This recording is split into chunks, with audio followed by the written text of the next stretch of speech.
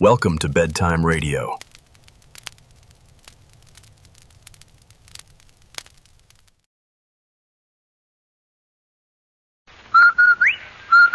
Andy, did you hear that? Come on, will you? Did I hear what? That whistle. That's the Rinso White whistle. And Rinso means us. That's right. Rinso gets clothes Rinso White, and Rinso presents the Amos and Andy Show.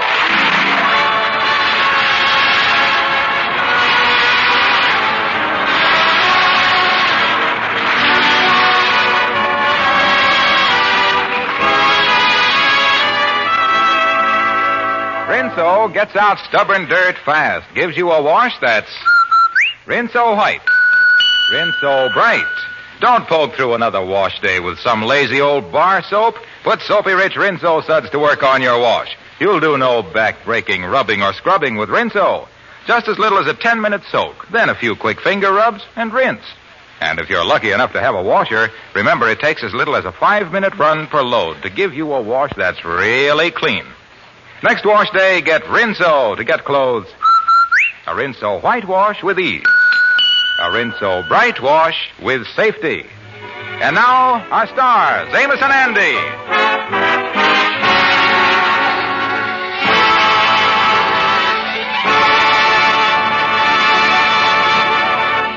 Going in and out of business on an average of once a week over a period of years, you would imagine that Andy and the Kingfish had just about covered the field.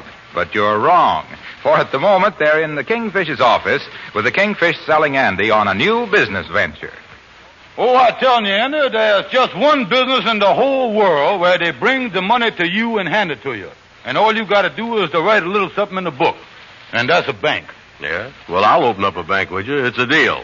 All right. Shake hands. We'll open a bank. Yeah. Now, look here. I'll throw a coin in the air. Call it. Tails. It's heads. You as vice president. And you as the president? Right. Now, Andy, we're going to use the large hall for the bank building. Mm-hmm. Now, the first thing we got to do is to build a big bird cage. For what? For the receiving teller to stay in. Yeah, well, how about the paying teller? Don't we need one for him, too? We ain't going to have no paying teller. Yeah. You done hear the one-way streets, ain't you? Yeah. Well, this is a one-way bank. That's what we got.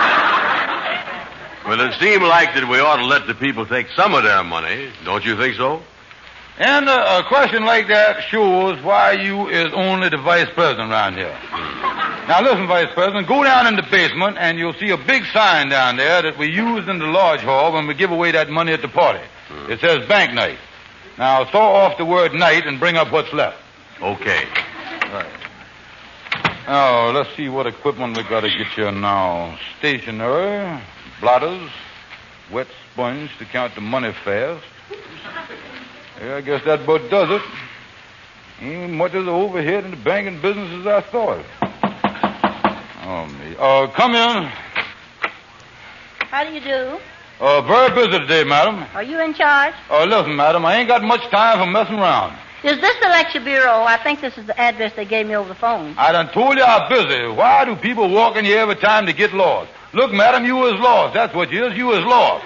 But I'm sure this is the address they gave me, and I have the $50. Sit down, madam. You ain't lost. This is the lecture bureau, isn't it? Oh, yes, ma'am. This is a lecture bureau, all right. Yes, ma'am. Then you remember what we discussed in our phone conversation. The phone conversation. Oh, yeah, sure, I remember. Yeah, the conversation. Remember it very well, word for word. I remember I say hello, and then you say hello.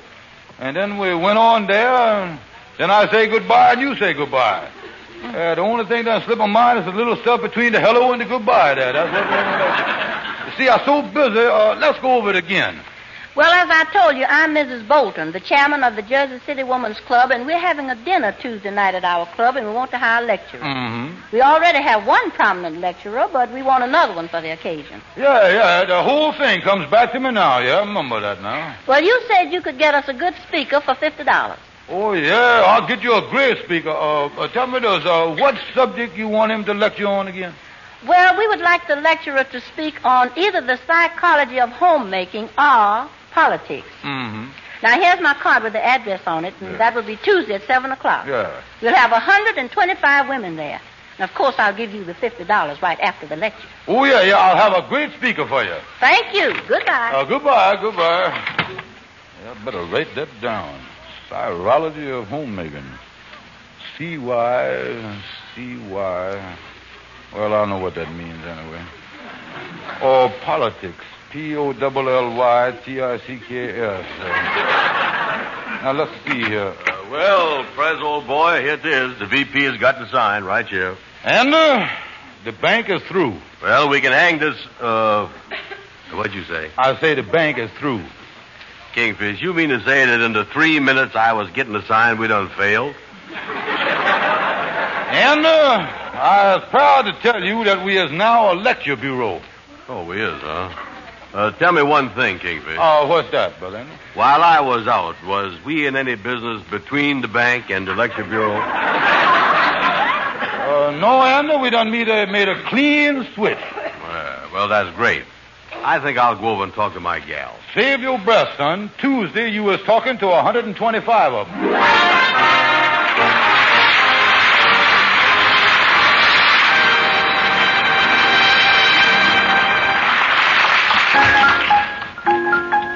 Now let's listen to the Mystic Knights of the Sea Quartet sing Brother Bill. Me and Brother Bill went hunting. Where'd you go, boy? Way up in eastern Maine. On the choo-choo. The reason we went way up there, we thought we could shoot some game. Whoa. Me and Brother Bill went hunting. Way in the middle of the night. Started something like a grizzly bear, and the doggone thing turned white. I dropped my gun. Mom. And the way I run, Brother Bill said, boy, What's the matter with you? Daddy don't like me to run some too. I ran so fast, they say, they couldn't catch me all day. Oh, the way I ran across that field. They couldn't catch me with an automobile. Rip, sounded the boat. Bill got so excited. Comments to shooting at me. I heard those bullets sizzling and whistling through the trees. Went by my house, and I thought I didn't have time to knock. Ran into a good track meet and I didn't have time to stop. Ran into a windmill. Thought I'd get some wind. Didn't have a dime to pay for it, So I had to run again. Well, ran so fast that night, feet never touched the ground. Heard those birdies in the trees sing Alabama bound. I'm going home, I'm all alone. Brother Bill said, boy, what's the matter with you? Daddy don't like me to run some too. I ran so fast they say, hey, you couldn't catch me all day. That's me running over there on that piano. Well, the way I ran across that field. They couldn't catch me with an automobile. Oh, they couldn't catch me. Jack, I was tan Oh, out. they couldn't catch me. Solidly went boom. Oh, they couldn't catch me with an automobile.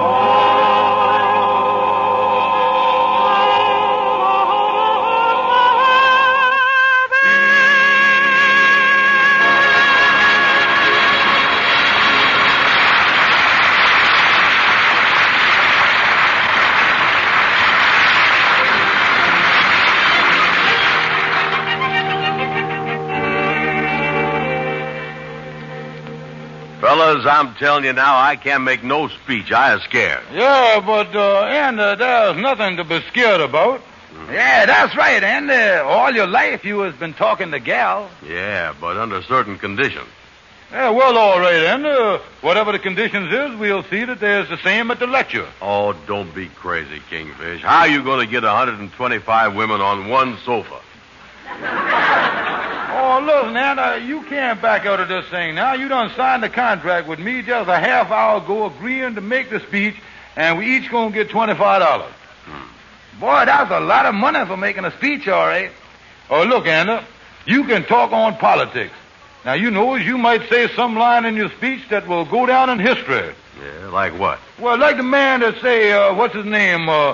Who was the man that say, give me... give me... Morgenthau?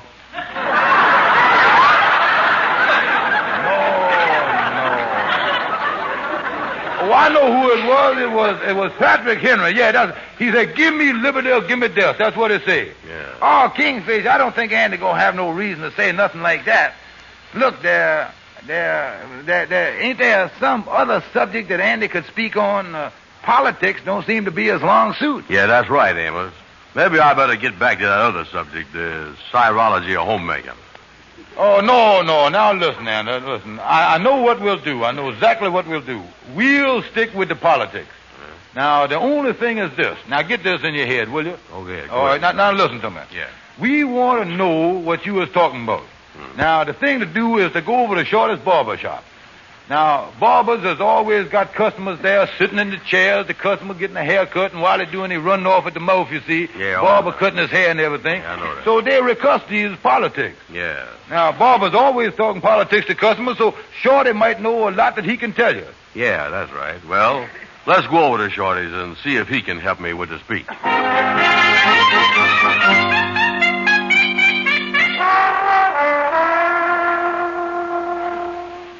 So you see, Shorty, Anders got to give this speech on politics, and we figured that you might be able to help us. Yeah, you come to the right man, all right. I knows my politics. Yeah. Well, good, Shorty, good. You really knows your stuff, huh? Oh, yeah. You take the last presidential election. Even before the votes was in, I knew that the next president would be... I kept track of the electrical votes. I could feel the way the public was... I know that the next president would be... who won the thing?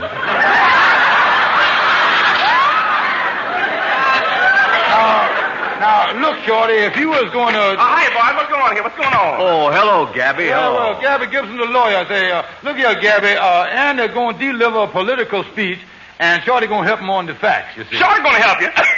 I'm the man that really knows politics, yes, indeed. Now, wait a minute, Gabby. I'm the one that's going to help him. I know more about politics than you do. Oh, now, Andy, keep your ears open. Shorty, you don't know a thing about political situation, but I does. I challenges you right now to a political discussion. Yeah, that's okay with me. Andy, let's go over here now and get your pad and pencil out and take some notes on this thing.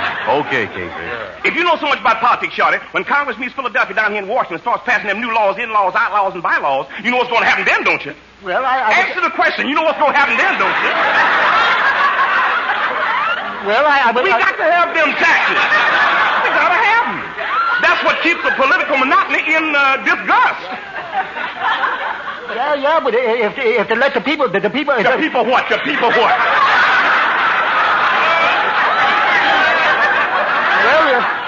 Well, if they let the people... The people what? Well, if they let the people have the referendum on the bicentennial of the tax, there'd be no sales tax on the freedom of the Philistines.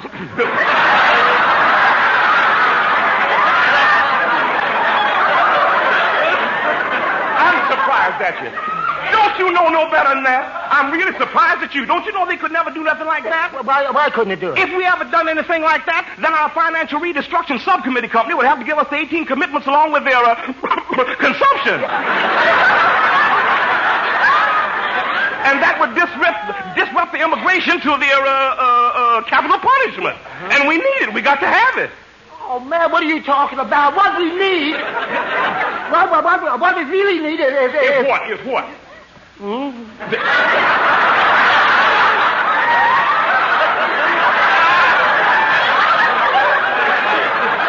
What does we need? What we need is the moratorium to the unemployment of the disagreements. That alone would put it. Would give, you can't. But I would. That is right there. You see.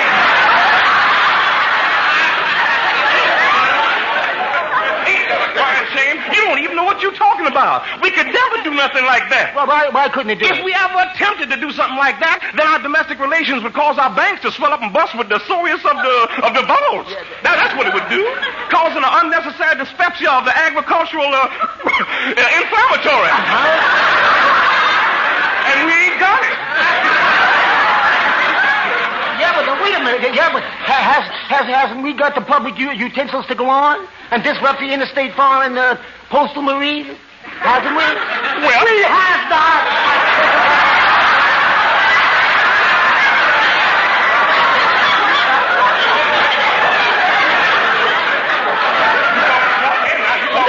If they ever did that, why, that would put us on the basis of on the basis of. There, you see, there it is right there, the basis. You see that? That is right there. You see, that would put us on the basis of... The basis of what? The basis of what? Basis, that's what the basis, on the basis of, basis, that, the basis, what basis? Why, the basis of, The basis of what? Hold it, boys, hold it there. Look here, I've been listening to this discussion on politics for 2 minutes here. Yeah, well, did you learn anything, Kingfish? Yeah, I learned that Andy is going to have to make a speech on the chirology of homemaking. Come on, Kingfish, let's go. Oh, wait a minute, boss. We ain't through yet. Yeah, but let's get out of here. What a mess. Come on, Andy. Let's see if we can get a book on the chirology of homemaking. Yeah. Wait a minute, though. As long as I is here, I may as well go back on in there and get a shave. If they let the people... The people what? Well, if the people... The people what? The people... This ain't no time for a shave. Come on, Andy. Let's go and get the speech ready.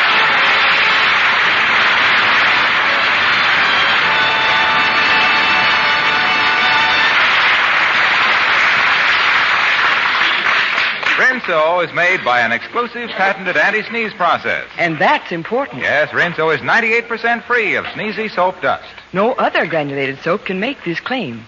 That's one big reason why I use Rinso. You bet. And Rinso gives you a Rinso whitewash with ease, a Rinso bright wash with safety. No wonder women here, there, everywhere are singing...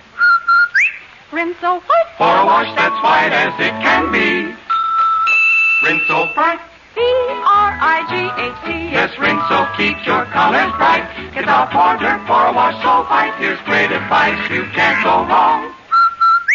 Rinso white. Rinso bright. Happy little wash day song. You can have white clothes, dazzling Rinso white, washable colors, Rinso bright. Truly a wash to whistle and ring bells about. You'll see that for yourself on your very first Rinso wash day. So don't forget, get Rinso.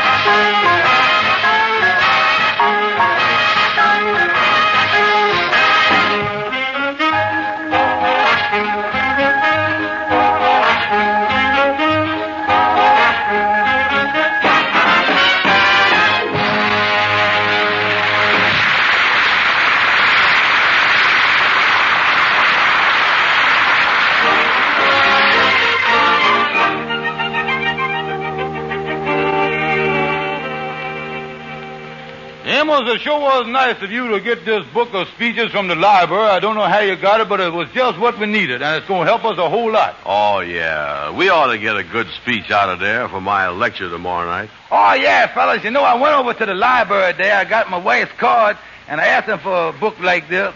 In fact, there's one in there, a speech in there somewhere, that's just the one you wanted. It's called the psychology of homemaking. Yeah. Oh, that's great, Amos. That's exactly what we're looking for. Yeah, sure is. That's the thing. There's a speech in there on politics, too, if you want to go back on the subject about politics and finances and things like that. Well, no, Amos, I'll tell you what we're going to do. We've been talking it over, and we're going to stick to the other thing, that chirology of homemaking. Yeah, that's better. Here's the speech book, fellas, and good luck to you. Yeah, let me have it here, Amos. Let's see. Look through here, Andy. Come on. What is that? Let me see it. Yeah, here it is right here. Let's see. Chirology of homemaking on page 45. Let's turn over here. Here we is.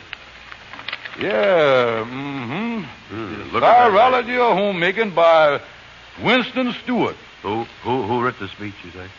Say here, the chirology of homemaking by Dr. Winston Stewart, S-T-E-W-A-R-T. Listen to this. Listen to what it says. Yeah, read it. I want to hear this. Yeah, start off here by saying, homemaking. Homemaking is the art of rationalizing the objectivity of true psychology with the subjectivity of human emotional responses. Yeah? Oh, Andy, this is great stuff, that rationalizing the objectivity. Oh, look at that. There's some big stuff there. How you know? Yeah, well, he could memorize the whole speech. Andy, what you could do is take it and study it and memorize it word for word and give a good lecture. Yeah, but I don't know what them big words mean. I wonder what I'm talking about. Yeah, well, what does you care what you're saying? You just say the big words, open your mouth, let them figure the words out. That's all you got. Yeah, that's all right. Yeah, you could memorize it just the way it's written there, you know. Yeah, that's a great idea. And listen, tomorrow, Andy, me and you will go to the dinner at the Women's Club, the noted lecturer and his noted manager. Yeah. Now, let's go over this thing again here, sort of familiarize yourself with it. Say here, homemaking is the art of rationalizing.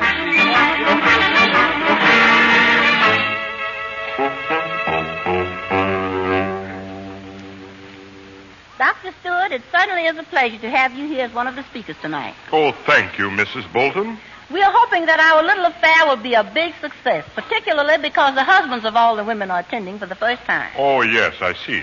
I suppose you're going to make your speech on the psychology of homemaking. Yes, I am. Well, it's a very famous speech.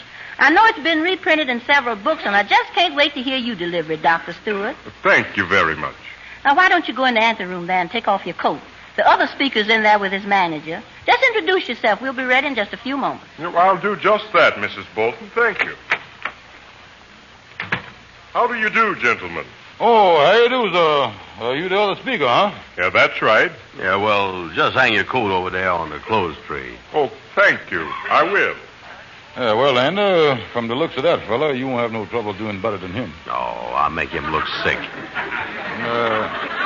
You got the whole thing memorized, ain't you? Word for word. Gentlemen, I don't think we've met before. No, my name is Stevens. This is Professor Brown. How do you do? I'm Dr. Stewart. Pardon me, my left ear been jamming up on me here lately. What did you say your name was? Dr. Stewart. Kingfish. Take it easy, Andy. It couldn't be. Tell me, Dr. Stewart, how you spell your name? That's S-T-U-A-R-T, ain't it? No, I spell it S-T-E-W-A-R-T.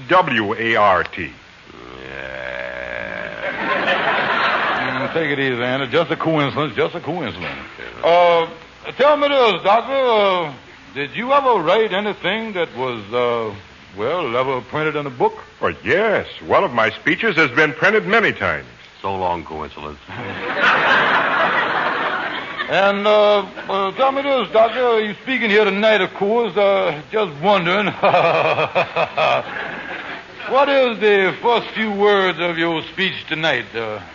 Well, I start off by saying homemaking is the art of rationalizing the objectivity of true psychology. That's all, brother. All right, Dr. Stewart, we're ready for you now. Oh, thank you, Mrs. Bolton. See you in a little while, gentlemen. Kingfish, I'm getting out of here. Yeah, well, you can get out of here. Who can't? I was leaving. No, you ain't. Now, look here. I got a contract with you where you agrees to make a speech and we gets $50 for it. Now, if you tries to get out of this thing, I'll take you to the highest court in the land and I'll sue you up one side and down the other. Yeah, you just gonna have to switch to some other kind of speech. Well, Kingfish, I'm too nervous. Look at me. Look, I'm shaking like a leaf. Yeah, well, stop shaking and push them eyes back in your head. Oh. Yeah, now, look here. I got this book here with me that Amos got from the library. Now, and like he said, there's another speech in here on politics and government finances and the subject that you was going to speak on in the first place. That's exactly what it is. Kingfish, my head is swimming. I was too nervous. Now, look here. I'll be sitting right next to you at the speaker's table. I'll hold the book open in my lap, and I'll whisper to you exactly what to say. I'll give you pointers. Oh, Kingfish, I can't. And look here. We got a contract. Now, look. All you got to do is remember how to start over. Just start over by saying, ladies and gentlemen, it is a pleasure to be here tonight. Oh, me. I'm getting nervouser and nervouser. I don't know what I'm saying. Andy, look here. I'll have the book open, and I'll tell you exactly what to say, believe me.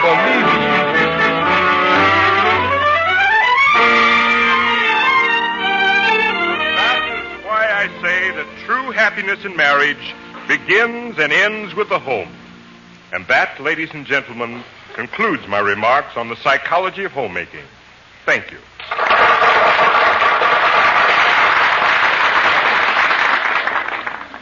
Thank you very much, Dr. Stewart. And now, ladies and gentlemen, our second speaker of the evening, Professor Andrew Brown.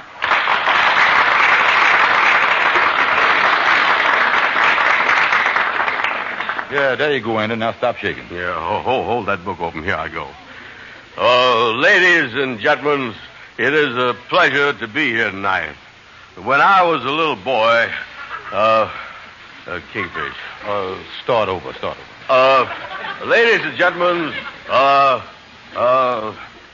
Kingfish. Talk about finances. Speaking of finances, you take the finances of today, and you take the finances of the past 100 years, and when you take them all, you has got them. Kingfish. Talk about politics. What kind of ticks? Polly. Speaking of the ticks on the polly,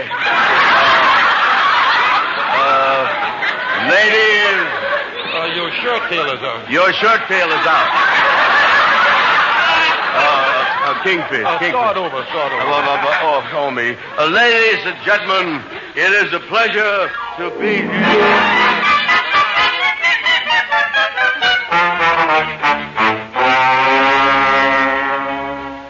Yeah, get in that Andy room there. I was ashamed of you. Well, I done the best I could. I told you I ain't had no business making that speech. Yeah, stand up there for 30 minutes in front of them people in the next room there acting like a fool. Well, I was through with you. The people laughed at you. Well, it was your fault for getting me up there. My fault? Yeah. You ain't gonna blame this on me. I don't want no more to do with you. And as far as our contract is concerned, here, I tearing it up. And right in your face, there it is.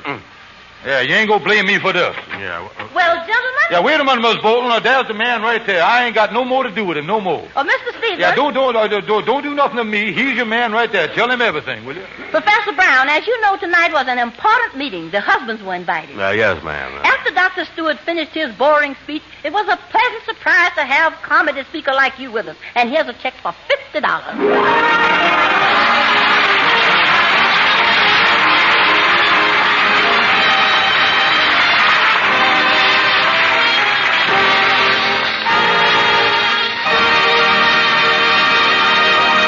Amos and Andy will be back in just a moment. Rinso takes the drudgery out of dishwashing. It's a work saver. Rinso gets the dishes done in far less time. It's a time saver. Yes, those soapy rich suds go after grease, chase clinging food particles right off knives and forks, plates and platters. Before you know it, dishwashing's done. For plenty of help on every soap and water job around the house, try Rinso. Rinso's easy on your hands, too. Yes, ladies, for dishwashing, for house cleaning, for a wash that's Rinso White and Rinso Bright, get Rinso. And now, here are Amos and Andy. Ladies and gentlemen, on every battlefront the world over, the Red Cross is doing one of the finest jobs in history. Now, we're not asking you to give because we know you want to give. We're merely reminding you that the Red Cross needs money very badly and needs it now. Make your contributions generous and make it now. Good night, folks. Good night.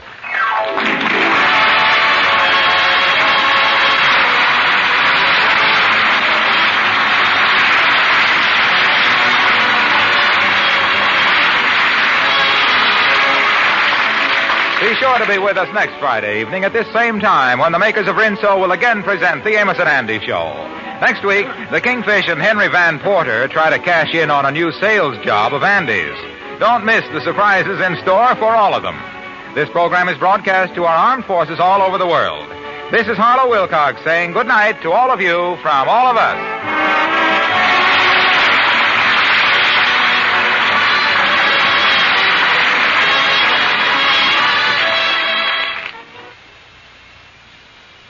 It's mild and gentle, yet it gets you extra clean. That's Lifebuoy. A daily bath with Lifebuoy gives you all-over lasting protection against BO. Just hop into a Lifebuoy bath, and you can be sure that you'll get protection that lasts. Yes, it's swell to be extra clean. Lifebuoy Clean. Remember, Lifebuoy is the only soap especially made to stop BO.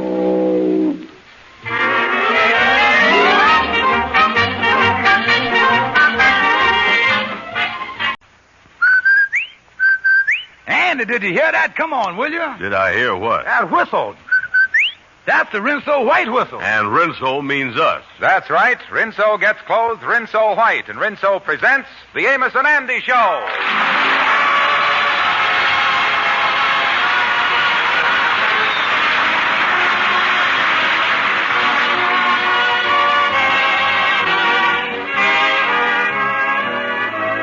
Rinso for a wash that's... Rinso White? Rinso for a wash that's... Rinso White? Yes, a Rinso White, Rinso Bright wash can't be beat.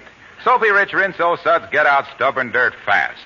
Put Rinso to work for you in your tub or washer and judge for yourself how much easier wash day can be, how much better your clothes will look. And nowadays, when you're trying to get as much wear as possible out of your things, you'll appreciate the fact that Rinso is easy on your clothes, safe for washable colors. Next wash day, remember. Rinso White?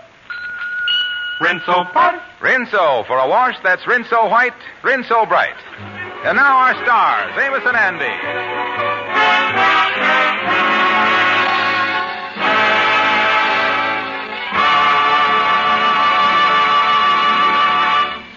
Today, Andrew H. Brown received a letter from a reputable Chicago clothing concern offering him a position as their representative at $75 per week, plus commissions. Yes, it was a surprise to us, too, but the old boy has it. And right now he's in his office joyously telling the news to Amos. Amos, I knowed I was going to hit the jackpot someday. Now, there's the letter right there. I really going to have money to live on. Yeah, well, I'm sure happy for you, son, but don't go spending this money now as fast as you make it. Well, I know this much. I was tired of living the way I is. And I'm going to start living like a man that's got success ought to live. I'm going to eat in the best restaurants. Oh, only the expensive ones, huh? Oh, yeah, high class, where the peoples don't blow on their soup. The waiters does it for you. And I'm going to rent me a big house and have servants and everything. Yeah, well, I'm glad to hear that. I suppose you're going to have a valet to wait on your hand and foot. Yeah, and even maybe another one to wait on the rest of me. Oh, yeah, I'm going to hire a gardener to take care of the big grounds I'm going to have around my house. Oh, you're going to have a lot of grounds, too. I suppose you're going to have a swimming pool, too. Oh, I'm going to have 3 swimming pools. Hot, cold, and loop. You know, Andy, you are starting to spend your money even before you go to work. Yeah, but the job is in the bag, son. Here, read this letter to me. I knows it by heart, but I loves to hear it. Yeah, oh, from the Prentice Clothing Company, huh? Yeah. Oh, I was here to them. That's a high-class concern. Certainly is high class. You can see for yourself they only writ on one side of the paper. Say here, dear Mr. Brown, you have been suggested as the logical salesman to represent our firm in Harlem. Yeah, jump down to the salary part. Oh, here it is. Say, this position guarantees that in addition to commission, you will receive a salary of $75 per week. $75 per week. That's sure a high bracket. Oh, man, I can feel Morgenthau's hand in my pocket right now. Then I say here, naturally, we require a letter of recommendation from some citizen of good local standing. Yours very truly, the Prentice Clothing Company, Chicago. Yeah, Amos, you as a local citizen in good standing, how about you writing the letter? Well, all right, I'll write one, Andy. Let me see what I'll say. Well, just tell them that I is the steady type. I ain't flighty or nothing, and anything I starts, I sticks to. Tell them I've been doing the same thing now that I was doing 5 years ago. Yeah, but you ain't been working for the last 5 years. Well, I stuck to it, didn't I? All right, I'll go home and write the letter. Well, I'll walk along with you there. Now that that's all set for the job with the Prentice Clothing Company, I'm going over to the lodge and sell everybody I see a suit of clothes.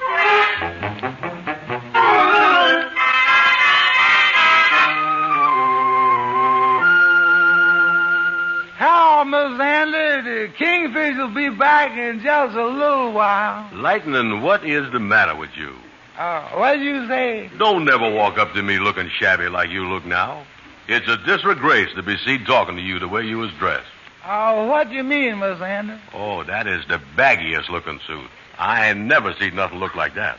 I suppose, it's supposed to look like that. It's a sack suit.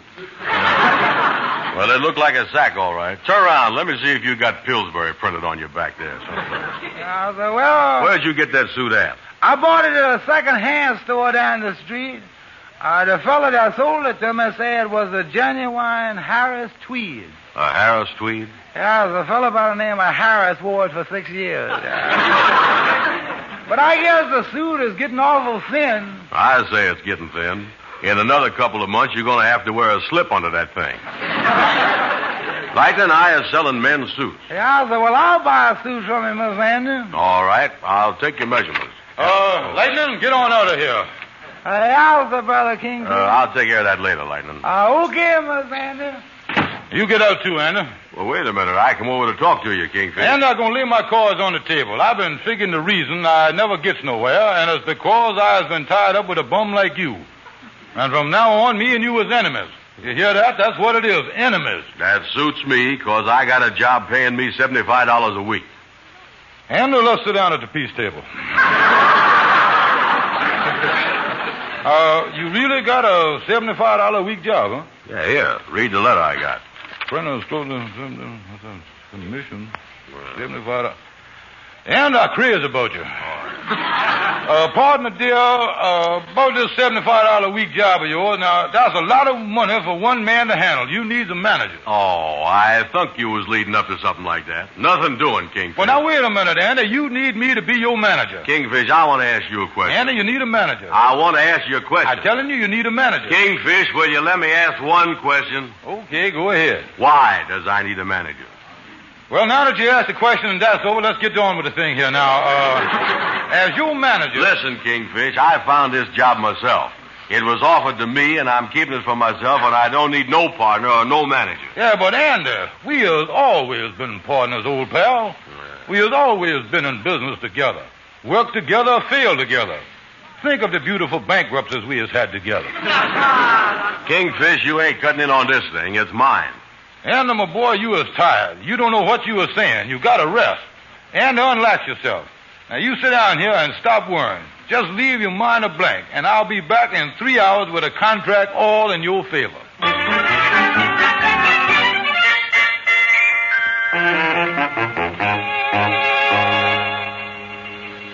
Oh, hello, Kingfish. Come on in. Glad to see you. I sure is glad to see you. Well, how are you, Gabby? Tell you why I was here. You was a lawyer, and I need some advice, and I needs it fast. Well, you come to the right man. You sure come to the right man. Because I work fast. In the legal profession, I was known as a dynamo, an electrical dynamo. By the way, has you got any money to pay for this advice? No. I just blew a fuse. Well, now look here, Gabby. The advice that I want don't amount to much and won't take no time. Sorry, but I was too busy to work for clients that don't pay. I'm much too busy. Why, I just finished a big case today. You did? I sure did. I defended a man that was accused of stealing a crate of oranges, a whole crate of oranges. I plead his innocence. Because I knew he didn't do it. Yeah, well, did he pay you? Sure he paid me. In fact, here, have a glass of orange juice. No thanks, Gabby, but tell me, is you got to have money before you give me any advice? That's right, Kingfish. You got to have $2 cash, $2 cash. Cash. Won't you take my check? Sure, if you wrap the cash up in it. Gabby, will you settle for $50 cash? Kingfish, you got yourself an attorney. Okay, Gabby. Now, here's what I want to know. Suppose you know the man that was going to get a nice job paying him $75 a week. I figure how to get that money away from the man. I sure get away from him. I don't know what road you took, the high road or the low road, but you sure got to Scotland before me there. Look, Gabby, if this man is making $75 a week, according to the law, is there any reason why I can't get him to sign a contract telling me 50% interest in his salary? Oh, that's legal, all right. Yes, indeed, that's legal. But you got to be careful that you don't run up against the Pure Food and Drug Act. The Pure Food and Drug Act. The Pure Food and Drug Act? How you fit that in there? Well, you was guilty of pure chiseling, and because you was taking the food out of his mouth, the first act of the police will have you drug in the court. That's the Pure Food and Drug Act if I ever had it. Sure is.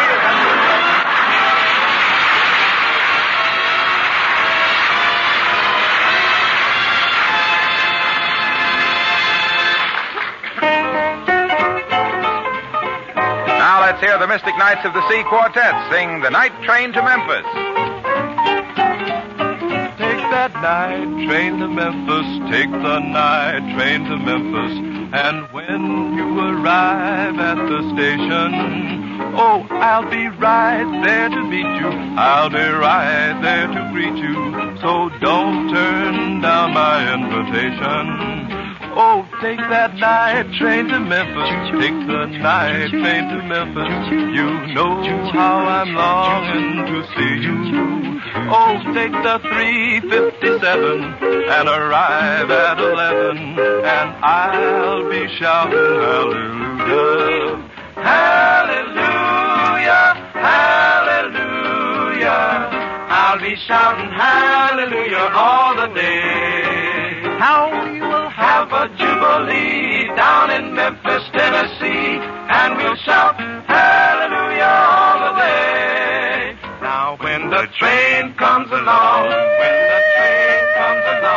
I will meet you at the station when the train comes along. Well, watching the trains come in, watching the trains go out. What do I do when the trains come in? Well, I watch all the trains go out. Hallelujah, hallelujah. I'll be shouting hallelujah all the day. Oh, we will have a jubilee down in Memphis, Tennessee, and we'll shout hallelujah all the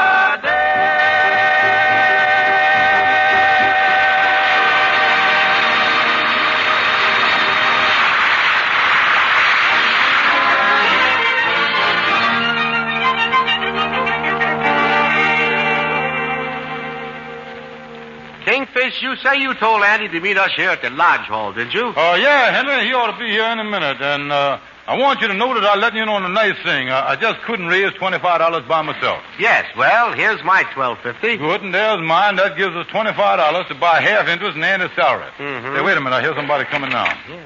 Come in, Brother Andy, come in. Charming to see you, Andy. Yeah, charming to see you, too. Sit down, Brother Andy. There's a soft seat right there. Before I forget it, Andy, me and my wife would like to have you come over to our house for supper tonight. Only yesterday, Mrs. Van Porter was saying we ain't had Andy Brown up to our place for supper for a long time. I ain't never been up to your place for supper. Has it been that long? Yeah, well, we can get to the social stuff a little later, boys, but now let's sit down here and talk. And as you done think about what we was discussing before, maybe me and Henry can be your managers. Yeah, I think about it, and I still don't see why I need no managers. Fellas, y'all are just wasting your time. Now, you know, Andy, if you keep up this attitude, well, we liable to refuse to be your managers. How would you like that? I'd like it. I knowed you'd see our way.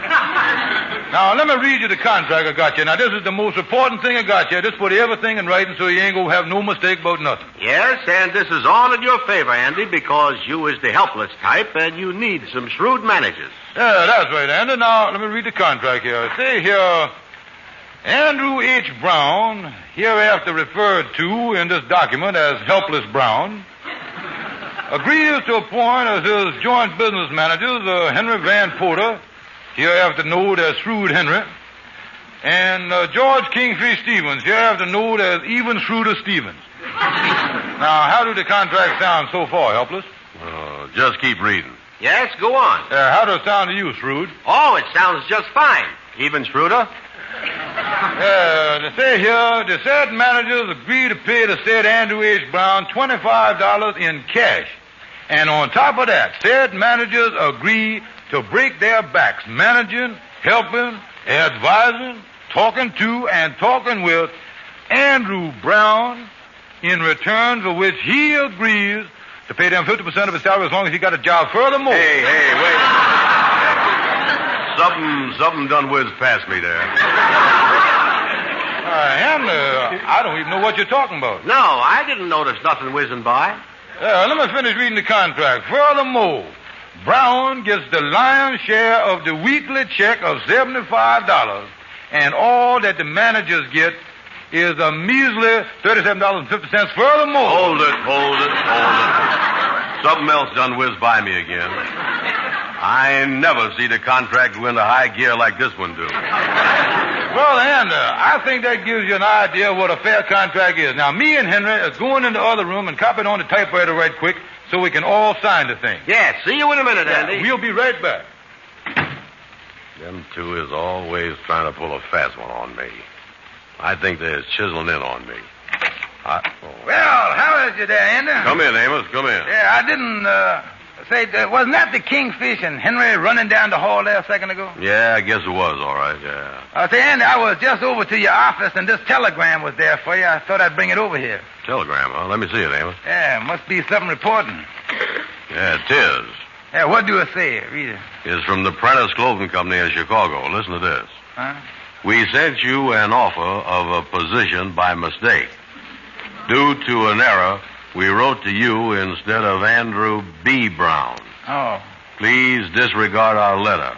Hope this hasn't inconvenienced you. Prentice Clothing Company.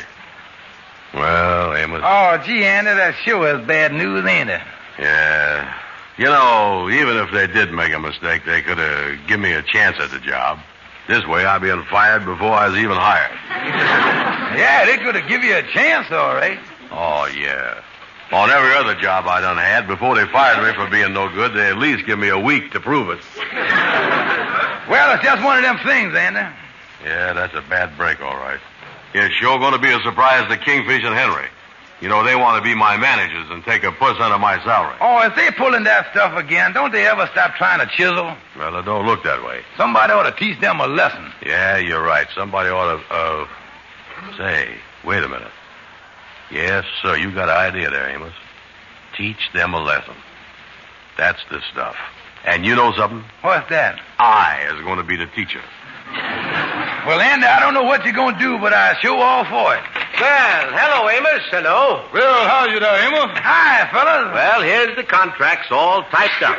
Yeah, well, we all set to close the deal here. Now, how about it, Andy? Well, tell you, boys, I've been thinking it over. That whizzing stuff in the contract there, that didn't amount to much, did it? Oh, no, it didn't amount to nothing. You ain't heard nothing whiz there, Andy. Yeah, and you guys wouldn't take revenge of me, would you? Oh, absolutely not, Brother Andy, no. Oh, no, we're your friends. Everything is in your favor. Yeah, and you need a couple of managers bad, too. Yeah, I guess you're right, Kingfish. Well, give me the money, I'll sign the contract. Oh, great. Put it there and shake hands. Great. Yeah. Now, here is the $25 in cash. Yeah. Well, look at that green stuff there. Yeah, now, just sign it right there, Andy, right there where the dotted line is. Just put your name right on there. Okay. Wonderful. Look at that. Andy, congratulations. This is the smartest thing you has ever done. Kingfish, you ain't kidding.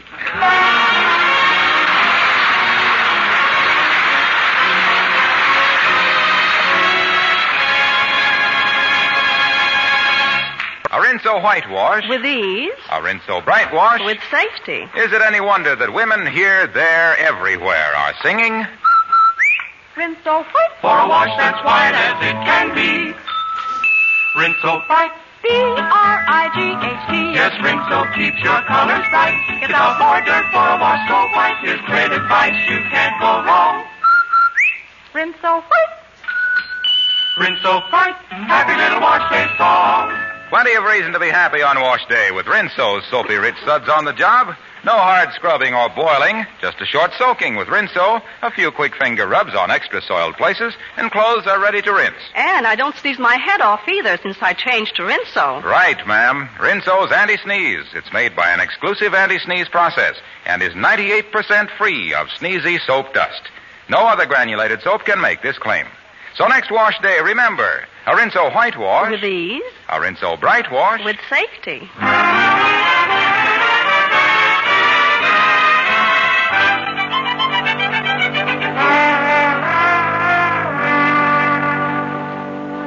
Well, come on, Henry. Let's drop into Andy's office here. Well, it doesn't look like he's in. Yeah, well, we wait for him. Maybe he's out trying to sell some suits. Sit down. By the way, Kingfish, just what is we supposed to do as Andy's managers? Oh, nothing. Just collect 50% of his salary, that's all. Oh, we got a sucker here, Henry. Yes, I wonder if our friend Andy has took any orders yet. Yeah, well, that I don't know. Well, wait a minute. Let me peek in his desk drawer here. That's where it would keep him. Yes, take a good look in there. Wait a minute. What is this? Henry. What is it, Kingfish? Listen to this. It's a telegram to Andy. Say here, we sent you an offer of a position by mistake. Due to an error, we wrote you instead of Andrew B. Brown. Please disregard our letter. Hope this hasn't inconvenienced you. Signed, Prentice Clothing Company.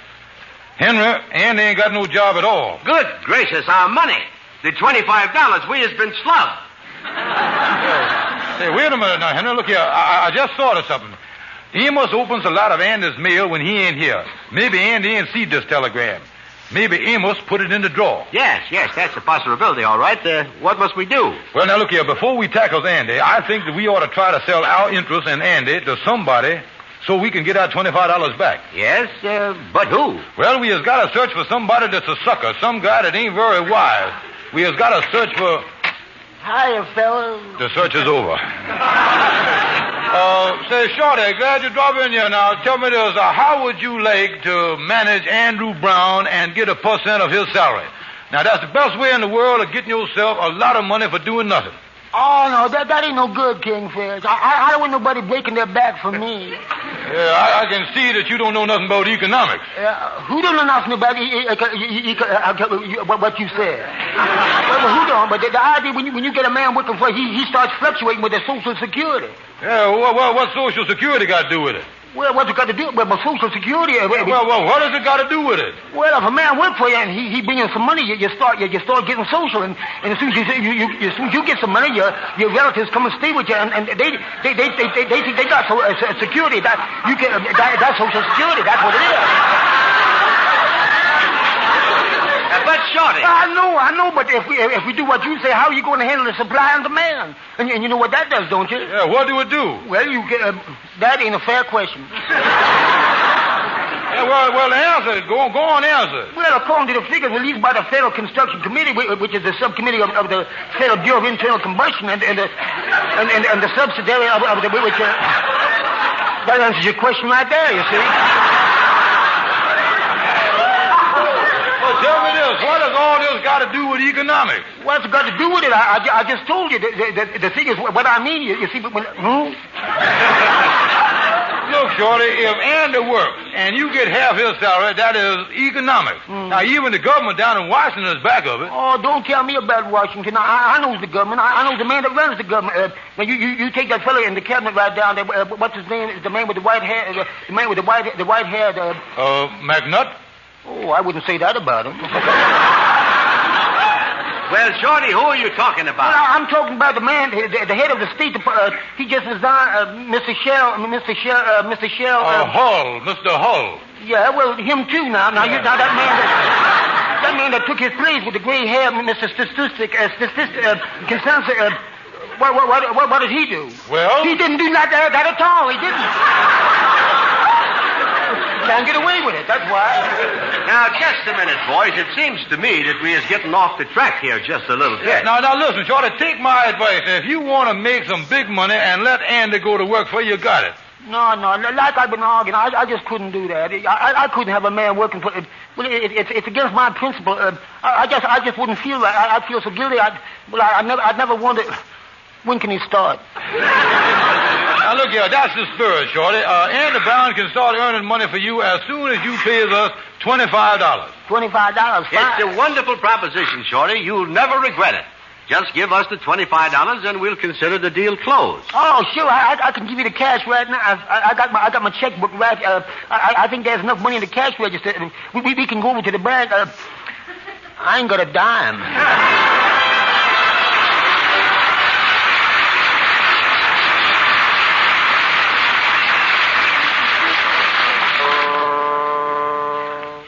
Kingfish, I think it's hopeless. After we done flop with Shorty, I tried selling our contracts to a couple of other people, but with no success. Yeah, well, we got to get our money back, because that was my wife's money, and I got to get it. Yes, I thought we had the best deal of our lives, and it turned out to be a mess. How could Andy be such a chiseler? Yeah. Here comes Andy across the street now. Look here, I'm going to show you how I'm going to handle the thing. It can't miss. Nobody ain't ever put nothing over on me yet, you know. Yes, well, do your very best, Kingfish. Wait a minute. Well, old pal Andy. Hi, fellas. Hi. Hello, Andy. Yeah, got some bad news for you, Andy. Yes, what's that? Yeah, here it is right here. I'll read it to you. A law. Andy, they just passed a new law. And it just happens to apply to the deal that me and Henry is in with you at the moment. Yes, read it to him, Kingfish. Yeah, let me read you this law. Law number 1796. Say here, this law applies to all citizens of the United States of America. This law has been passed and approved by the Army, the Navy, the President, the Senate, and good housekeeping. Well, I guess that takes in about everybody. Yeah, well, what's it say? Well, now, that's what I'm going to read you. Now, just keep your ears open and listen here. Now, here's the most important part of the whole law. Yeah, read it to me. Go ahead. Say here, any man who sells part interest in his salary to anybody is liable to a $5,000 fine, 10 years in prison, or both, or most likely more. You see, a very rigid law. Yeah, well, now, Andy, I think that gives you the whole picture. Yeah, I got the picture good. You two chiselers has been sticking your nose in my drawer and you found out about that telegram. You has been chiseling all your lives. And I took your $25 because I wanted to show you that two can work at the same game. Yeah, but Brother Andy. Yes, Andy. Why? Well, wait a minute. Yeah, Andy, we only wanted to help you. Oh, why don't you stop crawling? By trying to chisel me, you done chiseled yourself. You see there? Can't you take your lesson like a man? Oh, now, Brother Andy, wait just a minute, will you please, Andy? Now, look, Andy, I is your old pal, the Kingfish. Don't forget now, we has been brothers in that great fraternity, the Mr. Nicer to see for years, Andy. Sure, yeah. I didn't mean it, Andy. Honest, I didn't. Andy, I got to have that money back. It belonged to my dear, sweet, gentle wife. And if I don't get it back, she'll murder me, Andy.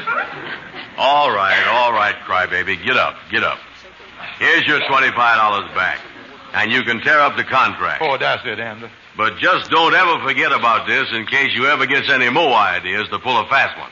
Yeah, all right, Andy. I'll tear up the contract right now. Here it is. Brother Andy, I can't thank you enough. Yeah, and believe me, Andy, this done really learned me a lesson I really deserve. I'll never try to chisel nobody again. Me neither, Andy. Andy, never again will ever I try to cut in on anything of yours as long as I live. Yeah, well, come in. Oh, yeah, come in, Amos, come in. Hiya, fellas. Andy, here's another telegram that came for you at your office, and when you wasn't here, I've been out looking for you. Oh, thank you, Amos. What is it, you know? Well, read it. Yeah, well, it's addressed to me, all right. From the Prentice Clothing Company. It say, we informed you by telegram that our letter offering you position was a mistake. We have since received such a strong letter of recommendation from Amos Jones that we have decided to give you the job as our Harlem representative. Well, then, I just happen to have another contract. Get away from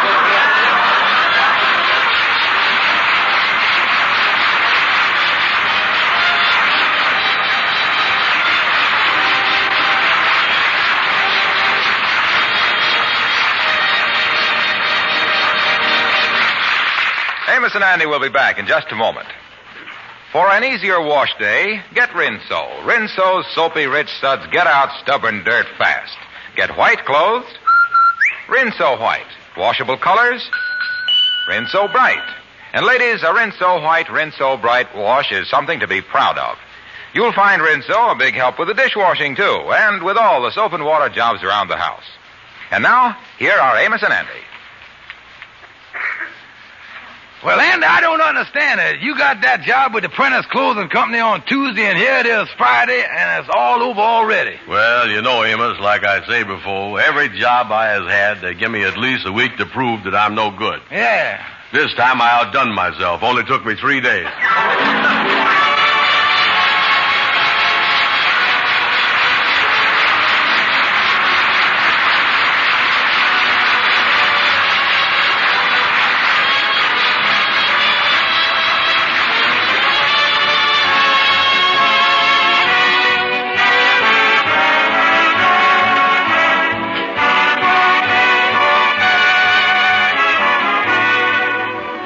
Be sure to be with us next Friday evening at this same time when the makers of Rinso will again present the Amos and Andy Show. Next week, the Kingfish and Andy test their artistic abilities by designing an Easter hat for the Kingfish's wife. So don't miss the fun. This program is broadcast to our armed forces all over the world. This is Harlow Wilcox saying good night to all of you from all of us. Say, you're being mighty careful about those red ration points, aren't you, ladies? Well, don't forget that you can get extra red points by turning in your used kitchen fats and greases to your butcher. He gives you 2 red points plus 4 cents for every pound. Save all waste fats. And when you have a full can, take it to your butcher right away for extra red points.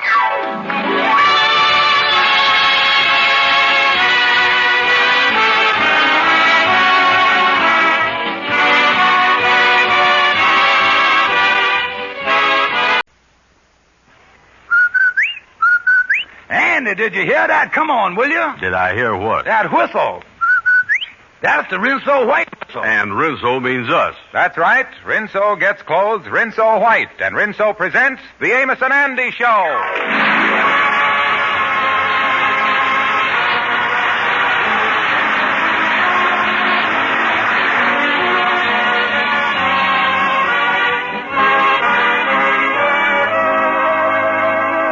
Rinso for a wash that's...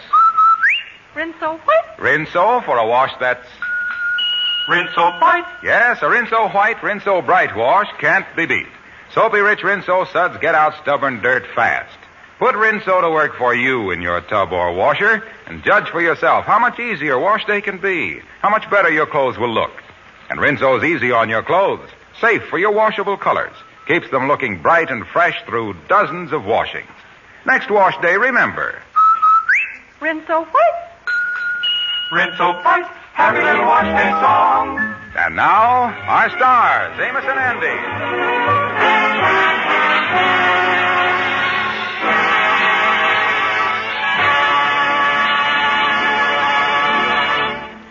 Let's look in on the home of George Kingfish Stevens. The Kingfish sits absorbed in his newspaper, reveling in the peace and quiet of his home.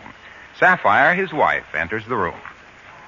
Honey, just looking in the paper here. I see that Easter's day after tomorrow. That's right, George. You sure do keep up with the times. Yeah, great time of the year. Little rabbits running around all over the place. Children eating chocolate bunnies, having Easter egg hunts. Everybody got the feeling of good fellowship and all that stuff. Oh, great time of the year, Easter. Oh, Noel, Noel. You sure is full of the holiday spirit, George. Oh, yeah, good old Easter. Wonderful Easter. My favorite holiday. Oh, beautiful Easter. George, I want some money to buy an Easter outfit. Oh, Labor Day, beautiful Labor Day, my favorite holiday. George, how come every time I ask you for money, you change the subject? 'Cause I ain't got no money. And if I did have any, spending it on an Easter outfit would just be plain foolishness. George, I can't understand you. Don't you want me to look attractive and pretty? Honey, I married you the way you is, and I don't expect no miracle. George, how can you say anything like that? It so happens that I carry clothes very well. Why, I've got the figure of a 16-year-old girl. Yeah, well, give it back to her. It ain't doing you no good. Well, I can see I ain't gonna get nowhere with you. It sure is a lucky thing I saved this $10 here. At least I can buy myself a Easter hat. Say, wait a minute here. Does I see 10 $1 bills there? Say, where did you get them, and how come I didn't know about it? 'Cause I've been hiding them. I had these bills pinned inside of my shirtwaist. Oh, that's it, huh? I was wondering why every time I hugged you, you rustled. Listen here. Even if you spent $10 on one of them crazy hats, it ain't gonna look no good on you. Look, George, when I go to Madame Fifi's, I always am sure of getting the smartest thing. When she tells me a certain hat is right for me, then that's the one I buy. Her hats is the creations of talented designers. Oh, talented designers, my foot. Anybody that has nightmares can design a woman's hat. Now, George, I see it's useless to talk to you. I'm going to buy a new Easter hat, and that is all there is to it. All right, go ahead. But something ought to be done about these hats that women spend good money on. You ain't heard the last of this hat business yet, Sapphire Stevens.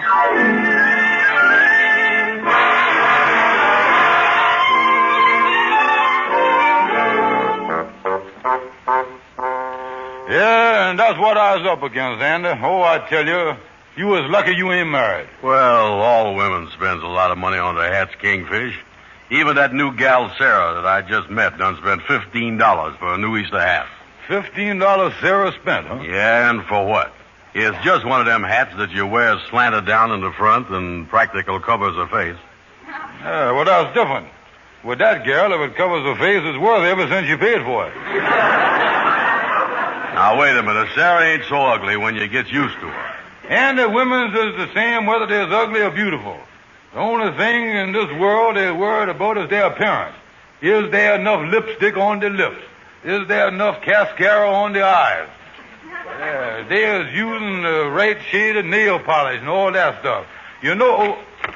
Hello, Shorty. Hiya, fellas. Hi, Shorty, hi. Say, Kingfish, you look all worked up. What's wrong? Oh, me and Andy are just talking here that all the women does these days is worry about being attractive under their hats and their lipstick and all that stuff, instead of worrying about the home. I agrees with you, Kingfish. I was on your side. You was on my side? Yes, I was on your side. All the women does is make themselves pretty, and women is always looking sweet and lovely. Always making themselves appeal to the men. They're all the time looking lovable and kissable. I just changed sides.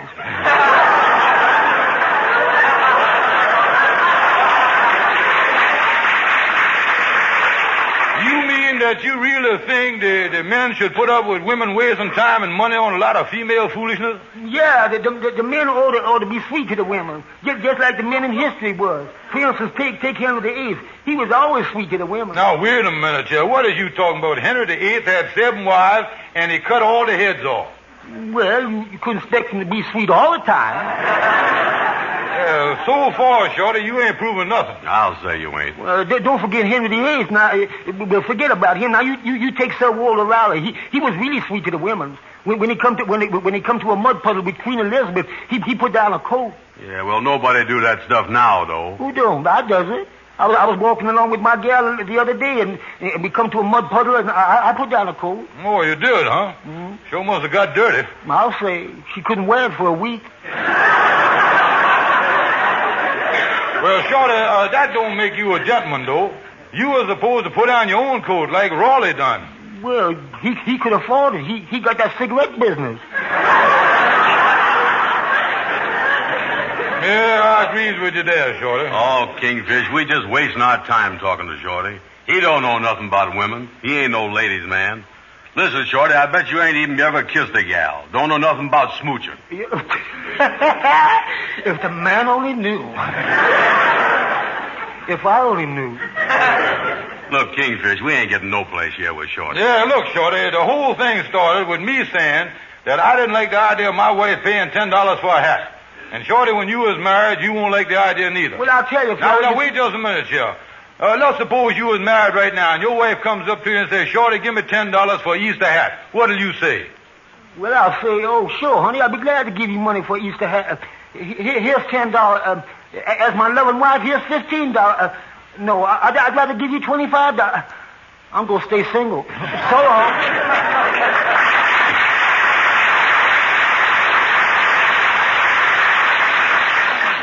Time really stands still when that boy's around, don't it? Yeah, you know, and I still can't get this hat thing out of my mind. Seems to me as a big waste of money to spend $10 for a hat that any dumb, ignorant numbskull could make. Oh, you mean you could design one, Kingfish? And I resent, say, wait a minute. Say, Andy, you don't give me an idea. I did? Yeah. Say, yeah, I think it might work.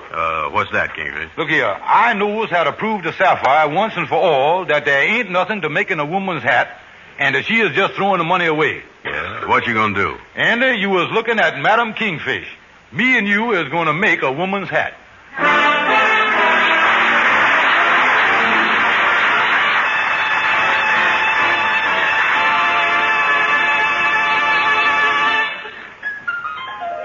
And now let's hear the Mystic Knights of the Sea Quartet sing Little David Play on Your Harp. Little David, play on your harp, hallelujah, hallelujah. Little David, play on your harp, hallelujah. Play on your harp, hallelujah, hallelujah. Little David, play on your harp, hallelujah. Little David was a shepherd boy. He killed a Goliath. Well, he shot for joy. David, play on your harp, hallelujah, hallelujah. David, play on your harp, hallelujah. Play on your harp, hallelujah, hallelujah. David, play on your harp, hallelujah. Oh, Joshua was the son of Nun.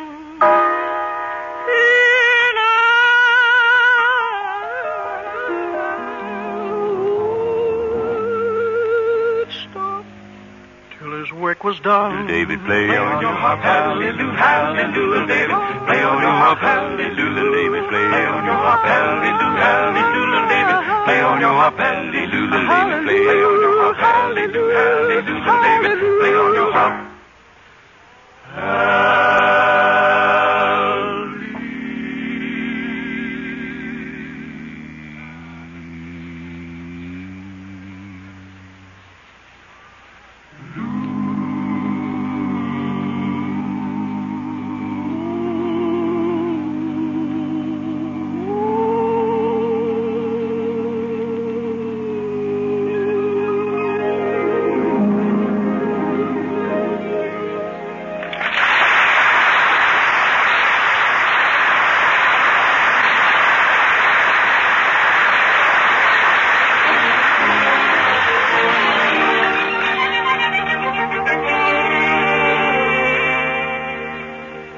Oh, I could write a sonnet about the Easter bonnet. And you can stop singing any time, including right now. Yeah, and if you take my advice, you can both stop making that hat, too.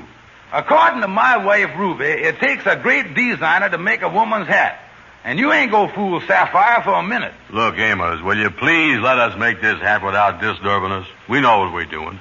Yeah, now the next thing, Andy, we'll take this old straw hat here that you got for the crown. Say, wait a minute. This hat you brung in has got 2 holes in the top of it. How come? Well, that's where the horse's ears stuck out. You mean that you got this hat off of a horse, Andy? Yeah, I got it off of an ice wagon horse last summer. And does you think my wife could wear that? Well, I don't know. I don't remember what her ears look like. Boys, this is getting worse and worse. Say, now, them 2 holes give me a great idea. You see this old snakeskin belt here that we was going to put on for decoration? Well, we run it around the band a couple of times, then we let it come down through the hole of the crown, right down and come under the chin and buckle there under the chin. Yeah, that certainly sounds chic, all right. Oh, sure. Say, look, fellas, my wife Ruby reads style magazines all the time, and I guarantee you, if she seed anything like that in the magazine, she'd stop reading them. Well, Ruby don't know everything, Amos. Boy, that window shade tassel you got there is really something, too, hanging on there. Amos, me and the Kingfish is busy here. Will you please get him out of here and leave us alone? With pleasure, fellas, with pleasure. So long. That Amos. Always bragging about how much that darling Ruby knows about everything. Yeah, well, now let's get on and get the hat finished up here. We can do it in no time, Andy. Yeah, well, what is the next step? Well, now, the next thing we got to do is to find out the size we're going to make the hat. Well, why worry about the size? If a horse can get into that hat, your wife ought to make it. Well, now, the hat look pretty good, don't it? Yeah, what do we do now? And look here, I got the whole plan worked out, Andy. Remember me telling you that Sapphire buys the hats at Madame Fifi's French hat shop on Lenox Avenue? And she take whatever Madame Fifi say is good on her? Yeah. Yeah, well, we is going to make believe that we is a couple of genuine French hat designers from France. And get Madame Fifi to sell this hat to Sapphire. Then after Sapphire has done bought it, it'll prove to her that anybody can make one of these silly women's hats.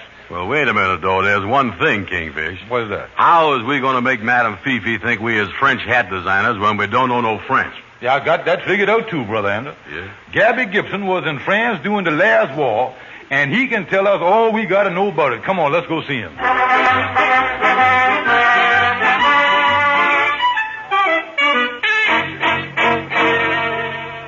So you really think that you can learn us how to speak some French, huh, Gabby? Oh, certainly, boy, certainly. I was in France during the last war. I speak French fluently. I speak it very fluently.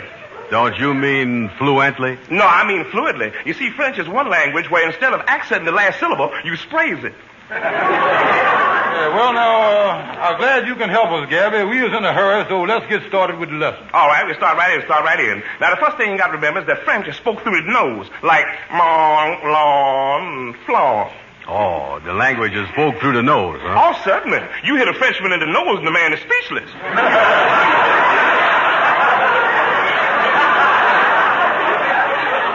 In fact, if you bust his nose, he'll talk with a broken accent. All right, Gabby, we'll try to keep the thing in our nose, but start learning us some of the words now. Okay, I'll start with you, Andy. I'll start with you. See if you can tell me what this means. It's real French. Oui. Let me see now. Oui. Oh, yeah. That means this little pig cried all the way home. Andy Brown, you've been lying. You really does know French, don't you? Yeah, only one thing, Gabby. That peculiar thing is going to be a little hard to work in the conversation. Now, what else is there? Well, let me see. Oh, yes, that's crepe Suzette. Yeah, what does that mean? Well, let's analyze it. Take the first word, crepe. You know what that means. And then Suzette. The thing is obvious. Crepe and Suzette. Well, what do it mean? Suzette is dead. That ain't going to be too easy to work into a conversation neither. Well, in that case, I'll give you an expression you can work in anytime you want to. Vive la. Remember that vive la. Whenever you was happy about something, all you does is put whatever you was happy about after the vive la. The French always yells that. Vive la France. Vive la Republic. Yeah, I remember that. All I do is put whatever I was happy about after the vive la. Yeah, and Andy, look here, you use that one. You use that vive la stuff. Yeah, I'm the vive la man. I'll vive la everything. Well, let's get on with the lesson now. I'm going to take about a half hour here to really teach you French. I'm going to teach you the trade beans and the beaucoup and all that stuff. Oh, yeah, that's good, Gabby, that's good. Yeah, because you really got to sound like Frenchmen. Because if you don't, you're going to find yourself in trouble, real trouble. A thing like that come under the heading of the CIO, the CIO. Oh, the CIO, how you figure that? Well, if Madame Fifi finds out you a phony Frenchman, you ain't going to be able to see, because she's going to hit you so hard in the eye that, man, what a doctor bill you going to owe. That's the CIO if I ever had it.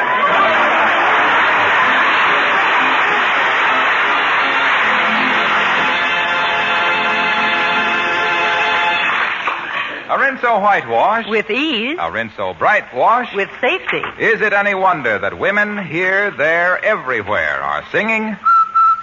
Rinso white. For a wash that's white as it can be. Rinso bright. B-R-I-G-H-T. Yes, Rinso keeps your colors bright. Gets out more dirt for a wash so white. Here's great advice, you can't go wrong. Rinso white. Rinso bright. Happy little wash day song. Yes, Rinso does make wash day a song. As little as a 5-minute run per load with Rinso soapy rich suds, and clothes are clean as a whistle. That short run is lots easier on your precious clothes. Easier on your precious washer, too. And I don't sneeze my head off on wash day either. No, ma'am. Rinso is anti-sneeze. It's made by an exclusive anti-sneeze patented process and is 98% free of sneezy soap dust. No other granulated soap can make this claim. So next wash day, remember, a Rinso whitewash. With ease. A Rinso bright wash. With safety.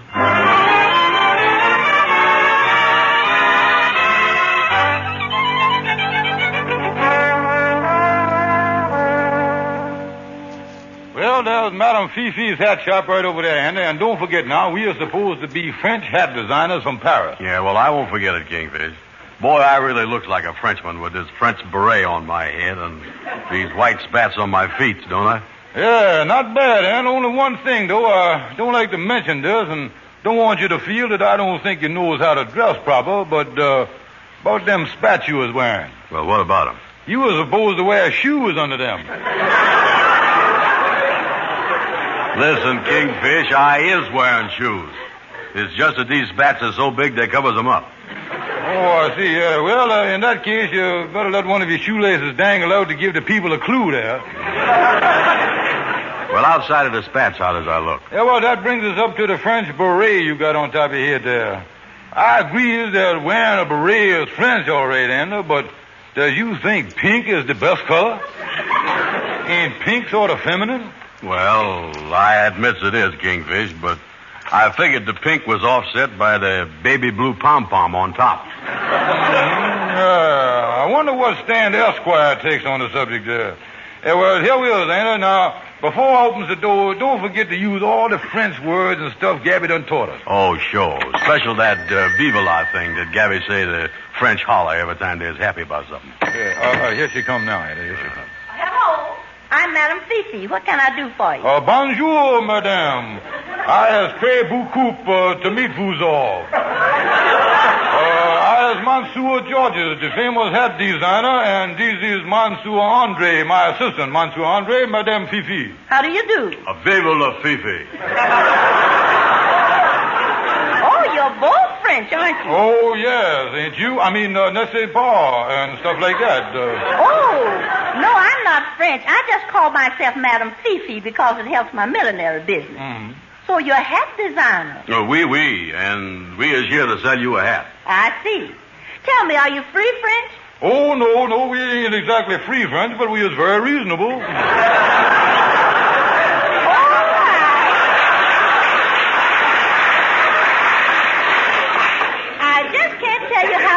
This is to me. To meet real French millinery designers like yourself. Mm-hmm. Paris. The fashion center of the world. Oh, yes. Yeah, I've always wanted to go there. Tell me about Paris. Paris, la belle Paris. It seems like only a petit time ago that me and Monsieur Andre here was seated at the sidewalk cafe table at Rue de la Paix, sipping cokes with a couple of coquettes. Andre, remember? Oui, vive la Coca-Cola. Well, it all sounds so fascinating. I've read so much about Paris, I feel as though I've lived there. Mm-hmm. All those famous places, the Eiffel Tower? Yes, many's the time I was leaned against it. The Louvre Museum? Louvre Museum, been through it often. The Bank of the Seine? Got my savings account in the main branch, yeah. Oh, yeah, me and Andre really know Paris inside and out. Yeah, man, we is real parasites, all right.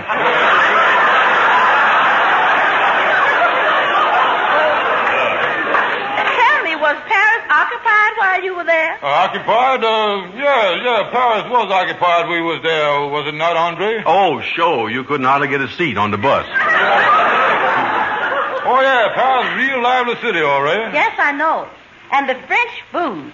Oh, I've read so much about the wonderful food served at the Paris restaurants.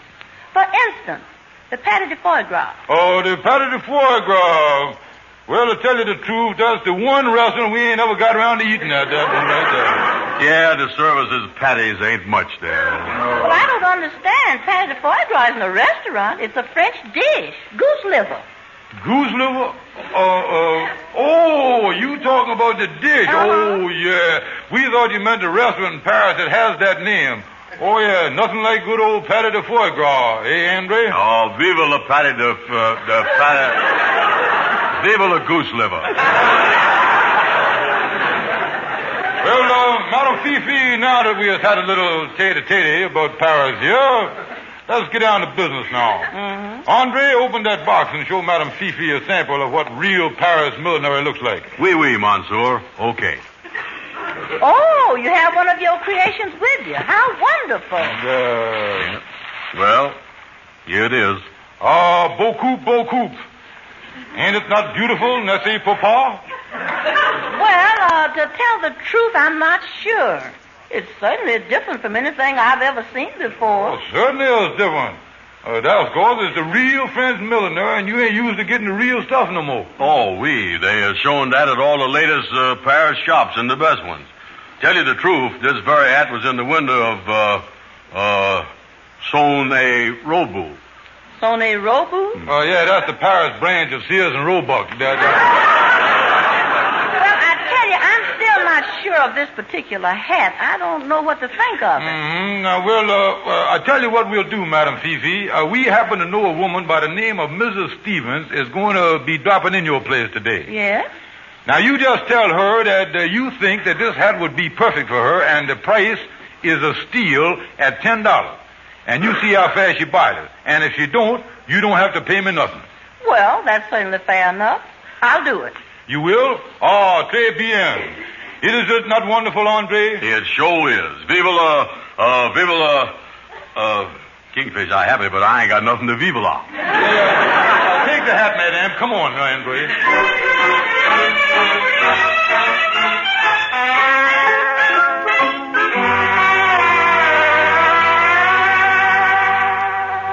Oh, I tell you, Amos, Madame Fifi was really thrilled by me and Andy being French hat designers. I'll say she was. Sapphire's a cinch to buy that hat we done made. Oh, you fellas is crazy. Course Madame Fifi told you she'd try to sell it to Sapphire the hat, since she didn't charge you nothing for it. But Sapphire ain't gonna be silly enough to buy it. Hold it, wait a minute. I think that's Sapphire coming home now. That's you, honey? Yeah, hello, George. Well, hi, Amos. Hello, Ann. Hello there. Hi, Sapphire. Get a load of the hat box you're carrying, Amos. Been shopping, honey? Oh, yes, and I got the most darling hat at Madame Fifi's. Would you like to see it, sweetheart? Oh, like to see it? Why, I'd love to. All right, let me get it out the box here. Yeah.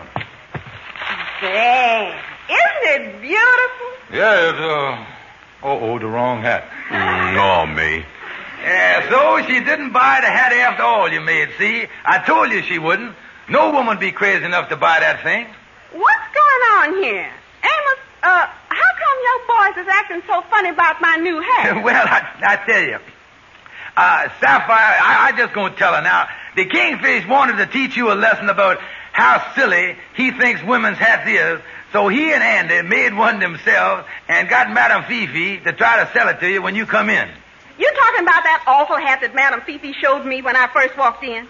Yeah. The one with the old straw hat, for the crown. Oh, and the snakeskin belt that buckled under the chin. Yeah, that's it, yeah. And it had a tassel hanging down. It looked like it come from a window shade. That's the one that I kept telling them that Ruby said it takes a real artist to make a woman's hat. And the funny part of it is they really expected you to buy that horrible thing. It sure is funny, Amos. But you know something? What's that, Sapphire? Ruby went shopping with me, and she bought it.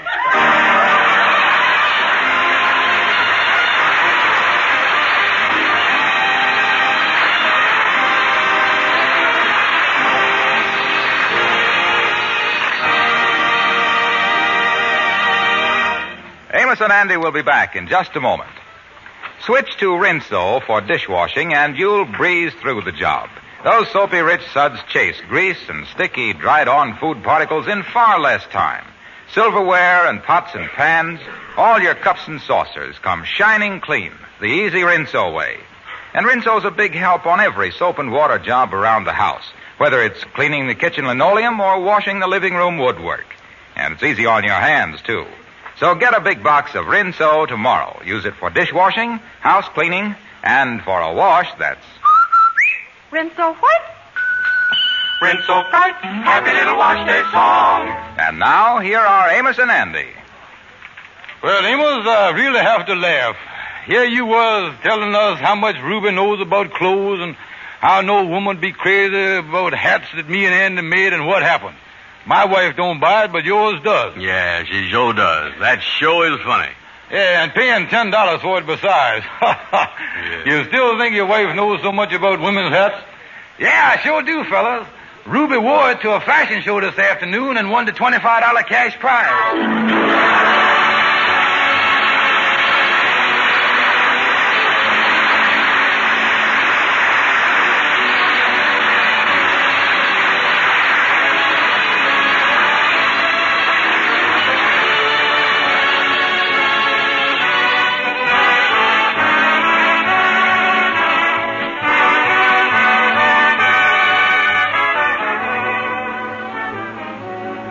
Be sure to be with us again next Friday evening at this same time when the makers of Rinso will again present the Amos and Andy Show. Next week, Andy is evicted from his rooming house, and things really start popping when the Kingfish tries to sneak him into his house against Sapphire's wishes. So don't miss the fireworks. This program is broadcast to our armed forces all over the world. This is Harlow Wilcox saying good night to all of you from all of us, and reminding you that used fats are vitally needed for 1,000 military and home front uses. And ladies, the one source of supply of used fats is your kitchen. You can skim stews and soups, scrape the broiler and the frying pan, melt down the solid trimmings from a piece of meat both before and after cooking. They'll give you plenty of waste fat. And every pound of used fat that you turn into your butcher brings you 2 extra red ration points. And with point values going up again Sunday, you'll need red points more than ever. So keep a clean can on the back of the stove, scrape together every drop of used fat, and when the can is full, take it to your butcher immediately. Now, if you live in the country and are having trouble turning in your waste fats, call the county agent of the United States Department of Agriculture. Save used fats for extra red points.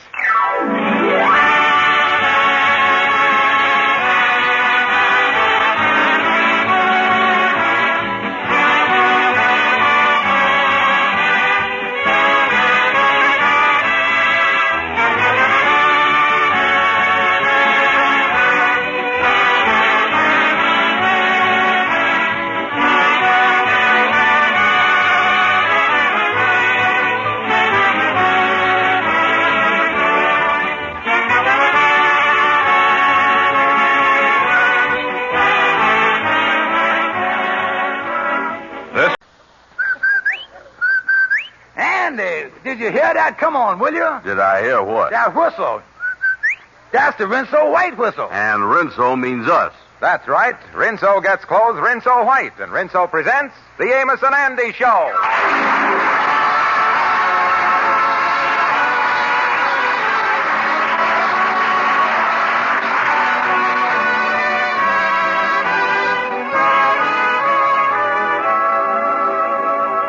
Rinso for a wash that's... Rinso what? Rinso for a wash that's... Rinso Bright. Yes, a Rinso White, Rinso Bright wash can't be beat. Soapy-rich Rinso suds get out stubborn dirt fast. Put Rinso to work for you in your tub or washer, and judge for yourself how much easier wash day can be, and how much easier on your wash. If you've tried buying things like sheets lately, you know how difficult it is to get just what you want. So help take care of the things you have. Wash them the easy way with Rinso. Rinso's safe for washable colors, too. So next wash day, remember. Rinso White. Rinso Bright. Happy little wash day song. And now our stars, Amos and Andy.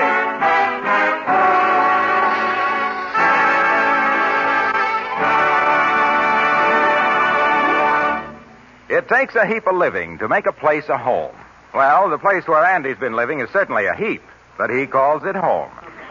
However, even easygoing Andy has come to the conclusion that his room is in pretty bad condition and that something must be done about it. At the moment, we find him sitting on the side of his bed, complaining to Amos. Oh, I tell you, Amos, this thing is a mess, and I ain't going to stand for it. There's everything in here to make this a hog pen, except the hogs. Hey, well, you know it's wartime, Andy. Look, Amos, I just ain't standing for it no more. I done sent for the landlord. I'm going to have a showdown with him. Yeah, well, you see, maybe the OPA won't let him go. I don't care nothing about the OPA or nothing. Either he fixes up this place or I refuses to owe him any more back rent. Oh, there's a limit to what a man can stand, Amos. Yeah, I know. Wait a minute. That must be the landlord now. Yeah, well, take it easy now, Andy, because landlords is mighty independent these days. Yeah, well, wait a minute. Come in. Oh, hello, Mr. Jackson. How you do, sir? Well, Brown, you said something about not being satisfied with the conditions of your room. What's the matter here? What's the trouble? Trouble? Just look around for yourself. Look at that wall over there. It's got the biggest crack in it I done ever see. What big crack? Where? Over there where my suits is hanging.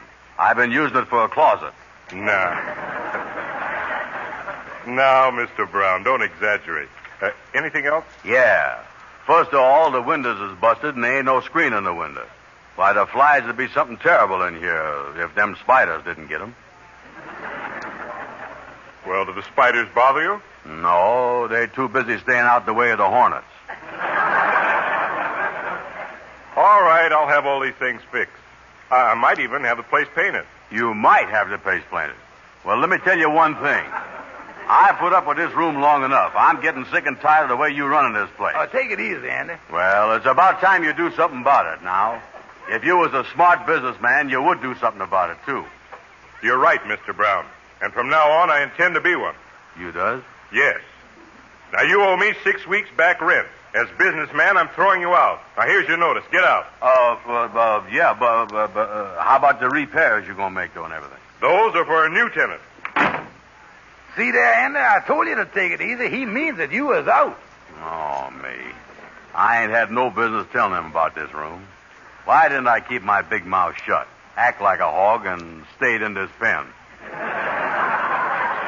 Now, what is you going to do?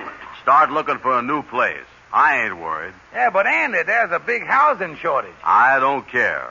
I can get a place 10 times as good as this for what I ain't paying here. Come on, Amos, go with me.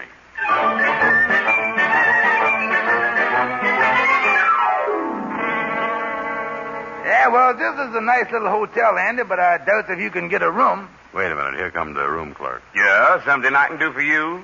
Yes, I'd like a room. Why, certainly. Just sign here. Let me see. I can assign you to room 302. 302, huh? Amos, I gotta laugh. Saying I couldn't get no room. By the way, clerk, when can I move in? In the spring of 1947.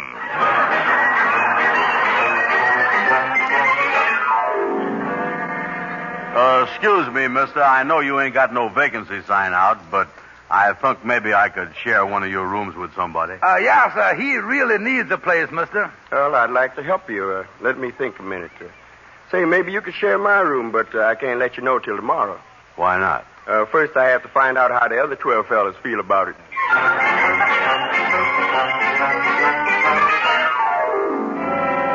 Amos, I has done reached the end of my rope. I'm going over to see the Kingfish.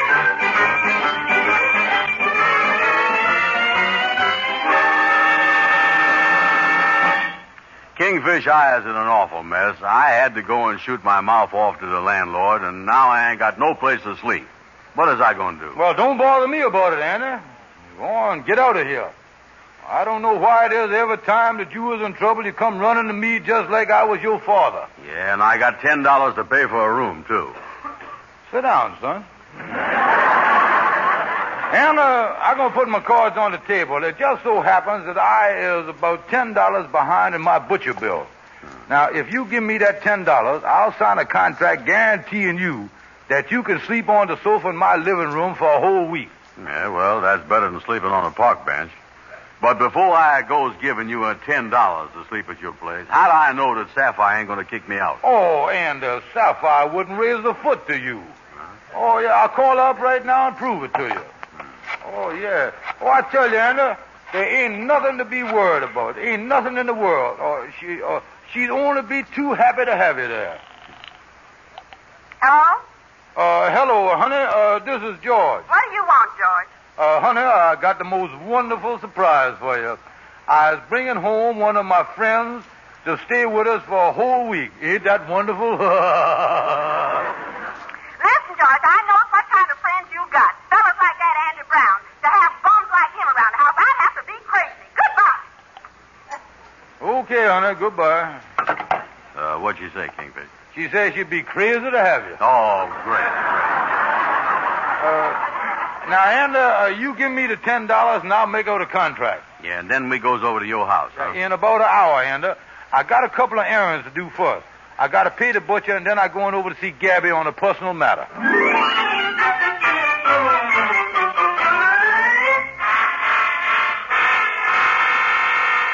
Hello there, Gabby. I got to see you in a hurry, and I ain't got much time. Now, what's the trouble, Kingfish? What's the trouble now? Yeah, well, I tell you what. I give Andy Brown a contract and let him stay at my apartment for a week. Now, can my wife ignore that contract and throw him out? Now, let me see. Can your wife throw him out? Does she plan on it? Well, she does. Well, she can. Now, look, Gabby, I got to find some way of keeping Sapphire from kicking Andy out. As my lawyer, ain't you got nothing to suggest? Well, let me see here. Oh, wait, I got something. According to the law, you can't throw a person out when they're sick. Get Andy sick. That's the thing. Get him sick. Yeah, Gabby, listen, I think you got an idea there. The only thing is, how's I ever going to get Andy sick? With germs. That's how. I get some flu germs. There's the best kind.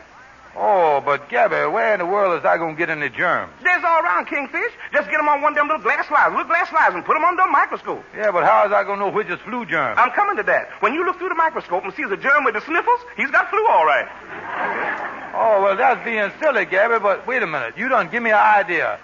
Andy ain't really got to be sick. He can just play like he's sick. I got it.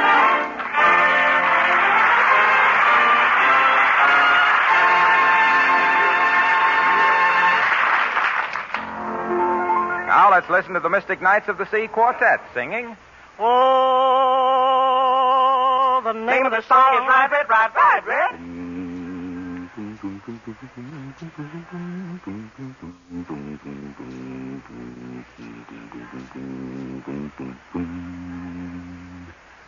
Ride, ride, ride, ride, ride, ride, ride, ride, ride, ride, ride, ride, take your tuba from your side and ride, ooh, ride, ride, ride, ride, ride, ride, ride, ride, ride, take your tuba from your side, red, stick out your chest, ride, don't be ashamed when I call your name. I gave you a send me with a rhythm, you win me, well, it's paint the whole town red, red. Boy, you heard what I said. Oh, goodness gracious, you thrill me bodacious, so ride, red, ride. Take your trumpet from your side, red, stick out your chest with pride, red. Don't be ashamed when I call your name, cause he's really send me with rhythm, you win me, well, it's paint the whole town red, red. You heard what I said. My goodness gracious, you thrill me bodacious, so ride, red, ride. The bridges are falling down. Why don't you help me go to town?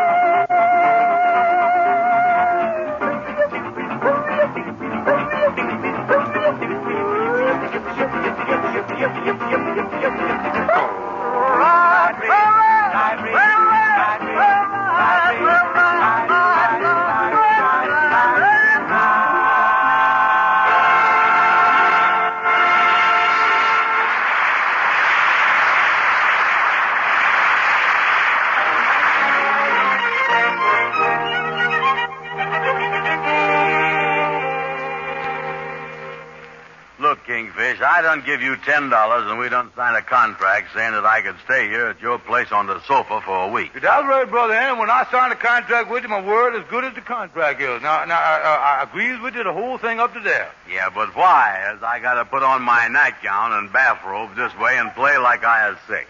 Well, now, that's what I'm going to explain to you, and I'm going to explain the whole thing to you. Now, here's the thing. In addition to being welcome here, I know that you want service for the $10 and food, too. For $10? Of course I do. Yeah, well, now, that's what I'm going to explain to you. Now, look here. Explain it. From now on, listen, I'm going to let you in on something, man. You my pal, ain't you? Oh, Joe. Well, that's what I'm going to tell you. Now, look here. We going to get you the best food and service out of Sapphire, and the only way to get that is if she thinks you is sick. Yeah. Now, that woman can't do enough for nobody that's sick. It don't make no difference who it is, a cat, a horse, a dog, or even you. At least you could have put me before the dog. Yeah, well, now, look here. The first thing we got to do, Anna, is to figure out just what sickness you is going to have so we can tell Sapphire. Yeah, well, how are we going to do that? Yeah, well, now, here's the thing, Anna. Sapphire knows the symptoms of ordinary sicknesses. You do, huh? Now, we got to find some sickness where she don't know what the symptoms is. So before you got here, and I was looking through some books I had up on the shelf here, and I found this old book here. I found this one here called The Medical Veterinarian. Tell me this. What is a veterinarian? I think it's the first aid book for veterans that's been discharged from the Army. Yeah, that's right. That sounds like what it is, all right. Yeah, now, I think we ought to look through here and see what sicknesses you're going to have and see what the symptoms you got that fits in, you see. Yeah. Now, let's turn here, and the page right in the middle of the book here. Let's, now, here, one right here. Look here. That's the first one of them put my glasses on here. Yeah, what is that? Say here, distemper. Never heard of that. I never heard of it. Go ahead. Now, let's see what the symptoms is here. Distemper. And hold still, let me feel your nose here, will you? Yeah, kind of warm, yeah. Yeah, you're going to have distemper, all right. Yeah, you could have that. Yeah, well, what do you do for that? Yeah, well, let's see what it say here in the book. Read, in treating cases of distemper, not only is warmth necessary, but in treating the disease is advisable to... No, and I don't think this is the thing. Why not? What's the matter? Why not? You don't want to wear a muzzle, do you? Kingfish, maybe I better get a room someplace else. Wait, now, just a minute here. Let's think the thing over here. Now, go ahead now. Get something else there. Well, I tell you, Anna, we is on the wrong track. Sure is. Yeah, we better get a regular system, sickness here. So, listen, I know what. Let's go back to the old reliable. You have the flu. Yeah, well, the only thing is, you're supposed to have a temperature with that, and Sapphire can find out that I ain't got none. Oh, look, Andy, you got a lighted cigar there in your mouth. Now, just shove the thermometer next to the hot cigar when she ain't looking. Oh. Yeah, wait a minute, Andy. I think that's her now. She must have forgot a key. Come on, get under the covers and act sick. I'll let her in. Yeah, okay. Hello, George. Well, hello there, honey. Let me take the packages, sweetheart. Why, George, you never... Who's that on the couch there? George, didn't I tell you that wait a minute, honey. Yeah, honey, you told me. When anybody is sick and has no place or no one to take care of them, we got to be kind and thoughtful. Is Andy sick? Oh, yeah. Oh, the boy really sick as a dog, honey. He even out of his head, ain't you, Andy? Oh, sure. Andy. Oh, what a beautiful lady. See, that the boy is delirious right there. Well, I'm going to take his temperature right away. Where's the thermometer, George? Oh, I know. It's in the drawer here. Yeah, you know, honey, with Andy being sick here, we got to take care of him for at least a week and really give him some service. Yeah, Andy, put this thermometer in your mouth. Stick it in there. George, if Andy's got a temperature, we're going to have to send for a doctor. I'll go in the other room and get some aspirin in the meantime. Andy, stick that thermometer next to the cigar, quick. Yeah, okay. Look, Kingfish, if she sent for a doctor, we is in trouble. He gonna know I ain't sick. Andy, look here, I got it all figured out. If she insists on a doctor, I'll have Shorty the barber come up here. Now, she ain't never met him, and he can pretend like he's a doctor and make her think that you was really sick. Kingfish, maybe we better forget about the food angle and I just sleep here. Give me back half of my money, will you? Oh, no, Andy. Now, look here, you really gonna get food. Sapphire will fix meals for you and everything. She'll fix you a big steak with mashed potatoes and string beans and gravy all over it. And you know how you loves gravy. Oh, yeah, I'm crazy about gravy. Yeah. George, I'm going to start fixing Andy's supper now. Yeah, what's it going to be, honey? Hot liver, oil, and milk. Well, be sure and put plenty of gravy on it there, honey. Oh, me. Listen, Kingfish. Now, wait a minute. Listen, Andy. Listen, put that thermometer back in your mouth. Here she comes. Wait a minute. Let me have the thermometer now, Andy, and we'll see what your temperature is. Yeah, here you is. George, get a doctor quick. What's the matter, honey? He's 10 degrees past dead.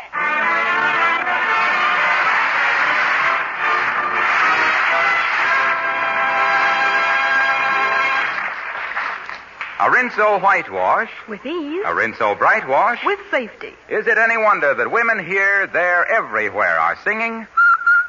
Rinso white. For a wash that's white as it can be. Rinso bright. B-R-I-G-H-T. Yes, Rinso keeps your colors bright. Gets out more dirt for a wash so white. Here's great advice. You can't go wrong. Rinso white. Rinso bright. Happy little wash day song. You'll feel like singing when you've got Rinso's Soapy Rich Suds working for you. No hard rubbing or boiling, just a short soaking with Rinso, a few quick finger rubs on extra soiled places, and clothes are ready to rinse. And Rinso's anti-sneeze. Yes, ma'am. It's made by an exclusive anti-sneeze patented process and is 98% free of sneezy soap dust. No other granulated soap can make this claim. So next wash day, remember, a Rinso whitewash. With ease. A Rinso bright wash. With safety.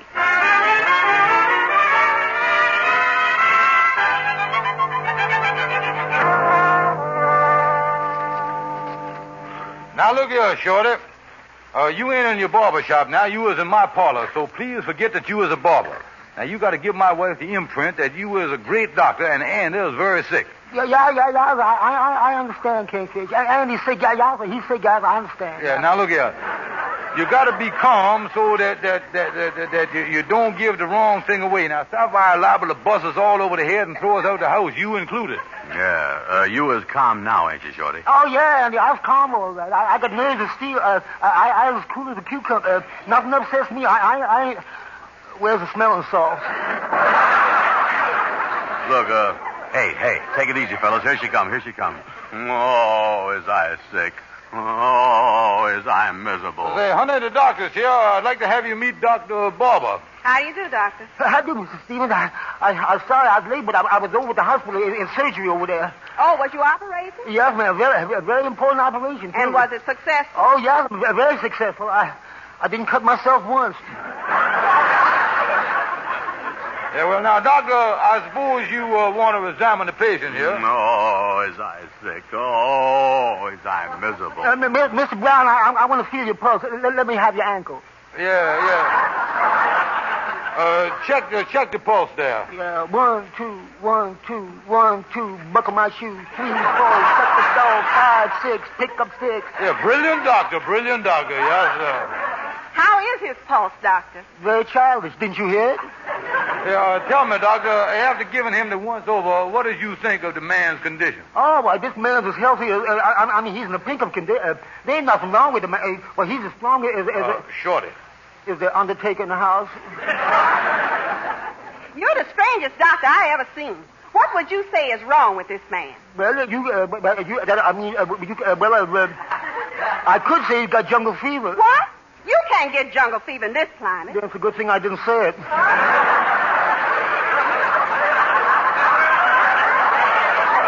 Well, look here.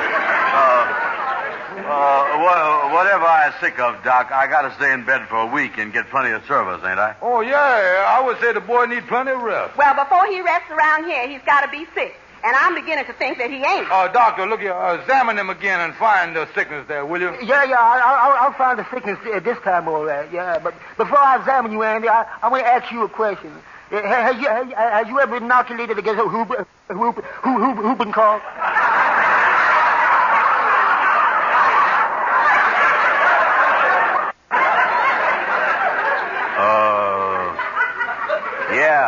Yeah, I is. Oh, that's too bad. That would have been a good one. George,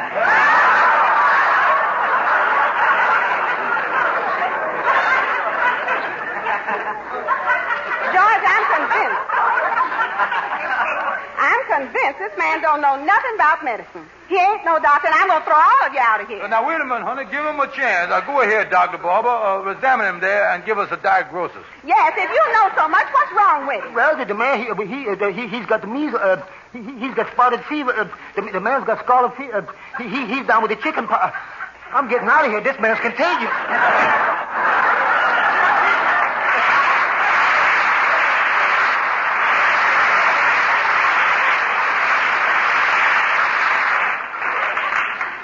Well, George, so you tried to trick me.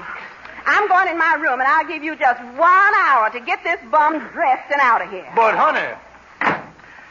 Look, Kingfish, I done paid you $10, and I got a right to stay here for a week. Now, what you gonna do about it?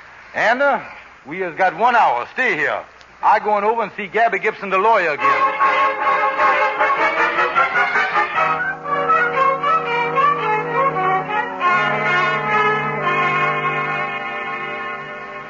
Now I really worried, Gabby. The sickness idea didn't work, huh? No, and Anna just got a half hour before Sapphire going to throw him out.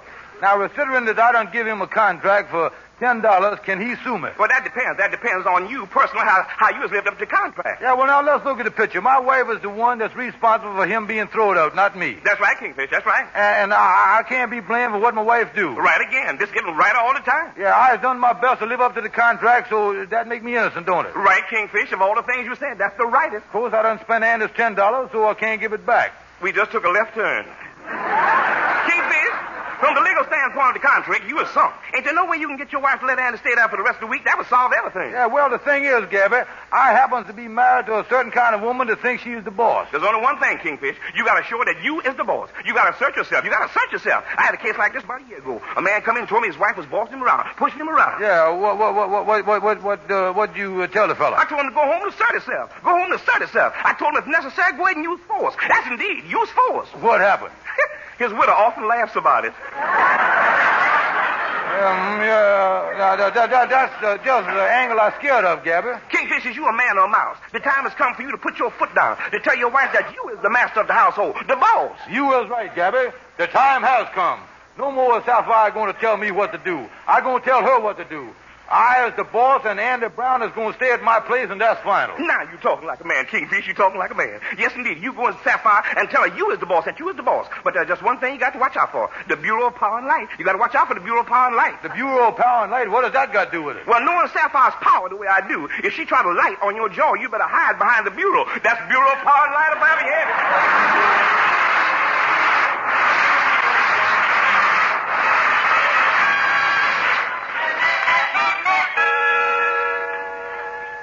Oh, Kingfish, I'm glad you done got back here. The time is almost up. Yeah, I know it, Anna. I was all dressed here. Is I going to have to leave? No, Anna, you were staying right here for a full week according to the contract. Yeah, well, how are you going to handle Sapphire? Anna, I was about to call Sapphire out of her room and tell her that from now on I was running things around here and that she ain't got nothing to say and that I is the one and the only boss in this house. You going to tell her that now? Yeah, what you looking for, Anna? Where you keep your first aid kit? Oh, look here, Anna. Ain't nothing gonna happen to me. You just watch me here. Wait a minute. Sapphire, come out of your room. I want to talk to you. George, you got exactly 3 minutes left to get that bum out of here. Sapphire, Andy ain't getting out of here. He's staying here for a week. What was that you said? Kingfish, retreat before it's too late. Sapphire, there's something I want to tell you. Things are going to be different around here. From now on, I is the boss of this house. Out with the old and in with the new. I is the boss, the head man, and the mogul. Now, get it? George, do you know what you're saying? Kingfish, at least let me get some bandages, will you? Stay where you is there, Anna. Sapphire, to give you an idea of how things are going to be from now on, tonight I want supper at 6 o'clock sharp. Do you understand? We'll have supper at 6:30 as usual. But sharp. Certainly. We always do. Yeah. See, Anna, I got eaten out the middle of my hand there. Sapphire, I guess you got the idea how things stand around here now. George, I just hope you know what you're saying. I know what I'm saying. I ain't unconscious. You will be at the rate you're going. Now, wait a minute here. George, is you sure you won't change your mind about this thing? I was never more sure of anything in my life. My mind's made up. I run in this ruse. What I say goes, and I don't want no back talk. George, I just wish you'd see things in a different light. There ain't no other light. I'm going to stick to my guns here. I is the boss, and that's final. You was taking orders from me, and if you ever open your mouth again...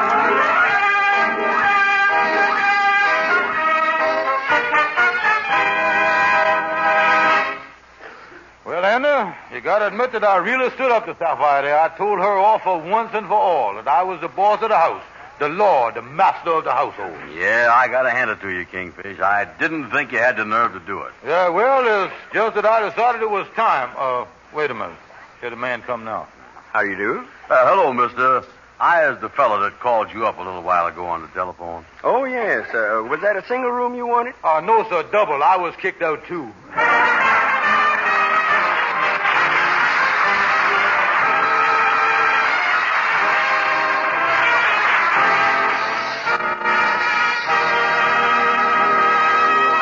Amos and Andy will be back in just a moment. Peppy, soapy rich suds get out stubborn dirt fast. Help get clothes rinse so white and rinse so bright with as little as a 5-minute run in your washer. No wonder Rinso's the only soap endorsed by the makers of 33 leading washers, including the famous ABC. For an easy wash day, use Rinso with your ABC washer. Remember, the makers of the ABC washer have gone to war. No new washers are now being made. So take extra good care of yours. And say, get Rinso soon. Use it for dishes, for house cleaning, and, of course, for a wash that's... Rinso white. Rinso white. Happy little wash day song. And now, here are Amos and Andy. Boy, Kingfish, this bed sure is comfortable. Yeah, well, let's get to sleep, Andy. We've been talking here in bed for 2 hours. Yeah, by the way, Kingfish, with this awful housing shortage, I hopes we can stay here for a while. How long a lease did you get? Well, to tell you the truth, Andy, I could only get a short lease. I'll get it, Andy. I'll be right back here. Oh, boy. I'm really tired tonight. Well, Andy, we got to get up. Get up? We only been in bed 2 hours. The swing shift tenant is here. I told you it was a short lease.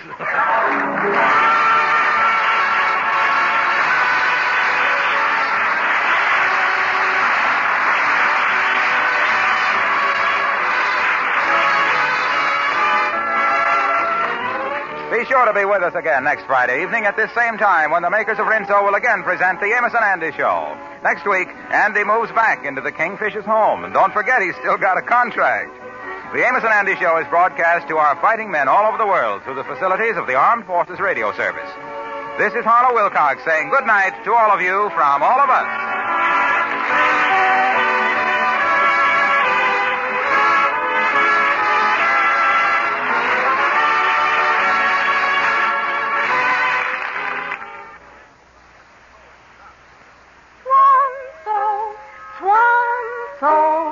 Swan is pure as fine castile. See how smooth your hands will feel. Baby mouth for everything. Swan's the soap that makes us sing. Swan your dishes, swan your dust. Swan your hands in gentle suds. Swan the baby, hear him coo. He likes swan and so will you.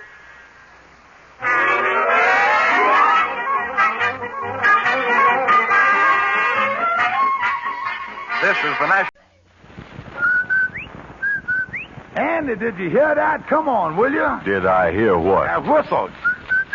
That's the Rinso white whistle. And Rinso means us. That's right. Rinso gets clothes Rinso white. And Rinso presents the Amos and Andy Show with Shorty the Barber, Gabby the Lawyer, the Mystic Knights of the Sea Quartet, and Hattie McDaniel.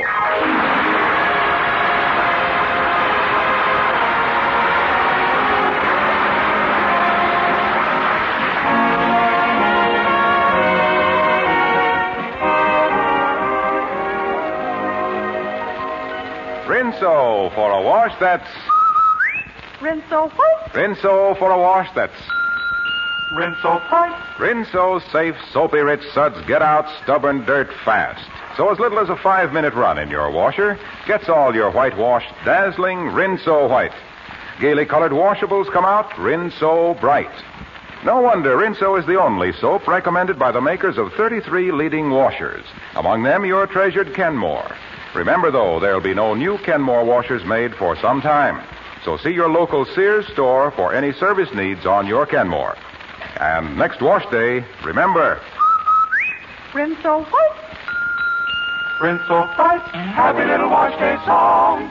And now our stars, Amos and Andy.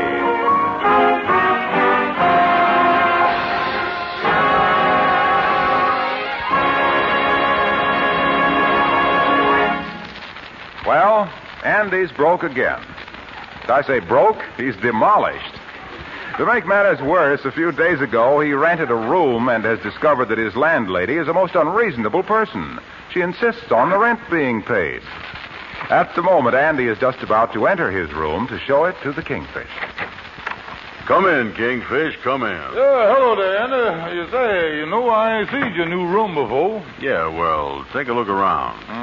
What'd you think of it? Yeah, the walls cracked, the plaster falling off there, floorboards up, windows broke. General Patton ain't detoured through here by any chance, is You don't like it, huh? Well, Anna, can't you talk to the landlady and get her to fix up the place a little bit? Look, Kingfish, I ain't going to talk to that landlady about nothing. She's talking to me too often as it is. And only about one thing, the rent. Now, wait a minute, sir. We can report her to the OPA for that. The OPA? Show the OPA. Why, there must be a ceiling on how many times she can ask you for your rent. I don't think she can ask you no more for the rent in more times than she did in 1942. Well, I don't know about that. I've been stalling her off every day, and she says she ain't going to stand for it no more. I still ain't got no money, but I might have to soft soap her a little. Yeah. Oh, me, there she is now. Come in. Oh, hello, Miss McDaniel. Nice of you to drop in. Something you want to discuss with me? Yeah, and it ain't the weather.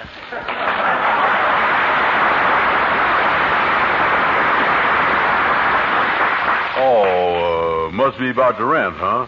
Well, I got a little surprise for you. I'm going to pay you the room rent. Oh, you is? Well, I certainly will appreciate it, Mr. Brown. If I has been a little cross with you, you must excuse me. Yeah. Well, there's just one thing about it I got to explain to you. That's all, brother. Get out! Get out! Wait a minute, sir. Wait just a minute, sir, madam. You can't throw my good friend out of this place. I'm sorry, but you just can't do it. Who are you? Madam, permit me to introduce myself. I was happy to say that I is George Kingfish Stevens. It don't take much to make some people happy. Hey, wait a minute, sir. Now, you can't talk to me that way. I ain't no ordinary riffraff, you know. You ain't? What kind of riffraff is you? Listen, Miss McDaniel. Listen nothing. I come here to get my rent, and that's what I want. Now, I've been waiting a week and... Oh, hold it, Miss McDaniel. Hold it just a second. Just hold your face the way you got it there. Yeah, don't move. Oh, you is the most beautiful woman I done ever seen. Pretty. Oh, you really beautiful. Ain't nobody ever told you that before? Just the rumors that don't pay. Mr. Brown's right. You is beautiful. Listen, I got an idea you two is just trying to talk me out of the rent here. I want my money. We back to that again, huh? Look, I'm going to give you just one more week to get that rent money, or out you go. And that's final.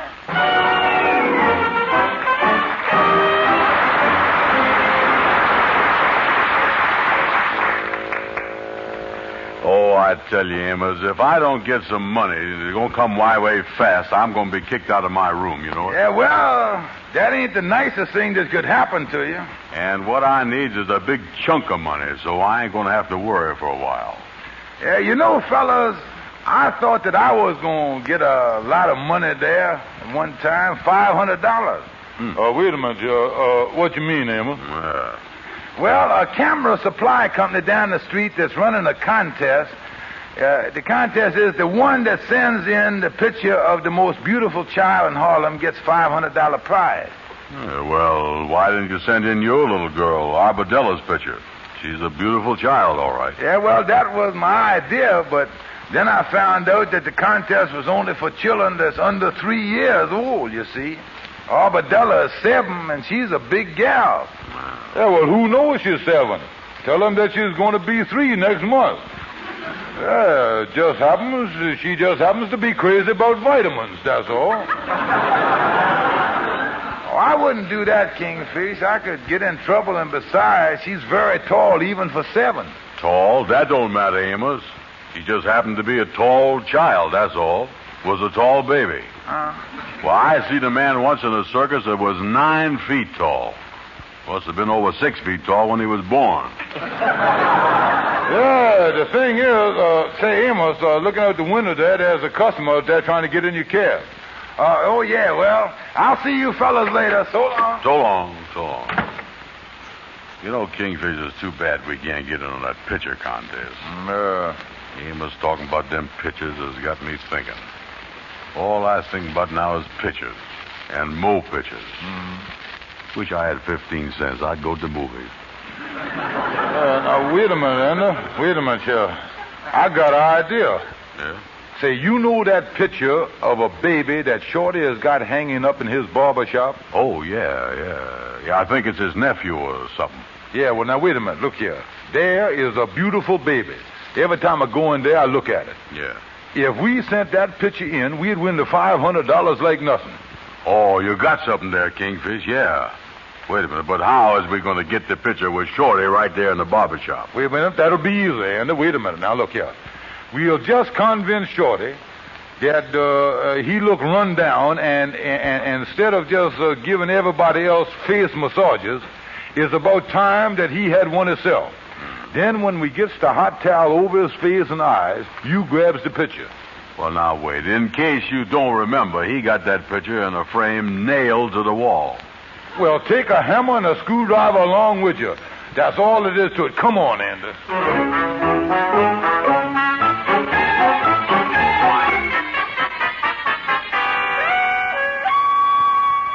Well, hello there, Shorty. Good to see you again. Yeah, hiya, Shorty. Oh, hiya, fellas. How is you? Yeah, well, we just fine, Shorty. We just fine.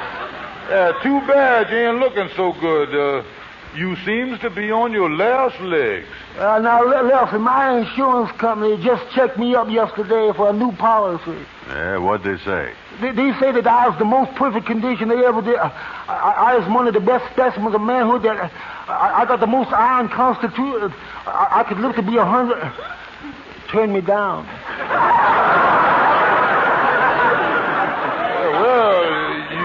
Looks bad, all right, Shorty. Your face is all drawed and thin there. Yeah, that's right, Shorty. Even the bags under your eyes don't look as healthy as they used to.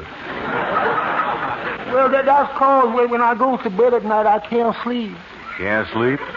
Is you doing anything for it, Shorty? Well, once I tried sleeping with my feet higher than my head so that all my blood could rush to my head and then put me to sleep. But it didn't work out, though. Not enough sleep? Not enough blood.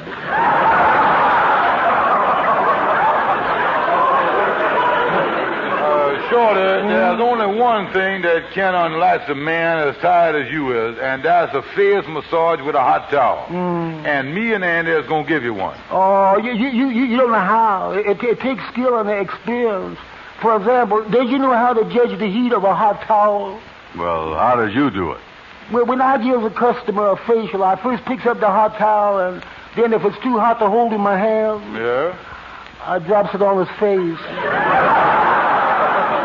Yeah, I guess that's the best way, all right. Now, okay, Shorty, now tell you what, now come on with you. Now, just hop in the chair there, and I'll show you what I mean. Now, get up there. Well, I don't know. Well, all right. Yeah. That's fine. Now, let me lay you down here. Now, just lean your head back there. That's it. Now, get a towel here and some hot water here. Now this towel is just about right. Just slap it on my face. Yeah, now, let me get the towel right over your eyes there. That do the trick. Now, just cover up your eyes there. Now, I'll leave your mouth uncovered so you can breathe. Oh, baby mine, now is the time. Oh, baby mine. I got you, King. What's Andy doing? My brother Andy, he's just sitting over there at your manicure table, manicuring his nails a little.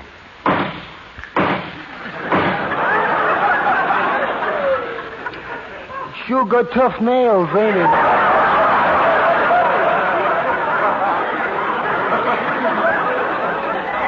Oh, yeah, file ain't no good on his nails. Can't use a file.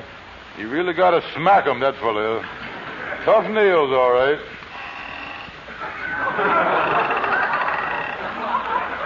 Bad cuticle, too, yeah.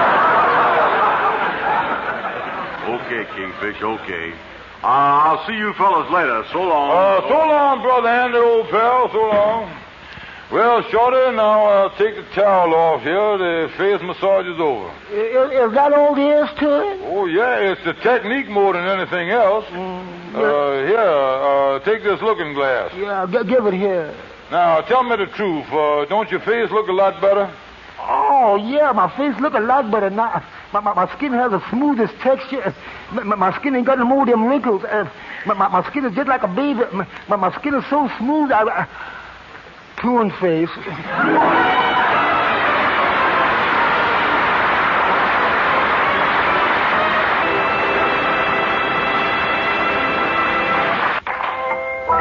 The Mystic Knights of the Sea Quartet singing The Little White Horse and the Mare.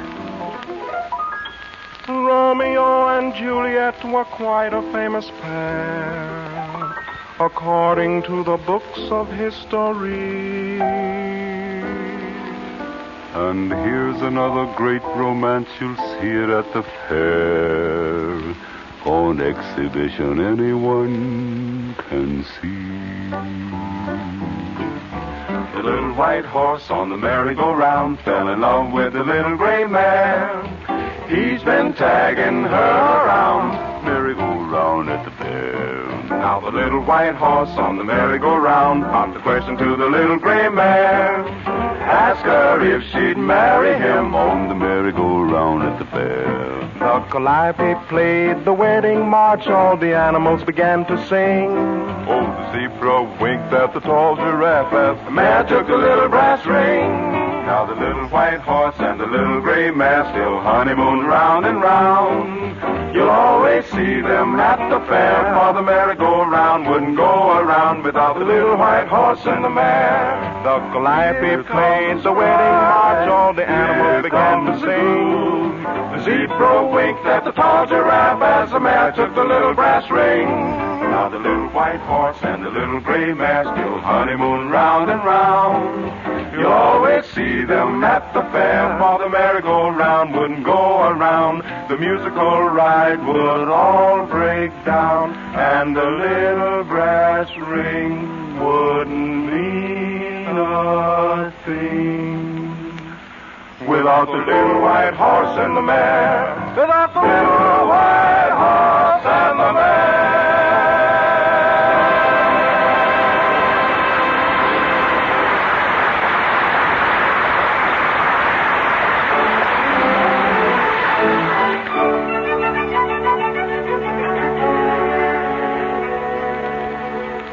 Well, Henry, me and Andy done sent in the baby picture to the contest more than a week ago, and we ought to be getting the $500 prize money any day now. Yes, I see. You feels that the infant is charming enough to grab the first prize, huh? Oh, we can't miss. What a baby.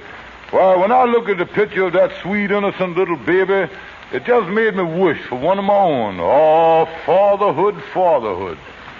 What could be more maternal?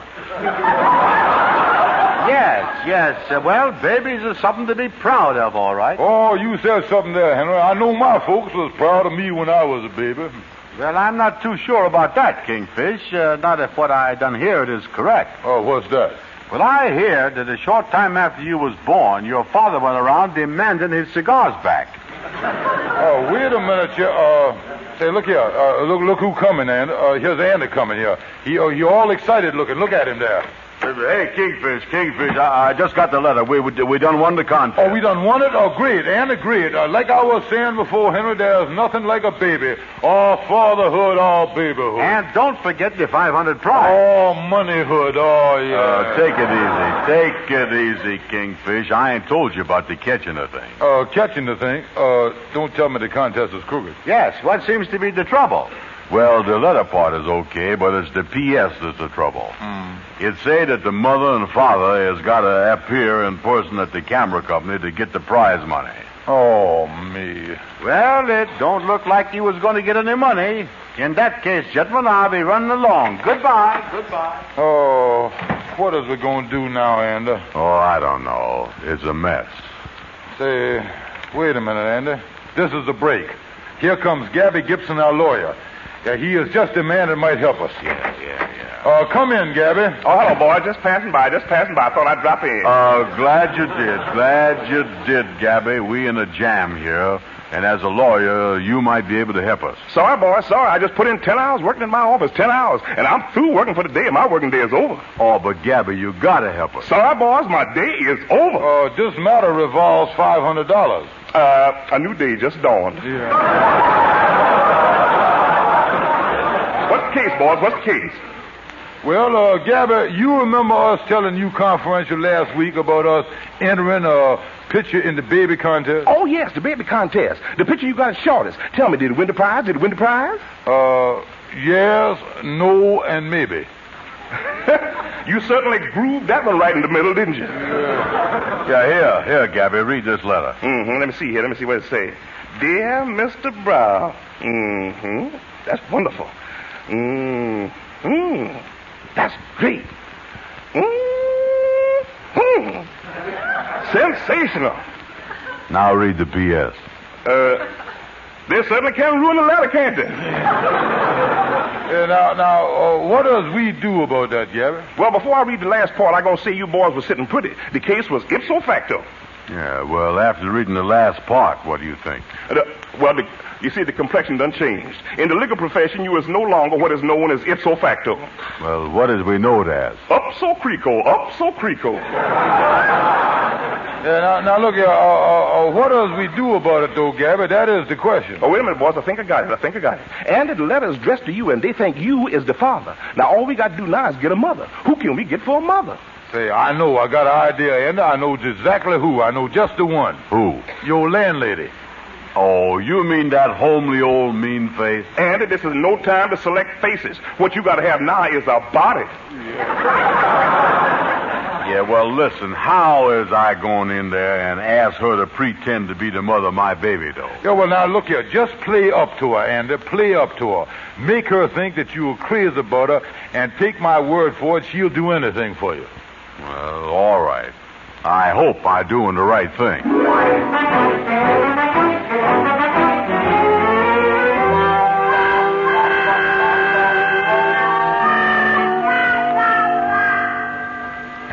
Hello, Miss McDaniel. I just thought I'd drop in. Have you got the room rent? Oh, look, Miss McDaniel, why has we always got to be talking about the room rent? What else you want to talk about? Me and you. Miss McDaniel, I might as well tell you, all I thinks about is you. From the first moment I done set eyes on you. Let me sit down on the sofa there and whisper sweet nothings in your ear. Listen, if you got any sweet nothing to say to me, don't whisper them. Bark them right out where I can hear them. Yeah, well, you does like me a little, don't you? You don't hate me, does you? Hate you? With the shortage of men around here, I can't afford to hate nothing that wears pants. Sit down on the sofa. You don't mind if I calls you Hattie, does you? That's my name. Yeah, well, there's something I want to ask you. There is? Yeah, now, this is going to be a kind of a sudden to you. Sit close, Andy. What does you want to ask me? I don't know how you're going to take it. Well, ask me. That's the best way to find out. What did you want to ask me, darling? Would you be the mother of my baby? What? The mother of our baby. What was that? I mean Shorty's baby. Shorty? Who's Shorty? Oh, me. I was all mixed up here. Let me explain the whole thing to you. Yeah, and I'm telling you right now, you're going to have to explain this good. Yeah, well, look, Hattie, here's the thing in a nutshell. If you make believe that you was the mother in the baby picture contest I done entered, I'm going to win enough money to pay you the rent. Is it a deal? Well, if it means I'm going to get my rent, it's a deal. Oh, thank you, Hattie. My troubles is over.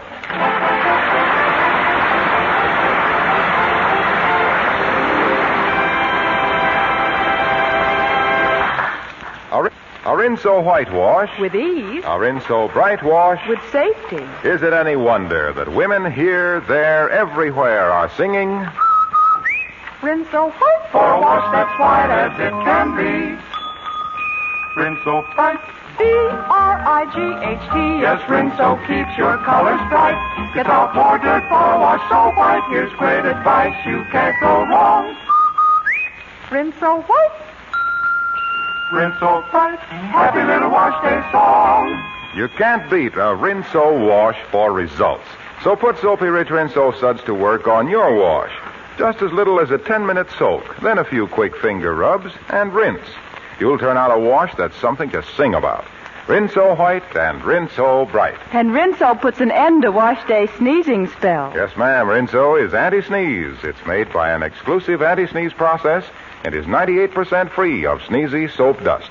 No other granulated soap can make this claim. So next wash day, remember, a Rinso white wash with ease, a Rinso bright wash with safety.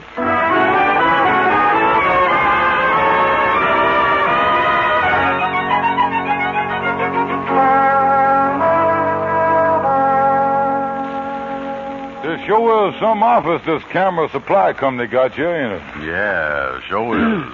I wonder when they're going to call us in. I ain't gonna sit here much longer. Yeah, who is this? I take it you're Mr. and Mrs. Brown. That's right. Yeah, that's us.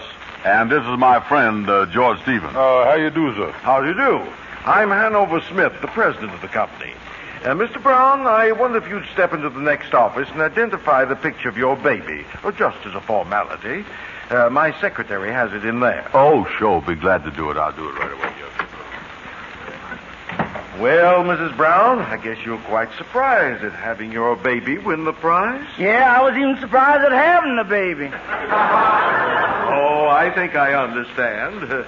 Born a little early, eh? Oh, yeah, so that's it, Mr. Smith. That's it, exactly. Say, I couldn't quite tell from the picture. What is the baby, a boy or girl? Boy or girl? It's a girl. A little girl. Oh, how nice. Oh, yes, sir. Little girls make great children, all right. Yes. Well, I hope this little baby has a big brother or sister to keep her company. Oh, yes. The Browns has got 4 other children, ain't you, Miss Brown? Oh, sure. Wouldn't be without them. Well, that certainly is Well, I just checked the picture and everything's all right. Oh, what a baby that I was the father of. My little Sonny boy. Sonny boy. Sonny boy? Why, Mrs. Brown here just told me the baby was a girl. Oh, yeah. Sonny girl. Take it easy, Daddy. Yes, it's just a case of me, I got a bad memory, because just with one child, I ought to be able to remember whether it's a boy or a girl. I got to jot that down so I don't forget it again. I'd keep a record of that if it was my child if I was you, Andy. Why, Mrs. Brown, didn't you tell me you had 4 other children? That's right. Well, Mr. Brown just said you only had 1 child. He never could count. They're just joking with you, Mr. Smith. Great joke, huh? Oh, I see. Well, you people are certainly fortunate in having such a wonderful baby. And what impresses me more is the baby's so healthy looking, especially after being born early. Yeah, well, that being born early didn't hurt the baby a bit. We let her take a nap later in the day. Oh, is that? Look, I don't want to rush nobody, but when does we get the prize money? Yeah. What about that, Miss Smith? Well, this is a little embarrassing. Now, mind you, not that I doubt for a minute that you're the parents of the baby, but I'll just have to ask you to bring the baby up here with you before I can award you the prize money. Yeah, but I don't know why you can't give me the prize money right now. Well, let me put it this way. We wouldn't want anyone that isn't the baby's father to get the money, would we? Yeah. I mean, no. So you bring the baby up here, and I'll give you the check. Good day. Well, how about that? You'd think I was dishonest or something. Andy, beginning now, I ain't your wife no more, which I ain't know how, and beginning tonight, I is your landlady the same as I is your wife, which I ain't.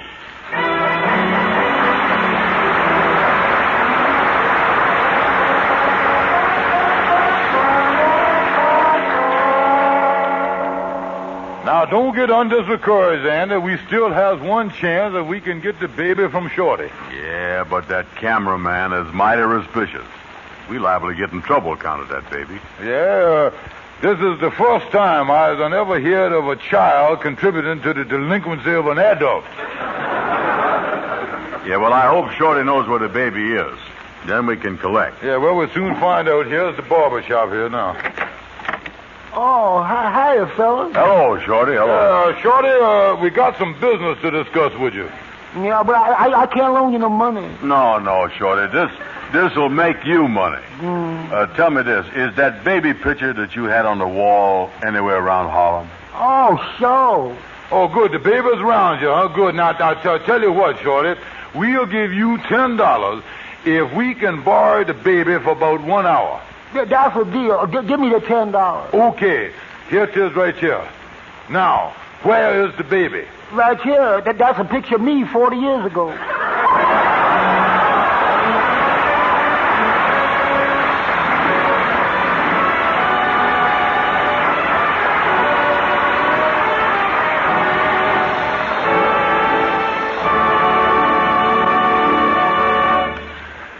Well, poor Andy didn't get his $500, so he's still in trouble. But here's Harlow Wilcox to tell you how to save yourself a lot of trouble this time of year. Well, it's the time of year for spring cleaning. And one way to cut hours of hard work out of your schedule is to use Rinso for all your soap and water jobs. Woodwork, walls, tiles, linoleum, windows, everything comes sparkling bright quickly and easily with soapy-rich Rinso.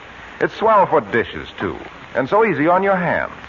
So get Rinso for house cleaning, for dishwashing, and for a wash that's Rinso white, Rinso bright. Well, that's just about the way I would have said it. Get Rinso. Yeah, do that. Good night, folks.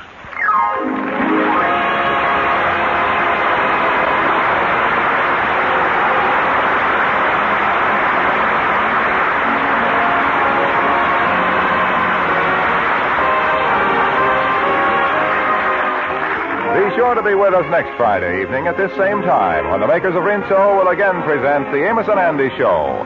Our program is broadcast to our fighting men all over the world.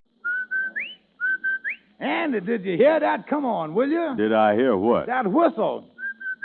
That's the Rinso White whistle. And Rinso means us. That's right. Rinso gets clothes Rinso White. And Rinso presents the Amos and Andy Show.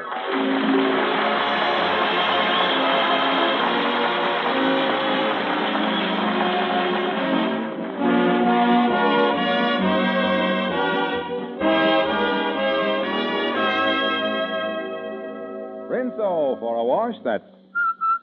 Rinso White. Rinso for a wash, that's... Rinso White. Yes, a Rinso White, Rinso Bright wash can't be beat. So put Rinso to work for you in your tub or washer. Judge for yourself how much easier a wash day can be on you and on your precious clothes. You'll find Rinso a real lifesaver for all your washables. And ladies, Rinso is anti-sneeze. It's made by an exclusive anti-sneeze patented process and is 98% free of sneezy soap dust. No other granulated soap can make this claim. So next wash day, remember... Rinso White. Rinso White. Rinso for a wash that's Rinso White, Rinso Bright. And now, our stars, Amos and Andy.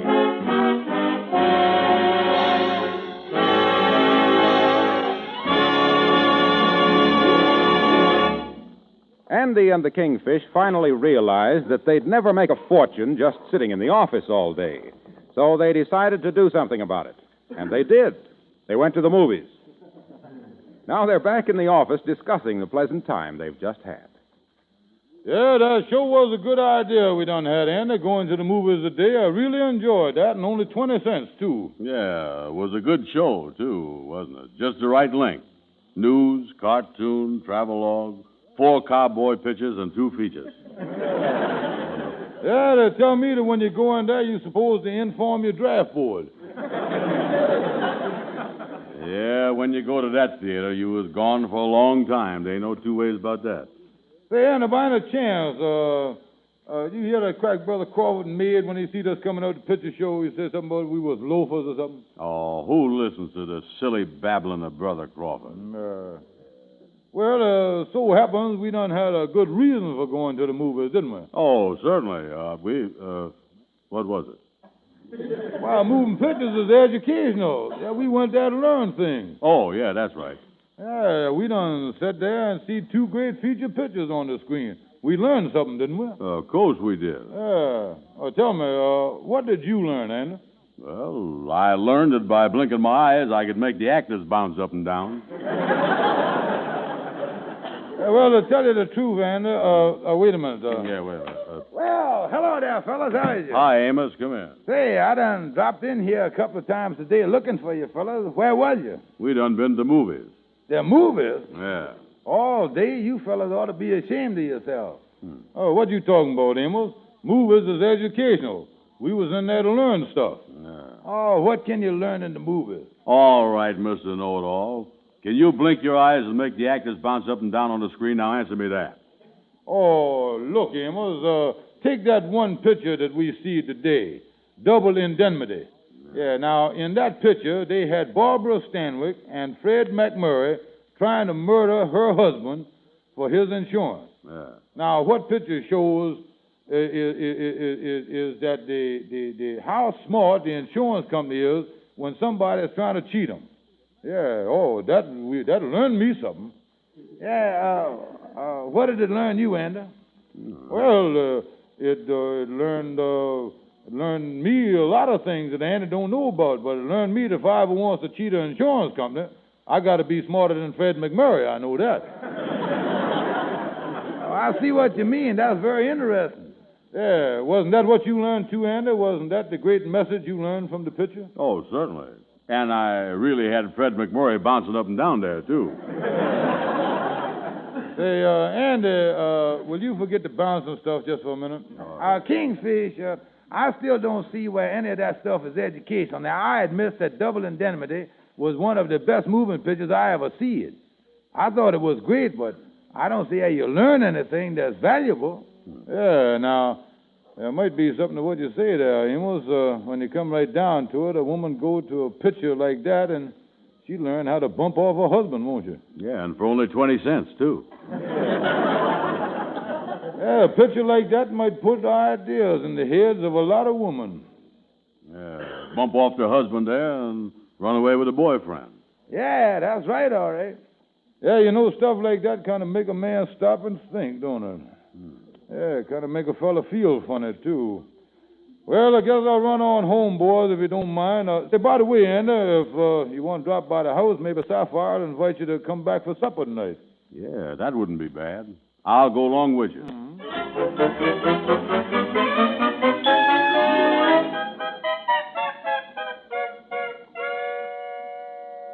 Ruby, I just had to call you right away and tell you about it. Well, what's the big news, Sapphire? Well, it's a big secret, and I don't even want you to tell Amos. But about 20 years ago, when me and George was first married, I took out a $500 endowment policy on him.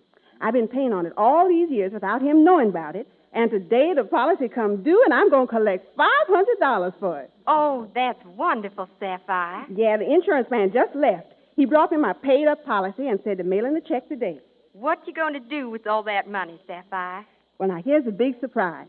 I'm going to take George on a second honeymoon trip back to a little town down south where we was married. I just made a note about train reservations for the two of us, and I ain't going to tell him nothing about it till just before we leave. Well, Sapphire, I certainly am happy for you. Wait a minute, Ruby. George is coming in. I'll call you later. Bye now. Well, hello there, honey. Oh, George, you're home early. Hello, Andy. How is you, Sapphire? You know, I was thinking, Sapphire, what is this? Sapphire, what's this cigar doing in the ashtray? I ain't smoked a cigar for a week. That? Oh, that. The Fuller Brush man was here, and he must have left it there. Oh. Boys, I got to run into the kitchen. I got something on the stove. Cigar. Look here, and the end of it is still wet. Yeah. A man was just up here, all right. Yes, sir. Oh, but that don't mean nothing. Do it. Well, just hope that whoever was smoking that cigar was carrying brushes.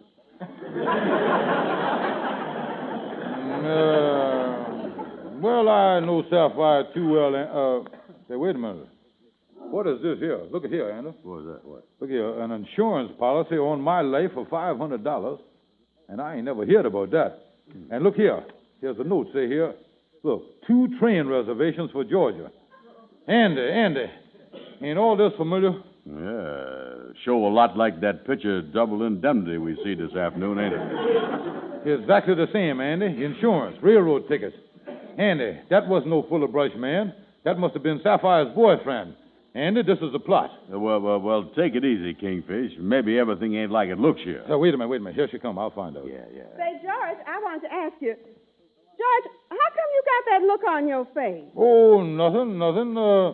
Tell me, Sapphire, what you been doing with yourself lately? Now, that's a funny question. Mm-hmm. Well, for instance, what did you do last night when I was at the lodge meeting? I went around to the movies. The movies?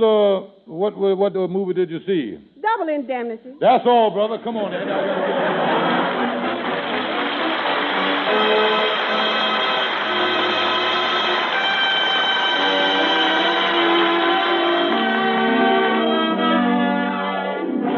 And now the Mystic Knights of the Sea Quartet singing By and By When the Morning Comes. Hallelujah, by and by, when the morning comes, all the saints of God together in hall. Now we will tell a story how we'll overcome, and we'll understand it better by and by. Tell it over by and by, when the morning comes. All the saints of God together in hall. We will tell the story how we'll overcome, and we'll understand it better by and by. Trials dark on every hand, and we cannot understand all the ways the Lord will lead us through this dark and dreary land.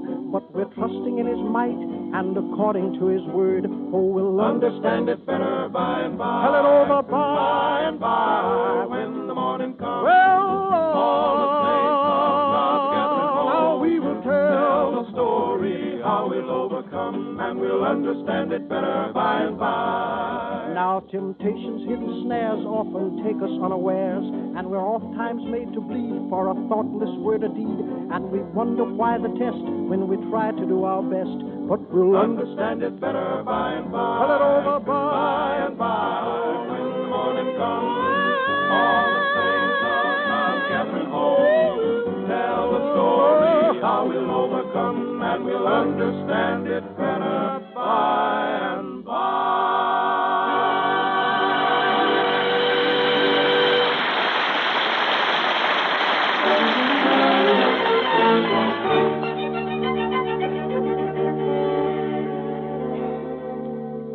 Kingfish, will you please stop walking up and down the floor here? You're driving me crazy. What did we come up to this office for anyhow? Andy, I tell you I was in trouble, Andy. My wife is going to murder me. I know it, Andy. I know it. Oh, Kingfish, this is just something you building up in your mind. The trouble with you is you believe everything you sees in the movies, like that Double Indemnity. I see'd meet me in St. Louis last week, but that don't mean I got to pack my bag and go to St. Louis, do it? Yeah, well, that stuff in Double Indemnity, though, can't happen, and I know it can. Oh, they only making believe, Kingfish. Didn't you ever read what it say up there on the screen in the beginning of all the movies? Oh, what's that? It say, any resemblance of any similarity of characters or events which is coincidence which is supposed to be living wouldn't be found dead in this picture? Look, Andy, all I know... wait a minute. Here come Henry Van Porter. Now, don't say nothing about this. What happened, man? I'll just sound him out. Come in, Henry. Hello, boys. Hello. Just passing by. Say, Henry, you was an insurance salesman. Tell me, is it a common thing for a wife to murder her husband for his insurance? Well, yes, Kingfish. That do happen sometimes. A woman buys a policy so she can collect the principal after murdering her husband. However, as a salesman, I never urge a woman to buy a policy for that purpose. And it don't happen often, do it, Henry? No, not often. After all, for a woman to want to murder her husband, she would have to be pretty abdominal. Say, Kingfish, You don't suspect your wife, Sapphire, of doing a thing like this, do you? Yes, Henry. Everything points to it. She done took out a $500 policy on my life, and she done already got 2 train reservations. I going crazy here. Oh, my goodness, this is awful. Simply terrible. Yeah, now you can see why I'm so nervous here, Henry. Well, I am shocked. Yeah, it's really a blow, ain't it? I should say it is a blow.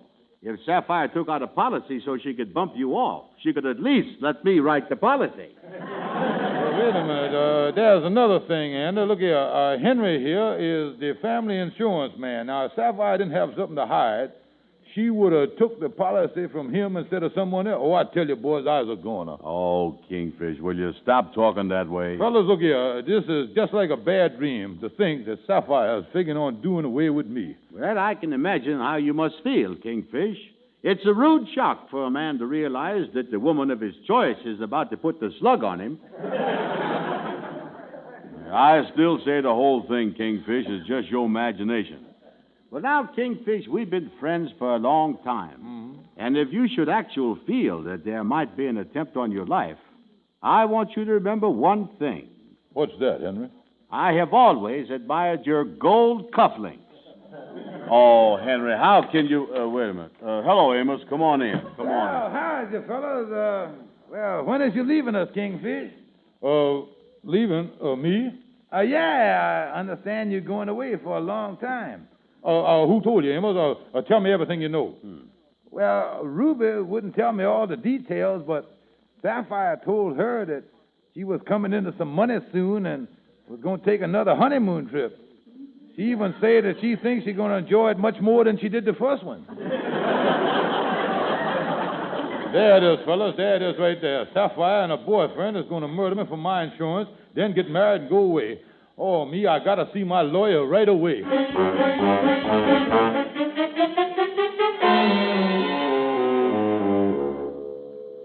Gabby, I tell you, I know that's what you're figuring on doing, because she even told Ruby something about it on the phone. She's going to kill me, Gabby. Oh, it's a very tough case. Yes, indeed, a very tough case. The whole thing sounds so corpsey. But I tell you, Kingfish, if Sapphire and her boyfriend murder you, I'll personally see to it that they pay the supreme penalty. The supreme penalty. Yeah, well, now, what would be the supreme penalty for killing me? $2 fine. Hey, now, wait a minute. Now, look here, Gabby. There must be another way to do this thing. Gabby, don't you see how desperate? There's one other approach to the matter, Kingfish. Just one other approach. We might try to keep Sapphire from murdering you in the first place. Now, how does that appeal to you? Yeah, that I like, Gabby. All right. Now, the thing to do is to figure out the different ways Sapphire could murder you. Then you can be on your guard. Yeah, now, that's the stuff. Now, what would be some ways she'd murder me? Well, first of all, she might come at you with a knife. Oh, yes, indeed, with a knife. Oh, no. Sapphire couldn't murder me with a knife. Maybe not, but she could make a stab at it. Now, what else there, Gabby? She might try putting poison in your food. When you eat at home, taste the food kind of easy like. That way you can tell if there's any poison in it, Gabby, look here. I've been eating Sapphire's food for 20 years, and the way she cooks, I defy anybody to tell whether there's poison in it or not. Well, in that case, you got to stop eating home altogether. And you also got to watch out what you drink. She might put an overdose of sleeping pills in your coffee at night. That'll kill you, too. Oh, yes, indeed, that'll kill you. Oh, me, Gabby. Ain't there any way that I can tell if Sapphire put an overdose of sleeping pills in the coffee I drinks at night? Yep, there's one way. By giving yourself the sleeping pill test at bedtime, the sleeping pill test. The sleeping pill test? Yes, indeed. You set the alarm for 8 o'clock the next morning, and if you don't wake up to shut it off, you done flunked the test.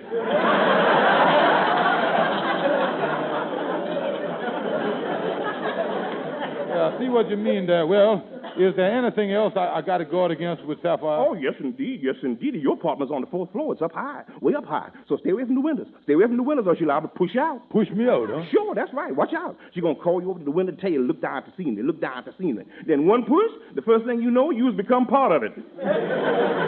Well, look, I see where I'm going to have to be wide awake every minute. And to be on the safe side, Kingfish, my advice to you is to get yourself a bodyguard. A bodyguard, somebody that'll stay with you all the time. Yeah, that's a good idea. I'll speak to one of the boys about that. Yeah, and be on your guard all the time, because this whole case comes under jurisdiction of Department of Public Works. Department of Public Works. Department of Public Works. How you figure that? Because Sapphire's going to get you up in the department away from the public and give you the works. That's Department of Public Works, Bobby. Yeah.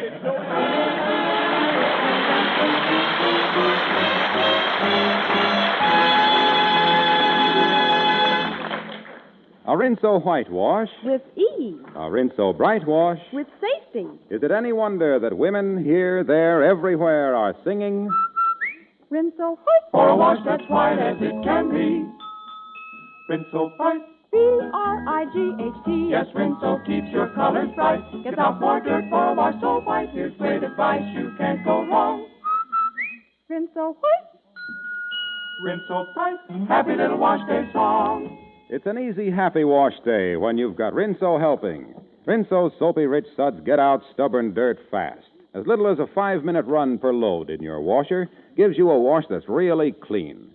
No wonder Rinso is the only soap recommended by the makers of 33 leading washers, including the famous Norge. Remember, the makers of washing machines are still producing war materials, so take good care of your Norge. Don't overload it, lubricate it regularly, and team it with soapy-rich Rinso for a happy wash day. You'll get a Rinso whitewash. With ease. A Rinso bright wash. With safety.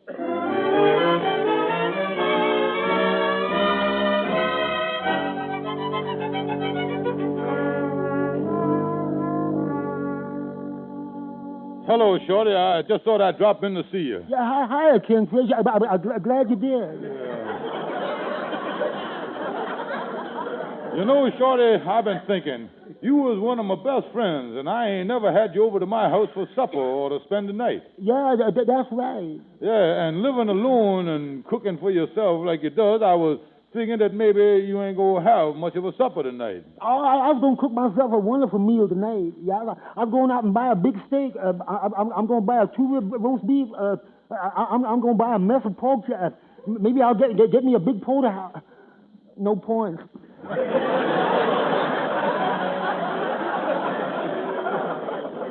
Well, now, in that case, Shorty, I want you to come over with me now and have a real supper. My wife will be glad to have you. Well, I'm sorry, Kingsley, but I can't tonight.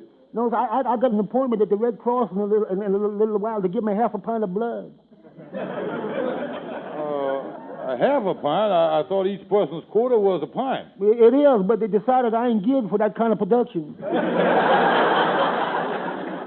But I could come to supper tomorrow night, though. Look here, now, wait a minute. Shorty, tonight's the night that I need you, and it's a matter of life and death. Oh, I might as well confess the whole thing to you, Shorty. I got a reason to believe that my wife is out to murder me. Yeah, well, that's not... Yeah, well, now, that's right, Shorty. My wife is out to murder me, and I needs a bodyguard. And if I can get you sticking with me as a bodyguard, my wife ain't gonna try nothing. That's what you say. But I know there were cases where a man hired a bodyguard to keep from getting killed. By mistake, they killed the poor bodyguard. My goodness. What did the man do? What could he do? He apologized. Shorty, look here. I guarantee you that Sapphire ain't the type that makes mistakes. Now, if anybody get killed, it's going to be me. But with you around, nobody going to get killed. That ain't true. With me around the scene of the crime, I'd rather get murdered along with you. Oh, wait a minute. Now, don't be silly, Shorty. How could that happen? I don't know. She's liable to make me the accessory after the corpse. Oh, Shorty, listen to me, will you? Does you know what you was doing? You was turning me down when I need you the most, Shorty. That's what you're doing, Shorty. Kingfish, you just put it on the basis that makes it hard to refuse. What do you mean, Shorty? Who could turn down a man that's in such trouble? Who could refuse to help a man that's like... Who could turn down a friend that's in need? Who could refuse to be a bodyguard of a man that's going to be murdered? Who? Me.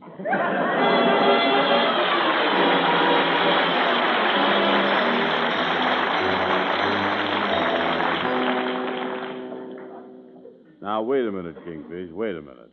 Before you open the door to your apartment, I ain't sure I want to be your bodyguard. Well, now, look here, Andy. With you around, I assure Sapphire ain't going to murder me. Now, I promise you I'll give you $5 if you'll stay with me. Yeah, well, listen, Kingfish, I told you before, I don't want no money. I'm helping you as a friend. I don't want to make no money or nothing like this. Come on, let's go in. Yeah, let's open the door easy. Look, there's Sapphire. Yeah, she sure don't look like no female murderer. Oh, hello, George. Hello, Andy. I didn't hear you two come in. Hello, Sapphire. Yeah, hiya, Sapphire. Well, supper's all ready. Say, ain't it kind of stuffy in here? Excuse me while I open the window. Here comes the pushing out of the window system. She ought to murder me, all right. Stick close to me, Andy. Oh, George, come over here and look out the window. There's the most beautiful sunset. Oh, Kingfish. Just look at that sunset, George. Say, you two boys sure have got chummy. Oh, what you mean? With your arms around each other. Yeah. Oh, I didn't notice that. Must have done it unconscious. Yeah, me too. Yeah, well, as long as we got our arms around each other, and there ain't no point to us to go to all the trouble of taking them away. Oh, yeah. It'll be a lot of bother. George, take a good look. You'll never get to see another sunset like this. Hold me tighter, Andy. Well, I guess we might as well start supper. If you two boys can break away from each other long enough. I'll see if everything's on the table. Supper. Pushing us out of the window didn't work, so now comes the poison. Yeah, I know. Well, sit down, boys. I got a delicious beef stew here. Well, don't stand there. Sit down. Okay, sitting down. Yeah. Pass me your plate, Andy. Yeah, but I don't want no beef stew, Sapphire. I forgot to tell you, I just has become a vegetarian. Sure enough. Yeah. Well, then I'll just give you some vegetables. Yeah, but I don't like vegetables. I never eat them. Well, how can you be a vegetarian if you don't eat vegetables? Well, it ain't easy, I'll tell you that.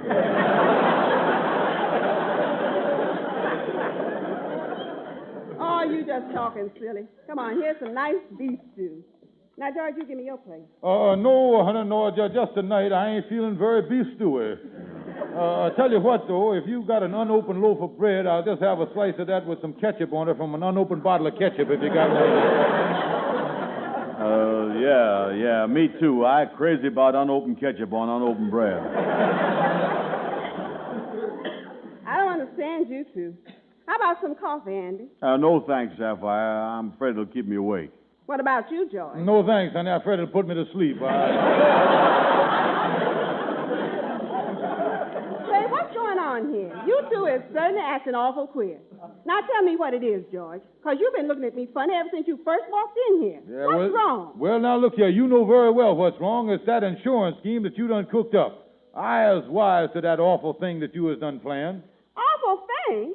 What is you talking about? Well, I think it's awful nice and sentimental of me to spend 20 years paying up an insurance policy for $500 and arranging for us to spend a second honeymoon in Georgia on part of the money. Look, all I know is, Sapphire, would you mind repeating that? My left ear has been jamming up on me here lately. I ain't hear it. Yeah, well, it's all right, Kingfish. I done hear it, too. Oh, me, Sapphire. I don't know how to apologize to you for thinking what I've been thinking. Well, what do you mean, George? Well, when I come here home after seeing that movie Double Indemnity, and I noticed the insurance policy on my life and the train reservations laying on the desk, I done figured right away that it was going to be just like Double Indemnity. Yeah, he thunk you was out to murder him for the money and then go to Georgia with that fellow that left the cigar in the ashtray. Oh, the insurance man. Oh, George, how could you ever think that I would do a thing like that? Yeah, well, now, to tell you the truth, honey, I wasn't the only one. Henry Van Porter thought that you might do it, and even Gabby.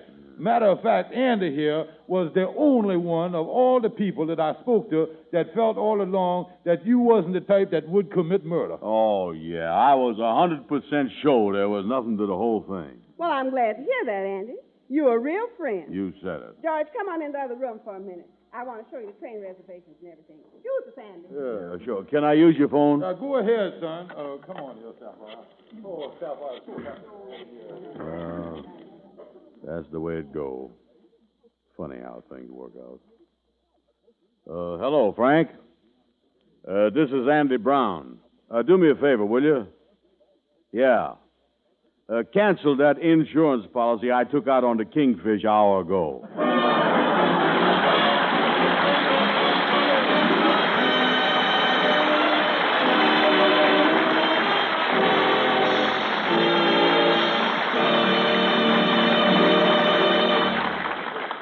Well, that was quite an experience for the old Kingfish, but he never seems to learn. But there are easy ways to learn. One way is by taking advice from an expert, and that's where Harlow Wilcox comes in. Lady, you'll whistle your way through wash day with Soapy Rich Rinso on the job. Rinso gets out stubborn dirt fast, gives you a wash that'll dazzle the neighbors. White pieces all come Rinso White, and your pretty washable colors come sparkling. Rinso Bright. You can't beat Rinso for results. And that goes for house cleaning results, too. Rinso does a swell job on everything from tracked-up floors to splattered mirrors. Let those soapy rich suds help you zip through your spring cleaning. Try Rinso soon. And ladies, if you need convincing about that being good advice, all you have to do is to just try Rinso. Good night. Good night, folks.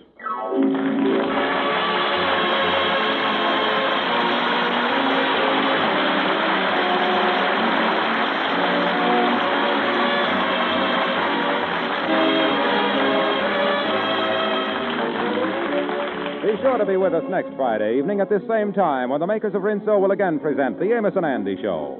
Next week, Andy receives exciting news about a birthday present from his nephew overseas, which he and the Kingfish believe will make them rich. Don't miss their wonderful plans for spending the new fortune. The Amos and Andy Show is broadcast to our fighting men all over the world through the facilities of the Armed Forces Radio Service. This is Harlow Wilcox saying good night to all of you from all of us. Now that Germany has surrendered unconditionally, many people think we have only Japan to reckon with. We say only Japan. But few of us realize what a long road lies ahead to victory over Japan. Remember, we are encountering a new and formidable enemy in this Eastern Front war. That enemy is distance. We will be victorious over Japan, but how long it will take depends on each and every one of us. Here at home, we can't let up for a moment on any of our war jobs we're doing. All of us should keep buying more and more war bonds. Let's all fight hard for a quicker victory over Japan.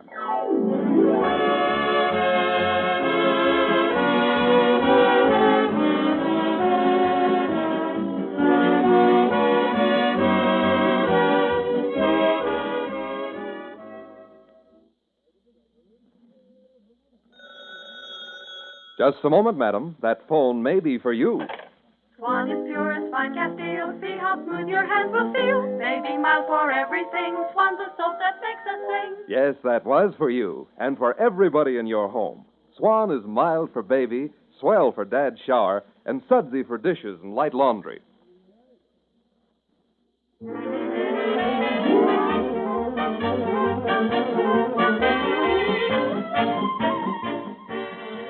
This is the National... Andy, did you hear that? Come on, will you? Did I hear what? That whistle.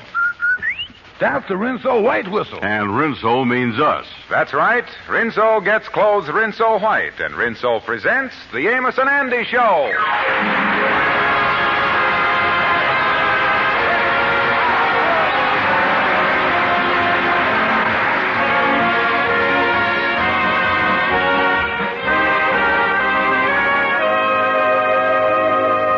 Rinso for a wash that's... Rinso White. Rinso for a wash that's... Rinso White. Rinso in your tub or washer makes for a happier, easier wash day. As little as a 5-minute run per load in your washing machine gives you a wash to be proud of. No wonder Rinso is recommended by the makers of 33 leading washers, among them your own Speed Queen. Take good care of that precious Speed Queen. Remember, washing machine manufacturers are still making vital war materials. And ladies, next wash day, remember... Rinso White. Rinso White. Happy little wash day song. And now our stars, Amos and Andy.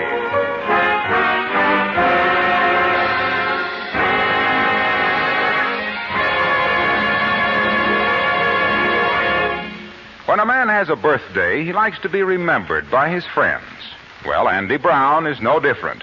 That's why he's pretty much down in the dumps at the moment, because today is his birthday, and he hasn't received as much as a birthday card. He's in his office complaining bitterly about the situation to Amos and the Kingfish. Well, it seemed to me that when a man has got a birthday, he can at least expect 2 of his closest friends to remember him with a little gift or something. Yeah, well, Andy, like I told you, I've been so busy selling bonds on this 7th war loan, I just ain't had no time. And as far as I was concerned, Andy, I don't know how I happened to forget to buy you a present. I can't imagine. Oh, I done had it marked on my calendar in big letters. May the 18th. Buy Andy Brown a birthday present. Yeah, well, if you had it in big letters, how could you miss seeing it? It wasn't easy. I mean, Yeah, I What you mean is the whole thing wasn't important enough. Oh, look, Andy. We as your friends and it's getting... Wait a minute. Here come Lightning. Maybe he didn't forget it. Come in, Lightning. Hello, everybody. Miss Andy, I just dropped in to give you something. Oh, Lightning, I know that you wouldn't forget.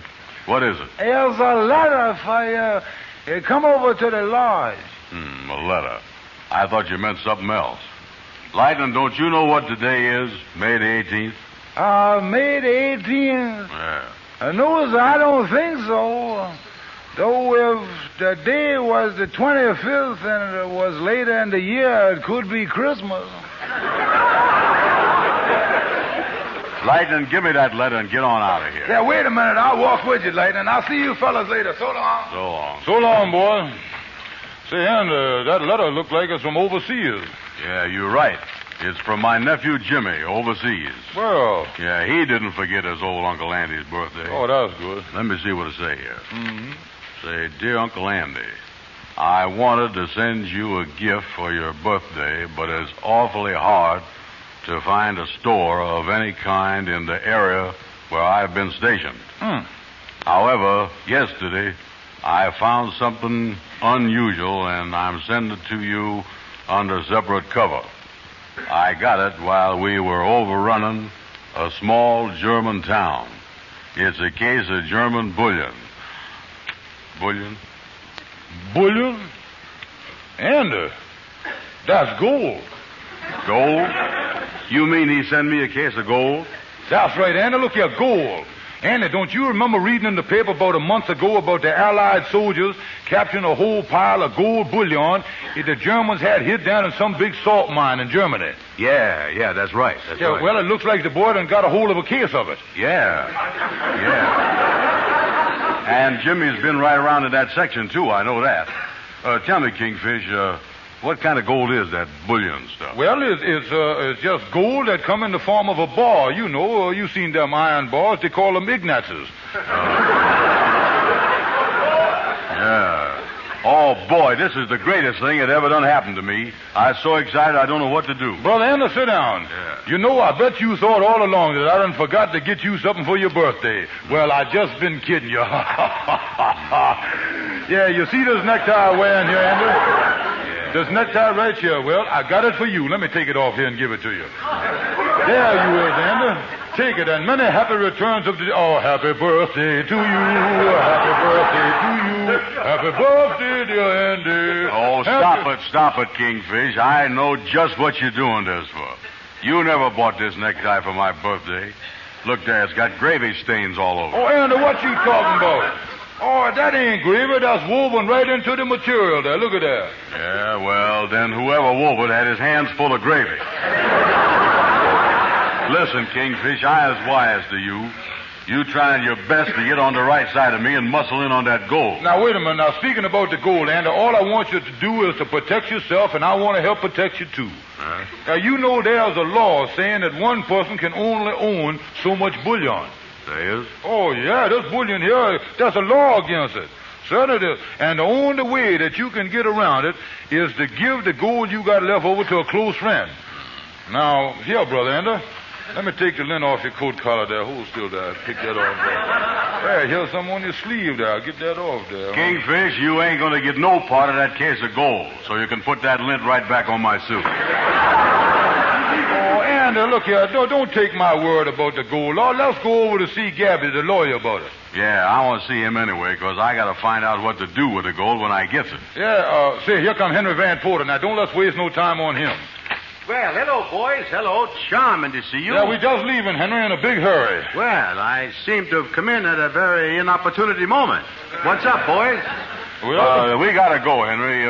Read that letter on the desk there, and that'll tell you the whole thing. Yeah, come on. So long, Henry. Goodbye. Let me look at this letter and see what it's all about here. I'm sending you a very big case of German bullion. Oh, there's a P.S. on the back here. P.S. In case you've never used this before, you simply let 1 bullion cube dissolve in a cup of boiling water, and in a few minutes you've got a cup of delicious soup. I wonder why Andy and the Kingfish is so excited over a case of soup.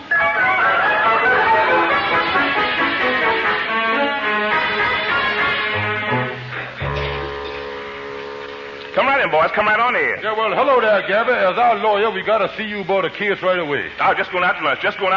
But I'll go tomorrow instead. We got some important stuff to discuss with you, Gabby. My nephew in Europe has sent me a case of solid gold bullion. A case of solid gold? Boys, that's one case I'd sure love to handle. Yeah. Well, the thing I want to know, Gabby, is how I'm going to change the gold bullion into spending money.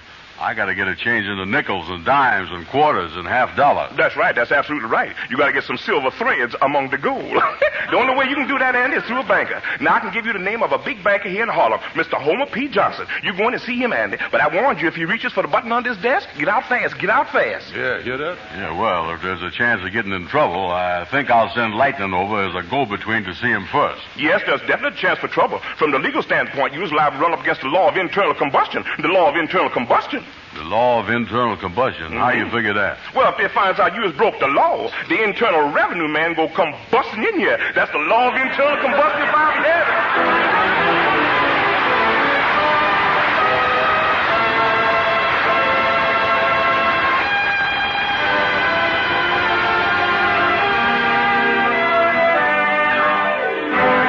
Now let's listen to the Mystic Knights of the Sea Quartet singing Sentimental Journey.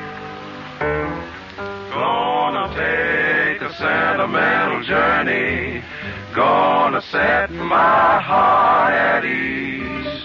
Gonna make a sentimental journey to renew old memories. Got my bag, I got my reservation. Spent each time I could afford. Like a child in wild anticipation, long to hear that all aboard. 7,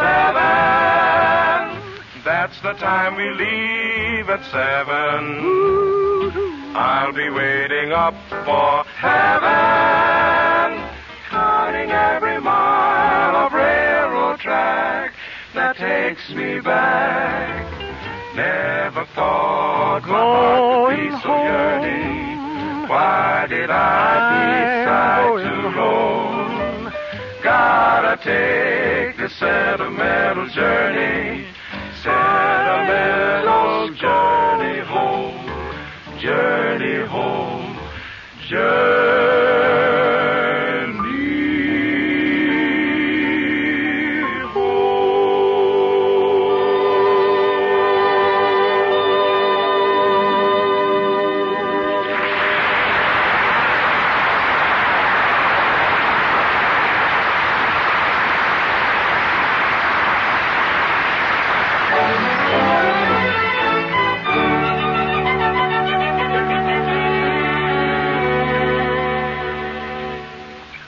My good man, I was told you wanted to see me personally about a confidential matter. What is it in regard to? A loan of some sort? I know, sir, Mr. Johnson. My name is Lightning, and a couple of friends of mine told me to ask you if you would like to buy a case of German bullion that they just got there, just arrived here. A case of German bullion? Imported bullion? Why, I'd love to. My, I hadn't supposed that my reputation for being a gourmet had become so well known. Yes, well, we know that you was, what you say that you was. We know that. Imported bullion. I haven't tasted any for almost 3 years. It's so difficult to get. Yes, I guess they figure that you was the man who would want this stuff. Well, I'll say I am. Well, tell your friends I'll pay as much as $15 for their bullion. If they'll just see me here at the bank at 3 o'clock. Yes, I'll whiz right over and tell you.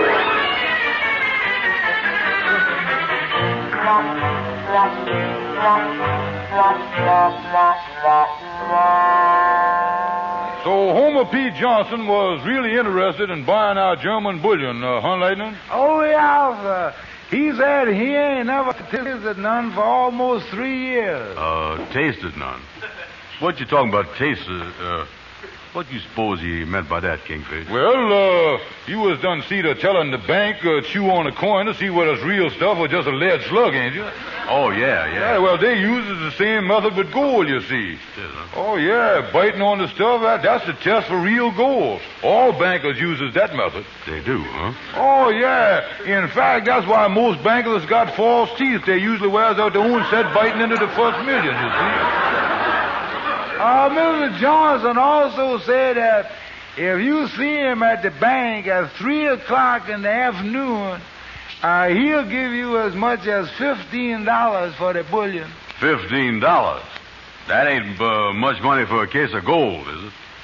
Certainly ain't. Wait a minute, Andy. Wait a minute here. Oh, listen, I know why. What? You know what it is? No, what? Gold is figured by the ounce.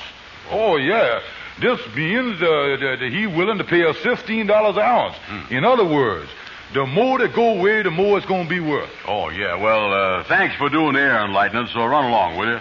Yeah, me and Andy got some figuring to do on this gold stuff here. Yeah, I'll say. Drop back in a day or two, Lightning, and we'll give you an ounce. Yeah, sir. So long, gentlemen. So long, so long. Now, Andy, give me a pencil and piece of paper here. Yeah, great. Yeah, now, let's try to get a rough idea of how much money we're going to make. Yeah, I want to know this. Now, first of all, even a small case of gold ought not to weigh less than 50 pounds. Mm-hmm. So, figuring on that basis, there's, say, by the way, how many ounces is there in a pound again? Thing doesn't slip my mind. How many ounces in the pound? Well, I know it used to be 40. And with inflation and everything today, though, the pound is probably up to 68 ounces. Yeah, that's right. That's right. Maybe even more than that. Yeah. So figuring there's 68 ounces to the wartime pound, we multiplies that times the 50 pounds we expects the bullion to be. Yeah, you do, huh? Yeah, now that ought to give us the exact amount of ounces. Yeah. Now let's see. I put down 50 times 68. I put down the 68 here. Then I put a 50 under it. Yeah. Then I draws my line here. Mm-hmm. Now then I starts multiplying here. Now watch this. Yeah. First we takes 0 times 68. 0 times 68 is 0. You sure about that? Yeah. Sure, huh? Mm-hmm. Yeah, well, so far we ain't making much, is we? Well, don't worry about the zero, though. It ain't no use to worry about that zero, and right now, that zero is just dangling there. Oh. That's just dangling, don't mean much. Mm-hmm. But later on, it gets added in the form of a digit. Digit? Is that good? Oh, of course it's good. It's the digits where the big money comes from. Oh, yeah, you show me a millionaire, and I'll show you a man that's loaded up on digits.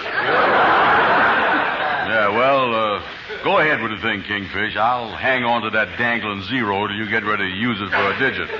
Yeah, well, now, then we take 5 times 68. Oh, yeah. 5 times 8 is 40. That's right. 5 times 6 is 30. Now we add 30 and 40 together there.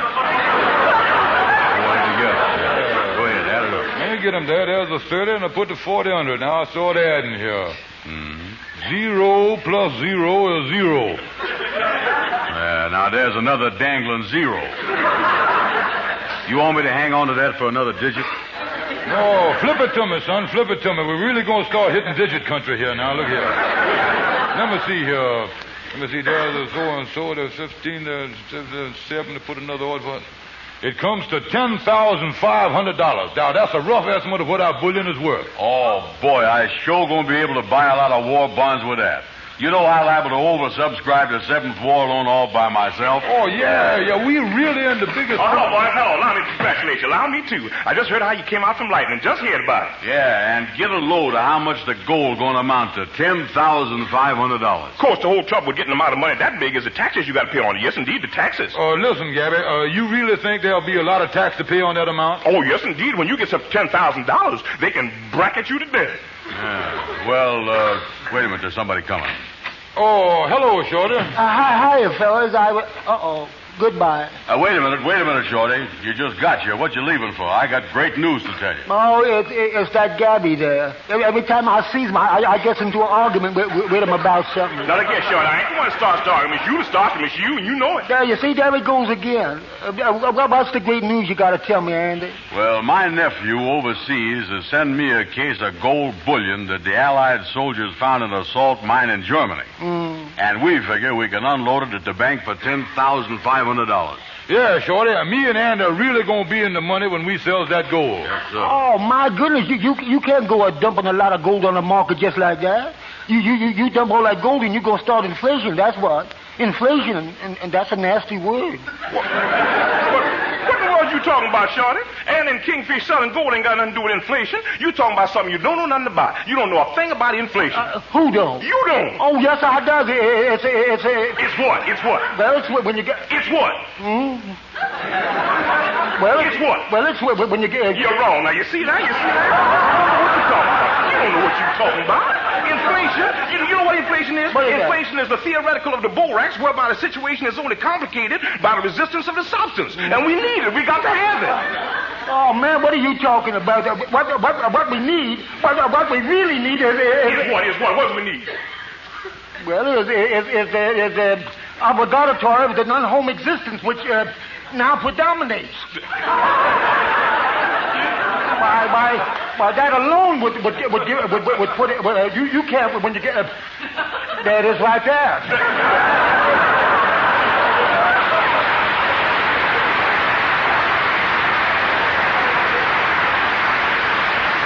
What are you talking about? Shorty, is you gone plumb crazy? That don't prove nothing. That don't prove a thing. Oh, yes, it does. Yes, it goes to prove that... To prove what? To prove what? Why? To prove... That's a lie.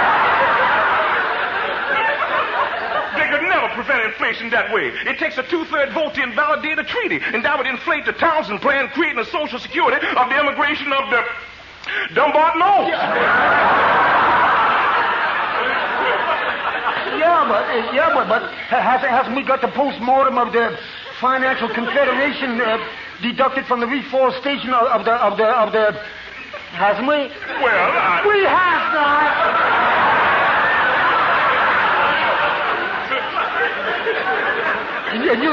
You talk about Dumbarton Oaks. What about Bretton Woods and Knotty Pine? But they couldn't do that, Shorty. The Kingfish even tell you that. How about that Kingfish?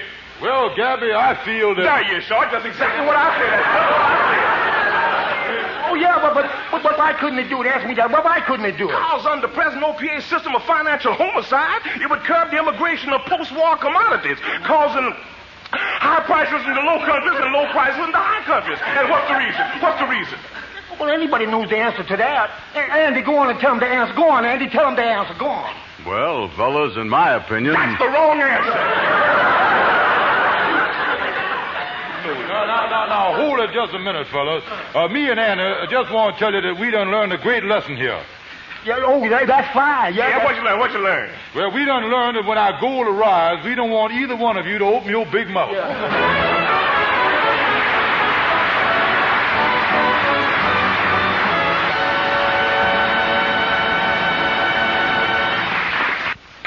If you were 8 years old and you could swim and dive and do ballet dancing, your mother would be proud of you, too, like Karen Sandwall's mother is. You've seen Karen in the Rinso ads, and her mother has written us a letter that says Karen has another very important accomplishment. Mrs. Sandwall wrote us, On wash day, Karen joins me whistling the Rinso White Whistle. Karen knows that Rinso whistle well, because she knows you just can't beat Rinso White and Rinso Bright. You'll agree with that, ladies, once you try Rinso. You'll like it not only because it gives top results, but because Rinso saves you time and work, too. I'll bet you'll soon be joining this wash day chorus. Rinso White. For a wash that's white as it can be. Rinso Bright. B-R-I-G-H-T. Yes, Rinso keeps your colors bright. Gets out more dirt for a wash so white. Here's great advice, you can't go wrong. Rinso White. Rinso Bright. Happy little wash day song. Remember, a Rinso White wash. With ease. A Rinso Bright wash. With safety.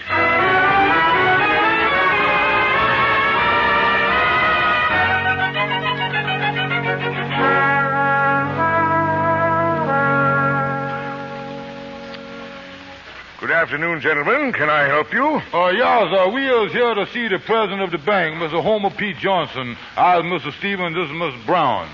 Have you cards? Well, just old pinochle deck.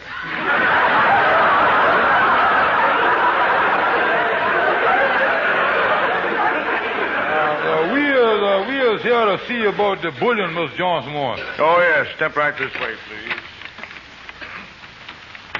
Well, how do you do, gentlemen? Yeah, how do you do, Miss Johnson? I'm Mr. Stevens, and this is my partner, Miss Brown. Fine, fine. You came in regard to the bullion. Yeah. Well, sit down and make yourself comfortable.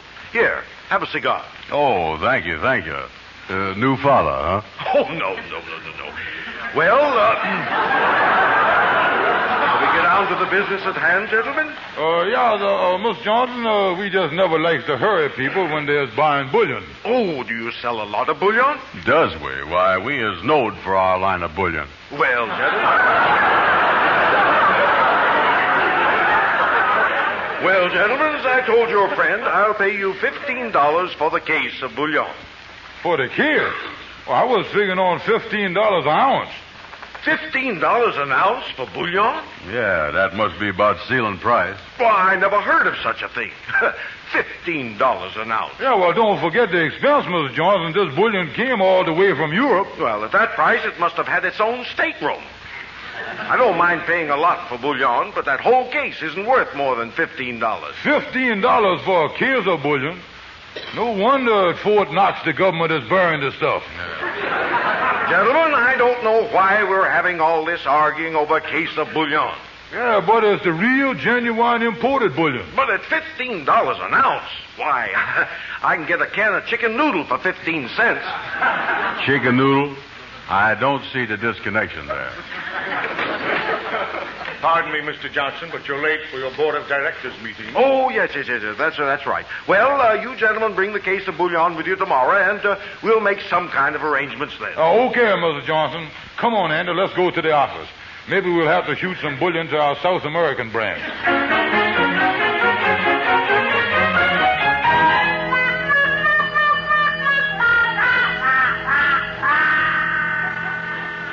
That Mr. Johnson sure didn't like that $15 price, did he? Nah, he don't seem to realize that gold is expensive stuff. Well, come on, let's go in my office here. Say, look at that, Andy. Look at that on the floor. There's the case of bullion. Boy, I'm glad it got you. Yeah, that's it, all right. Wait a minute, I'll get the hammer and screwdriver off the shelf. Yeah, a whole case of gold. I can hardly wait to see it. Start hammering on it, son. Yeah, now be careful with the hammer there, Andy. Yeah. I'll put this paper on the floor here and catch the gold dust. Well, what you gonna bother with the gold dust for? Or when company comes, we can spread the gold dust around on the furniture. Add a little class to the joint, you know. There it is, Kingfish. Yeah. They're gold bullion. Look, it's little cubes. Yeah. I ain't never seen such small Ignatius before. Well, what's wrong with that? Each one wrapped in silver paper, yeah. Let me grab a couple of these here. Say, there's awful light. Kingfish, put that stuff down. Don't mess with my gold. Get away from there. And another thing, this is the first gold I ever seen where you could make a dent in it with your thumb. Look here. Look at the squash there. Well, it's the squashy kind of gold. Leave it alone, will you? If I want my gold squashed up, I'll do it myself. And look at the color of it there. That's a funny color, all right, ain't it? Well, what a gold color usually look like? Well, let me show you my watch here.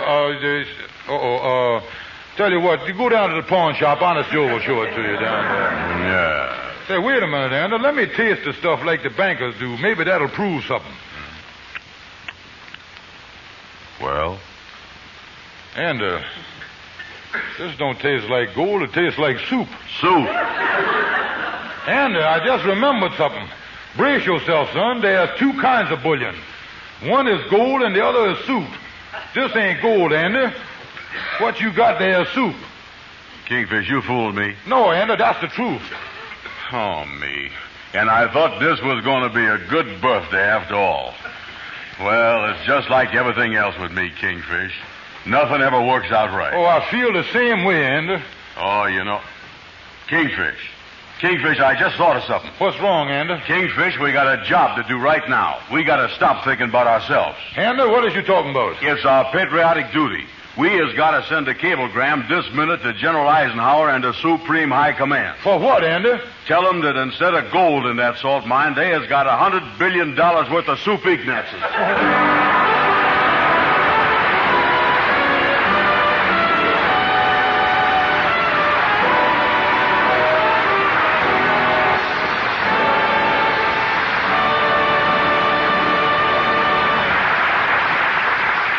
Well, Amos, things didn't work out so well for your friends today.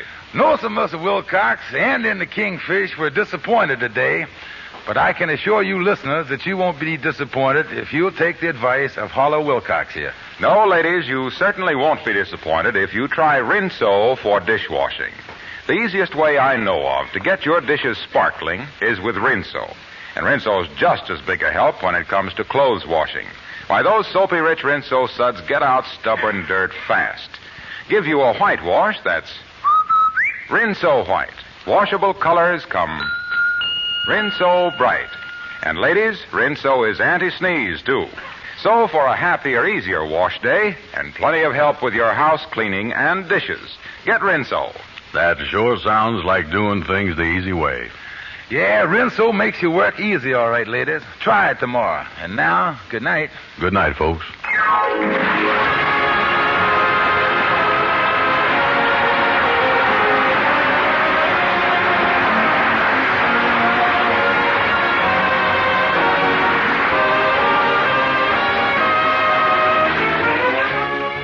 Be sure to be with us next Friday evening at this same time when the makers of Rinso will again present the Amos and Andy Show.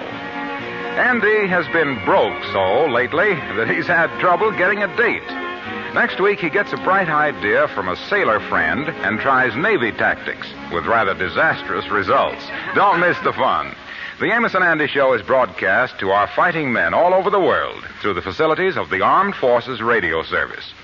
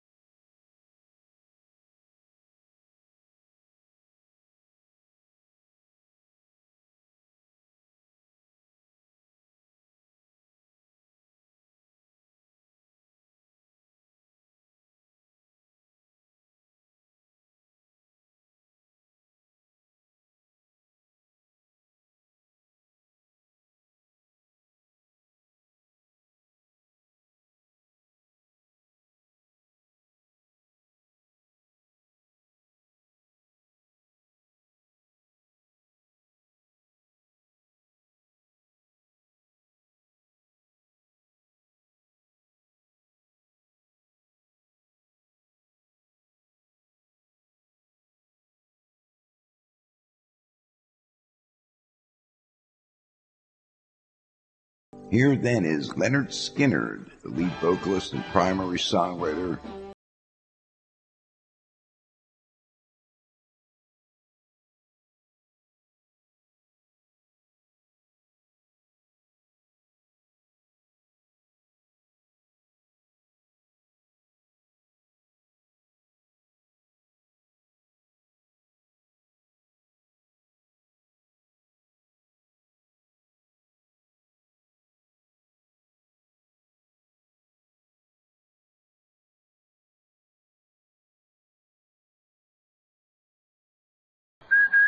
Andy, did you hear that? Come on, will you? Did I hear what? That whistle.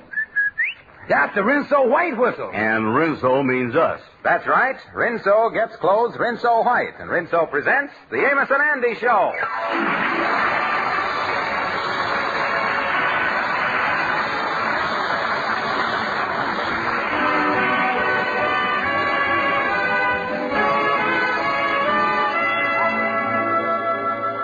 next wash day, every wash day, remember you can have a Rinso white wash. With ease. A Rinso bright wash. With safety. Yes, it's Rinso for a happy wash day. Rinso for an easy wash day. Soapy Rich Rinso suds get out stubborn dirt fast. Give you a wash that's really white. And Rinso's anti-sneeze. Right you are. Rinso's made by an exclusive anti-sneeze process and is 98% free of sneezy soap dust. No other granulated soap can make this claim. So next wash day, remember. Rinso what? Rinso white, happy little wash day song. And now our stars, Amos and Andy.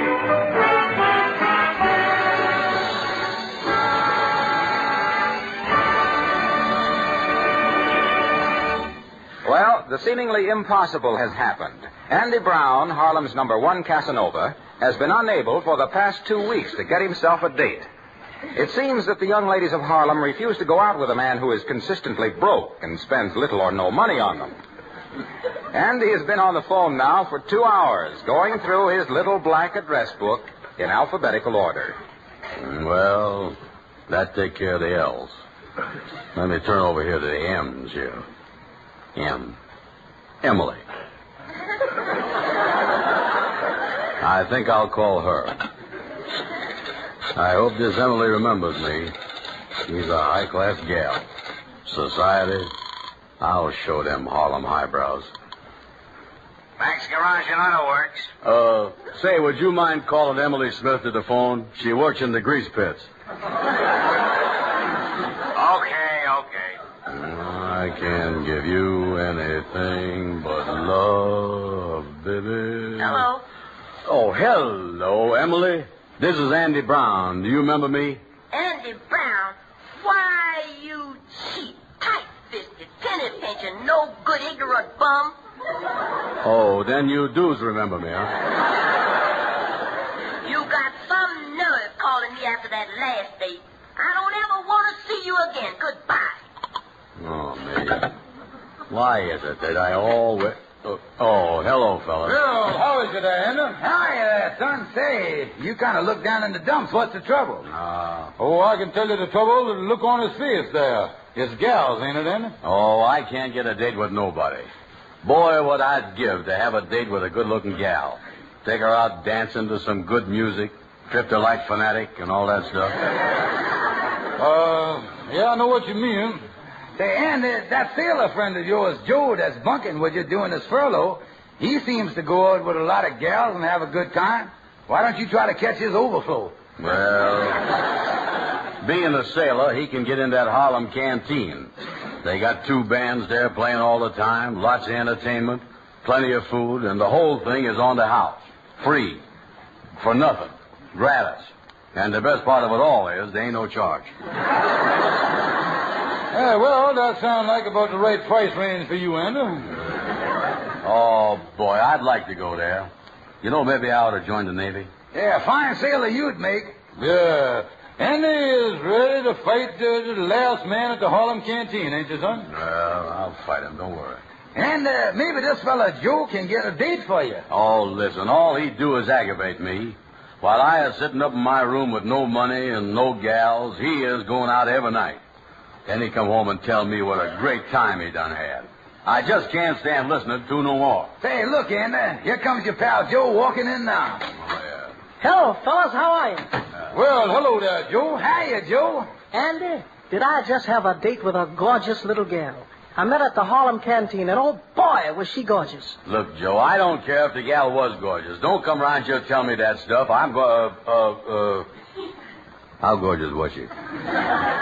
Well, let me give you an idea, son. You know the man that wrote Cherchez la Femme? Yeah. Well, this must have been the film he was cherchezing for. That was a little sweetmeat if ever I seed one. And after we come back from dancing, me and her sat on the sofa together and... Oh, boy. Oh, look, Joe, I don't want to hear another word about you two on the sofa. Yeah, we don't want to hear nothing about that no more, Joe. We sure don't, that's right. Don't want to hear no more about you and the gal on the sofa. No. Yeah, now I'm going to tell you another thing. We don't want to hear no more about it, you see? Well, all right, Andy, let's forget all about it then. Yeah, well, that suits me fine. I'm on... Did she snuggle with you? Oh, boy. Yeah, Andy, you better wipe the chin off there. I think you're drooling at the mouth a little bit. Yeah, Andy's in bad shape there. Unlike yourself, Andy. Your day will come. One thing more I got to tell you, Andy. This gal has got the greatest little figure I ever seen. Why, I'd take this gal in preference to Venus de Milo any day. You would? Why, sure. Well, look, Joe, you don't need two gals. How about letting me take out this Venus de Milo? Hey, Andy, Venus de Milo is a statue. Listen, in Andy's position, he can't afford to be choosy. Say, Andy, the reason I dropped in was I wondered if you'd do me a favor. Yeah. You see, I've been on the go so much that I just ain't had time to get my other uniform pressed. Now, it's up in the room. When you goes back there, would you have it pressed for me? Yeah, I guess so. Thanks a lot, old boy. You as a pal. All you got to do is just take it to the tailor and get the pleats reaped, the collar fluffed, the flaps snapped, the cuffs stuffed, the creases sharp, the seams reamed, the buttons shined, and the ribbons clean. And get it right so I won't be late tomorrow night for my special date. And now I see it's time to fly, so I will say goodbye, goodbye.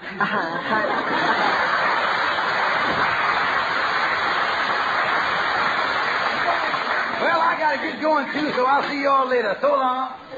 Oh, me. Well, it looked like I'm in for another dull evening. I wish I was in uniform. Then I could go to the Harlem canteen like Joe do. Yeah, the place sounds great, all right, Brother Ellen. Well, guess I better get on home and get his sailor suit pressed, because I'm going to say, Kingfish, I just got an idea. And now, way ahead of you. You're figuring on wearing Joe's sailor suit and going to the canteen yourself. That's exactly right. And it wouldn't be unpatriotic neither, because I wouldn't eat none of the food. All I want to do is dance a couple of dances with a gal again to take away this lonely feeling. Andy, you think you can get away with it? Oh, sure. I'll just be one sailor among all the others there. And if they ask me what ship I'm from, I'll say the USS Williamsport. That's Joe's ship. Yeah. Kingfish, come on home with me while I put on the uniform. Then I'll go over to the Harlem canteen.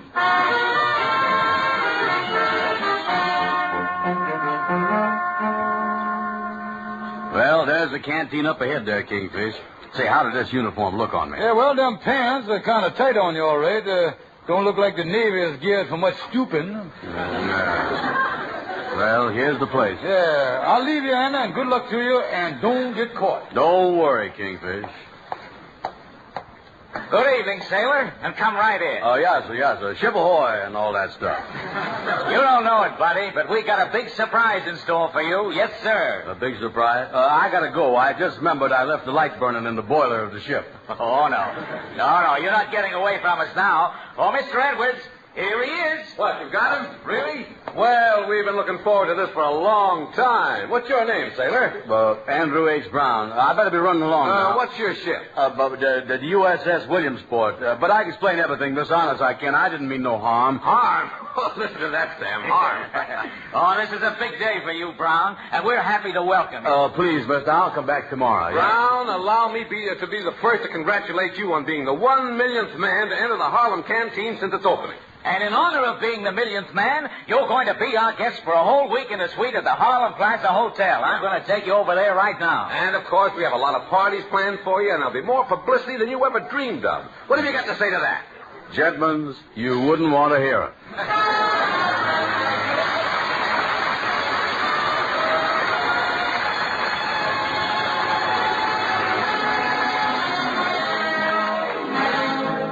Now let's listen to the Mystic Knights of the Sea Quartet singing Candy. Let's talk about candy. Yum, yum. I call my sugar candy. Yum, yum. Because I'm sweet on candy. And candy's sweet on me. She understands me. My understanding candy. And candy's always handy when I need sympathy.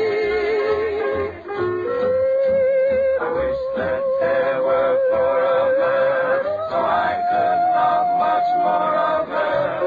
She has taken my complete heart. Got a sweet tooth from a sweetheart candy. Gonna be just dandy. Today I take my candy and make her mine, all mine. Mine.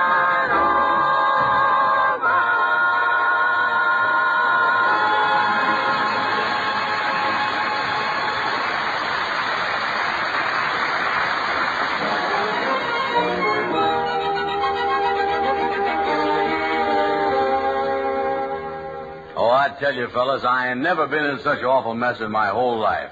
Being this millionth service man, I don't know what to do about the thing. Yeah, you say you don't spend the night at the Harlem Plaza Hotel? Yeah, that's right. Yeah, the Harlem Plaza Hotel, that's a very exclusive place, ain't it, Henry? Yes, they got a rule there that nobody's permitted in the lobby in their stocking feet. Oh, me. I think I'm going back there and confess everything to him. Now, wait a minute now, Henry. Just hold yourself down now. Don't put no crazy ideas in your head. You can't do that. Yeah, you is really in trouble if you do a thing like that. Yes, that's right, Andy. It'll go very hard with you. My advice is to keep up the masquerade till the thing blows over, which ought not to be more than a couple of days. Yeah, that's all you got to do, Andy. Yeah, but in that time, they're going to find out that I ain't no sailor. I don't know nothing about sailor talk or how to act like a sailor or nothing. Well, that ain't nothing to worry about. Now, all you got to do is listen to a couple of people there, like me and Henry here. We can help you with that, can't we? Why, certainly, Andy. You know, I used to own a yacht myself many years ago. A yacht, Henry, you say? Oh, yes. As a matter of fact, I can still remember launching the thing. Yeah, that's great. Is that right, Henry? You mean one of them regular launchings where you break the bottle of champagne over the thing? Well, no, not exactly. This was rather a small boat. As I recall it, we launched it with a short beer. Yeah, one of the most important things you got to know, Andy, is what kind of a sailor you is. Now, you know, every sailor is a specialist. Now, everyone, that's the way they go, you see. Yeah. They got special duties. Yeah, well, how is I going to find that out? How about the insignia on your sleeve there? Let me see your, hold up your arm there, the other one there. Let me see it. Oh, this. You mean this insignia right there? Yeah, that insignia there. Yeah, what is that thing? Yeah, got an anchor on it there. Yeah, well, what did that mean? Well, that's simple, Andy. It means that when the ship pulls into the harbor, you is what they throw overboard. Yeah.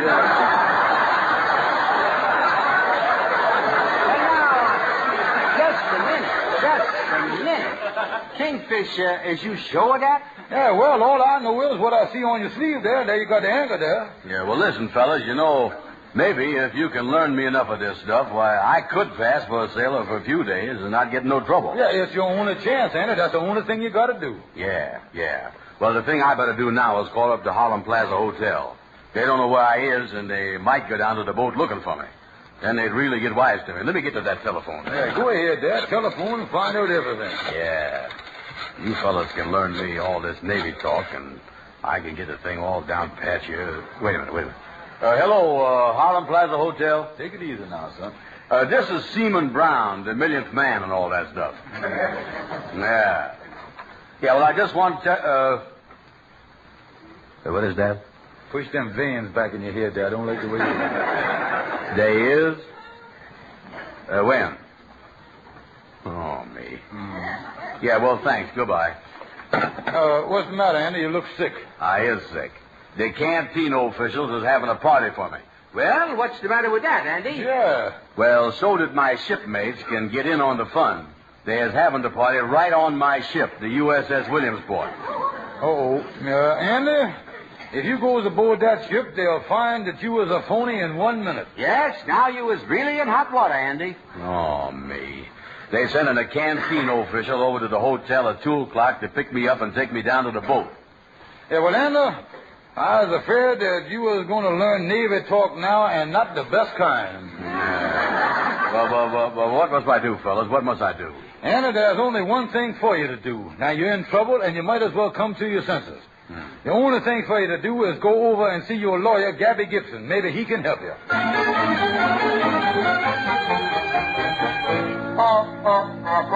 Hello there, Gabby. Andy Brown, what in the world are you doing in that sailor suit? Well, that's what I come over here to talk to you about. I knew they was straight in the bottom of the barrel, but I didn't know they was looking under it. Listen, Gabby, listen here. I ain't in the Navy. You ain't? Oh, I get it. You just like to wear sailor suits. And it looks cute on you, too. Mighty cute. Look here, Gabby. I come here to get your help. Be delighted to help you, Andy boy. Be delighted to help you. I'll meet you at your house tonight and we'll float submarines together in your bathtub. Listen, Gabby, this is a real sailor suit I got on. I done borrowed it so I could get in the canteen. And it was just my luck that I was the 1 millionth man that walked in there. Now they're going to give me a party aboard a ship, and I'm going to be found out just as sure as anything. Now listen, Gabby, you was a smart lawyer. I'll give you $5 if you help me out. It's a deal, Andy. And, Gabby, if I'm going to pay you $5, I want you to do a good job on this case. Oh, I'll do a third job, Andy. Yes, deal, a third job. Now, where's my Navy law book? I got a complete law library here. Oh, here he is, my Navy law book. Now, let me look here now. I really got to do some research on this case. Let me see here.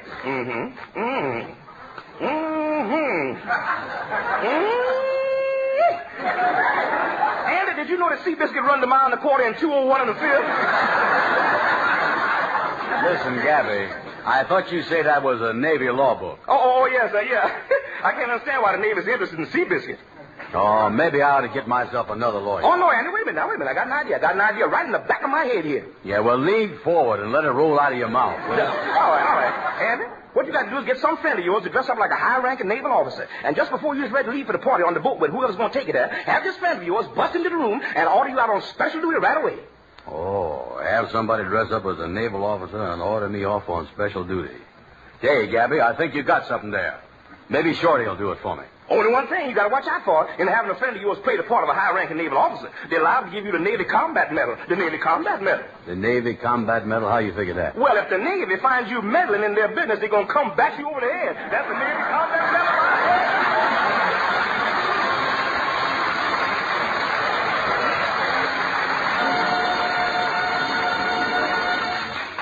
This is National Cotton Week, usually celebrated with stores full of cottons that are a joy and a delight to the hearts of women everywhere. However, like many other vital materials, cotton is fighting now. But don't be discouraged because cotton manufacturers promise better than ever cottons quickly after the war. Rinso's a lifesaver for cotton. Those soapy-rich Rinso suds soak the dirt out in as little as 10 minutes, plus a few quick finger rubs on extra dirty places. That means no hard rubbing, no boiling. And that's just as easy on your wash as it is on you. That counts with me, because colored washables, sheets, towels, and aprons are so hard to replace these days. Yes, with cotton being used for military purposes, the best thing to do is to make the things you have last longer. Sure, with Rinso. Yes, indeed. Rinso gets out stubborn dirt safely and fast.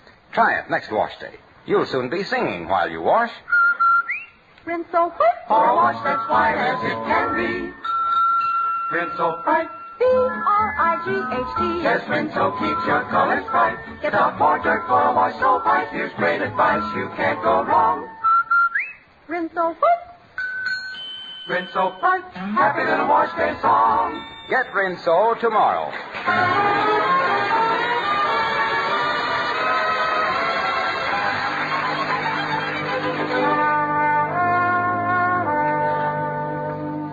And unlock yourself, will you? This canteen official is going to be here in your hotel room any minute to take you to the boat, and you don't want to be nervous. Look, Kingfish, is you sure that Shorty has got everything straight? Oh, certainly, and I done talked to Shorty, had a long talk with him. Shorty done agreed to play the part of a naval officer. Now, I got a uniform for him from one of the costume companies, and I got some extra gold braid, and I done give it to him to sew on his sleeve to make sure that he looked like a big officer. Yeah, well, I just hope nothing go wrong. Kingfish, suppose this fellow that's coming up here asks me how I done got in the Navy. I can't tell him I was drafted, can I? I was too old. Yeah, well, just tell him that you done enlisted in the Navy. Tell him that you used to be a stevedore down on the docks, and you always liked the boats and everything around the water. Yeah, tell him you used to be a stevedore and you enlisted in the Navy. Uh-oh, here he is now. Yeah. Come in. How you do, sir? How do you do, gentlemen? How do you do? Remember me, Brown? My name is Edwards. I'm associated with the canteen. Oh, yes. This is my uncle, George Stevens here. He just kind of hanging around. Oh, I see. Well, we have a few minutes before we leave for the ship. Do you mind if I sit down? Oh, yes, sir. Yes, sir. Miss Edwards, make yourself ready. Sit right down there. Thank you. By the way, Brown, how did you happen to join up? I was down at the docks. I used to be a cuspidor.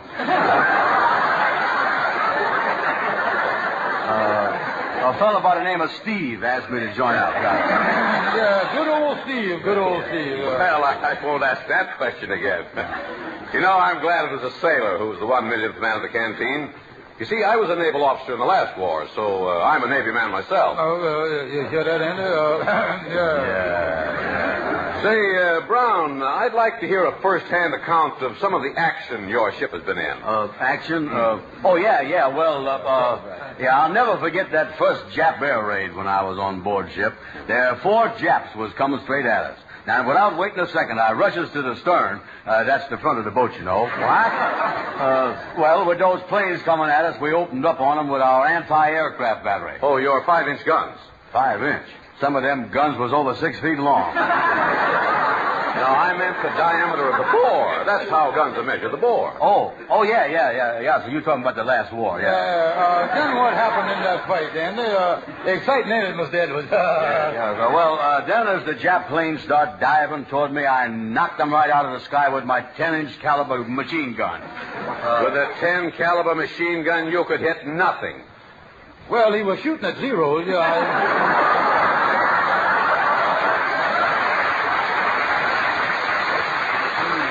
I must say that's certainly an amazing experience. In fact, I find it rather hard to believe. Oh, yeah, so that ain't nothing. Tell them about the big storm you was in, Andy. What big storm? I mean, the big storm. Oh, yeah, it was a tycoon. Oh, boy. It hit us all of a sudden. The ship was tossing all over the place, and the water was washing in all over the decks, and the captain yells to me, he says, "Batten down the hatches, Brown, batten down the hatches."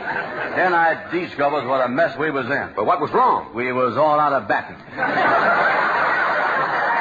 Oh, yeah, the storm done blowed every bale of the stuff overboard. All out of batting. You Navy men are all alike. As soon as you get hold of an old sailor like me, you start pulling his leg. All right. Well, I guess we better get started for your ship now, Brown. Well, let's stay here a while so that I can tell you about... the door. I wonder who that could be. Wonder who it could be. Say, I'll let the person in and run along. Goodbye and have fun on the boat. Do your stuff, Shorty. Why, hello, sir. You sure is a big naval officer, all right. Goodbye. Ahoy there, and land ho. I got orders for Seaman Brown. Elias Seaman Brown. Well, shiver my timbers and swab my throat. Seaman Brown, you was hereby assigned a special secret duty at the Brooklyn Navy, over the Jersey submarine, at the New Haven, at the Portsmouth Drive. Wait a minute, this is secret. Excuse me, sir, but couldn't this wait till tonight? Brown here is to be honored at a party aboard his ship shortly. Sir, you are forgetting there's a war to be won. We can't waste a second if he expects to beat Germany. Germany?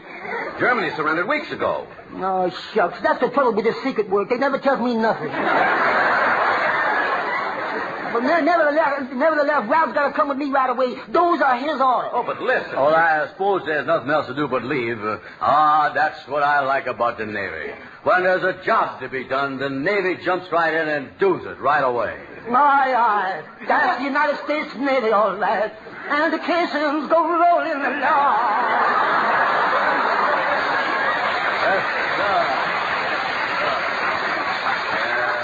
That's the spirit, all right. That's the spirit. It makes me proud to think of the millions of boys in blue, trained and ready to fight the enemy, men of the sea with one ambition burning inside them, one purpose, one mind, one thought. Women.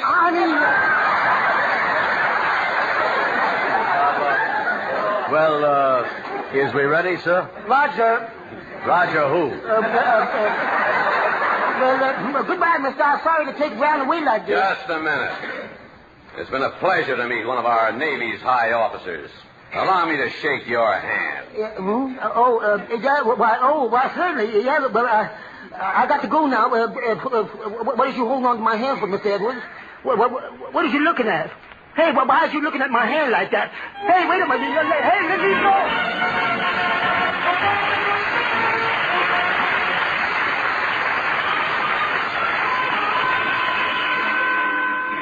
Amos, just can't understand what could have happened to Andy and Shorty. The plan was certainly foolproof, but, well, here I ain't heard from either one of them since yesterday. Yeah, well, it's your fault if something did go wrong. You ain't had no business to agree with him in the first place about it being all right to put on somebody else's uniform and go to the canteen. Ain't that right, Henry? Yes, Amos is absolutely right, Kingfish. It was all wrong in the first place. Personally, I think that... Hold it, Henry, hold it. Maybe that's Andy.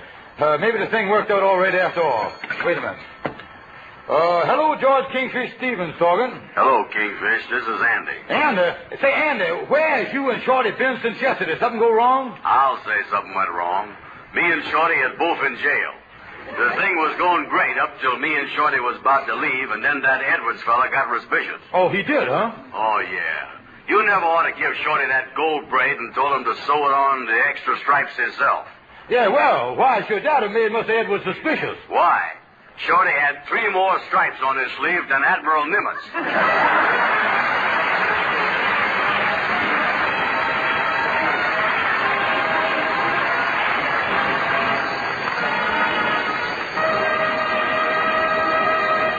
Amos, do you have something to say to the folks? Yeah, sir, but you go ahead, and me and Andy will wait till you finish. All right, Amos. What I have to say about Rinso will only take a moment. Ladies, when the makers of 33 leading washers, including the automatic, advise you to use Rinso, well, they ought to know. So, ladies, team Rinso with your automatic duo disc washer. And remember, washer manufacturers are still making essential war materials. So take good care of that automatic. Lubricate it regularly. Don't overload it. And next wash day, use Rinso for a wash that's Rinso white and Rinso bright. And you'll find Rinso mighty handy for all your soap and water jobs. Floors, windows, walls, woodwork, and for dishwashing, too. Rinso makes your work go faster and easier. So first thing tomorrow, get Rinso. And now, ladies and gentlemen, Amos and Andy. How do you do, ladies and gentlemen? Hello, folks. We just want to bring to your attention tonight the 7th War Loan Drive. We know that all good Americans are buying war bonds. But this time, our quota is higher than ever. And that's why we want to ask you to buy as many bonds as you can possibly afford. Many of us may feel a little let down after our victory in Europe. But the costly war in front of us is in the Pacific. The United States government, as you know, is not asking you to donate 1 penny. You all know it's merely a loan of your money at a good rate of interest to you that will help you safeguard your post-war financial security. Your purchase of bonds will shorten the war. It'll help your country. It'll help you hold your head high. Good night, folks. Good night, folks.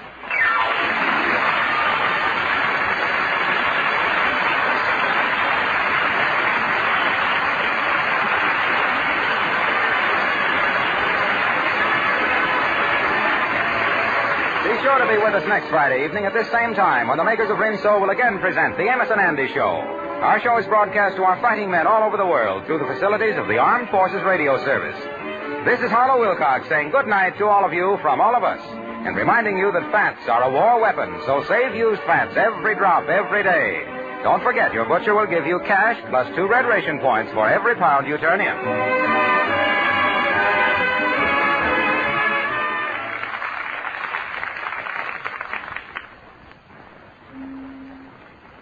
Listen, folks, here's one for you. A song about Swan. Let's start. 1, 2. Swan is pure as fine Castile. See how smooth your hands will feel. They beam out for everything. Swan's the soap that makes us sing. Swan's the soap you're sure to like. Mother, Dad, and the little tyke.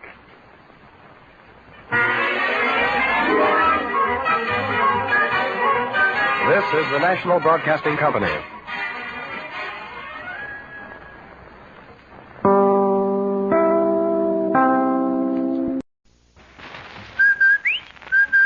Andy, did you hear that? Come on, will you? Did I hear what? That whistle. That's the Rinso white whistle. And Rinso means us. That's right. Rinso gets clothes Rinso white, and Rinso presents the Amos and Andy Show with Shorty the Barber, Gabby the Lawyer, the Mystic Knights of the Sea Quartet, and Hattie McDaniel.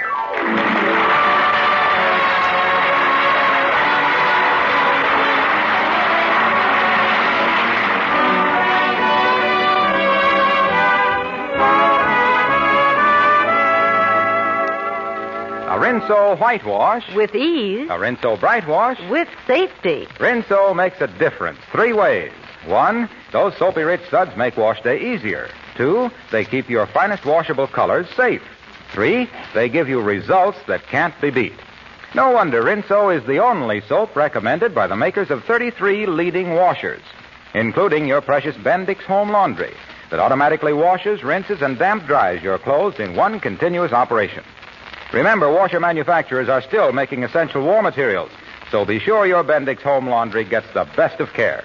And next wash day, team Rinso with your Bendix for a wash that's Rinso white. Rinso white. Happy little wash day song. And now our stars, Amos and Andy.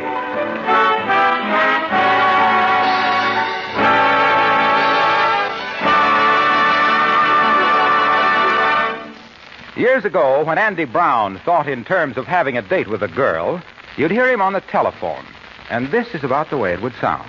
Oh, look, Margie, I admit I can't take you out big, but we could spend a nice evening walking through the park. Look, I don't go out with any bums like you. Goodbye. And then came the war.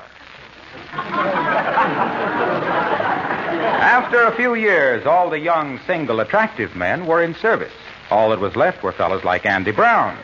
So today we hear him on the phone with conditions slightly changed.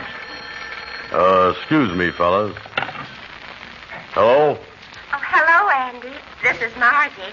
I was wondering if you'd like to go out with me tonight. Well, I wouldn't mind going dancing on the Harlem Plaza roof. Only trouble is, it's pretty expensive. Oh, well, how about going Dutch Treat? Dutch Treat? Oh, well, I done that before with gals, but there's something wrong with that. It ain't right. You show you can't pay the whole thing, huh? I'm sorry, Andy, but I just haven't got the money. You ain't, huh? Mm-mm. Well, why don't you call me up someday next week? Say on your payday. All right. Goodbye. Goodbye. Say, Andy, what is this business of gals calling you up to take them out? This is the fourth call you done had in the last hour. Oh, this goes on all day long. It's the man shortage. Say, wait a minute here, boys. Give me a chance to let this sink in a second here. Gals calling men up for dates, willing to pay expenses. Say, fellas, this give me a great idea. You do? Yeah, look here. We could round up some old single men and open up an escort service. Say, Kingfish, you really got an idea there, renting out fellas to these women that is dying for dates. Yeah, a London library of men. Yeah, Andy, we has done hit the jackpot. Now, the first thing to do is to slap an ad right in the Harlem News. Ad, huh? Oh, yeah. Say in the ad there, the romance escort service. Ladies, why let the shortage of men keep you home night when you can rent a man? Low rates. Small deposit required in case you don't bring him back. Great, Kingfish, great. You go put that ad in the paper, and I'll go and round up some single men.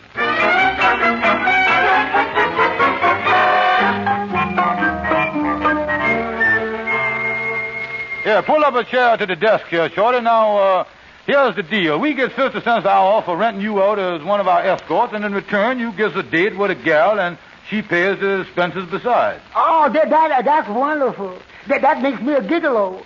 Just a gigolo everywhere I go. Yeah, that's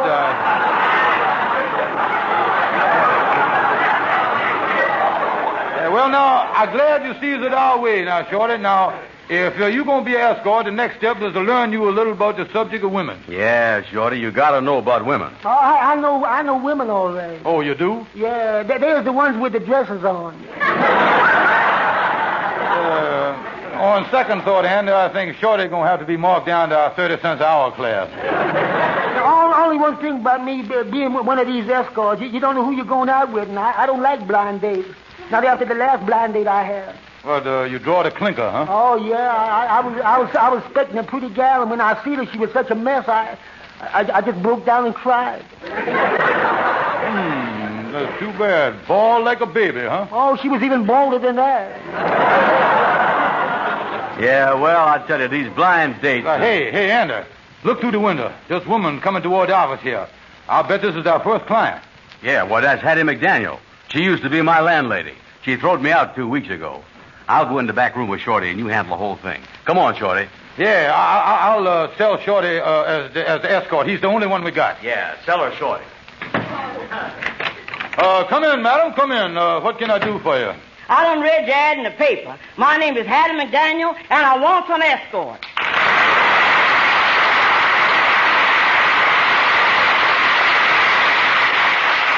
Yes, madam. I've got 2 tickets to a concert, and I need some masculine accompaniment. Well, now, what type of man did you have in mind to rent?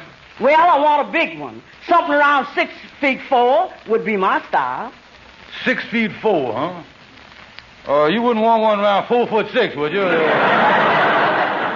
No, I want a big man. I want the kind of man that some days he kisses me, I feel like the air is coming out of me, like I was going empty inside, and there's a buzzing in my ear. You don't want a man, you want a vacuum cleaner. Never mind the wisecrack. Just cut out one of your samples and let me look him over. A sample, huh? Okay. Oh, Tyrone. Tyrone, come out here. Did you want to see me? What is that? You mean this is supposed to be my escort? This scrawny, undersized runt? That's him, yeah. I should have remembered. This is Meatless Friday, ain't it? Hey, Miss McDaniel, this is Tyrone, otherwise known as Shorty. Shorty, this is Hattie McDaniel. How would you like to go out with her, Shorty? Oh, I'd love to. I've always wanted something big in my life, and I'll never top this. Gentlemen, I'm going to be frank. I wouldn't have the nerve to walk into a concert with this shrimp. Oh, now listen, Miss McDaniel. Shorty might be small, but you can't be choosy. After all, there's a shortage of men. It ain't the shortage of men that worries me about Shorty. It's the shortage of Shorty. Now, wait a minute. Won't you reconsider, Miss McDaniel? I still ain't taking no half pint. Well, if that's how you feel, then goodbye, you lovely big thing. Now, Miss McDaniel, since you insist on having a big man, there's only one fellow around here that'll fit that description. Who's that? Andy Brown. What?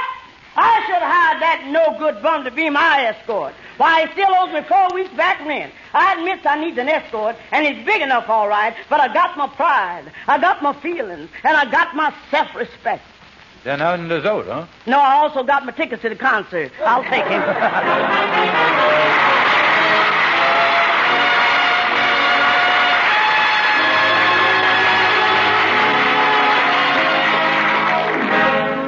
Now let's listen to the Mystic Knights of the Sea Quartet singing Little David, Play on Your Harp. Little David, play on your harp, hallelujah, hallelujah. Little David, play on your harp, hallelujah. Play on your harp, hallelujah, hallelujah. Little David, play on your harp, hallelujah. Little David was a shepherd boy. He killed a goat and shout for joy. David, play on your harp, hallelujah, hallelujah. David, play on your harp, hallelujah. Play on your harp, hallelujah. David, play on your harp, hallelujah. I done told you once. I done told you twice that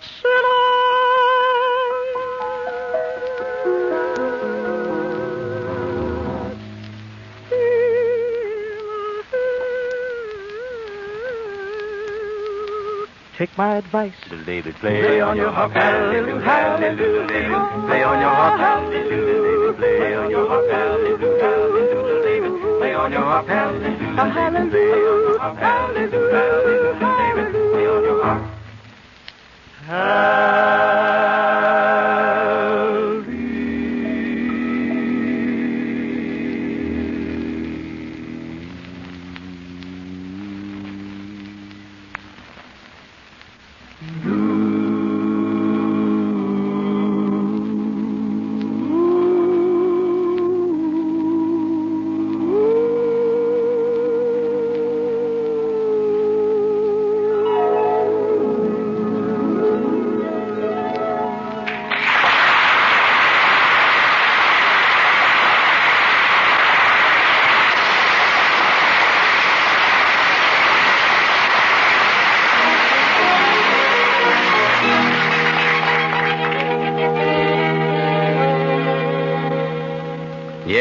That's the honest truth. I done rented myself out to Hattie McDaniel the last 4 nights. I was in love with her, and I'm going to marry her. Yeah, but Andy, I see that Hattie McDaniel, and she don't look like the kind of a gal that you usually falls for. I think you must be marrying her for another reason. Listen, Amos, I is marrying Hattie for her own sweet self. The fact that her own sweet self happened to be the rich landlady of a boarding house, and I wouldn't have to work and could take it easy if I was married to her, ain't got nothing to do with it.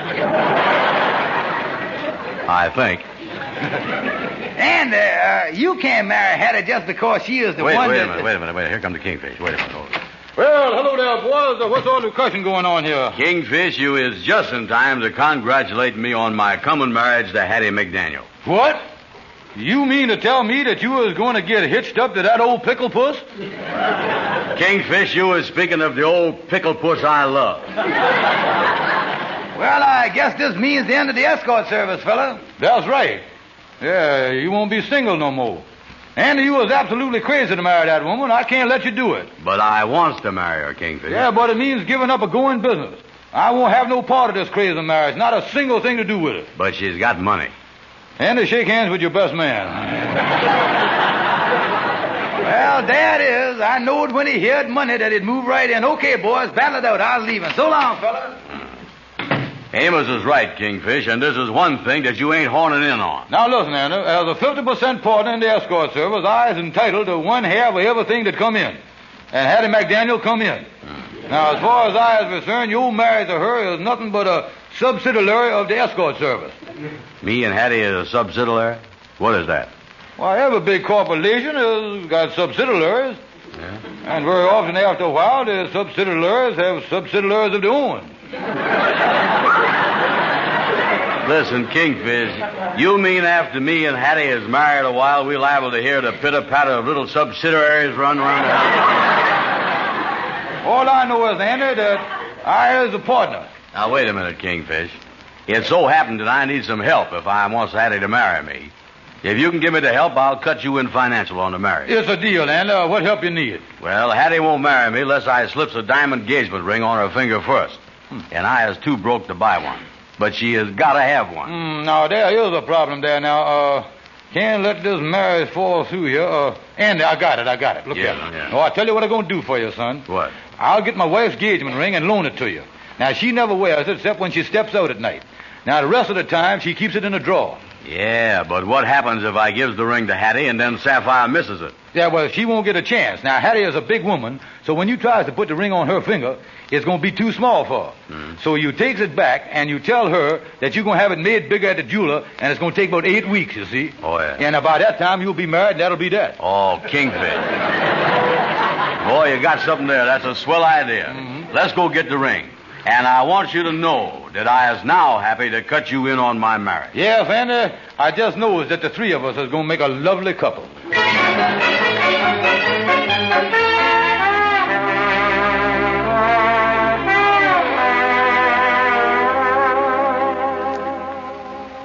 Well, Hattie, dear, just like I told you last night, I is crazy about you, and I wants to marry you. Andy, you show you loves me. Oh, show, honey, show. Here, sit down on the sofa here beside me and let me tell you how sweet and lovely and beautiful and gorgeous you is. Oh, Andy, how you said them things. Well, don't you want the truth? Never mind the truth. I like this stuff better. Yeah. Well, then how about giving me a little kiss? Listen, I don't kiss no man unless I was engaged to him. And like I told you last night, I ain't engaged unless I gets a ring. Yeah, well, Hattie, darling, it so happened that I come over here today just to give you this ring. Sorry it's too small. I ain't tried it on yet. Ah, it's beautiful. Why, this ring fits perfectly. Well, I'll just take it back to the jeweler and what was that you said? This is the most gorgeous ring I done ever seen. Look at that diamond. And it's surprising that you know enough to get such a small ring, because even though I is plump, I got very small fingers. Yeah, well, look, I was just noticing here that the ring could stand a little shining up. Let me take it back and get it polished. Take your hand off that ring.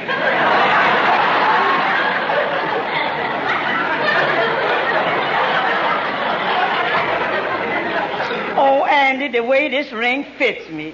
It's like it was made for me. Like it was meant to be on my finger forever. Forever, darling, till death do us part. Yeah, and it can't come too soon for me.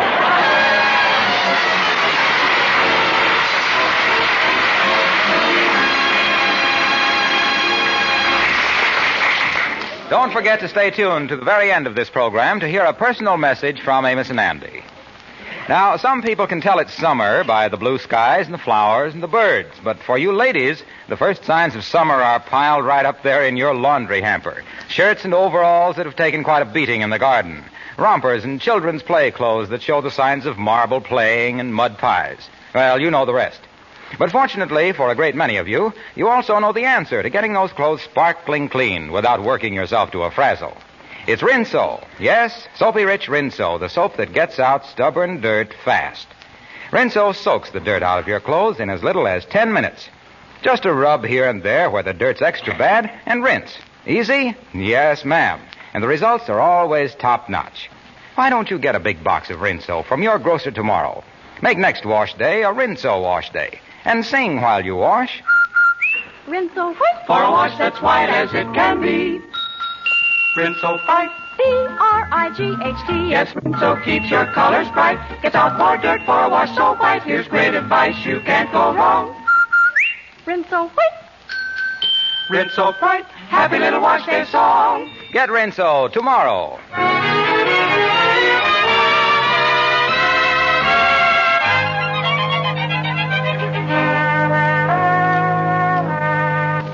Gabby, I'm glad you come to the office here, because me and the Kingfish is in a mess of trouble. Well, as a lawyer, I ought to be able to help you. Now, what's your problem, Andy? What's your problem? Well, the whole thing started when the Kingfish gave me an engagement ring. He did? Well, how sweet of him. I hope you two will be very happy. Yes, indeed. I do. Oh, listen, Gabby, this is serious. What I means is that the Kingfish done loaned me Sapphire's engagement ring. I need it for the time being so I could become engaged to Hattie McDaniel. Hattie McDaniel? That fat gal? She ain't so fat, Gabby. She just pleasingly plump. Pleasingly plump? Yeah. What's she trying to do, please everybody? Look, Gabby, forget about Hattie and let's get back to the ring. Now, the thing is, I was just going to use Sapphire's ring to show Hattie that I had serious intentions. Oh, I see. Yeah, but I didn't count on a ring fitting Hattie, and now I can't get it back from her. What is me and the Kingfish going to do? Well, the first thing, now let's set up the problem. If them two gals ever meets and find out what happened, they're going to massacre both of you. That's your problem. Now, the next thing to do is find a way out. Oh, yes, got to find a solution. The solution, yes, indeed. Well, Gabby, what would be a good solution for us? A good solution for you? Yeah. Well, that stuff Himmler took is quick. Of course, there is another method. Yeah, well, I already like that a lot better. Well, the thing to do is keep the girls apart. Keep them apart so they can't find out what happened. And the other thing is to keep Sapphire from discovering the ring is missing. And furthermore, if you Wait a minute. I'm glad I found you here. The roof done fell in on us. What happened, Kingfish? What's the matter? We really in the soup, Andy. Sapphire has done invited Hattie to bring you over tonight to celebrate the engagement. Sapphire showed to see the ring. Oh. Boy, there's only one thing to do. You got to keep Hattie from showing it. But if that don't work and Hattie finds out she can't keep the ring, then you better have another little trinket ready to give her right away to replace the loss. Yes, indeed. Oh, you think I ought to get a trinket just in case, huh? Yes, indeed, because if you don't and Hattie finds out that you ain't got no ring or nothing, you're going to be affected by the State Auto Club. Yes, indeed, the State Auto Club. The State Auto Club? How you figure that? Well, Hattie going to be in such a furious state on account of she ain't got what she oughta. She going to hit you over the head with a club. That's the State Auto Club 5-headed.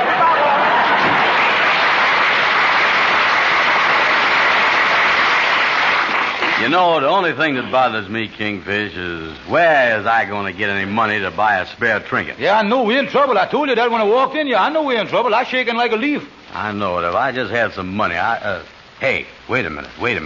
I know what I'm going to do. Yeah, well, think of something, son, because we're in it now, and we got to get out of it. Now, think hard. Now, what we going to do? I got it. What? Henry Van Poto owes me some money. Uh-huh. Oh, yeah. I got an IOU of his that's due today. Yes, I'm going over to his house and make him pay me that money. Yeah, and I know he's home now. I sure if you go over there now, you'll find him there. Yeah, well, I is in a jam. You know that, and he has got to help me out. Then I'll come over to your place later with Hattie.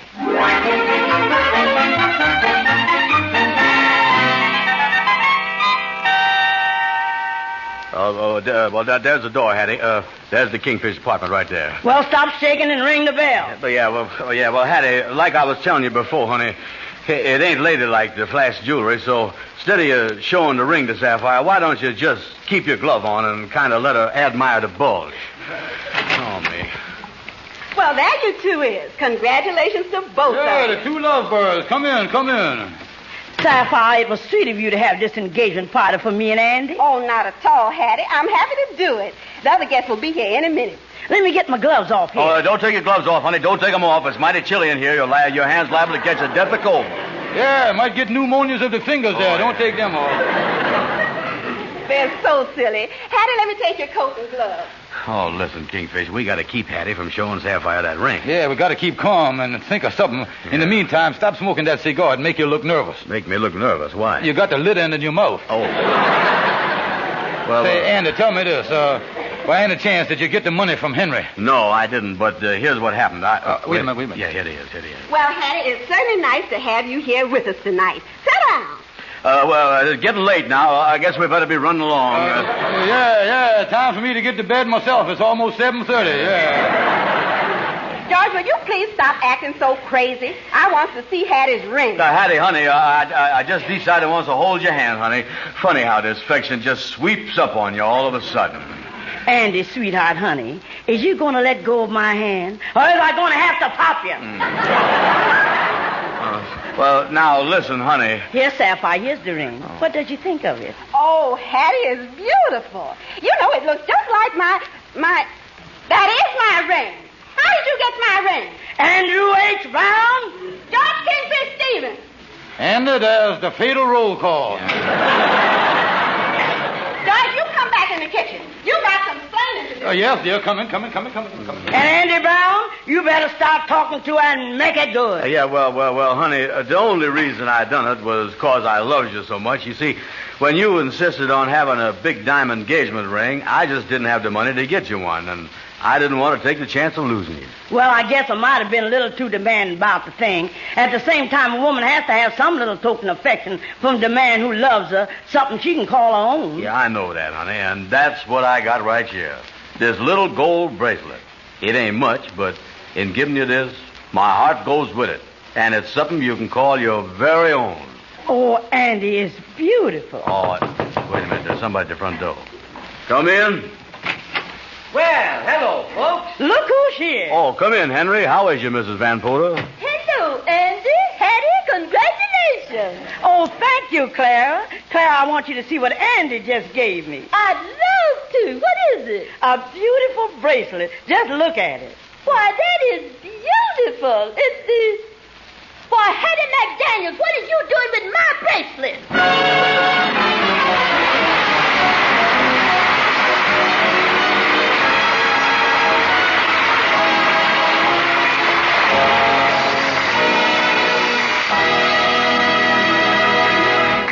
Well, folks, as you may know, this is the last broadcast of the season for Amos and Andy. And tomorrow, Amos and Andy leave for overseas to entertain the boys who are in allied hospitals. But now they would like to have a word with you. Ladies and gentlemen, this completes our 21st year on the air. In all this time, there is one thing that Andy and I have been very much aware of, and we have told you this many times before, and that is that it's you people out there in the listening audience who have made our radio career possible, and we are deeply grateful. That's right, folks. And we certainly value your friendship and loyalty over all these years more than any words of ours can ever tell.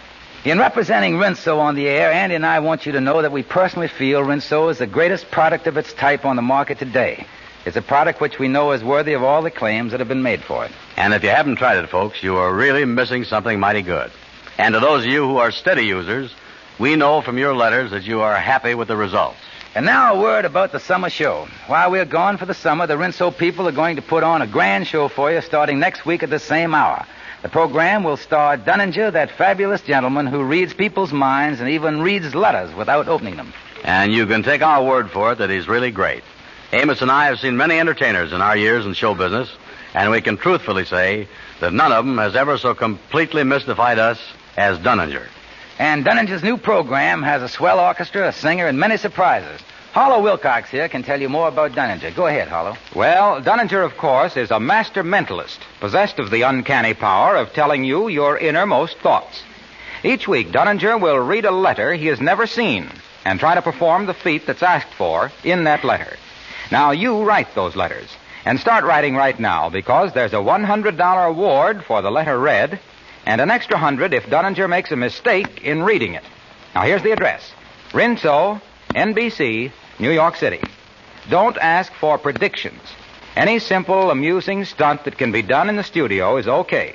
The address is Rinso, NBC, New York. Dunninger's show will be a thoroughly enjoyable half hour with Mitchell Meyer airs and his orchestra and songs by beautiful Marilyn Day. So tune in at this same time next week. Be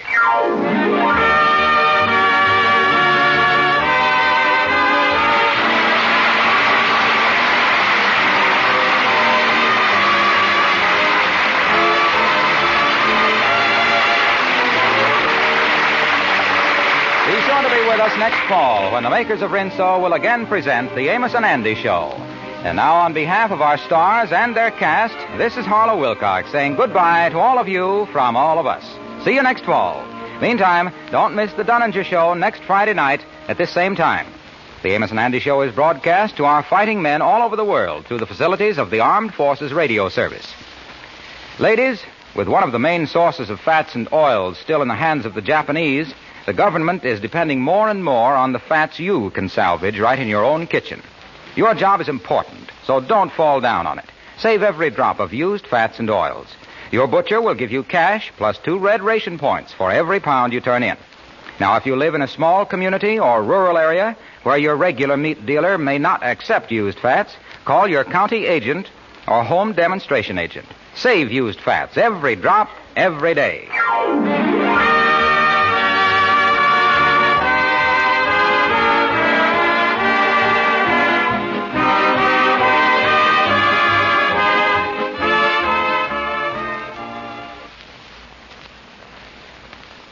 Swan is the soap for everybody in the family. Just listen. Swan is pure as fine Castile. See how smooth your hands will feel. Baby mouth for everything. Swan's the soap that makes us sing. Swan is baby mild for baby, mother, and dad. Swan is sudsy for dishes and light laundry.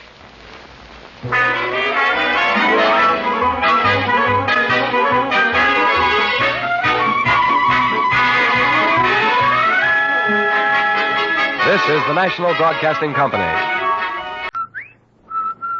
Andy, did you hear that? Come on. Did I hear what? That whistle. That's the Rinso White whistle. And Rinso means us. That's right. Rinso gets clothes Rinso White, and Rinso presents the Amos and Andy Show.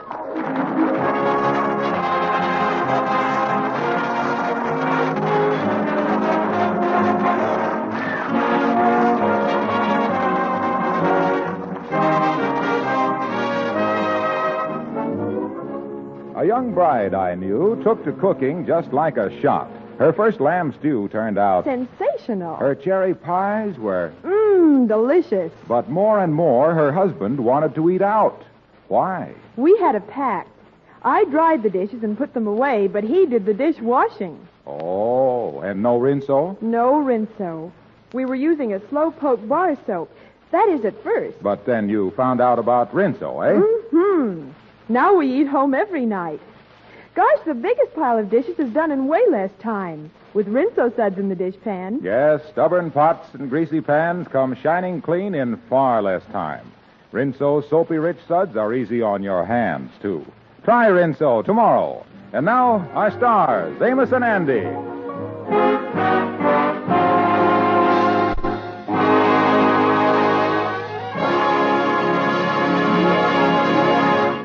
Whenever Andy and the Kingfish go broke, which is most of the time, they manage to place the blame for their failures upon anything but themselves. But when the truth comes out, it's a bitter pill to swallow. And that's what they're swallowing right now, because they have asked Amos for an honest opinion of themselves. Fellas, you asked for it, and I'm going to tell you. First of all, both of you is 2 of the laziest people I know. Look at you, Andy. Right now, you ought to be thinking of a way out of your mess. Instead of that, you just sitting there with your feet up on the desk. Well, that ain't being lazy. I was thinking. I remember once I read in some medicine book that the best way to think is with your feet up in front of you, gazing into space. That might be the truth, Anna, but when you got your big feet up there in front of you, there ain't much space left for gazing there. Yeah, well, go ahead, Amos. Tell us what else is wrong with us. Number 2 is neither one of you has got no backbone. You don't stick to nothing. I bet you that last year you was in 40 different businesses, and every one of them went bankrupt. You never sees nothing through to a finish. Well, how much more of a finish can you have than bankrupt? Well, that ain't what I mean. I mean that neither one of you work hard enough to make a success of nothing. Remember this, fellas. Hard work never kills nobody. Yeah, Amos, but sleeping ain't ever caused many casualties neither, you know. Why don't you fellas face it? Both of you is lazy. You don't want to work, and you was chiselers. You was always trying to make big money out of some scheme instead of finding out what you was fitted for and working at it. That's my advice, and I hope you takes it. So long, bum. Goodbye, Amos. Fine friend he is. Accusing us of being lazy, no good chiselers and bums. How can he have the nerve to say them awful lies about us, even if they is true? And I hate to admit it, but I think Amos has got something there about finding what we is fitted for and working at it. Now, what training has we done had? Let's figure. Let's start with school. Did you graduate from college? Well, no. I was going to go to college, but something got in my way. Oh, what was that? High school. Seems that they had a rule about first having to go to high school before you could go to college. No. How about you, Kingfish? Did you graduate from college? Well, tell the truth, Brother Andy, I had the same trouble you did about having to finish grammar school and high school, so I jumped over college. Jumped over into what? I took a postgraduate course. Oh. Well, what did you jump over from? Well, the first time I jumped all the way over from the 5th grade into the postgraduate. Then I found out what it was a little tough there, so I jumped right back again, too. That's what I see. So you see, and so far as our training, that ain't fitting us so much, is it? Well, I spent 3 years in kindergarten. Don't tell me it was all a waste of time. Brother Andy, I've been thinking. I knows one thing. I knows that I is fitted for being a promoter. Yeah? And now the thing for you to do is to concentrate on what you fitted for. Yeah, get you started on the road to success, and then I promote you see? Oh, yeah, but that leaves you sitting down with your feet on the desk and me doing all the work. Andy, you looking at that the wrong way. Let's look at it from the abstract. From the what? From the abstract. Now, I know you ain't going to be ignorant enough to ask me what abstract is. I ain't, huh? What is abstract? There you go. I knowed you was going to be that ignorant. Now, open your ears and listen to me. Now, I'm going to explain it to you. What the abstract is, it's, you got your ears open there now? Yeah, but there ain't nothing coming out your mouth. The abstract means, well, let's put it another way. Well, you ain't put it no way yet. Yeah, well, let's forget the abstract. Let's look at it from the subjective. From the what? I knowed it was coming. I knowed it. I could tell by the expression on your face that little word throwed you. Yeah, well, explain that last word, will you? The word subjective, that's the word. Yeah. Now, you ain't going to ask me what the subjective is, are you? Yes, I is. Let's go back to the abstract. Well, what is abstract? Abstract is, well, now let me put it another way. You is here of abstract of vanilla, ain't you? Oh, sure, yeah. Well, it ain't nothing like that, no. Yeah. Well, now we're getting someplace. Why didn't you tell me that in the first place? Yeah, well, it just takes time to explain these things. Wait a minute. Hello, Henry. Come in. Yeah, maybe you can help us here, Henry. Hello, boys. I thought I would drop in for just a chat. I just sold a large insurance policy, and I'm feeling very good. Oh, just sold a big policy, huh? Henry, would you mind telling me and Andy what you owe your big success to in the insurance business? Why, no, I would be glad to. I feel that I can honestly say, with all honesty, that my success begun when I met and married the woman I now call Mrs. Van Porter. You ain't very familiar with your wife, is you? Kingfish. Don't bust in there. This is reporting. Yeah. So you feel that you owe your success to your wife, eh, Henry? Yes, I owes it all to my dear, sweet wife. If her disposition hadn't driven me out the house, I never would have went to work. Henry, the thing that me and Anna want to find out the most is what made you pick out the insurance business? Well, it all started during a particularly trying period of my married life. It seems that my wife, who has never been very strong-willed, had fallen into a rather annoying habit. Well, what was that, Henry? Well, every time that I argued with her, she would break a vase over my head. Yeah, a habit like that would get kind of annoying, yeah. And to continue, the repeated blows upon my head was beginning to cause some damage. Yeah, she must have put some bumps on you, all right. I'll say she put some bumps on me. In fact, it got to the point where I wasn't worried so much about the injuries to my head. I was worried about the injuries to my bumps. Had bumps on bumps there, huh? Yeah, so natural, I came to the conclusion that I would take out some insurance in case my head became disabled. Yeah. So while looking over the various types of insurance, I became so interested that right then and there I decided to make it my life's work. Yeah, so that's how you got into it, huh, Henry? Yes, that's right. Well, thanks for the chat, boys. It's been very informative and coeducational. Goodbye. So long, Henry. Goodbye, Henry. Yeah, well, we didn't learn much from Henry about how to decide what we fitted for. Yeah, let's do some more thinking. Well, now, wait a minute. I ain't got no more time now. I got a date to meet a new gal at 3 o'clock. Yeah, what about the gal you were supposed to meet at 2 o'clock? Well, I was too busy to meet her. How come? My 1 o'clock gal wouldn't let me go. Son, when it comes to women, you really know your... Say, wait a minute. I got it. Andy, I got it. Got what? What you was fitted for. Andy, if there's any training you was done had, it's been with women and romance. If anybody could give tips to lovesick gals and fellas, you is the one. Andy, look here, we is opening up a clinic. $2 a visit. Just like a doctor, only you give advice to the lovesick. We'll put up a sign saying, Advice to the Lovesick by Andrew H. Brown, B.S. Well, what is that B.S. for? Bachelor of Smooching. Andy, look here. I'm going right over and see Gwendell at the newspaper and put an ad in, and we'll start the clinic. Great, Kingfish. I'll go and call on Shorty and make him my first customer.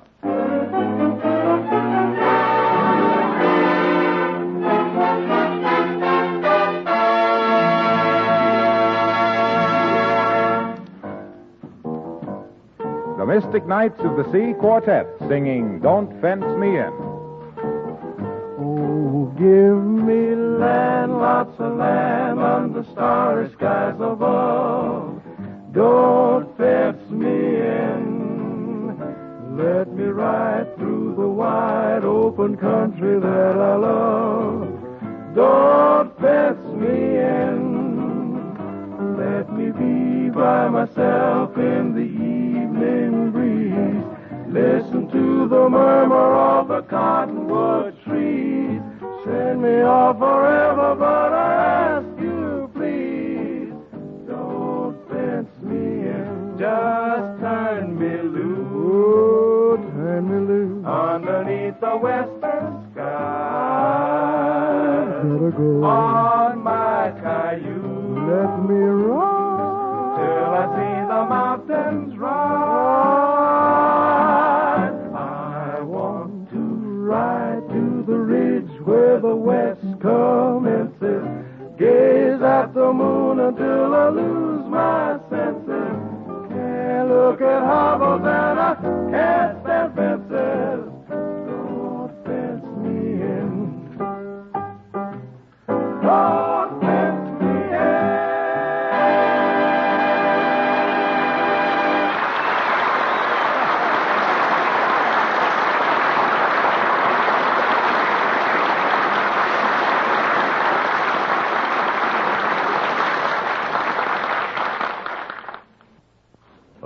Shorty, before I tell you the reason I dropped over to see you, do you mind if I ask you a personal question? I know, Andy. Go right ahead. Yeah, well, Shorty, tell me this. Has you ever been snuggled up to a gal, your arms around each other, your faces snuggled up close to each other, and then all of a sudden you say the wrong thing? Let me see, Andy. The last time I was with a girl, we were snuggling on the back porch. No, we were snuggling in the front steps. No, we were snuggling in the porch. We were snuggling on the sofa. I've never snuggled.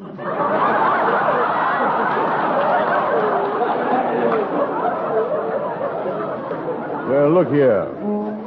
In that case, Shorty, I is just the fellow you need. Now, look, for $2, I can get you on the road to happiness, romance, and better snuggling. Shorty, I has just become a love doctor.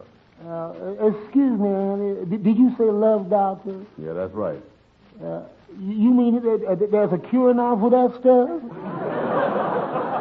Listen, you don't get it, Shorty. I mean for a $2 fee, like a doctor, I'll learn you how to handle women and what to say so they'll fall in love with you, maybe even marry you.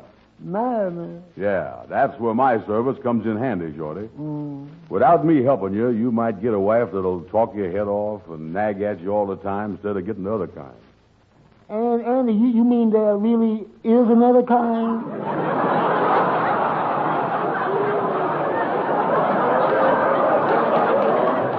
Oh, listen. Show day is, Shorty. Listen here. You know that courting a woman is just like training a dog. You got to know more than the dog. Yeah, you was right about that, Andy. Yeah, I know because I came to Airedale once. You did, huh? How did it work out? Oh, fine. Yeah, inside of a week, all that dog had to do was just bark once, and I'd sit right up.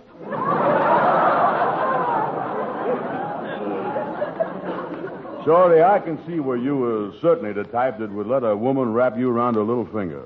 You needs my service more than I thought you did. Yeah, I guess I does. Listen, Shorty, you become a customer, and I guarantee you that in no time you'll be taking out gals as pretty as that Lucy Green that I was trying to get a date with.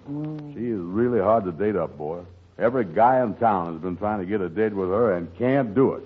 Yeah, Lucy Green is awful pretty. Yeah, well, how about starting that service with me tonight, Shorty? No, I can't tonight, Andy, no. But tonight I got to visit my aunt. I got to meet my brother. I'm taking my sister. My uncle is coming to my place, and I got a date with Lucy Green.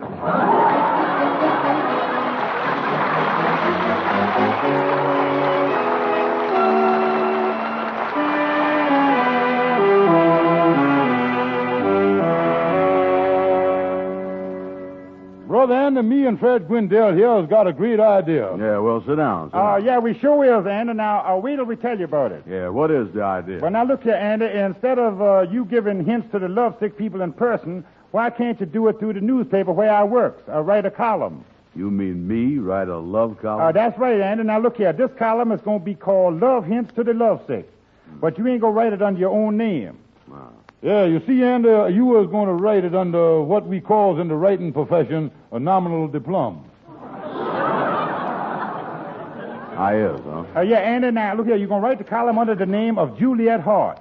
Yeah, and the reason for that is, Andy, because most of the people that write columns like that is women, so we got to make you a woman, too. Oh, I'm going to be Juliet Hart, huh? Yeah, now, look here. Let's go over and see the editor at Fred's newspaper. Fred done arranged for the meeting.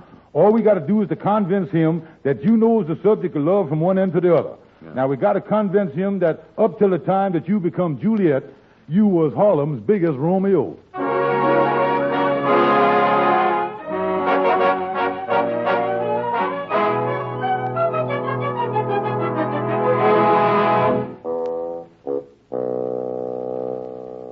Say that Mr. Brown here is familiar with all the phases of love and romance? Oh, yeah, Mr. Henderson. This boy really knows his love stuff all right. His experience dates way back, too. Yeah, they sure do. Yeah, why, even as a mere child, Mr. Henderson, 8 years old, the gals was mad about him. You know that kissing game post office where a gal asks a fella to deliver 2 letters in a package, which means 2 kisses and a hug? Yes. Well, Andy was known as the Christmas rush. Yeah. After the first 2 post office parties I done went to, my mama marked me handled with care. Well, you certainly started in young, Mr. Brown. Oh, yeah, and not only that, Mr. Henderson, the boy has kept up studying about women's right through the years. Oh, he a great lover. They call him Casablanca Brown. That's what they call him. Oh, yeah. Yeah, I has done made it my life's work. If you can call it work. Yeah. All right, boys, it's a deal. Good. The column will start in the newspaper tomorrow, and as you say, it will be written as a woman, under the name of Julie Hart. Yeah, but please make out my paychecks in the name of Andrew H. Brown. I want to wear pants when I goes to the bank.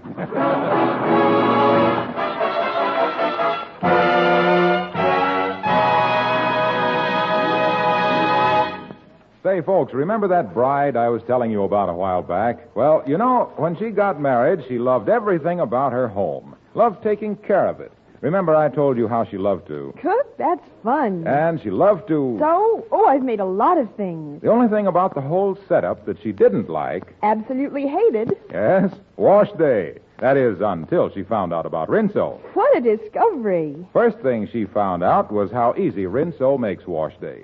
As little as a 10-minute soaking in those soapy rich suds, plus a few light rubs on extra soiled places, and they're ready to rinse. No trick at all. Easy as a breeze. And then there were the results. In a word... Wonderful. Her trousseau linens, towels, sheets, and tablecloths. And my husband's shirts. Of course.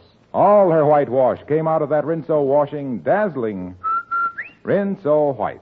And every pretty printed apron, all her gay colored cottons, finest washable colors came out of that Rinso washing sparkling Rinso bright. Stayed that way, too, safely, through dozens of Rinso washings. No wonder our bride spends wash day singing Happy Little Wash Day song. Ladies, why don't you change to Rinso now?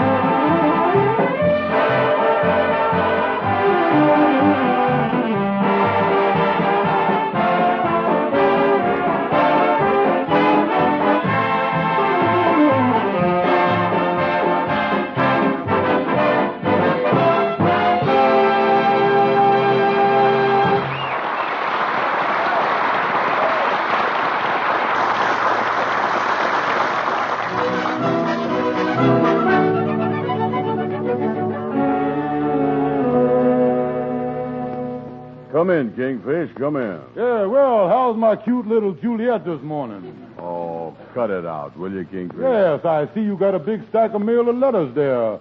Column going great, ain't it? Yeah, the only thing is all the readers thinks I is a gal. Yeah, that's what they're supposed to think. Love Hints to the Lovesick by Juliet Hart. Sweet name you got there. Oh, Kingfish. But look here, what one gal done sent me in appreciation for the advice I give her. A pair of silk stockings. Give you a pair of silk stockings, huh? Yeah. If you wants to put them on, honey, I'll be glad to turn my back here. Yeah. Oh, cut out that talk, will you, Kingfish? Okay, Anna, just kidding. Well, look, I got to get down to work here. Let me see what this next letter is. Yeah, read a letter here. Say, Dear Juliet Hart, I would like to get a steady boyfriend. My mother thinks I'm very attractive. But I've heard through another party that the boys say I'm not attractive. What do you think? I am enclosing a full-length snapshot of myself, signed Hopeful. Yeah, let me see the picture, Anna. Here it is. Yeah. Sure is a funny pose for a picture. Yeah, what you doing there, standing in them two satchels there? Them is her feet. Let me look again here. I thought them was satchels. No, they is feet, all right. Well, if she ever go in a hotel lobby, she better keep walking, because somebody liable to slap some labels on them. Tell me, Kingfish, what you think of her figure? Well, it's certainly different, all right, ain't it? Yeah, she on the heavy side, ain't she? I'd say she weighed 20 more pounds than Madam Queen. What would that make her weigh, Kingfish? Well, let's figure it out with simple arithmetic. 20 pounds more than Madam Queen, and Madam Queen weigh, And I think we're getting up into trigonometry here, son. Yeah, forget it. The reporting thing is a phase anyhow. Yeah, that's where romance pays off. Let's analyze the face. Yeah, let me get a picture in the light here and get a good look at it. Mm-hmm. Yeah, the light don't help it none.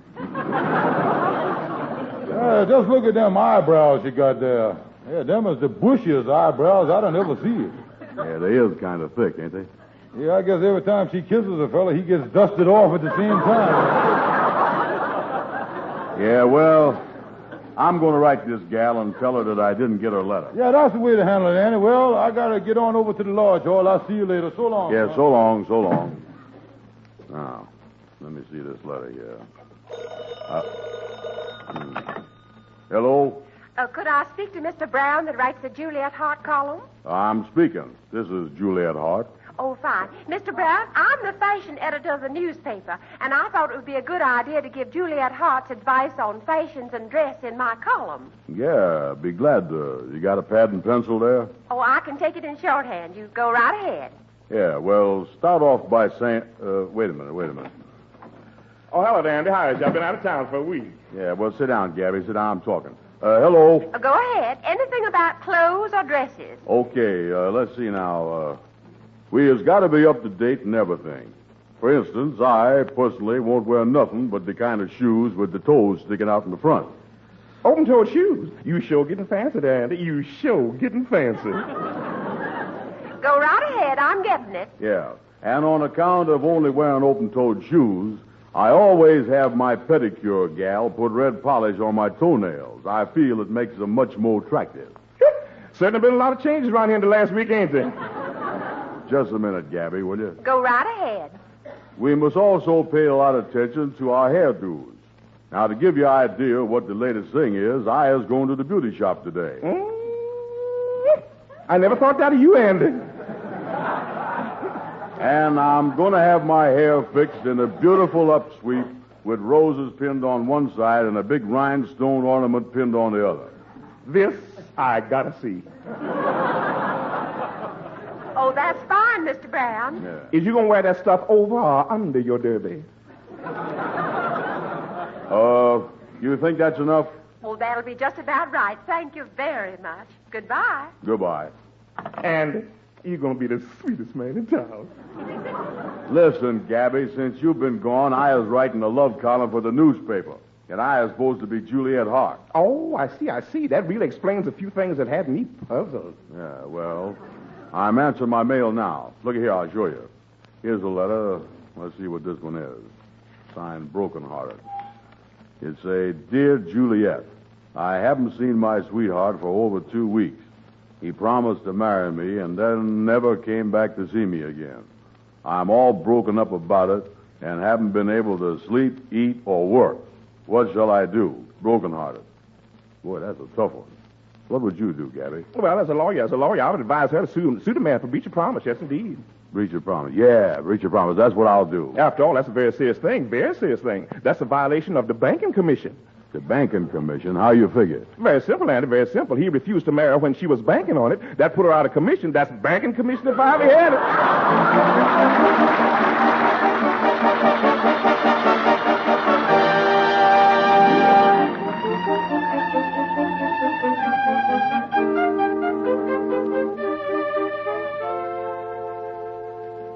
Well, Andy, I'm sure happy you're making a success out of this column you got in the newspaper. Oh, yeah, Amos. The thing been going over 2 weeks now, and it's a big success. I was making $35 a week. Oh, that's great, Andy. Yeah, well, I better get back to this stack of letters here. They're coming in like wildfire. Oh, yeah, you got a lot of them there, all right. You better get busy and answer them, son. Yeah, let me look through them here. Yeah, let's hear them. You know, Amos, this is the first time in my life I done ever had a job that I liked.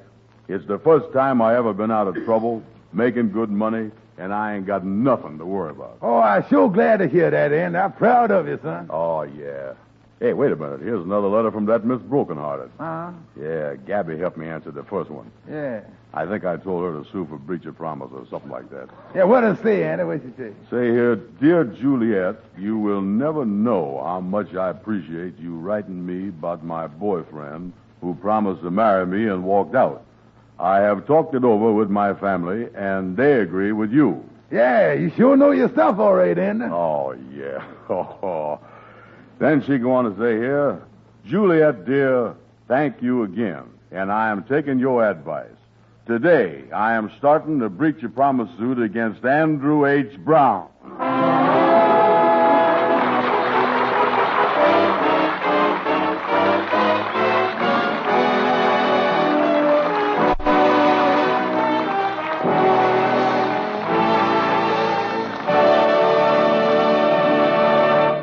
Amos and Andy will be back in just a moment. What a combination, your washing machine and Soapy Rich Rinso. With as little as a 5-minute run per load, they'll get your clothes Rinso white and Rinso bright. Next time, make it a Rinso wash day and whistle while you wash. Rinso white, happy little wash day song. Rinso white, birdies sing it all day long. Your clothes are so white and the color so bright, you'll sing as you work along. Rinso white, happy little wash day song. And here are Amos and Andy. Ladies and gentlemen, the horrible disease of infantile paralysis must be stamped out. It can strike anywhere, the rich and the poor alike. Join the March of Dimes. Help the fight against this dread disease by sending as much money as you can to the White House, Washington, D.C.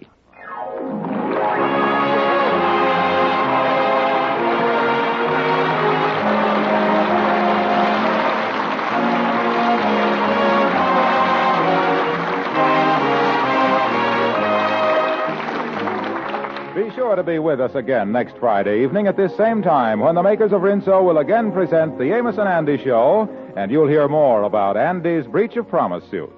This program is broadcast to our armed forces all over the world. This is Harlow Wilcox saying good night to all of you from all of us, and reminding you ladies that the used fats you save in your kitchens are helping to shorten the war. They go into vitally needed ammunition, essential military medicines, important military supplies. So keep saving waste fats. Strain them and turn them in to your butcher regularly. You'll get 2 red points and 4 cents for every pound you turn in.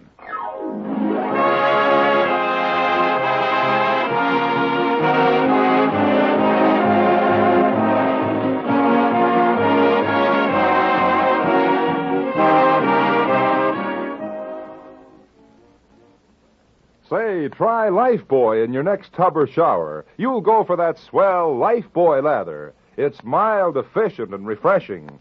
But Lifebuoy's more than a great bath soap. It's the soap that's made especially to give all-over lasting protection against VO. Don't take chances. Use Lifebuoy. It's the only soap that's especially made to stop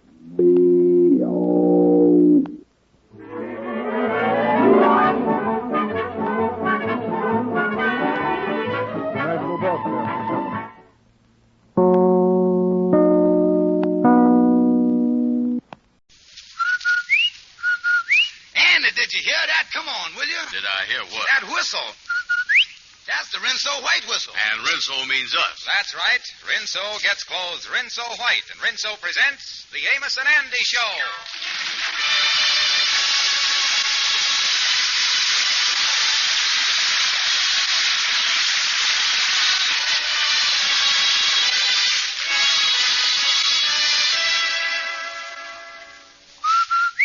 Rinso White. Yes, Rinso White. Rinso Bright. Yes, Rinso Bright. And, folks, a Rinso White, Rinso Bright wash can't be beat. No wonder Rinso is the only soap recommended by the makers of 33 leading washers. No wonder so many millions of women say, Rinso gets out stubborn dirt fast. soapy, rich, hard-working suds that get your white clothes dazzling Rinso White. Help keep your washable colors Rinso Bright safely. Next wash day, remember, Rinso White. Rinso Bright. use Rinso for a wash that's Rinso White and Rinso Bright.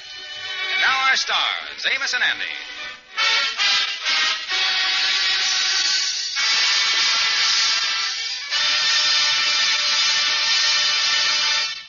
Andy is writing a lovelorn column on the Harlem paper under the name of Juliet Hart.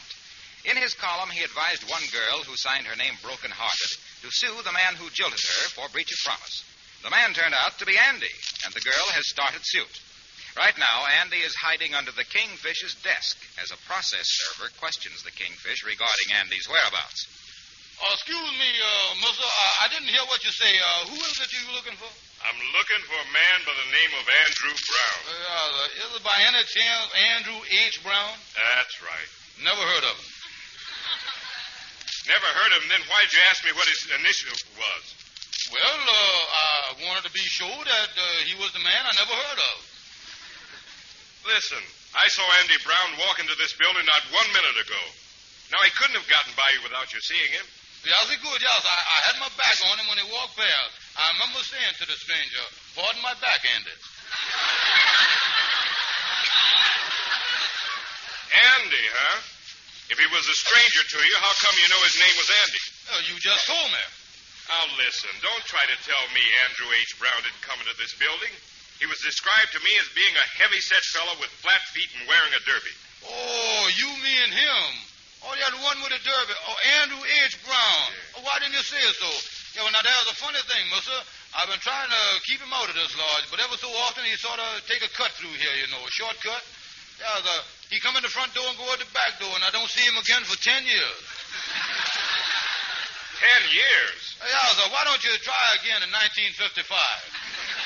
Well, so long and a happy decade to you. Yeah. All right. I see what you're up to. But I'm telling you right now that Andrew Brown is going to be served with a summons no matter how we have to do it. Goodbye.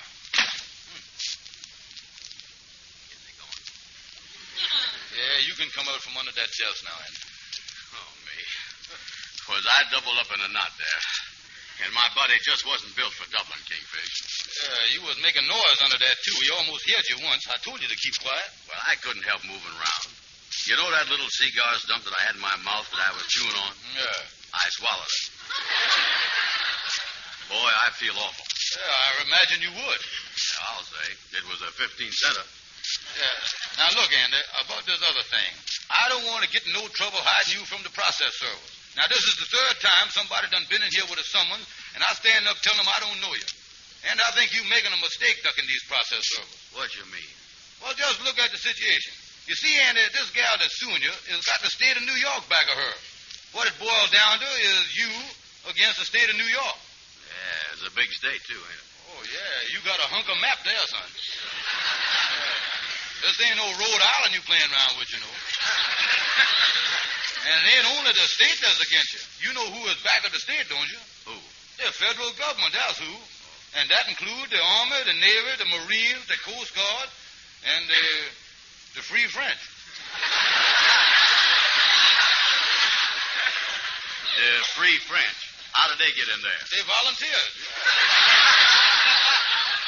So you see, Andy, if you won't come to the court, they can subpoena you there. Yeah. How come they can do that? Yeah, well, I knowed you was going to ask me that. I know that. Just know that. Now, I'm going to explain the thing to you once. All I ask you to do is to listen. Now, get everything out your head and just listen. Yeah, well, I got my ears open and my head's empty. Go ahead. Yeah. Now, when Thomas Jefferson... who? Don't even know the father of our country. What is the matter? Listen, Kingfish, what I want to know is... Wait a minute. Now, you so smart. Now, I want to hear you explain. Now, go on, explain it to me. You know everything. Go on, now, say it. Well, the Constitution of the United States gives the state a right to serve you with a summons. Well, I certainly had a hard time getting that in your head, didn't I?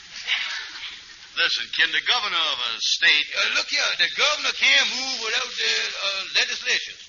The legislature? What is that? Well, I know that was coming too. I know it, yeah. Now, I'll explain it to you. The legislature, well, the legislature is something that every governor has got to have before he can be a governor.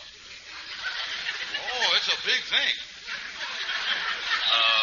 How big? Oh, how big? Well, as big as that wall over there, yeah. Yeah, well, that's big, all right. But look, Kingfish, so far all you done told me is the size of a legislature. You ain't told me what it is or what it's made out of. Well, now, I'll tell you, Andy, I don't know what legislature was made of before the war, and I don't want to guess because, well, I don't want to tell you nothing I ain't sure of. If I ain't got the facts, I shuts up. That's the kind of fella I is, you know. Well, never mind before the war. What is legislature's made out of now? Lucite.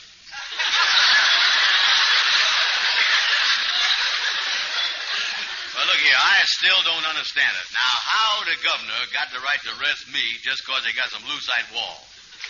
Now, you know, if I was... Well, howdy there, fellas. Oh, me. Don't ever bust in here like that no more, Amos. Lock the door, will you, Kingfish? Sit down, Amos. I'll lock the door. What's the matter? Well, you know I've been writing that love column for the newspaper under the name of Juliet Hart. Yeah, I know about that. Yeah, you see, a gal writes him by the name of Broken Hearted, Amos, and wants to know what to do about the boyfriend of hers that proposed to her and then dropped her like a hot potato. Andy here tells her to sue the guy for breach of promise, and the guy that Broken Hearted is asking about happens to be Andy. Well, Andy, if there ain't no natural trouble around to get in, you make up some trouble and then jump in it. Yeah, well, they've been trying to serve me with a summons, but I'm going to tell you something right now. I'm getting out of here. I'm going to move out of my office, and I'm going to start living over at Lightning's house. I'm going to keep writing my lovelorn column from there till this thing blows over, because I ain't going to let them serve me with no summons. Listen, Amos, I tell you what you can do. Now, wait a minute, Kingfish. I don't want no part of it. I think you're both playing a losing game. Just leave me out of it. So long, fella. There you is, Kingfish. That Amos walking out on us. He leaves us rats on a sinking ship. Where you going? I is taking Lightning over to my office, get all the stuff out as quick as I can, and move over to Lightning's house. I'll duck these summonses.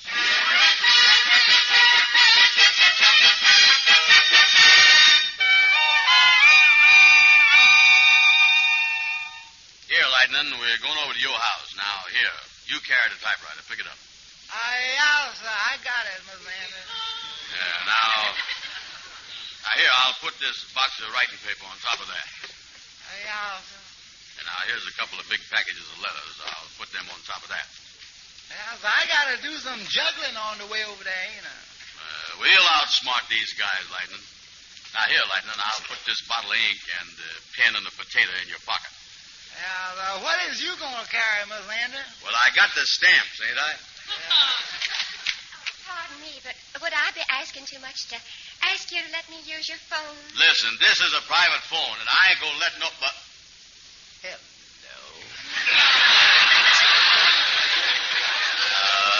No, it would be very charming to have you use the phone. Lightning, get going. I'll meet you over there. Yeah, sir. I'll whiz right over there. Do you have a telephone book?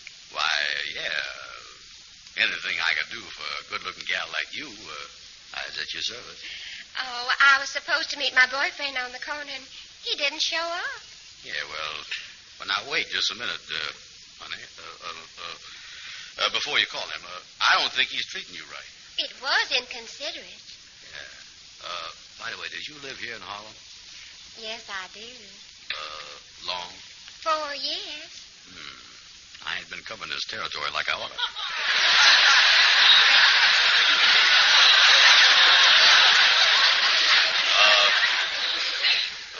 Honey, let me break the ice by telling you that I love you.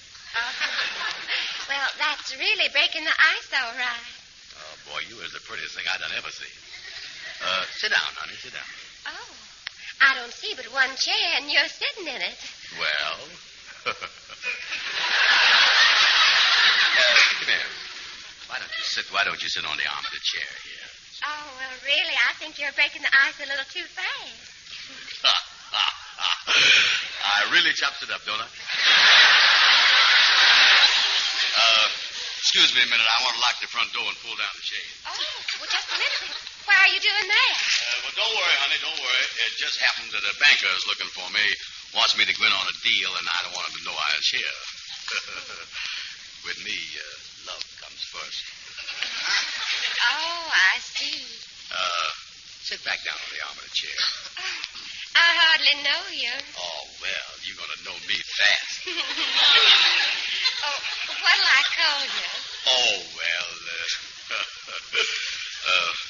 how about Dougie Wucky? Oh, well, that's cute, all right. But what's your real name? Andrew H. Brown. Do you like that? Oh, I love Yes, I do, Mr. Brown. Oh, here's the summons for you.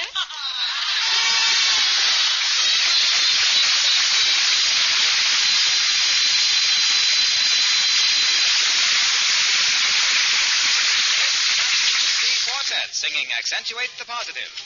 You got to accentuate the positive and eliminate the negative. That's right, to the affirmative and don't mess with Mr. In Between. You got to spread that joy right up to the maximum. Bring blue right down to the minimum. Have faith on pandemonium. Liable to walk upon the scene. To illustrate my last remark, Jonah in the whale. What did they do? Just when everything looked so dark. Man, they said we better accentuate the positive. Eliminate the negative. That's right, to the affirmative. And don't mess with Mr. In Between. No, don't mess with Mr. In Between. No, don't mess with Mr. In Between.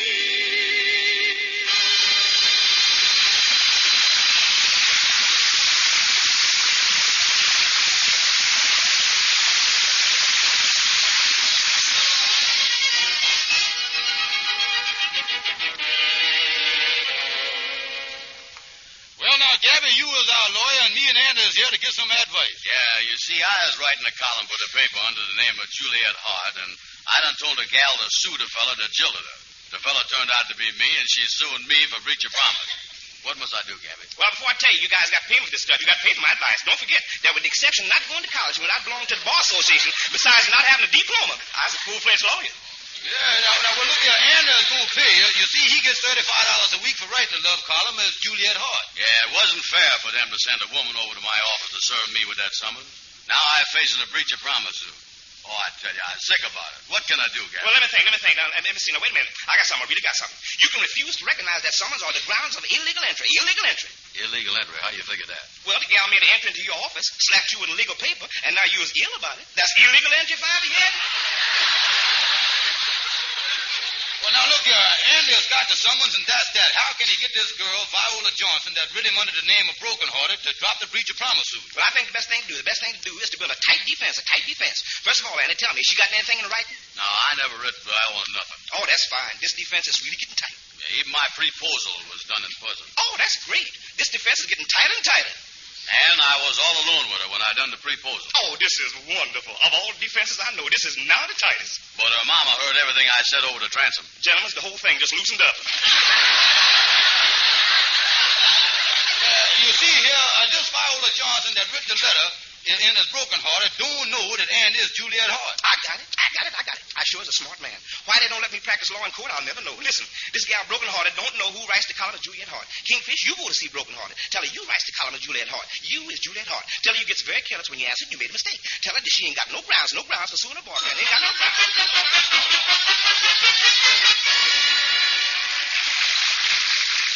Yeah, so you see, Miss Johnson, I is the one who writ the love column in the paper under the name of Juliet Hart. You, Juliet Hart? That's right, and I come here to tell you that the advice that I give you to sue Andrew Brown was wrong. You see, there was a mix-up in my mail. Happens a lot of times. I send out the answers to one person's letter that's supposed to be the answers to somebody else's. See what I mean? No, I don't. What do you mean? Well, for example, I got a couple of letters yesterday. One was from a husband. Yeah. He said to me, the cat gets more attention around the house than I does. What must I do? Then I gets another letter from another husband asking me, how can I keep my mother-in-law from butting in? Now, them two letters got switched around with my answer. Switched around? Yeah, now, in the case of the cat, I told the man to get her a boyfriend. In the case of the mother-in-law butting in, I told the man to drown her. You see, that's how it is. Just 1 second. Are you trying to tell me that the advice you gave me to sue for breach of promise was intended for somebody else? That's exactly what I'm trying to tell you. You see, the advice you were supposed to get was to be to drop the whole thing. You ain't got no case, and to forget about it. Now that you was going to forget it, I'll be running along. Well, I don't know that I'm going to forget it. My lawyer thinks I should sue, and I've gone to a lot of trouble already. Yeah, well, now, wait a minute. Is I to understand that you were still thinking of suing? That's right. Miss Johnson, I happens to know that Andrew Brown ain't got no money. So if you sues and wins the case, you'll have to go to jail. Now, I want to ask you just a question. Just one question. Does you want to see Andrew Brown go to the penitentiary for the rest of his life? Yes. I withdraw the question. Listen, Andy Brown has caused me a lot of trouble, and even if I can't get any money out of him, he ought to be made to pay in some way for what he's done. Yeah, but Miss Johnson, think it over. Give the boy a break. Well, I'm going to see my lawyer, and if by any chance I should decide not to sue, I'll let Andy Brown know by 12 o'clock tomorrow.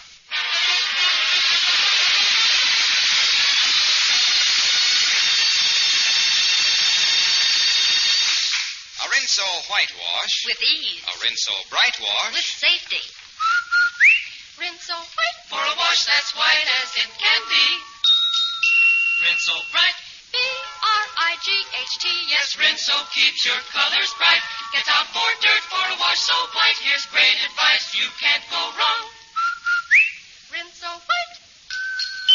Rinso bright. Happy little wash day song. Plenty of reason to be happy with Rinso. Those soapy rich studs get your whitewash sparkling clean. Help keep washable colors bright and fresh. Yet Rinso gives you an easy wash day. No tiresome scrubbing and boiling. Goodness, that certainly is a blessing, what with washes not being made. Sure, Rinso soaks clothes clean in as little as 10 minutes. A few quick finger rubs on extra soiled places and your clothes are ready to rinse. And am I ever proud when I hang out my Rinso wash. For next wash day, remember, get that big green and yellow box for a Rinso whitewash. With ease. A Rinso bright wash. With safety.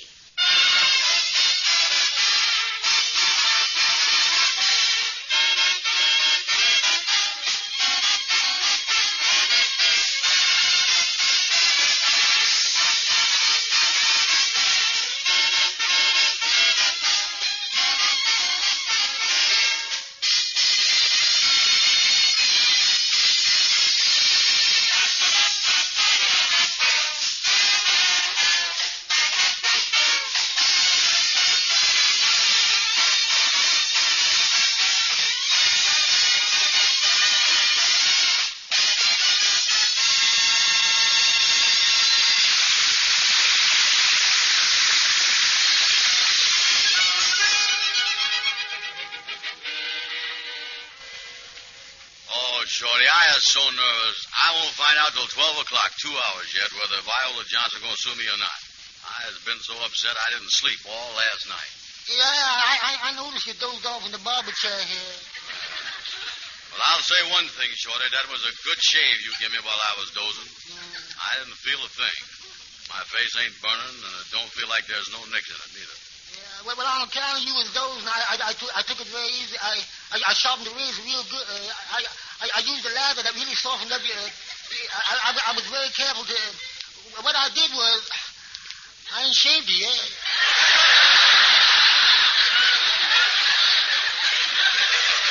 Well, forget the shave, Shorty. Forget it.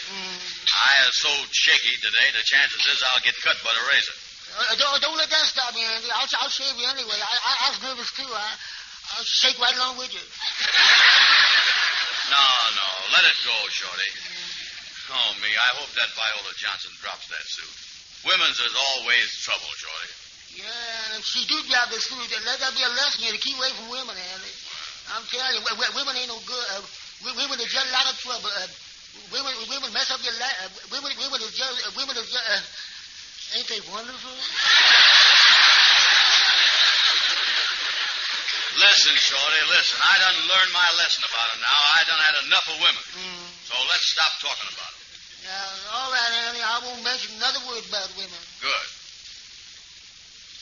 Well, say something. Sure limits the conversation, don't it? Oh, say, Andy, is you still keeping up with your love-long column as Juliet Hart? Oh, sure, yeah. And by the way, if I can help you with some love hints, well, I'm going to be glad to do it for you. You look like you might need some love advice. Yeah. What you mean, Andy? Well, for example, there's some people that's the forward type, and some people that's the weak and meek type. Tell me this, how you act when you was sitting alone with your gal? Well, I was the kind of a bashful... I was the kind of bashful... I don't know exactly what to do. I don't say much to it. I never put my arm... I don't know what to... I'm a wolf.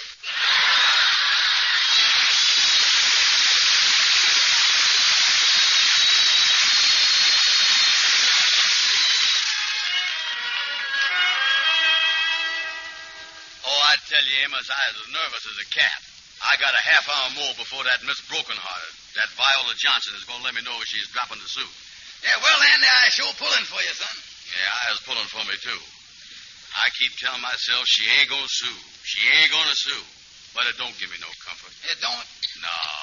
How can I take the word of a fella like me? Yeah, well, I see what you mean there, all right. You ought to try and calm down a little, though. Hey, look at your hands there, Andy. They're shaking like a leaf. They're shaking a mile a minute. Yeah, I know it, Amos. I know it. And there ain't nothing I can do about it. I even bought a bottle of nerve tonic to see if that would help. And it didn't stop your hands from shaking at all, huh? No. And I poured the whole bottle all over them, too.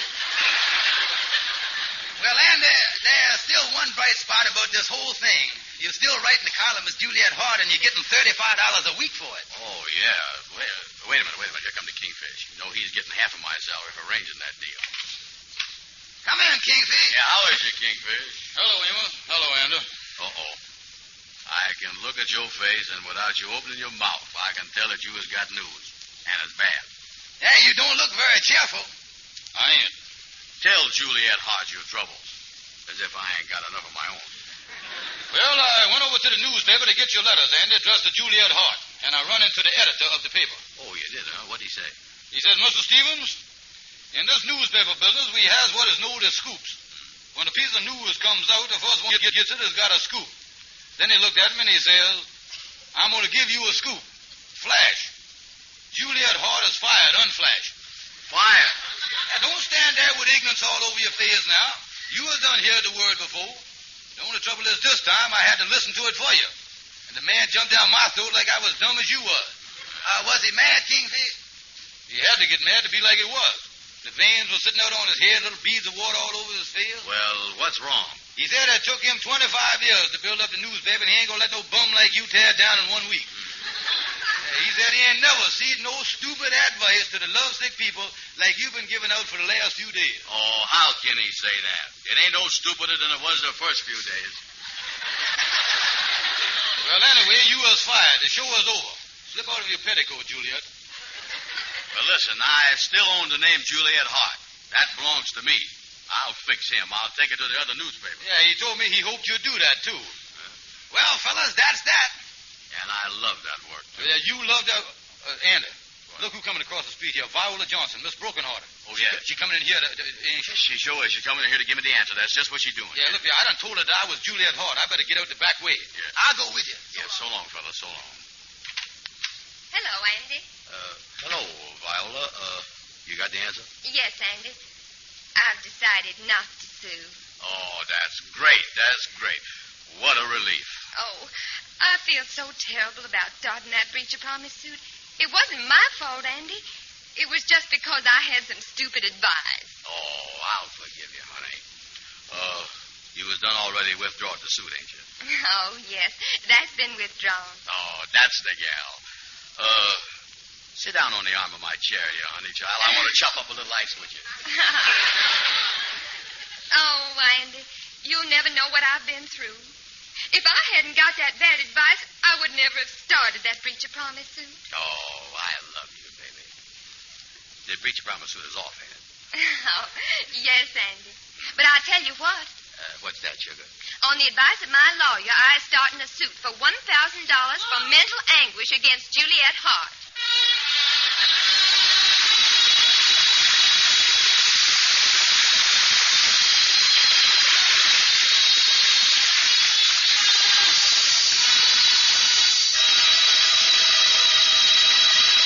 Amos and Andy will be back in just a moment.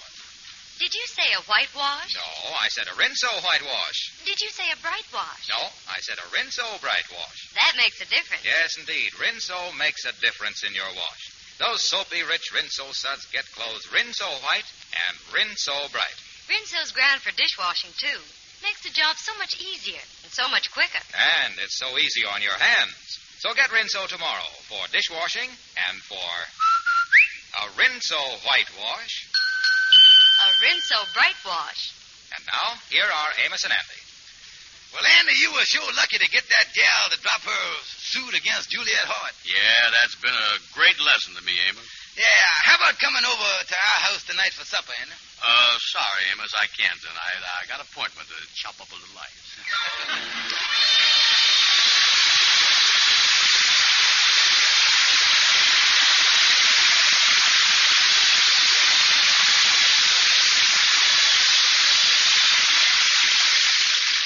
Be with us again next Friday evening at this same time when the makers of Rinso again present the Amos and Andy Show.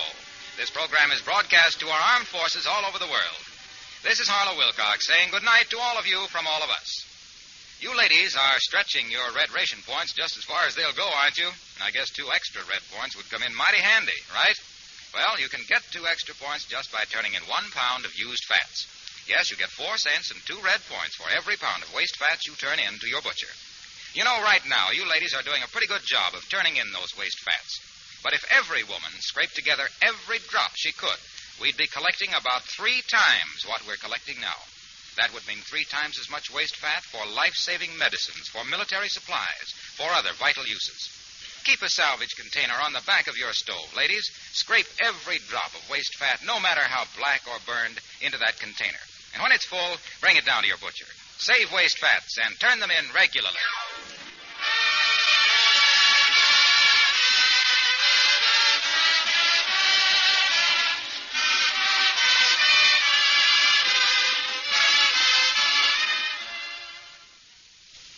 Why is Lifebuoy America's favorite bath soap?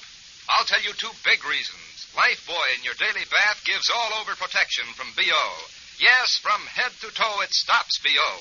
And Lifebuoy gives protection that lasts and lasts. So play safe. Make sure Lifebuoy's in your soap dish. Remember, it's the only soap especially made to stop B.O.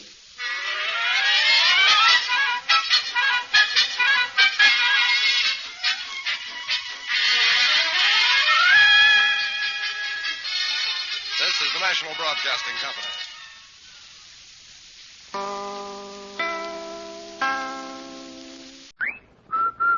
Andy, did you hear that? Come on, will you? Did I hear what? That whistle.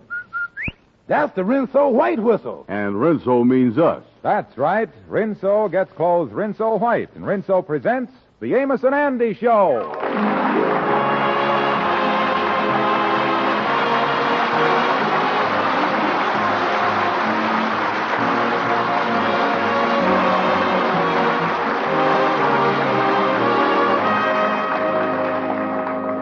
Rinso for a wash that's... Rinso White. Rinso for a wash that's... Rinso Bright. Rinso White and Rinso Bright. Those swell, soapy, rich suds get shirts and sheets, towels, and table linens gleaming white. And lovely washable colors stay fresh and bright, safely through wash after Rinso wash. That's why women everywhere are saying... Rinso for me. Wash day's a cinch with those peppy Rinso suds helping. And ladies, you'll be mighty proud of the results. Next wash day, get Rinso for a Rinso White wash, a Rinso Bright wash. And now, our stars, Amos and Andy.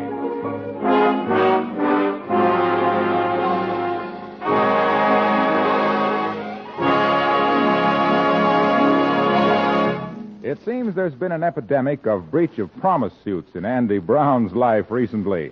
And now that the latest one against him has been dropped, Andy is in his office telling Amos and the Kingfish of his new design for living. No more women. I tell you, fellas, it's the truth. I is tired of these breach of promise suits, and I ain't going out with no more women. And that's final. Well, Brother Andy, staying away from women's is going to keep you out of trouble, all right. Yeah, but there's only one thing. You know, these breach of promise suits you done had, Andy, they kind of hit you by surprise. Now that you was clearing the decks of all women, why don't you make sure that there ain't some other gal around here that you done proposed to and forgot about it? Well, now, there's a coincidence right there. That's it. I was just checking up on that very thing before you fellas come in here. I was halfway through my address book now. See there? Here it is. I was up to the L's. Oh, the L's, huh? Yeah, now, let me see the next one here. Eleanor.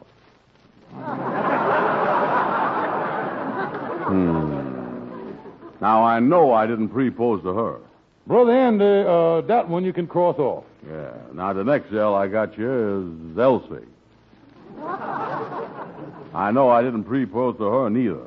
She's the big fat one with all the double chins.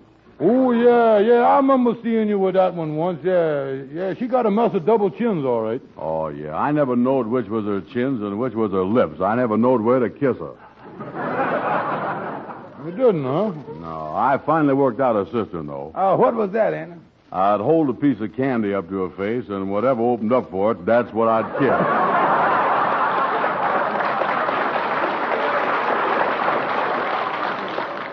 Yeah, that was a smart idea, sort of using the candy as sort of a range finder. Yeah, that's right. Well, up to now, Andy, you seem to be pretty much in the clear with the gal. Yeah, I can't think of nobody that could cause me no suing trouble. Not a single gal. Wait a minute. There is one that I just thunk of that I might have proposed to. Yeah, there is one that I... Well, hello, Henry. Hello, boys. Hello. I was just out shopping with my wife. Thought I'd stop in. We met that Sylvia Adams. She was shopping for her trousseau. That's the one. I remembers now. I proposed to her about 2 weeks ago when I was sitting on the sofa with her. When I asked her to marry me, she just smiled. I never did figure out whether she smiled yes or smiled no. Well, from what I seen of her shopping today, I would say that she definitely smiled in the affirmative. Yeah, Henry, is you sure that it was a trousseau that she was buying? Well, I seen her buy a long white dress. It had orange blossoms embroidered all over it. She bought sort of a net veil that went over her head. And most important of all, there was a long train behind her. Do that long train behind her make her a bride? Brother Andy, don't make her no engineer. Well, fellas, they got me again. I can't stand another breach of promise suit. Well, what is you going to do? Come on, Kingfish. We're going over to see my lawyer, Gabby Gibson.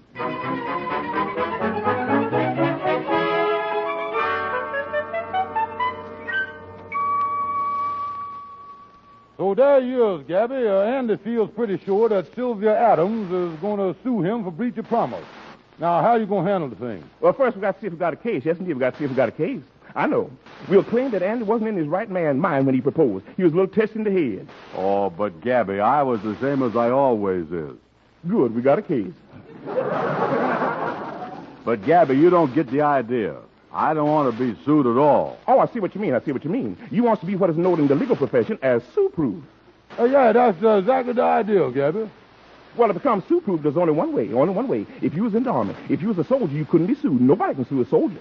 Well, wait a minute. You think I is in good enough condition to pass the physical for the Army? Oh, Andy, don't be crazy.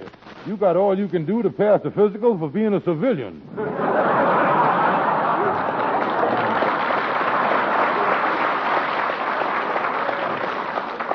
Yes, indeed. I guess you're right. Look at that fat on him. Look at that fat. Now, wait a minute, Gabby. There's plenty of muscle there. Where, Andy, where? In my arm here. Feel it. Let me feel.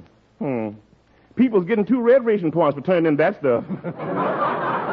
Oh, wait a minute, I got another idea. Since Andy can't get in the army, why can't he borrow a soldier's uniform just long enough to see the gal and convince her that she can't sue him because he's in the army, and that will end it? Oh, Kingfish, you got a great idea.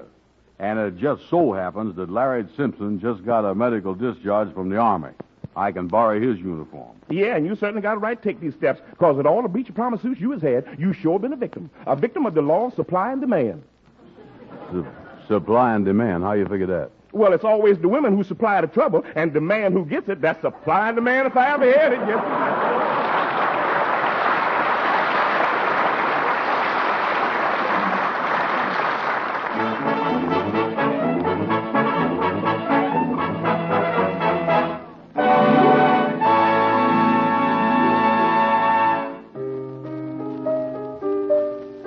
Now let's go back to the Lodge Hall and hear the Mystic Knights of the Sea Quartet singing Runnin' Wild.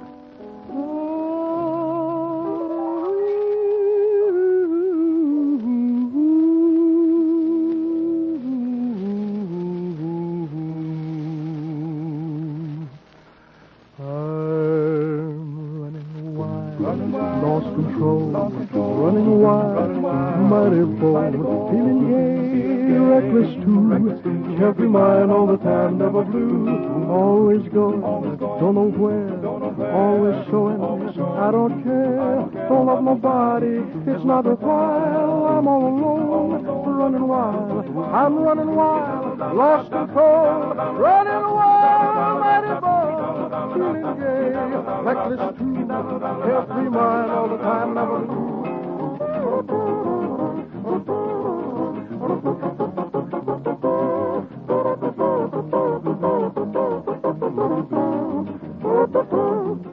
Wild.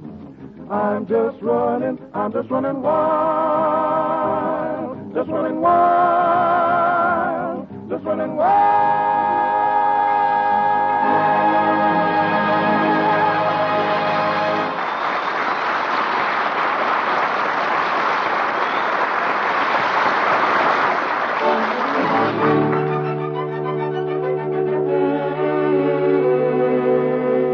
You know, Kingfish, it was so nice of that fellow lend me his uniform. How'd it look on me? Well, let me see here, Andy. The leggings look pretty good. The pants seem to fit all right. The jacket with the belt and, yeah, the brass buttons don't look bad neither.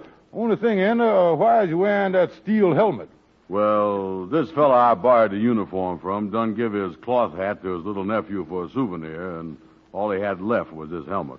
Yeah, now, the next thing we got to do, in case Sylvia Adams asks you, is to figure out what these campaign ribbons is on your chest, what they mean. Oh, yeah, I got to know that. Yeah, well, now, let me see here. There's a red one there with some white stripes there. There's a yellow one with the green and blue in there. Mm-hmm. Hey, wait a minute. What's this pink ribbon? I ain't never seen one like that on a soldier before. Oh, well, I slapped that one on there myself. Kind of helped the color scheme. Yeah, but Andy, you can't do that. You see, every ribbon on there means that you has been in action. And pink means gals. Well, then I really earned that ribbon. Now, look here, Andy, look here. You might have been in a campaign with a gal, but they don't give ribbons for that. Now, wait a minute. That yellow ribbon there has got two little stars on it. Look at that, 2 stars. I wonder what that means. Yeah, well, generals wear stars, don't they? Hey, that's right, Andy. And you got two stars. Andy, you was a major general. I is, huh? Oh, boy, that show is... Hold it. What's the matter? You was a major general on the chest, but on your sleeve you was only a corporal. Yeah. Now, look here, it must be some other reason for them 2 stars. Oh, wait a minute. I remember now, I remember the thing. Reading it in the newspaper once. Yeah, you know that little badge there with the 2 stars. I remember reading it in the paper and say, them stars means battles that you was in. Oh, it do? Yeah, and we better decide what them battles was now, in case this Sylvia Adams asks you. Yeah. Now, let me think, let me see here now. What battle? How about Bunker Hill? There you go again. How can you say something stupid like that, Andy? The Battle of Bunker Hill wasn't in this war, Andy. Oh, it wasn't? No, it was in the last World War. Well, where can I say the battle was? I gotta know where I've been fighting. Yeah, I know what to tell her. Tell her you fought in the Battle of Sicily. Yeah, well, where is Sicily? I knowed it was coming. Ain't no soldier ever been as ignorant as you is. If I was your lieutenant, I'd have you peeling potatoes for the rest of the war. Yeah, well, where is Sicily? Listen, dumbhead, Sicily is in the northern part of France. Sicily in France? In the northern part. Now, come here. Look on the wall here, on the map here, and show. Now, let me explain the thing to you with my finger. Yeah. Now, look at here. Sicily ought to be right about now. There's the northern part of France. Now, Sicily ought to be right about, see, there's the northern part we got here now. Yeah. Hey, Kingfish, wait a minute. Look way down here by Italy. There's Sicily all by itself. Where? Right there. Moved it right out of France, didn't it? Oh, never mind. I'll think of something to tell her when I sees her. Now, look here. When you walk into her, though, when you walk in her house, act military like a soldier. Oh. Yeah, the more military you is, the more she'll believe you. Yeah, well, I better be getting on over there. Yeah, one more thing now. What? Now, look here. You don't look like a soldier with them sideburns on your face there. You better get yourself a military haircut. Yeah, all right. I'll go right over to Shorty's barbershop and get one. And listen, Andy, till this thing blows over, let people think you was a real soldier. That goes for Shorty, too. Leave it to me, Kingfish. I'll see you later.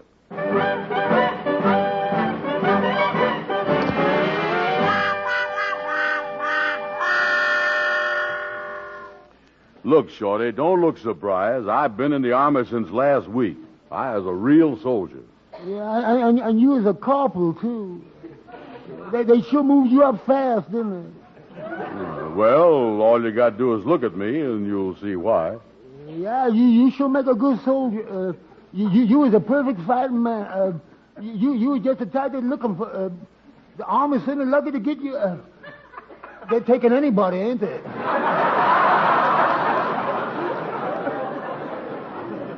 Is that so? Listen, they was plenty glad to get me, and boy, it sure feel great being in the military service. Yeah, I know. I was in the Navy once. I enlisted in the War of 1926. Wait a minute, Shorty. There was no war in 1926. Yeah, that's why I enlisted. It was safer. So you was a sailor, huh, Shorty? Yeah, but I didn't like it, though, Andy. I had to sleep in a hammock for 3 years, and I couldn't stand it. Then I found out what was wrong. Yeah, well, what'd you find out? You know something? What? You ain't supposed to hang both ends of the hammock from the same hook.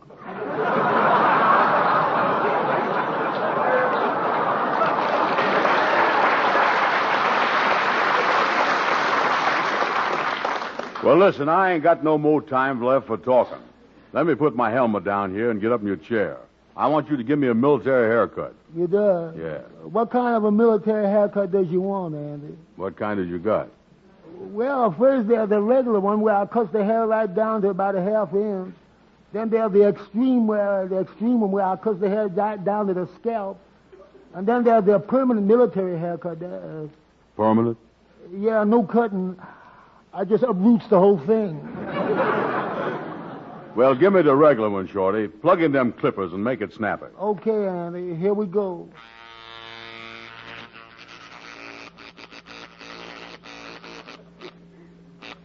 You sure got a bumpy scalp. Shorty, hurry up and finish the haircut, will you? Yeah, I'm doing as fast as I can, Andy, but it won't take long with the clippers. I'll be through in just a second. There you is. Shorty, you didn't take too much off the top, did you? Oh, no. I left enough on top so you could, you still have about an inch and a half. I left a big wave up there just like you. You got plenty of hair up there. You got plenty of... Hello, Baldy.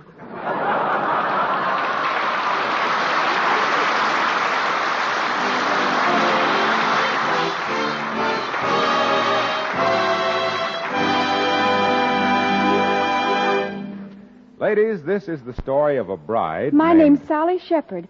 I mean, Mrs. Jones. Call me Sally. Sally really got a load of wedding presents. And how?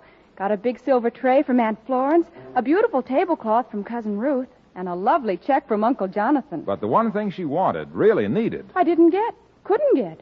There weren't any washing machines to be had. So, wash day after wash day, Sally rubbed and Sally scrubbed. But Sally's wash, well, it wasn't what you'd call terrific.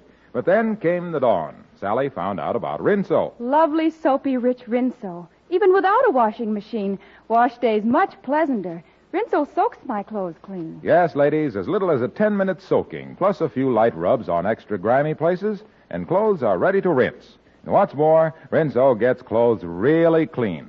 White clothes are not just white, but Rinso white. Washable colors come Rinso bright.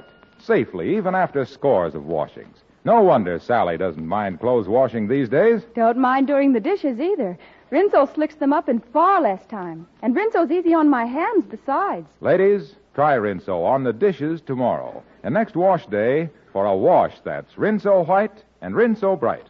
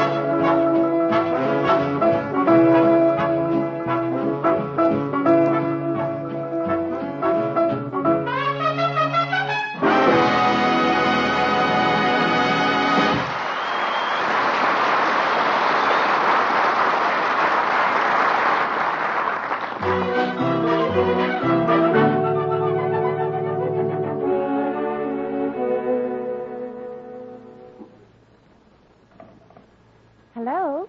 Hello, Sylvia? Oh, hello, Joan. How are you? Sylvia, what's this I hear about you getting married? Somebody saw you trousseau shopping. It's true, Joan. Remember John Winters? Well, he's coming back on furlough in 2 weeks, and we're going to get married. John Winters? Why, Sylvia, I had an idea you were going to marry Andy Brown. Andy Brown? Oh, Joan, I haven't completely lost my mind. Well, I did go out with him once or twice. As a matter of fact, he just called to say he was going to drop over here. But I've never given him a serious thought.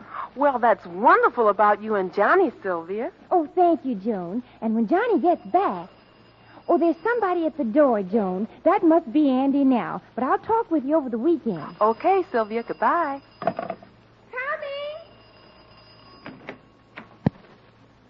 Why, Andy, that outfit. Oh, come in. Okay. Forward, march. 1, 2, 3, 4, halt. Dismiss. Well, here I is. Oh, Andy, I don't understand. Why, you weren't in the Army last week. I was always in the Army. It was just that they put me in civilian clothes for a while doing Secret Service work. Oh, what kind of Secret Service work? I don't know. It was so secret they didn't even tell me. Well, sit down, won't you, Andy? Yeah, I'll do that. I'll take off my hat. Oh, I'll take it. Oh, never mind. I'll just toss it over here on the table. Oh, me. I forgot I had on my helmet. Sorry I busted that vase. Oh, that's all right. Oh, but how is it that you're wearing a helmet around New York, Andy? Why, most of the fellas just wear overseas caps. Oh, yeah, well, they probably ain't been in the thick of it like I is. That's where you really get used to a helmet.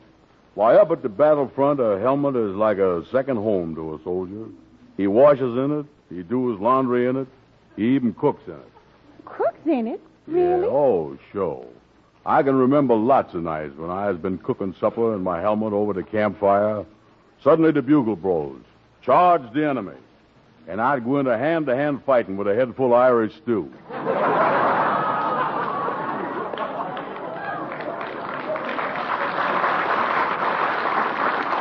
Oh, yeah, I'd be combing dumplings out of my hair for weeks.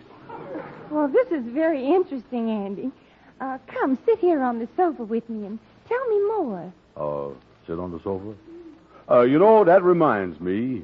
A buddy of mine was sitting on a sofa with a gal, and he proposed to her and then retreated. She was going to sue him for breach of promise. Oh, what happened? Well, she found out that she couldn't sue him on account of you can't sue a man in uniform. How you like my uniform? Well, I've noticed it, and I think it's very nice. Oh, yeah. Regulation, khaki, brass buttons, and sue-proof. Oh, Andy, you don't have to stand. Sit down here on the sofa. Yeah, well, that law about not being able to sue a man in uniform sure is funny, ain't it? You got a clear picture of the thing. Oh, yes, I understand thoroughly. Good. How about a kiss, honey? Andy, I just had a thought. I'd like you to meet my father. Now, you just wait here a minute. He's right in the next room. I'll go right and get him. Okay. Oh, boy, everything's working out great. Gabby sure had an idea there about gals not being able to sue a man in uniform. Eyes in the clear now. Having this uniform on has really saved the day. I might even propose to her again, you know it? Andy? Yep. Corporal Brown, I'd like to have you meet my father, Major Adams. Hello, Corporal. Glad to know you. Yeah. Is you a real soldier? A real soldier? Oh, Daddy, will you entertain Corporal Brown a few minutes? I must run up and put some makeup on. And me, too. I'll go with you. Oh, sit down, Corporal. Yes, sir. I'd like to talk to a soldier that has the campaign ribbons on that you have. I see by your shoulder patch there that you're in the artillery. Yes, sir. Is that a mobile unit? Mobile? Well, some of the boys are from Mobile, most of them from Birmingham.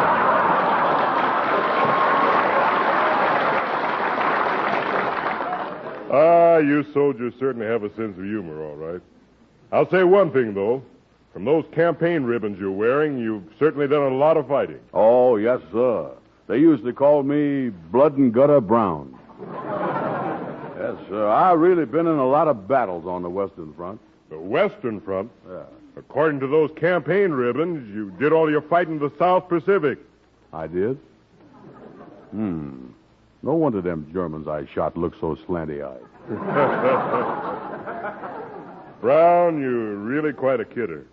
Say, wait a minute. Is that an oak leaf cluster I see there? Oh, no, sir. That's geraniums. I busted the vase with my helmet. No, I mean on your chest. Oh, on my chest. Well, nice to meet up with you, Major. Say goodbye to Sylvia for me, will you? I got to rush back to camp. I see. What camp are you stationed at? What camp I was stationed at? Yes, which one? Well, you go out here... I don't know how to explain it. It's in that direction, but I got to rush right over there, though, right now. Wait a minute. Is it possible that you're stationed at Camp Upton? Camp Upton. Yes, sir, that's the one, yeah. And I was late. I'm going direct there now. Well, that's where I'm stationed. Oh, it is, huh? Yes, and I've great news for you, too. What's that? I'm driving back in my car right now, and I'll take you with me.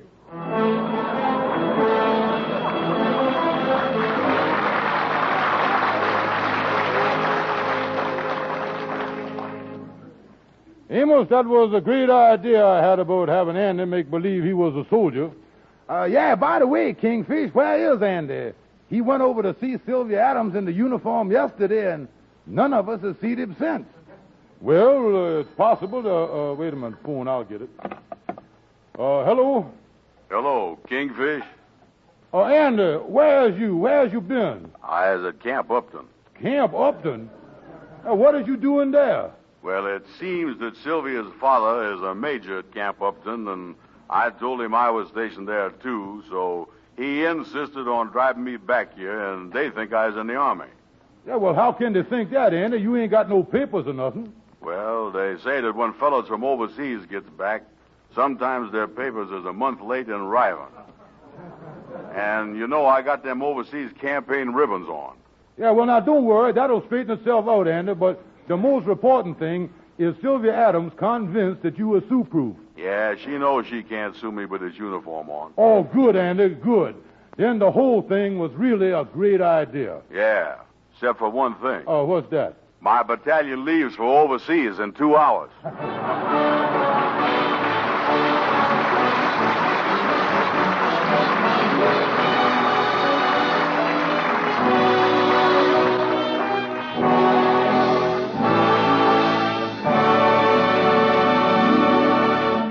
Amos and Andy will be back again in just a moment. A Rinso whitewash. With ease. A Rinso bright wash. With safety. Rinso white For a wash that's white as it can be. Rinso bright. B-R-I-G-H-T. Yes, Rinso keeps your colors bright. Gets out more dirt for a wash so white. Here's great advice, you can't go wrong. Rinso white. Rinso bright. Happy little wash day song. Rinso is easy on you, easy on your washables. Gives results that can't be beat. So make next wash day a Rinso wash day. And now, here are Amos and Andy. Well, Andy, old boy, put it there. Put it there, son. Yeah, so you finally got out of the Army, huh? Yeah, I convinced them that I wasn't no soldier. Yeah, well, you sure wasted a couple of days over at the camp. Oh, they wasn't wasted. I met a cute little whack over there. Oh, sure enough? How'd you make out? Well, I got another pink campaign ribbon.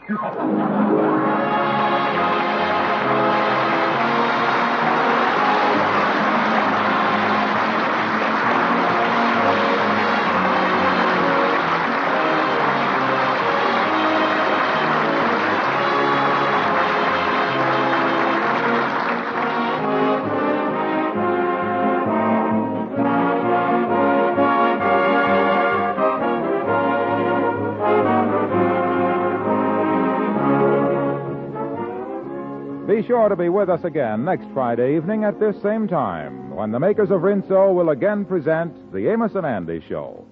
This program is broadcast to our armed forces all over the world. This is Harlow Wilcox saying good night to all of you from all of us. Say, ladies, would you deny your own boy medicine if he were ill? Help if he needed help? You know, the waste kitchen fats you save and turn into your butcher are used for military medicines, military supplies. Those waste fats are urgently needed. And if you're not saving every drop you possibly can, you may be denying your own fighting man help it is in your power to give. Save every drop of used fat. Take it to your butcher regularly. He'll give you 4 cents and 2 red points for every pound.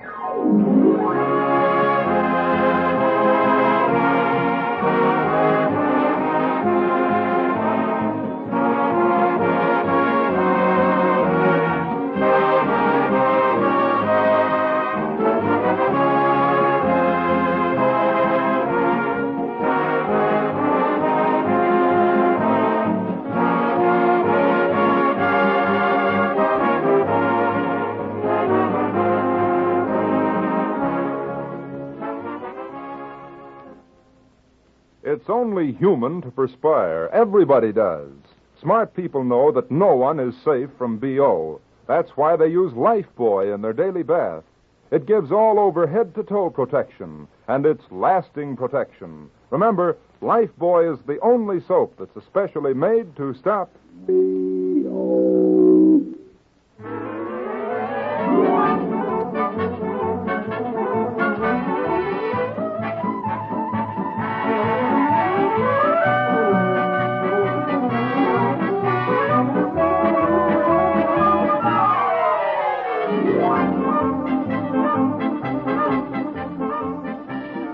This is the National Broadcasting Company.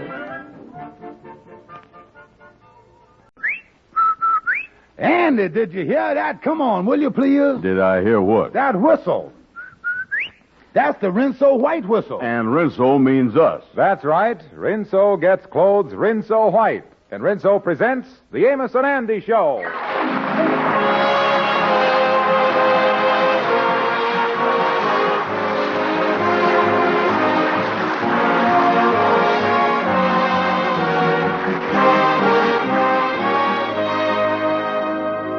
Rinso Whitewash with ease. A Rinso Bright Wash with safety. Whether it's your whitewash or your washable colors, Rinso gets out stubborn dirt fast. Gives you a wash that's a pleasure to hang out on the line. Whitewash? Yes, Rinso White. Washable colors? Yes, Rinso Bright. Safely, even after dozens of washings. And ladies, Rinso's great for all your soap and water jobs. With those soapy-rich suds in the dishpan, you get the biggest pile of pots and pans, plates and platters, shining clean in far less time. And thorough as it is, Rinso's easy on your hands. Get Rinso for dishwashing, for house cleaning, and for a wash that's Rinso White and Rinso Bright. And now our stars, Amos and Andy.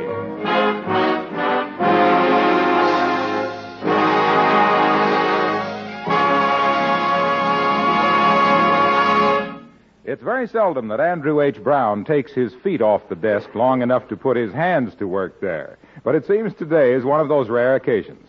At the moment, he has a pencil behind each ear and one in his hand with the figures in front of him. The Kingfish has just walked in. Well, Andy, you're really going after it there. Yeah, I just finished. And I didn't realize it. But figures don't lie. Yeah, what you got there, son? Oh, this is bad, Kingfish. Sure. In 1943, it was 55. In 1944, the figures showed that it dropped down to 22. And in 1945, things look almost hopeless. The figure's down to 8. Tell me this. Is that serious, Andy? Certainly it's serious when a man like me only gets 8 Valentines. Is that what you figuring out there, Valentine? Yeah, well, I done set out 20 Valentines, and I only got 8. I has handed out 80% more love than I took in. Romantically, I is in the red. You know that? Yeah, me and my wife used to send each other Valentine cards before we was married, but we ain't done it since. Well, even if you married, you ought to send Valentine. That'd give you all a chance to let each other know that you was still in love. Oh, yeah. Me and my wife believes in that. The only trouble is we can't stop fighting long enough to go out and get no cards. That's the trouble. Is you fighting again? Oh, she doing the fighting. I just trying to maintain my neutrality. That's all I do. Same trouble about you getting a job? Yeah, she give me that, George, will you go to work? George, why don't you get a job? George, will you make some money? Strange woman, ain't she? Yeah, she even called me a bum.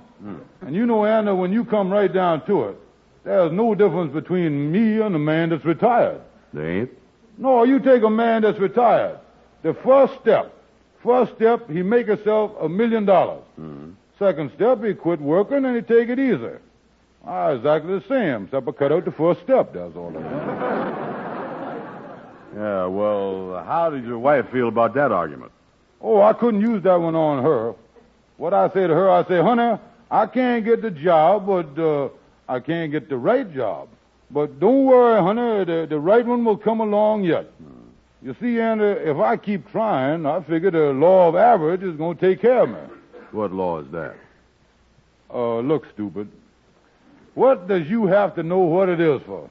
I told you that it takes care of you. Now, that's all you got to know. Yeah, but you ain't told me how. Is it like the WPA, or is you got to get up out of bed and go down and get your money?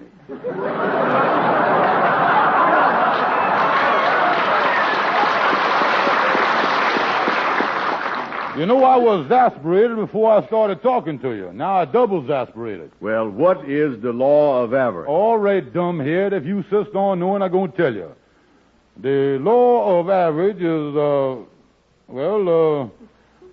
let me give you another law. If you throw a rock straight up in there, now straight up, what happens? It comes down and pops you on the head. No, what I mean is, what goes up must come down. There's a magnet in the earth. Now, there's a law, too, you know. Oh, yeah, I know that one. That's the law of gravy. Not gravy, cavity, that is. Well, is that what you and your wife is arguing about? No, the trouble with my wife is she judges me by little things, like not going to work. She never judges me about what's inside of me. No, you know, Andy, it's what's inside of a man that's reporting. The intangible. The what? The intangible. What you mean? Well, the intangible means, now let me see the best way to explain it to you. Which you want, the Webster or the Flunk and Wagner? Now, which you want? Flunk and who? And look here, intangible means,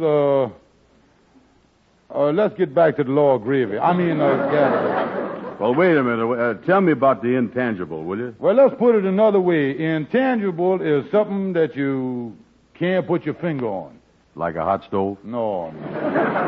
Well, look here. Look, if I got an itch in the center of my back and I can't get my finger on it, would that be intangible? No. Now, I'm going to show you where you're wrong. Yeah. Now, that's just the itch in a bad location.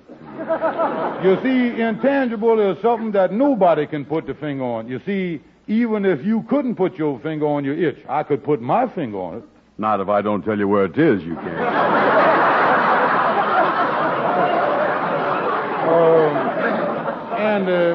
Do me a personal favor. Let's forget about the whole thing. Yeah, well, where are you going? I'm going across the street to the newsstand and pick up a newspaper. I'll be back in just a minute. All right. Well, hi there, Kingfish. Hello there, Amos.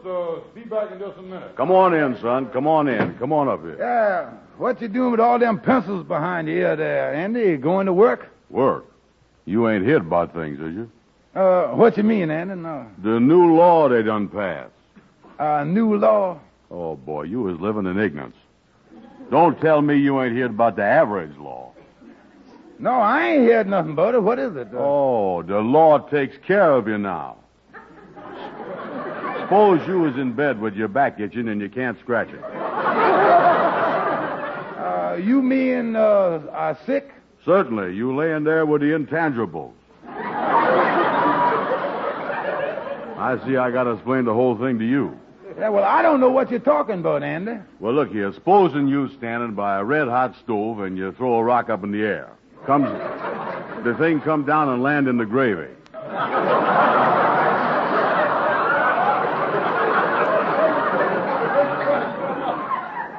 It's what's inside of a man that counts. You know, Andy, if it was August, I would think that the heat done got to you again. That's what I think. Well, boys, I just got back to tell you that I'm going home and face the battle. Yeah, well, give her my love. What's the matter, Kingfish? Your wife on the warpath again? What do you mean again, Amos? The only time she off the warpath is when it needs repaving. She's the one that wore it out. You know he didn't even send his wife a Valentine, Amos. Oh, I tell you the trouble, though, Amos. My wife claims she done lost respect for me. She claims that everybody in town is asking her when I go into work like other men. Yeah, well, good luck to you when you reach the line of battle. Oh, I going home and convince her that she got to have more respect for me than she been having.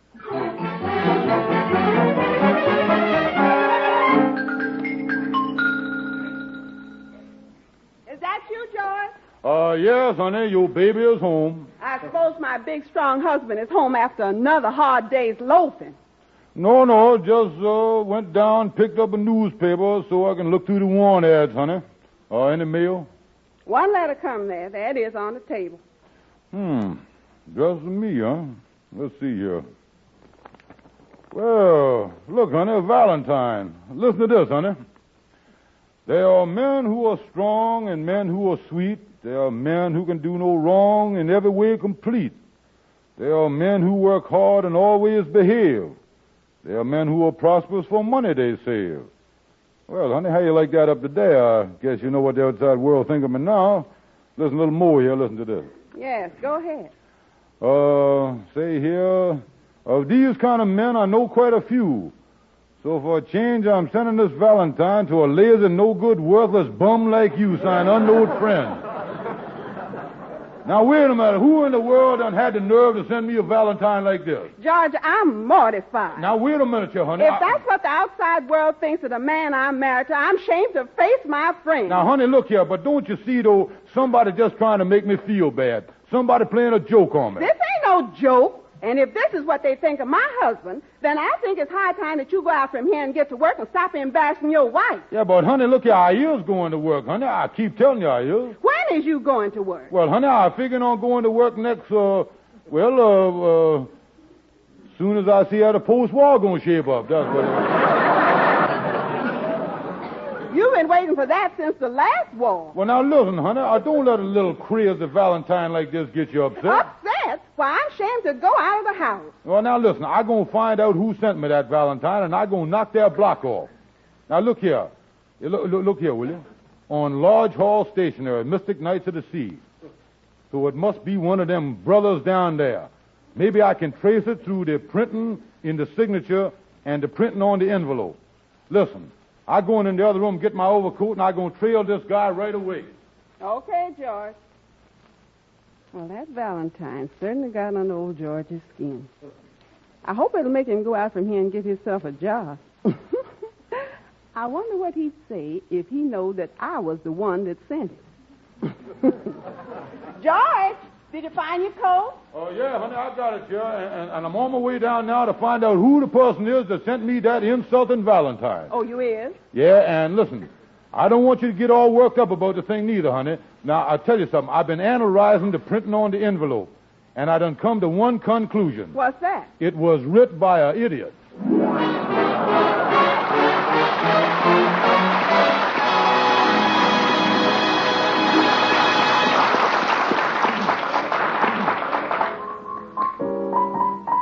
Let's go back to the Lodge Hall and hear the Mystic Knights of the Sea Quartet sing Evelina. Evelina, won't you ever take a shine to that moon?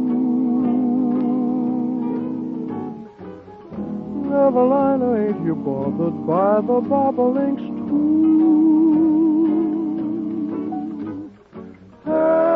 Tell me how long you gonna keep delaying the day?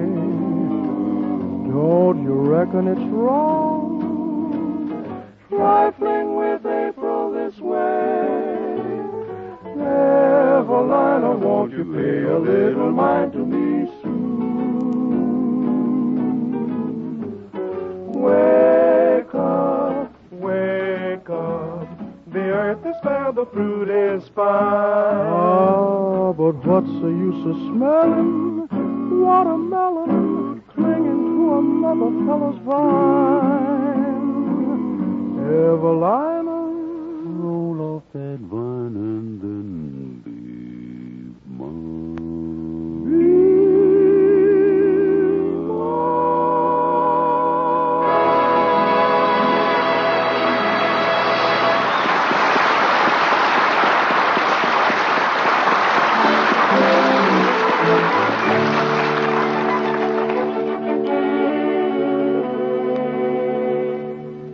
So, Gabby, as my lawyer, I want you to sue the fella that sent me this insulting Valentine if I can find him. Now, take it easy, Kingfish. Take it easy. Calm down. First thing I got to do is find out if you got a case.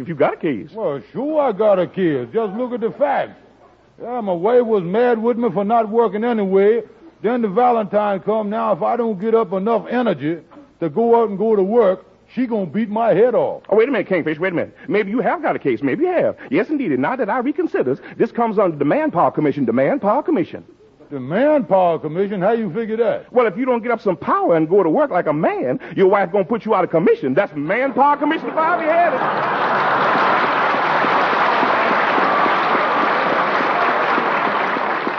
Now, look here, Gabby. I know it was one of the Lodge brothers sent me the thing, but suppose I can't find out which one done it. Can I sue the whole lodge? That's what I want. Oh, no, indeed, not the whole lodge. Not the lodge. Just the brother that sent it. And we got to find out who that is. Now, let me see the Valentine. Let me see it. Maybe we can analyze it. Yes, indeed. Yeah, here it is, Gabby. Take a look at it. You ain't read it yet. Yeah, let me read it.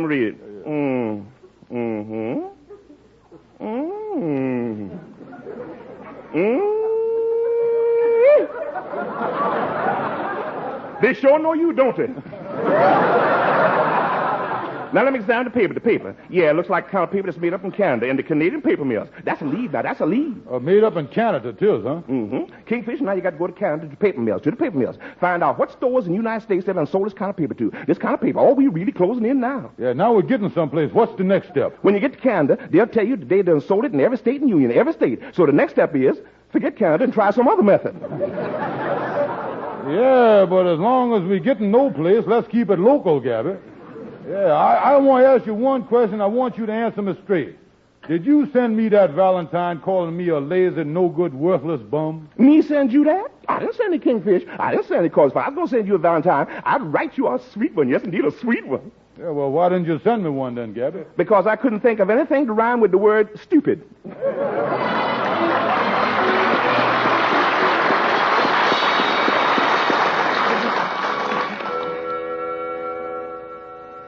What'd you want to see me about, Kingfish? Sit down. Andy Brown, look me in the eye. What's the matter? I is in trouble. Something happened to that law of average? No, Andy, look me in the eye. Yeah. Somebody sent me a Valentine saying that I was a lazy, no-good, worthless bum. You done it. I didn't. You did. I didn't. You did. I did. You did. Shows a monotonous conversation we got here. Yeah, I done put two and two together. It's you. Well, I knows that you was a lazy, no-good, worthless bum, but I ain't sent it to you as no Valentine. I wouldn't be that crazy. Yeah, well, I gonna find out who sent the thing. You sure you didn't send it? Listen, Kingfish, I didn't send it. Yeah, who you think done it? Well, somebody with no brains. Yeah, who would send me a Valentine to my house and make my wife hit the ceiling? Oh, I telling you, my wife now, since she done see that thing, won't give me a minute's rest till I get a job. Who would have done a thing like that? Well, you look for somebody that ain't got no brains. Some dumb clunk. Somebody that don't know they is alive. Some stupid guy. Hello, everybody. There's your man. Lightning, come here. Yeah, sit down, Lightning. Yes, sir. Lightning, you was trapped. Now, one of the brothers sent me a Valentine saying that I was a lazy, no-good, worthless bum. That sure was nice of them to remember you. Listen, Lightning. Valentine's Day has got you in a lot of trouble, you know it. Now, admit it. Yes, I admit it got me in trouble. You see, I forgot to send my wife a Valentine. Well, did you send the Kingfish one? No, sir. Lightning, Take that pen out of that potato there on the desk and dip it into ink. Oh, yeah, I see what you're doing. You got him cornered. Here's a piece of paper. Aye, aye, sir. This'll tell the story. Now, Lightning. Aye, aye, sir. Oh, this is good as fingerprints, you know that? Oh, I knew it. I was going to trap him. Oh, sure, you got him. What do you want me to do? Lightning, I want you to print your name on that piece of paper. Print it. Aye, aye, sir. My name, Lightning, how you spell that? Oh.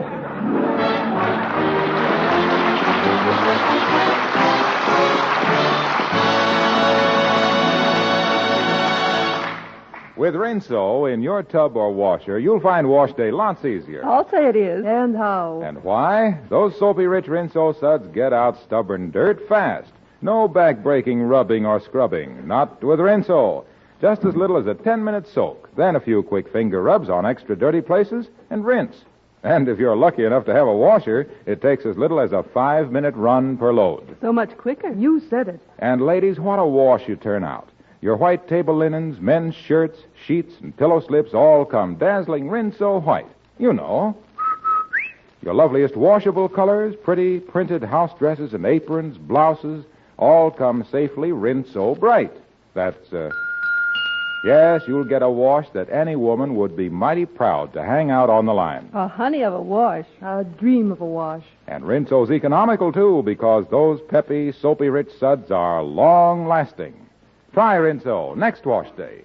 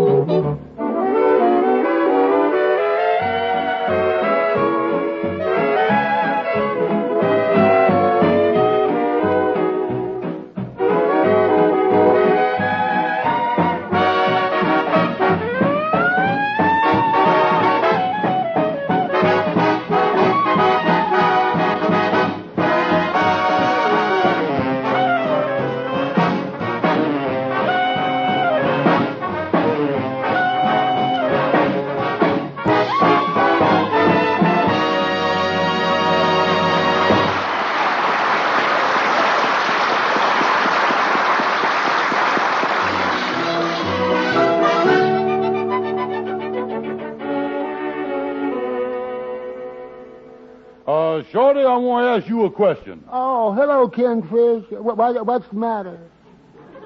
Did you send me a Valentine?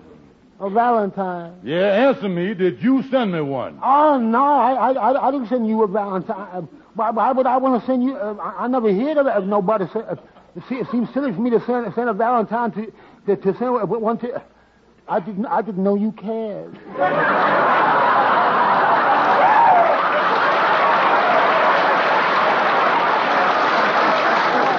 Now, look here, Shorty. Look here. I mean a comic Valentine. Some brother sent me an insulting one, calling me a lazy, no-good, worthless bum, and I thought maybe it was you. Oh, no, it was me. But I don't blame you for being mad. I know on Valentine's Day, a fella likes to get a Valentine that says nice things about him. Yeah, that's the idea exactly, Shorty. Yeah, you know something, Kingfish? I nearly got a Valentine this year tell me that I was handsome, romantic, and one of the most attractive men. What do you mean you nearly got one? It cost me 10 cents more than I wanted to spend. Now, look here. Sending yourself a card, huh? That's one way to get a nice one. Oh, it's the best way. You ought to see the beauty I got for myself on my birthday. What a surprise. Yeah. You know, I sent myself a present, too. A present, huh? That's nice. No, it wasn't. I didn't get what I was hoping for. Well, now, never mind this stuff, Shorty. In my case, it ain't only getting the insulting Valentine that I'm mad at. It's the misery that's caused me. The misery? Yeah, the fella calling me a bum. Agreed with my wife's opinion of me. Now she mad and ready to walk out on me. What would you call a fella like that who would make my wife want to leave me? He's a pal. Pal, nothing. I loves my wife. Shorty, I gotta find out the fella that sent me that Valentine, or I ain't gonna sleep a wink till I find him. That's gonna be tough on you, Kingfish. I remember one time when something was bothering me, I didn't sleep for 4 days. 4 days? You must have been exhausted. Yeah, it would have even been worse if I hadn't slept nights.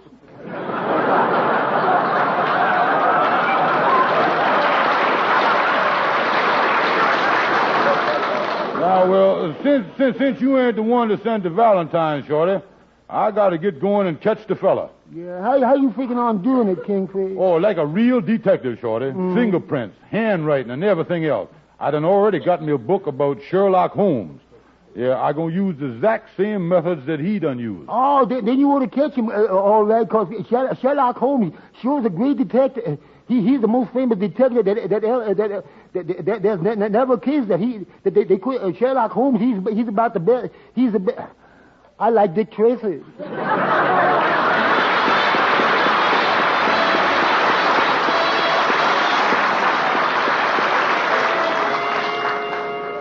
And I tell you that I was at the end of my rope.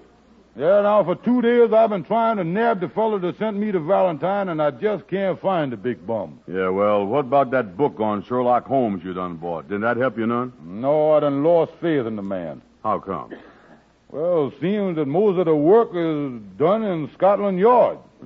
If a man can't afford an office, he ain't got no business working in the yard. I don't want nobody like that. Well, I agrees with you 100%, Kingfish. What you gonna do now? Yeah, well, I don't know what I can do. If I don't find the fellow that sent me the Valentine and make him admit it to my wife that it was just a joke, she ain't gonna never respect me no more. Yeah, that Valentine got her believing that nobody would have me working for him. Yeah, you was in a mess, all right, Kingfish. You ain't never gonna get Sapphire to respect you no more. Yeah, and that really hurt, man, because I love that woman. The only thing that can save me now is a miracle. And let's just pray that something happens. Well, Kingfish, I is really rooting for you.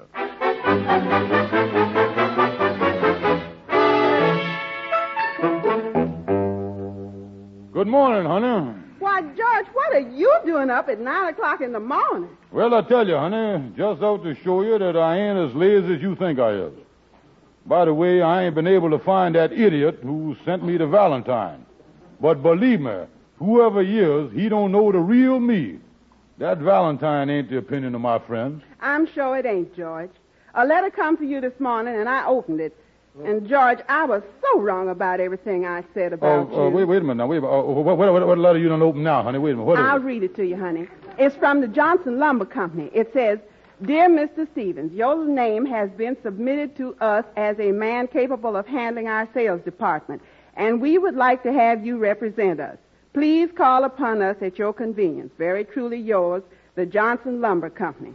Oh, George, I'm so proud of you. Yeah, well, wait a minute. Let me see that, honey. I'm kind of proud of myself here. Let me see it, honey. Let me see Here it is, George. See, from the Johnson Lumber Company. Oh, that's great. Mm-hmm. Sounds like a big company. Yeah. And they're going to put you in charge of the whole sales department. Oh, honey, this is great. I'm so glad to rid me of this thing here. That show you, honey. Now, you see there, does you have respect for me now? Oh, darling, how can you even ask? Come sit down a minute, George, will you? What do you mean? Just sit right here. You remember we used to have a little talk together now and then, and we called it a truth party? Yeah, truth party, I remember. You know, we used to talk for 5 minutes, and we both tell each other the truth, and only the truth. Yeah, I remember them 5-minute truth parties, yeah, honey. Let's have one now, George. What's that? I got something to tell you. Things turned out so good, I just got to tell you. Okay, honey, shake hands on it. Right. Now, listen, George. You know the Valentine you got that you said must have been wrote by an idiot? Yeah? Well, I'm the idiot. What? You sent a... Sapphire, how could you Well, do now, that? wait a minute, I know, George. but that ain't fair. Wait, hold everything. Now, George, you remember, that's one of the things we promised each other. We would never get mad during one of these truth parties. Yeah, that's right. We can't get mad. Well, in that case, honey, I got something to tell you. Well, what is it, darling? You know that letter I just got from the Johnson Lumber Company? Yes. Well, I, the Johnson Lumber Company.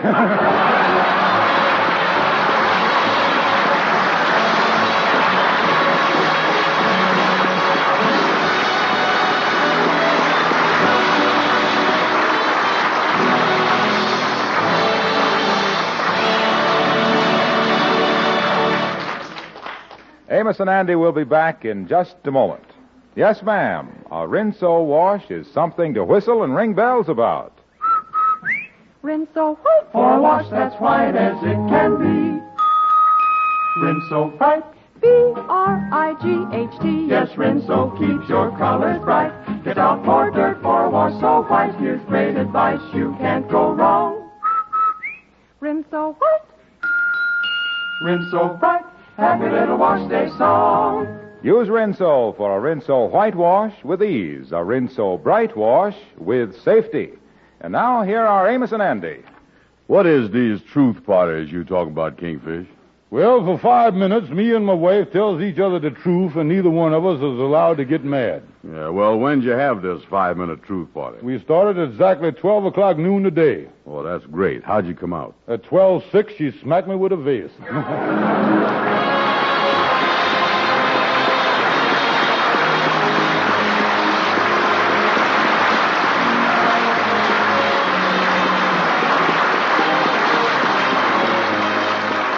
Be sure to be with us again next Friday evening at this same time when the makers of Rinso will again present the Amos and Andy Show. This program is broadcast to our armed forces all over the world. This is Harlow Wilcox saying goodnight to all of you from all of us and reminding you that the letters you send to your serviceman overseas are your only way of bridging the miles between you. He looks forward to those letters, and when there's no mail from home, he's blue and home seems far away. Now, he'd much rather have short, frequent letters than the long letters that come few and far between. Don't put off writing. Write often. Short, cheerful V-mail letters. There's plenty of room on a V-mail form for 200 handwritten words or 500 typewritten words. You can pack those words with longed-for news about family and friends, about familiar places and familiar things. And V-mail is private. Make your letters overseas frequent. Send them V-mail, the surest form of overseas mail.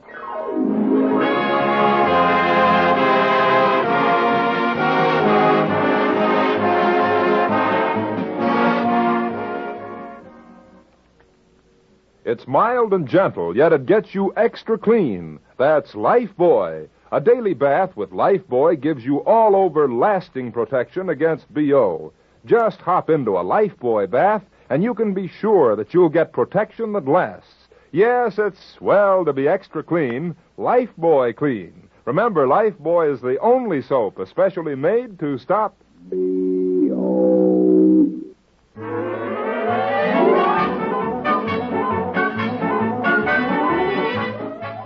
This is the National Broadcasting Company. The Amos and Andy Show.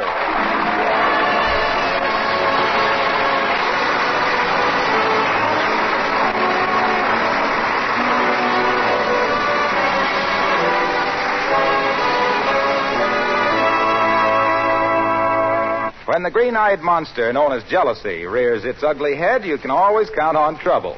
Well, the old Kingfish, after all these years of married life, has suddenly become a jealous husband. At the moment, he is home reading his newspaper. His wife, Sapphire, with the normal intuition of a woman, knows something is wrong. George, what's the matter with you? Nothing.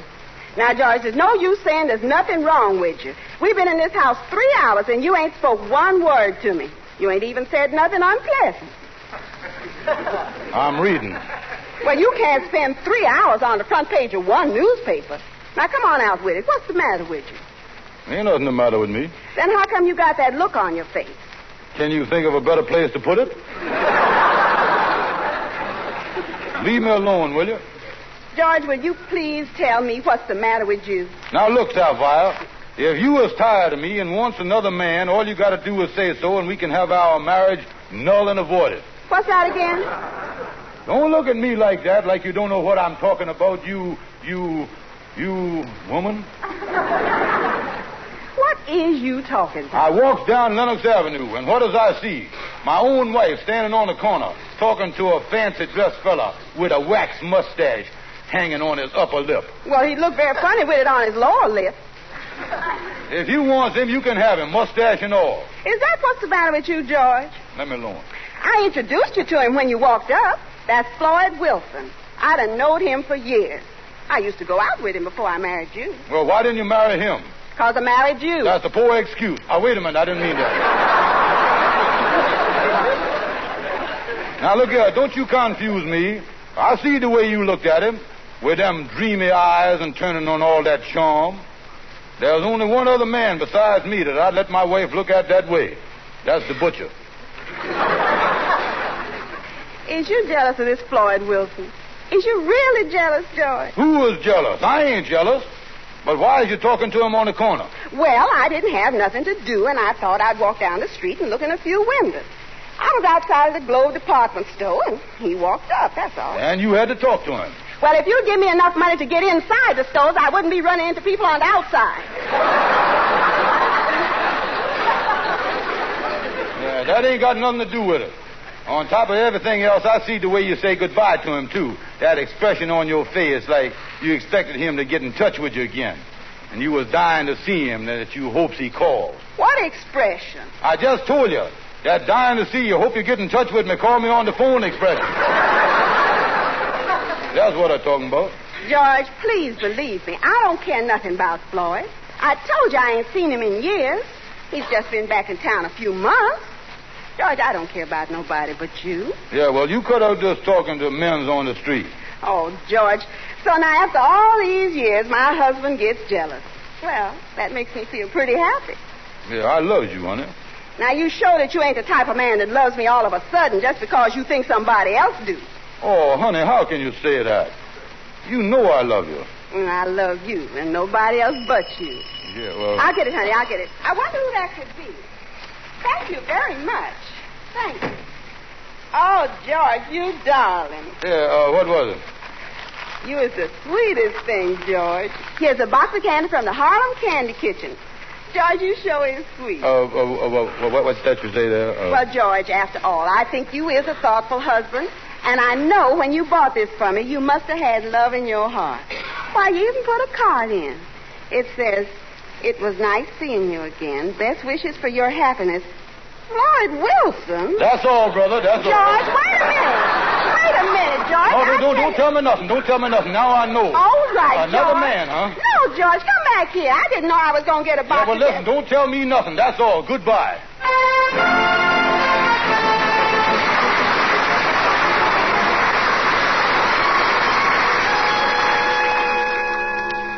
Oh, I tell you, boys, you can't tell about women. Oh, I wouldn't take it too serious, Kingfish. That could have happened to anybody. I don't think your wife cares nothing about this Floyd Wilson. Well, I think what's happening to Sapphire is what happens to all women her age. What do you mean, Andy? Well, she thinks she's getting old, so she's starting to act young. That's it. Andy, you done hit it on the head. You said it. Sapphire's in her second childhood. Mentally, she's wearing bobby socks. Kingfish, I think you exaggerating everything. All this Floyd Wilson done was to send her a box of candy as an old friend. Amos, I ain't told you the worst. The kind of candy it was. It was signiferant. Yeah, what kind was it? Candy kisses. That's signiferant, ain't it? Yeah, done sent her a whole box of them, huh? Well, he put in a few gumdrops to throw me off the track. I know what he Yeah, well, the way I figure the thing... come in, Miss Van Porter. Hello, fellas. Hello. Come in, Henry. Yeah, sit down. Well, Kingfish, since you asked me about this Floyd Wilson over the phone, I haven't been able to find out anything about him. Oh, mystery man, too, huh? That's the worst type. Yeah, well, Kingfish, I tell you, you was building up something in your mind here. We was just talking to you, Henry, about how when women gets into their second childhood, they fall for fellas like that. Yeah, and they does everything to make themselves attractive. Yeah, they gets their face treatment, they gets their face patted. Then they gets their body pounded. Goes to a beauty shop and gets the fat beat off of them. Oh, I tell you, they is getting slap happy around that age. Yes, I know. Mud packs and everything. Yeah, don't tell me about mud packs. I remember one night, in the dark, I goes to kiss my wife with a heart full of love. I winds up with a mouth full of dirt. Yeah, well, that's bad, all right. Yeah, I still wish I could see what she sees in this fella Floyd Wilson. He ain't got nothing that I ain't got. Well, now, I don't quite agree with that, Kingfish. The man has got a very beautiful wax mustache. What, that silly thing? I ain't never seen a mustache with so much wax on it before in my life. Why, if you would put a match to that thing, it would burn for an hour. Yeah, oh, I'm telling you, fellas, my married life is facing a crisis. And I'm going to do something about it. I ain't going to take it laying down. Yeah, well, what you going to do about it, Kingfish? Well, I got a couple of things in mind. Come on, Andy, let's get going.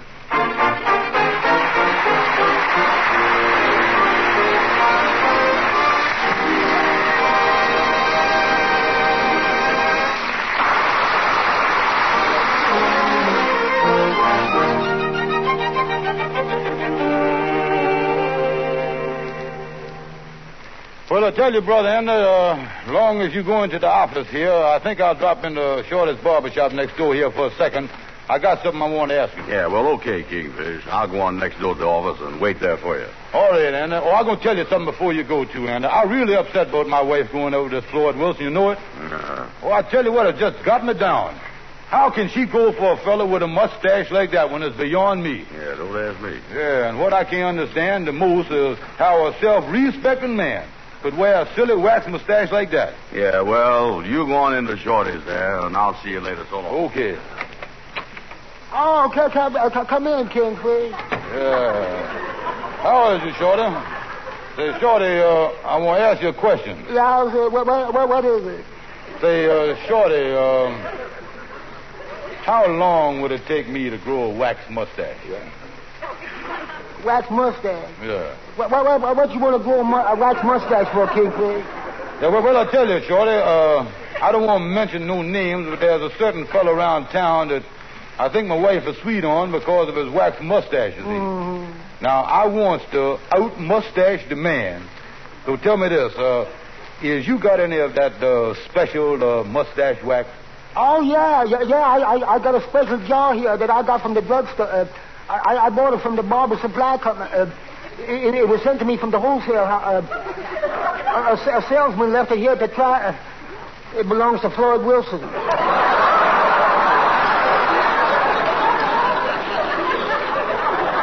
Wait a minute, did you say Floyd Wilson? Yeah. You'll never use that stuff on me. Wax that is wax, his mustache shall never wax mine.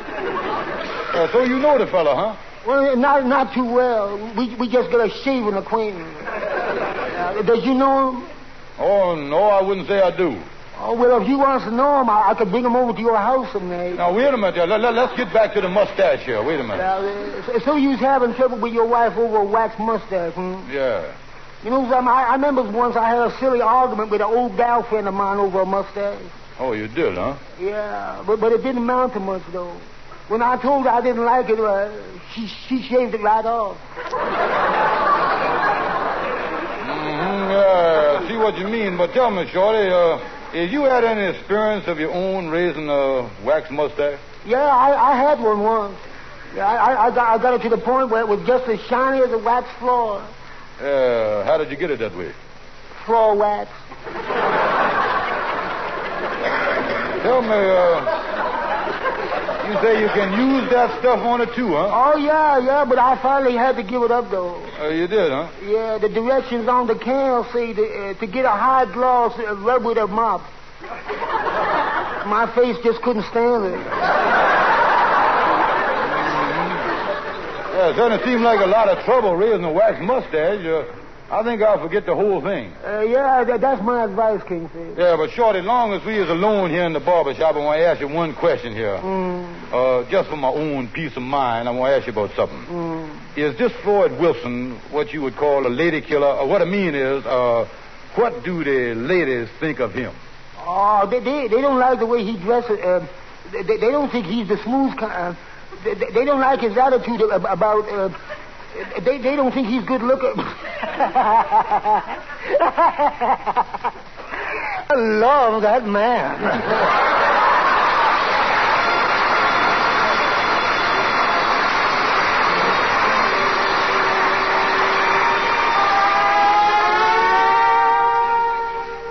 Well, Lightning, I guess you just can't tell about women. Look at the Kingfisher's wife. Yeah, sir, I heard about that. Listen, Lightning, you as a married man, your wife ever give you reason to be jealous of her?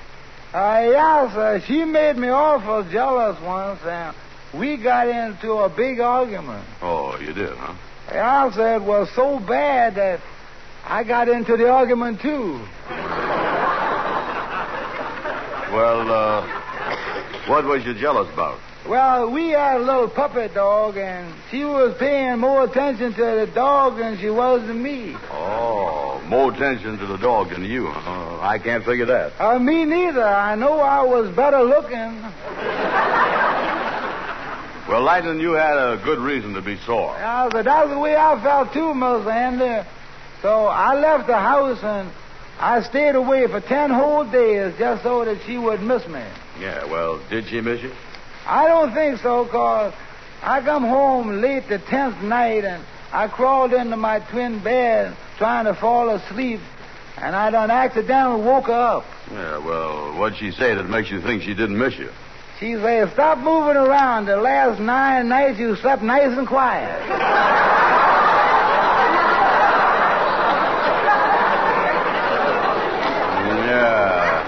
Well, a thing like that was... wait a minute. Come in, Kingfish. Come in. I want to talk to you, Andy. Get on out, Lightning. Yeah, so I'll whiz along. Yeah, so long, Lightning. So long. Andy, I was in trouble. I just talked to Shorty, and that Floyd Wilson is the latest man. Yeah? Yeah, sir. I was in the middle of an infernal triangle. Well, what'd Shorty say? Well, he knows all about this fella. Yeah. He say he's really a lady killer.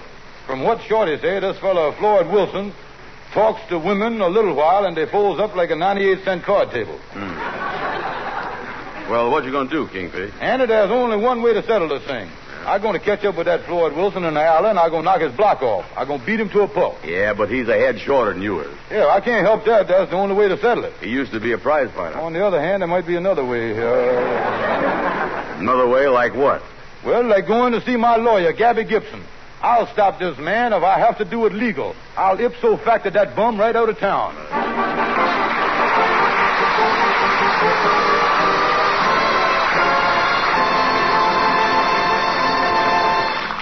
Oh, hello, boys. Glad to see you. Glad to see you. Come on in. Yeah. Hi, Gabby. Oh, hello, Gabby. Why, Kingfish, why are you looking so sad? What's the matter with you? What's the matter?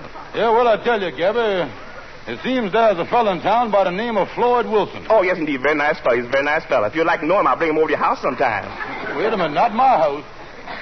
That's the trouble. His wife and this fellow, Floyd Wilson. Oh, does your wife know him? Does your wife know him? I know him. I'll say she do. You know, Gabby, I'm just thinking here. Maybe the whole thing is my fault. Well, there's a new slant. What you mean by that, Kingfish? Yeah, well, I ain't been going out with Sapphire enough lately, and she probably got tired of staying home alone.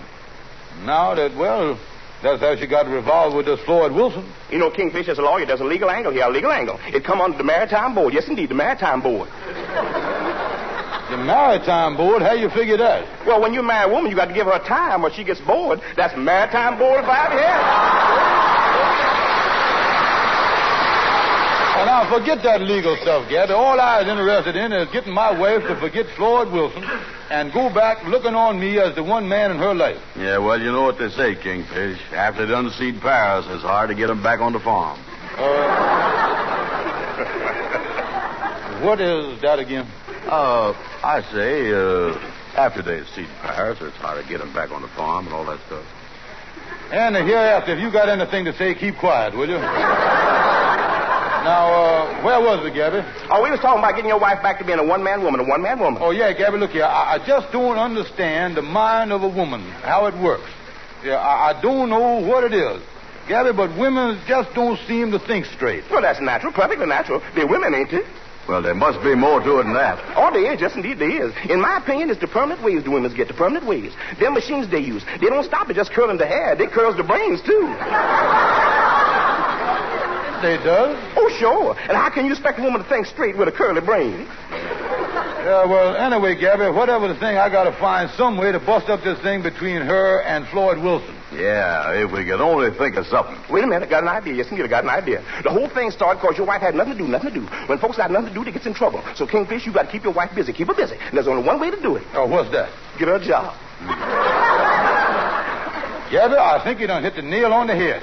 Andy, look here. We're going down to the employment agency and get Sapphire a job. That'll keep her away from men. Oh, getting her a job does more than that. It does two things. It do? Yes, indeed. It keeps her out of trouble and you in money. Yes, indeed.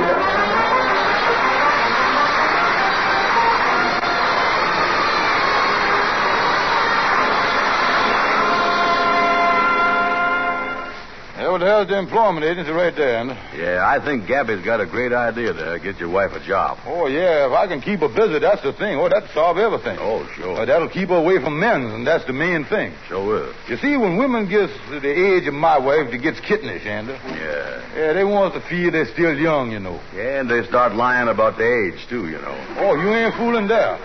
Yeah, there's one friend of my wife's. I done knowed her for years. And ever since I knowed her, she been telling me that she's 39. Every year, huh? Yeah, that's right. And I figured out that in 2 more years, her daughter's going to be older than she is. That's the way it works. Yeah. Well, here he is, Kingfish. Yeah. Uh-oh. They ain't doing much business around here, is they? Well, everybody's got jobs. Oh, wait a minute. Good morning. Can I help you? I want to talk to somebody about getting a job. Oh, catch the subway and get to this number. You can start to work this afternoon, and your friend here, you can catch a bus and go to this address, and they'll put you to work right away. They'll pay anything. Yeah, but wait just a minute, man. Experience isn't unnecessary. Yeah, I know. Oh, I don't care if you haven't done butler work before. These people give you any salary you want. They'll furnish you with a car and 3 days off a week. Yeah, could we slow down here just for a second, please, ma'am? Yes, ma'am. We don't want no jobs for ourselves. Oh, well, then what do you want? Yeah, I want to get a job for my wife. I've got just the place for her. Second maid over on Park Avenue. They have 2 butlers, and she doesn't have to do a thing. 4 days off a week. Wait a minute. 2 butlers, huh? Let's see, and 2 butlers, that's men, see? But there must be. Can't be women. I ain't never heard of no butleresses. No, lady, she don't want that job. Well, how about getting her a job in an office building? Now you said something. It's right here in Harlem. Now you're talking. She'll run an elevator. Now you're really talking. Finest men in town have offices there. You just talked me out of it. Look, Kingfish, listen, we ain't getting no place here. Yeah, what else has you got, madam? Well, I've got a job open for a hat check girl in a nightclub. No. That spells trouble there. I can see the men now checking their hats saying, hello, baby, how are you? Yeah. Now, look, Kingfish, I got an idea. Come here. Excuse us, madam, will you? What is that? Look here. You don't want her to work with men. No. I tell you what you do. What? Take her down and enroll her in the Red Cross where there ain't nothing but women working. Andy, that's a great idea. She can work with nothing but women's down there, learn a lot of stuff, and at the same time, she'll be doing a lot of good. Yeah. That'll keep her busy and out of trouble. I'll do it.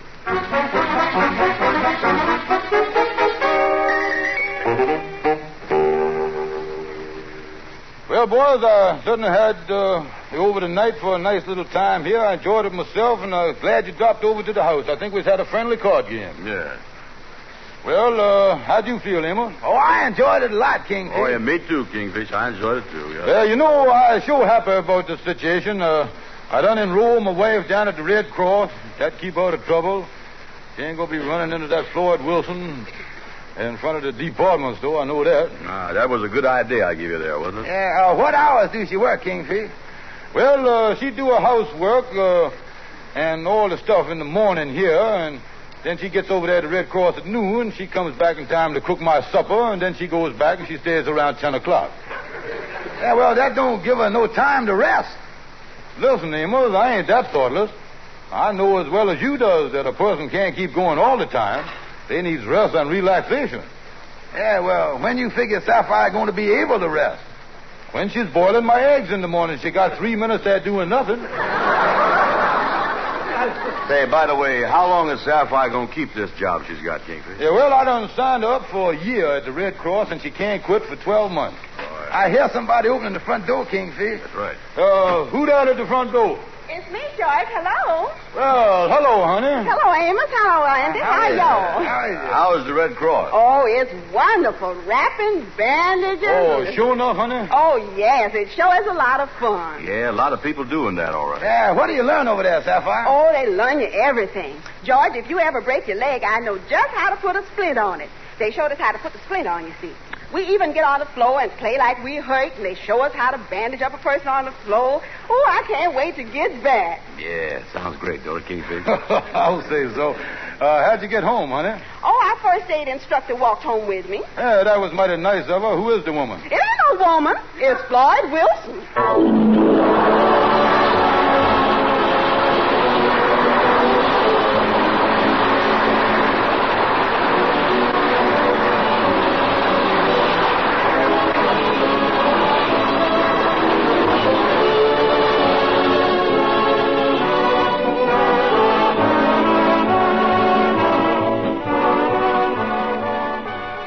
Andy, I told you that I'd find out about this guy, Floyd Wilson, and he's nothing but a coward. What make you say he's a coward, Kingfish? Well, I met him in the street, and I waded right into him. Sure enough? Oh, yeah. The first thing I done, I brought my chin right down hard on his fist.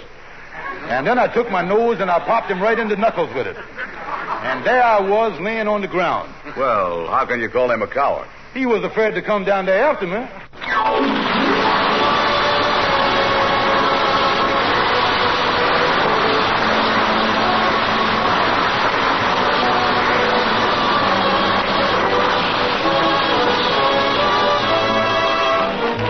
Next week, Andy is in for a lot of headaches over his income tax, so don't miss the fun. This program is broadcast to our armed forces all over the world. This is Harlow Wilcox saying good night to all of you from all of us.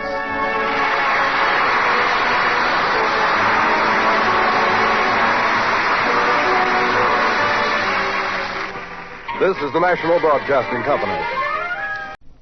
The Amos and Andy Show.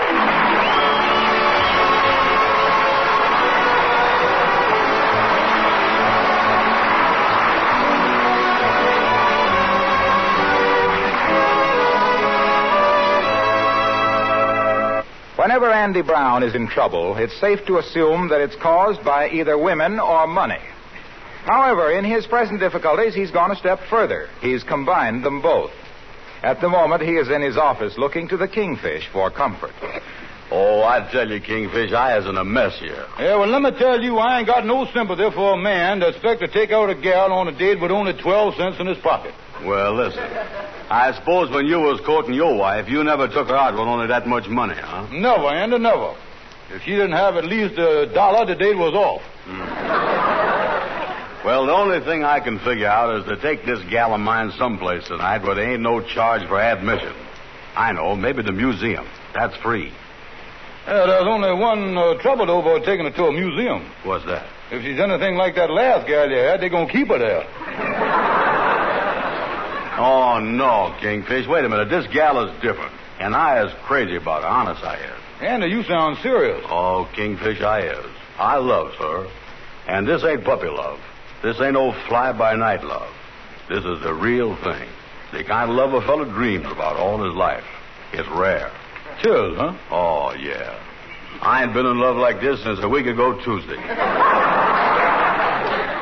Say, look, Andy, I don't know why you don't come right out and tell the gal you was broke. That ain't no crime. Yeah, but here's the thing, Kingfish. This is one gal that I really want to marry. Mm-hmm. The gal got a good job in some office. She make a lot of money. Smart as a whip. You ought to see her handle numbers and figures. She's smart with figures. Oh, business gal, huh? Yeah, but there's one thing about that gal. She ain't got no respect for a man that ain't a success in business. Yeah, that puts you right in the ash can, don't it?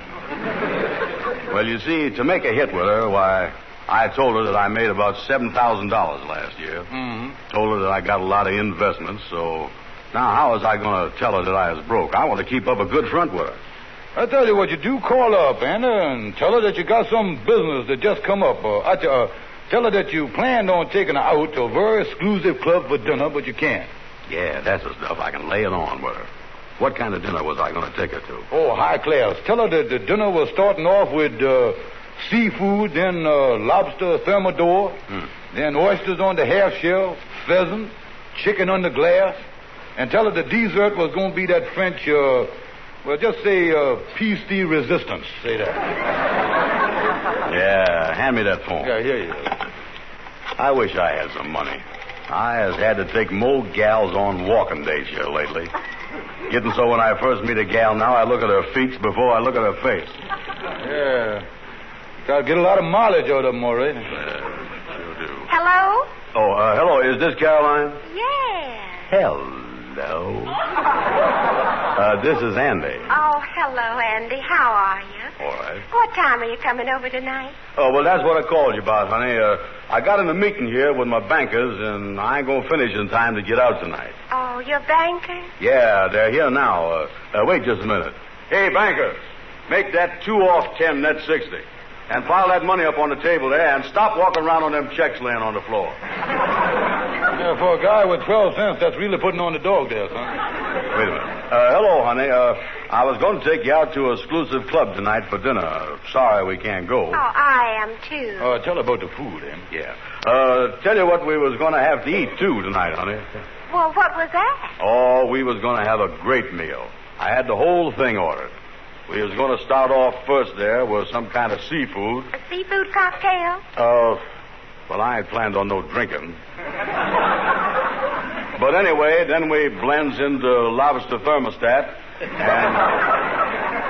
And then following that, you know what was next? No, Andy. What? Pheasant on the half shell. And then, honey, we was going to have chicken under glass. Oh, I've heard of that. Chicken under glass. Oh, yeah. Tell you the truth, for a while there, I was thinking of having the whole meal served under glass, including us. Oh, that was quite a dinner. Oh, but I ain't told you about the dessert. What was that going to be? Piece de resistance. We might even had 2 pieces of it. Oh, I'm sorry we couldn't get together, but give me a ring at the office tomorrow. You have my number. Yeah, all right. And don't forget your little Andy Wandy. I won't. Goodbye. Goodbye. Andy Wandy. Well, Andy, that was one of the craziest... Wait a minute. Come in, Amos. Come in. Well, hello there, fellas. How is you? Hi, Amos. Amos, you missed it. Man tells a gal that he made $7,000 in 1944. Made a date with her with 12 cents in his pocket. Who done that? Andy here. Well, it sounds like him all right, but speaking about your income for 1944, I just thought of something. Is you fellas figured out if you got any income tax to pay? Income tax? Oh, me, they still got that thing. I'll say they still got it. And if you were supposed to pay an income tax and you don't file it, the FBI come after you. Huh? Oh, me, I done forgot about the thing, too. The FBI, huh? You fellas better get going on it right away. Yeah, well, then, we as partners, so our income must be about the same. Get out the books there and let's figure out what it is. Yeah, that's right. I'll get out the cash journal here. Got it right in my desk drawer here.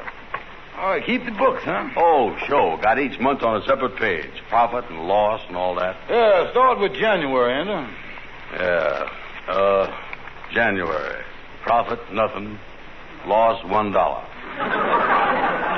February, profit, nothing. Loss, $2.50. March, profit, nothing. Loss, $3. April, profit, nothing. Loss, nothing. Say, Kingfish, we broke even in April. Yeah, well, you're bound to hit one good month there. What's next, Andy? Well, then we took our summer vacation. May, June, July, August, and September. Oh, we cut it short that year, didn't we? You mean that you fellas took 5 months vacation after not making a dime all year? Well, we was just resting up so we could hit the ball in October. What do we do in October there? Read the thing there. What does it say? Well, you know Columbus Day coming that month. That's a holiday. Yeah, I remember. Looked like we celebrated Columbus Day the whole month here. Yeah, great man, that Columbus. How about November? Looked like we done celebrated him in November, too. Look, Andy, that book you got there ain't right. I remember you telling me that at the end of the year that you made $250. Yeah, that is right. Amos, I got to pay a tax on $250? Well, I don't know, Andy. You better find out about that and find out quick. Andy, we better go over and see our lawyer, Gabby Gibson. He is the man that can straighten you out.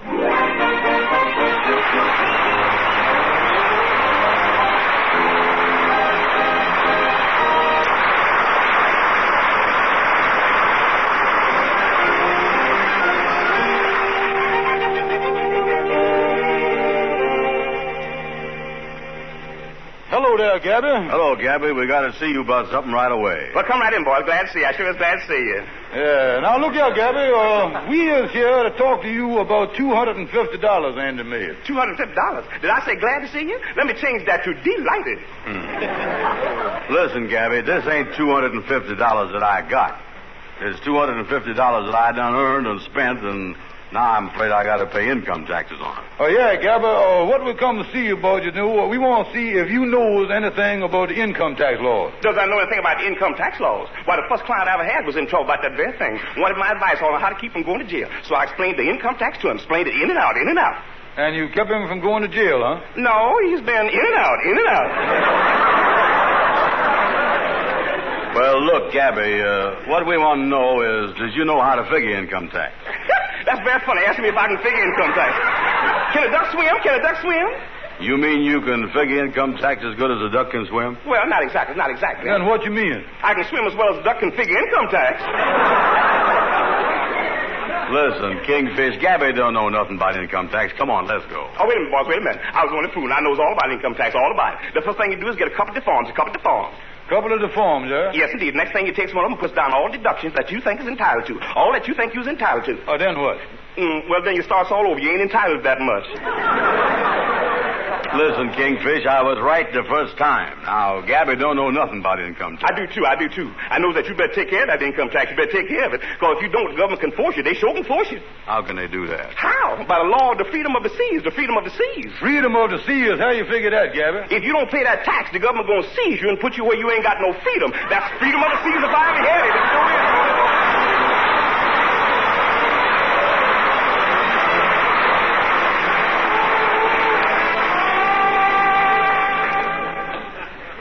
Hello there, Brother Andy. How is you? Listen, Kingfish, I've been thinking things over since we seen Gabby this morning. I'm going to get this gal of mine, Caroline Martin, that knows so much about figures to help me with my income tax. Brother Andy, that's what I was here about. I just come from the bank. Was talking to him over there. I got some of the forms that you fill out, and I happen to announce that I is now expert on income tax. Oh, great, Kingfish, great. Where does we start? Well, now, let's start with some deductions here. That's the only part of it there's any pleasure to. Let's see. Contributions, that's money for charity. Well, say, listen, would the Mystic Knights of the Sea Relief Fund come under that? Oh, sure. Well, then put down $1. $1? Is that all? That's all they give me. Oh, well, I'll put it down there. Now, the next deduction is, let me see here, depreciation. Now, that word there, don't let your veins sit up on you there. I'll explain the word. Depreciation means the wear and tear on something that you own, and it make it go down in value. Yeah, well, in that case, I can take off from my overcoat hanging over there. Has your overcoat depreciated? Well, take a look at it. Don't look bad. Look like a green satin overcoat to me, that's all. Yeah, well, when I got it, it was a fur coat with a green satin lining. Now, let's see what else here. Well, I guess you call that depreciation, all right. Put that down, your overcoat. Yeah. But on second thought, Andy, wait a minute, y'all. I don't think they'd allow you for nothing on your overcoat. If you want to deduct for depreciation, you got to own personal property, like a home, something you was lived in and slept in. Oh, well, then I can deduct for my suit. Well, I don't think Mr. Morgenthau had nothing like that in mind when he started this mess. I really don't think he did. Yeah, well, now, let me see. Let's forget that and get to the next deduction. What you got there now? Let's see the thing. Yeah. Show me. What is the next one? Yeah, well, now, I know you can deduct for medical expenses, hospital, doctor's bills, and all that stuff. Doctor bills? Yeah. Oh, well, now, there's something right there. Oh, we got something here, huh? Oh, sure. I had one of them. Mm-hmm. Let me see. The February of last year, I got a bill for $30 from the doctor for some work he done. Yeah, well, we'll take that off. $30, huh? Oh, great. And when I pays him, can I take it off again? Yeah, I think you might be able to do that now. That ought to come under the heading, you take it off now and then take it off. Yeah, that come under the heading of double indemnity. That's what it come under. Yeah, well, I know what that double means, but what did that indemnity or whatever it is mean? What's that? Well, indemnity, I'll explain it to you. Indemnity means, Well, what it means? Maybe we better not take that off there. I don't think Oh, listen, Kingfish, we ain't getting no place here.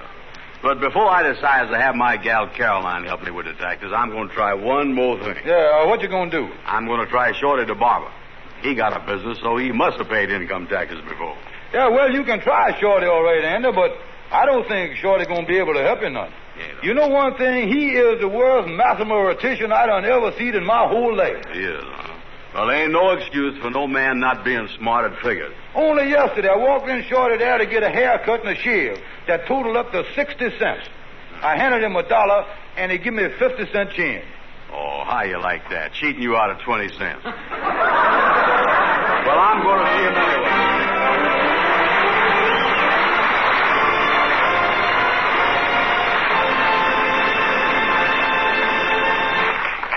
Shorty, the reason I dropped in, I thought maybe you could help me with something. I'd be glad to, Andy. What does you want me to help you with? My income tax. You was in this barber business here. You ought to know how to figure out income tax. Oh, it's easy to figure out income tax. Yeah, you just fill out the form the government give you. You just follow their instruction. The form tells you just what to do. The government fixed so anybody can understand. Morgan Thor don't even know. Look, Shorty, you got a business here, so you must have paid some income tax. Now, you certainly ought to be able to help me fill out this income tax form. Let me see it. Oh, I was very familiar with all the questions on that one. Oh, you is? Oh, that's great. That's great. Yeah, the only trouble is I ain't very familiar with the answers. Listen, Shorty, this is silly. You must know how to fill out this form. You has done paid income tax, ain't you? Oh, sure. I has paid income tax already. Oh, well, now we're getting someplace. We're getting warm here. When you pays your income tax, how do you figure out how much you got to pay? Oh, I never figures anything out. I just sends them everything I make. It's a much simpler method. But if you sends them everything you make, then you ain't got nothing left to live on. I ain't? No. I knew there was something wrong with that method. Shorty, you ain't no help to me at all, you know it? Don't you know nothing at all about the income tax? Oh, sure. I know that the government allows $300 a year for a child. They does? Yeah, but how many children make that kind of money? Yeah, that do kind of sound silly, don't it? Yeah, I also know that there are different brackets. Yeah, the more money you make, the bigger bracket you was in, and then you got to pay a lot more. You got to watch that. Yeah, well, none of that stuff is helping me none, so give me a haircut as long as I was here. Oh, sorry, Andy. I can't give you one till next week. Why not? According to my books, I got to slow down or I'll be in a higher bracket. Well, look, I want a haircut. Oh, please, Andy. You mess up my whole bracket. Listen, Shorty, I'll tell you what I'll do. If you give me a haircut, I promise you not to pay you for it. You do? Yeah. Oh, gee, Andy, you was a real pal. Boy, this income tax gets more and more mixed up. I can't make head nor tail of it. I got a good mind to forget the whole thing and not even file no income tax. No, that's it. That's a good idea, Andy. You don't have to stand for that kind of stuff. The government can't push you around like that. They ain't got the right to mess with just ignore the whole thing. You'll love Alcatraz.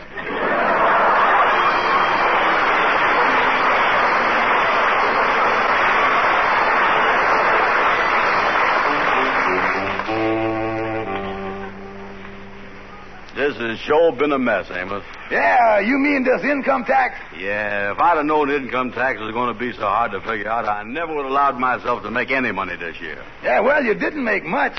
No, but by trying just a little harder, I could have made nothing. Yeah, well, you almost did make nothing. Tell me, what is he going to do about filing it? Well, I already done something about it. Amos, you remember me telling you about that new gal of mine, Caroline Martin? Oh, the smart gal, yeah. She's the one that works, you say, at some big office. She's smart with figures. Yeah, that's right. Well, I finally called her up and asked her if she would help me fill the thing out. She said that not only would she help me, but she'd do the whole thing herself. Oh. She told me if I just send over the income tax form with my figures, why, she'd fill the thing out for me. Oh, that's great, Andy. Did you send her one of them blank forms? Well, I didn't leave it all blank. I signed the thing where it says signature. That was the only question I could understand. Yeah, oh, I see. Say, wait a minute, though, Andy. Didn't you tell that gal you made $7,000 last year? Yeah, that's right. Yeah, well, when she sees from the figures that your income is only $250, she's going to know you've been lying to her. Ah, but I got around that. I still told her I made $7,000 income. But when I gets the form back from her all filled out, I'll just copy the way she done it on another form, but using my own $250 figures. Oh, that's how you're going to work it, huh? Oh, yeah, sure. Well, I got to get over to her office now, too. She told me she'd have the form all ready for me. Good. The Kingfish is going over with me. I'll see you later.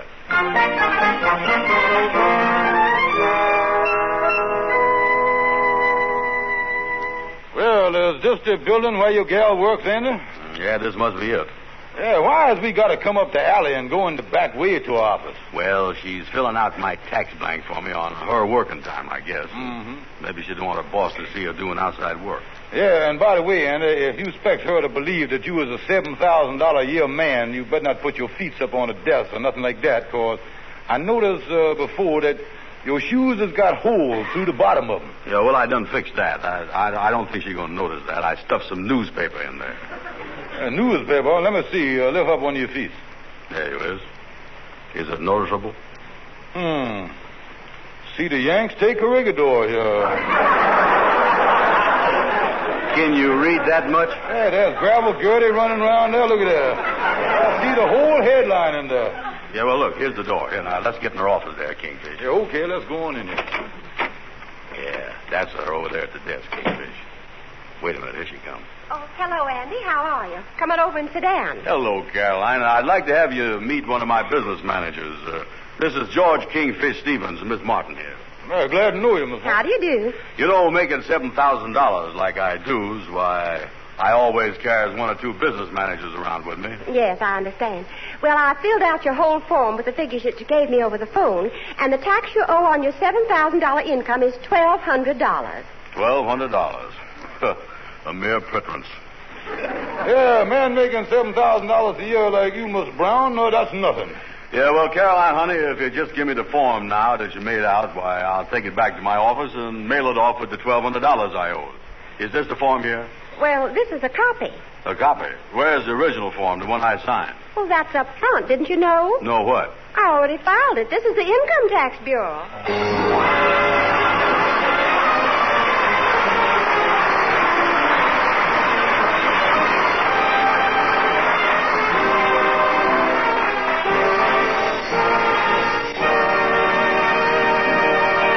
Ladies and gentlemen, for humanity's sake in this time of great need, won't you contribute to the Red Cross? They really need your help, folks, so won't you please give? Thanks and good night. Good night, folks.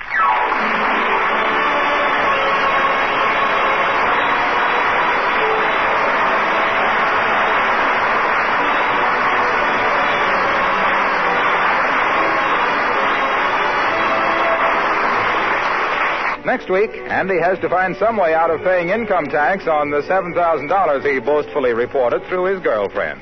So don't miss it. This program is broadcast to our armed forces all over the world. This is Harlow Wilcox saying good night to all of you from...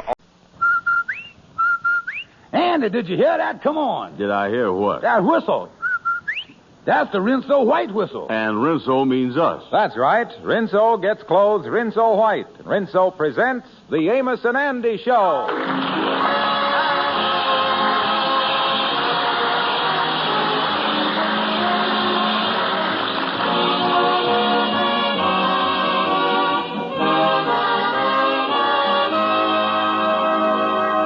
Rinso for a wash that's...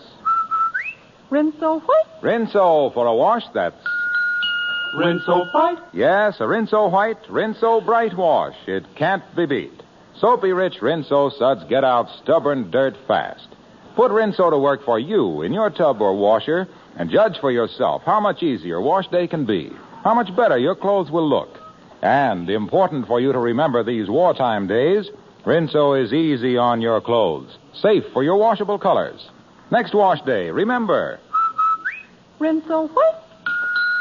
Rinso white. Rinso for a wash that's Rinso white, Rinso bright. And now our stars, Amos and Andy.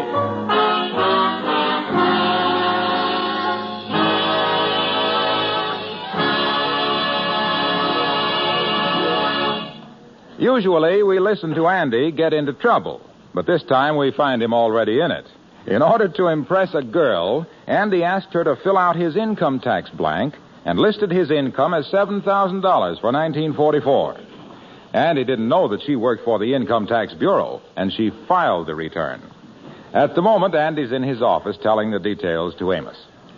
So the way things stand now, Amos, according to the tax return that done got filed by mistake, the government thinks that I earned $7,000 last year. Yeah, that's a lot of money, Andy. Yeah, but that ain't the worst. On that income, I now owes the government $1,200 income tax. $1,200 income tax when all you really made last year was $250. Yeah, that's right. In other words, you owe them 5 times as much as you earn. And that's certainly more than the government expects anybody to pay. Yeah, but from what I hears about it, it ain't much more. Well, you ain't got $1,200. What is you going to do? Well, I don't know, Amos. I was thinking I might write Mr. Morgenthau a letter and see how he'd feel about putting me on an easy payment plan. $1,200 at 10 cents a week. Oh, Andy, the government can't do nothing like that. They got certain income tax rules that everybody got to follow them. After all, with millions of people paying taxes, the government has got to work like a machine. Oh, they work like a machine, all right. A vacuum cleaner. I is really in a mess. I really is, you know it? Oh, this is serious, Andy. Amos, there's only one thing for me to do. I'm going over and see my lawyer, Gabby Gibson, and find out how much trouble I is really in. Yeah, well, keep your chin up, son. Yeah, well, that's great. Keep my chin up. If I is in the trouble I think I is in, they're going to send me to prison. To Sing Sing or Leavenworth or Brookville. Andy, Brookville's a woman's prison. I still wouldn't like it.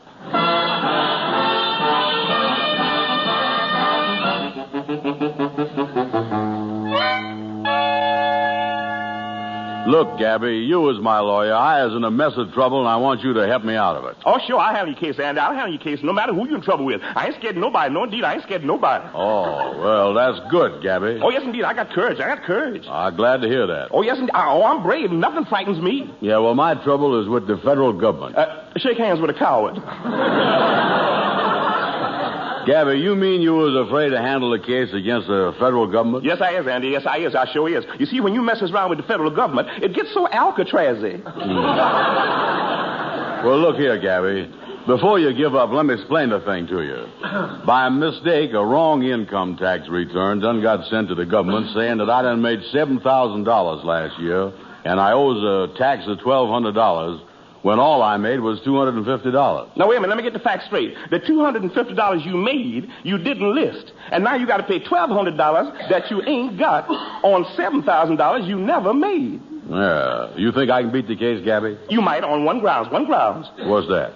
Sheer confusion. But my own personal opinion is, Andy, they got you. Oh, yes, indeed. You're really in trouble. Yes, indeed. But look, Gabby, please. Now think. Ain't there's no legal angle that applies to this thing? Well, maybe it is. Let me think a second. Yes, Andy, there is something. There definitely is. This all comes under the federal housing bill. The federal housing bill. The federal housing bill? How you figure that? If you don't pay that bill for $1,200, the federal government going to take care of your housing. That's federal housing bill if I ever had it.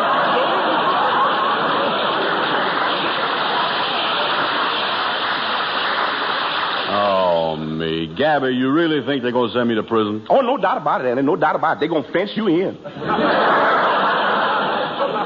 Listen, Gabby, as my friend, you got to help me.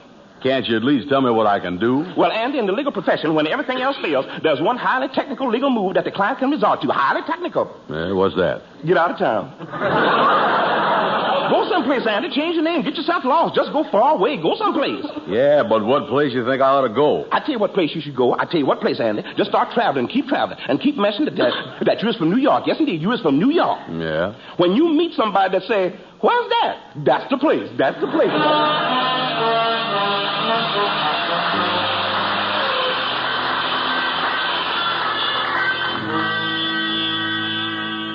Brother Andy, I've given it to you straight from the shoulder. Me and the Lodge brothers is going to help you get train fare out of town. Lightning is taking up a collection now. Yeah, well, that's all I want to do, Kingfish, get out of town. Yeah, the reason we doing it is because we don't want nobody around here done broke the federal law. We don't want your name associated no longer with our Lodge. Yeah, I know, Kingfish. I know I was outcast. But don't worry. The name Andrew H. Brown ain't never going to bother nobody no more. Because I done like Gabby say. I done changed my name. I even got cards printed up with my new name on them. Yeah, that's a good idea, you know. And here's one of the cards right here. See how this sounds. Yeah, let's hear it. John Lucas, formerly Andrew H. Brown. And how can you be that dumb? Formerly Andrew H. Brown, printed right on the card. That's a dead giveaway. It is, huh? Yeah, give me that card. I'll change the thing so ain't nobody gonna know who you really is. Yeah. Let me get my pencil here. Here. That do it. How do it read now? John Lucas, no connection with Andrew H. Brown. Yeah, boy, that's a lot better. Now, let's get back to this map here and see where I'm going to go when I leave town. Mm-hmm. I want to go someplace where the FBI's ain't going to come after me. Yeah, well, let's see the map here. And I think I got just a place here. Yeah, here it is right here, Death Valley. Death Valley? Yeah, nothing grows there. There's no water, no nothing. The FBI's would never dream of looking for you there because they know that nobody can stay alive in Death Valley. Well, wait a minute here. Then how does I stay alive there? Well, Andy, you can't have everything, you know. Listen, Kingfish, don't hit me. There must be some place in the Midwest. Lightning, come on in with the collection. Hello, Lightning. Kingfish, I done passed around the hat like you told me. Good, Lightning. Let me look in the hat and see how much you got there so we can see how far Andy can go, whether it's just the Middle West or clean out to California. Yeah, see what's in there. What's the news, Kingfish? And how would you feel about hiding out in Brooklyn?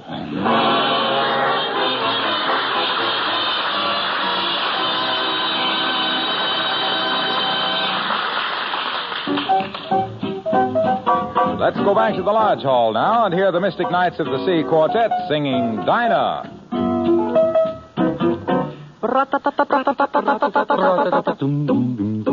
Oh, Dinah, is there anyone finer in the state of Carolina? If there isn't, you know her well, sure to me, Dinah. With the Dixie eyes blazing, how I'd love to sit and gaze to the eyes of Dinah Lee. Every night, why do I shake with fright? Because my dynamite changed her mind about me. Oh, Dinah, if she wanted to China, I would hop an ocean liner just to be with Dinah Lee.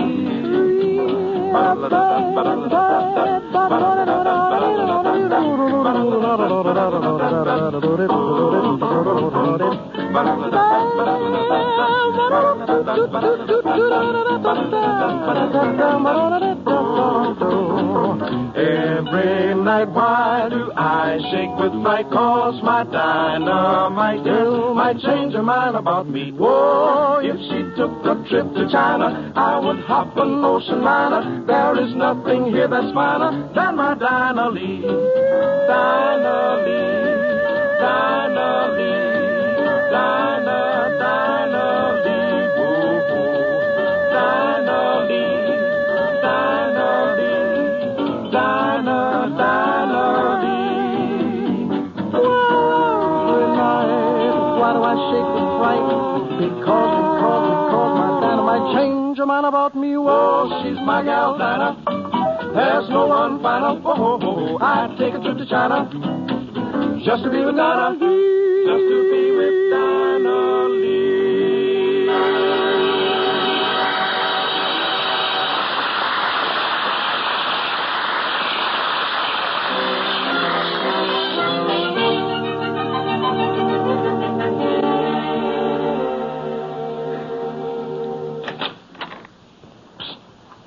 Kingfish, is you alone? And what you doing coming around here? We don't want you around the lodge no more. What you mean? We done kicked you out of the lodge. We got a reputation to uphold, and you done smudged it up. Therefore, I had to move that we move you out. You done kicked me out the lodge, huh? Right, so scram out of here. Goodbye, so long, adios, and au reservoir, and all that stuff. That's a fine aptitude for a friend. Look, Kingfish, after the Lodge brothers didn't come through, I went to all my friends, and I still couldn't get no money to get out of town on. Can't you hide me out for a few weeks? Sorry, Andy, sorry. Can't help you.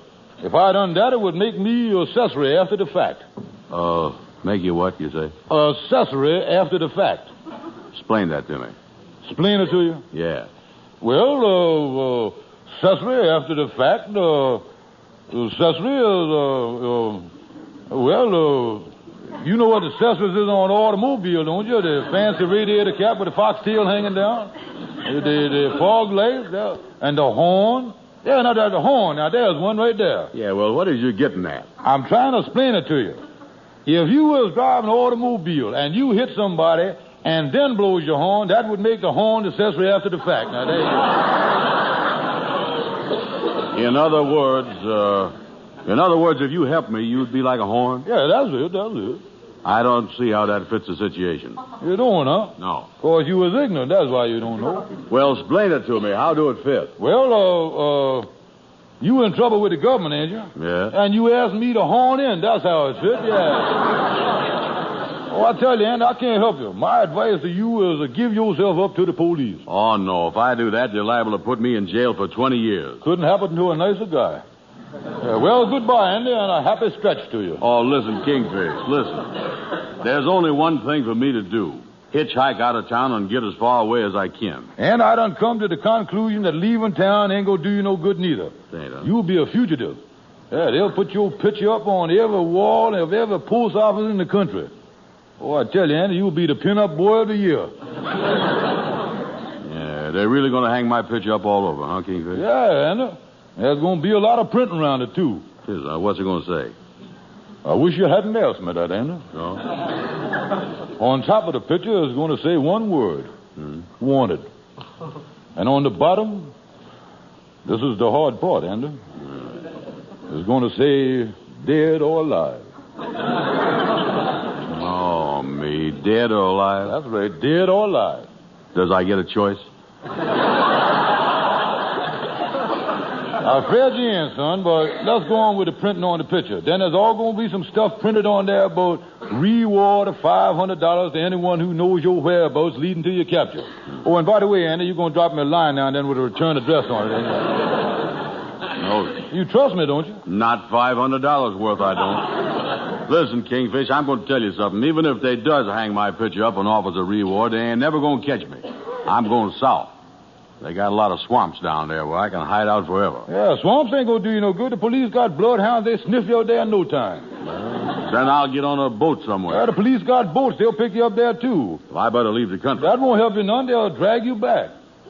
You know I have more trouble with you than I is with the police. Well, I ain't trying to scare you, Andy, but when that FBI spread out that net, you really gonna see some fishing. I is, huh? Oh, yeah. In fact, I see it in the paper just yesterday, where the FBI solved 200 cases this week and had 7 clues left over. That's what it done. Well, Kingfish, I guess there just ain't no way out of this for me. Oh, me. Why did I have to go and pretend that I was a big businessman to that gal? Yeah, well, it's your own fault, Andy. You don't see me pretending I was a big businessman. I ain't working, and I don't make no bones about it. I was free as a bird. No business worries to worry about. Excuse me a minute. Hello, Kingfish speaking. Hello, Kingfish. This is Henry Van Porter. Say, you know that trouble Andy's in? Yeah. I just checked with my company lawyer, and I find out that Andy ain't got nothing to worry about. If he filed a tax return on $7,000 by mistake, instead of his true income of $250, he don't have to pay $1,200 tax. Oh. The company lawyers say that any man to do that just has to go down to the income tax office and tell them that it was a mistake. They'll give him his return back, and he can file a new one. Or he can have his auditor, if he's got one, go down there and do it for him. Of course, that would cost a fee. Yeah. Well, that's all there is to it. Will you give Andy all these facts when you see him? Yeah, okay. What was that, Kingfish? Wrong number. That was the longest wrong number I'd ever hear. Well, then, if you'll excuse me now, I got some work to do. You know, when you was running a business like I is, you can't neglect a thing. Running a business? You just got through telling me that you wasn't in business. Ain't I told you about my new business? No, what business you in? And I was happy to tell you that I was ordered to specialize in correcting false income tax returns in the $7,000 bracket. You mean like mine? Oh, that is right. You did have one like that, didn't you? Yeah, Colleen forgot about it. You know, and I could fix that up for you. Oh, boy, that'd be great. Yeah, be glad to handle the thing for you for $10. $10? Yeah, well, then, you know I was a CPA, and that means certified paid accountant. Us CPAs ain't allowed to do nothing for nothing. That's the OPAs, WPA on the CPAs. Can't mess around with them ears. Look, $10. Well, if you fix that up for me, Kingfish, I wouldn't have to leave town or go to jail or nothing. Yeah, for $10, I guarantee you that I straightened it out. I guarantees it for you, ain't I? Mm-hmm. You know, you never went to the income tax, the thing right there. And I'll tell you one other thing. What? You don't want them men investigating your past years. That's one thing you got to watch out for. Yeah, that's right. Well, listen, Kingfish, wait here. I'll go right over to Shorty's barber shop and borrow $10. Don't go away.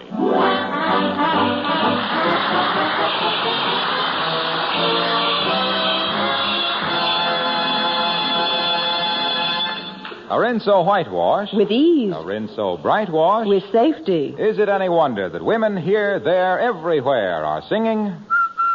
Rinso white. For a wash that's white as it can be. Rinso bright. B-R-I-G-H-T. Yes, Rinso keeps your colors bright. It's all powdered for a wash so white. Here's great advice, you can't go wrong. Rinso white. Rinso bright. Happy little wash day song. Plenty of reason to be happy on wash day with Rinso's soapy rich suds on the job. No hard scrubbing or boiling, just a short soaking with Rinso, a few quick finger rubs on extra soiled places, and clothes are ready to rinse. And Rinso's anti-sneeze. Right. Rinso's the only soap made by patented anti-sneeze process. The only granulated soap that's 98% free of sneezy soap dust. So next wash day, remember, a Rinso whitewash. With ease. A Rinso bright wash. With safety.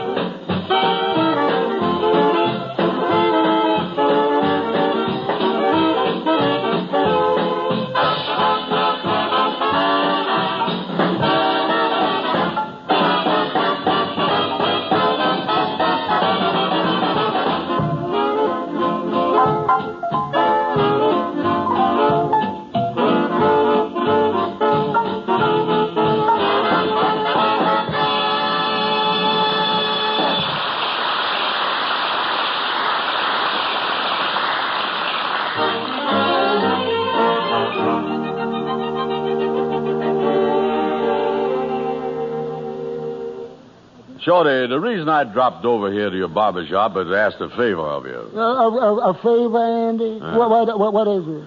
Well, before I pops it on you, first I want to ask you a question. Shorty, which means the most to you, friendship or money? Now, think that over. Friendship or money? Oh, there's nothing more important than a friend. A friend is the dearest thing that a man can... A true friend means more than... To have a friend is the finest thing... Money. That was the wrong question. Look, Shorty, let me lead up to it another way. If a starving little dog come up to you, would you give him a piece of meat, wouldn't you? Yeah, if he had red pants with him. Yeah, well, I ain't no dog. I is a human being and a friend of yours. I is in a mess of trouble, and I needs $10 to get myself out of it. Will you lend it to me? Oh, gee, Andy, that's a lot of money. I was afraid I can't do it. Oh, but Shorty, you gotta. I was in awful income tax trouble, and if I don't get $10, I might go to jail. You won't see me again in 20 years. Oh, I wouldn't think of letting you go to jail. I'd do anything to stop that. I couldn't stand for you being locked up. 20 years is too long a time for a man to... I'm going to miss you. Listen, Shorty. Shorty, you just gotta lend me the money. Now, look, ain't you ever been broke and needed money something awful? You must know how it feels. Oh, sure I does. I remember once I was so broke, I didn't eat for 9 days. I got so doggone hungry, I finally boiled my brown and white sports shoes and ate them. You ate your brown and white sports shoes? That must have been awful, Shorty. Well, the brown part was kind of tough, but the white meat was tender. Well, there you is, Shorty. Now, you know what it is to need money bad. So lend me the $10. I'll even give you an IOU for it. Oh, but them IOUs is no good, Andy. You never remembers to pay them. I tell you the reason I don't remember, Shorty. When I gives you IOU, you was the only one that's got something to remind you that I owes the money. But me, I ain't got nothing to remind me. Yeah, you was right, Andy. How could we fix that? Well, let me see. I know. This time, when you lends me money, instead of me giving you IOU, you gives me one to remind me that I owes you the money. Oh, yeah, that's great, Andy. Yeah. Why didn't I think of that? I'll write the IOU out for you right now. I got my pencil right here. Oh, that's great, Shorty. That's great. Well, there it is, Andy. Here's your IOU and the $10. Yeah, well, thanks a million, Shorty. Thank you. See you later. Bye, Andy. Well, this time I gotta get paid with Andy having the IOU. I certainly smart, all right. I was the shrewdest fella that ever lived. They don't come no sharper than me. Nobody pulls the wool over my... I've been robbed.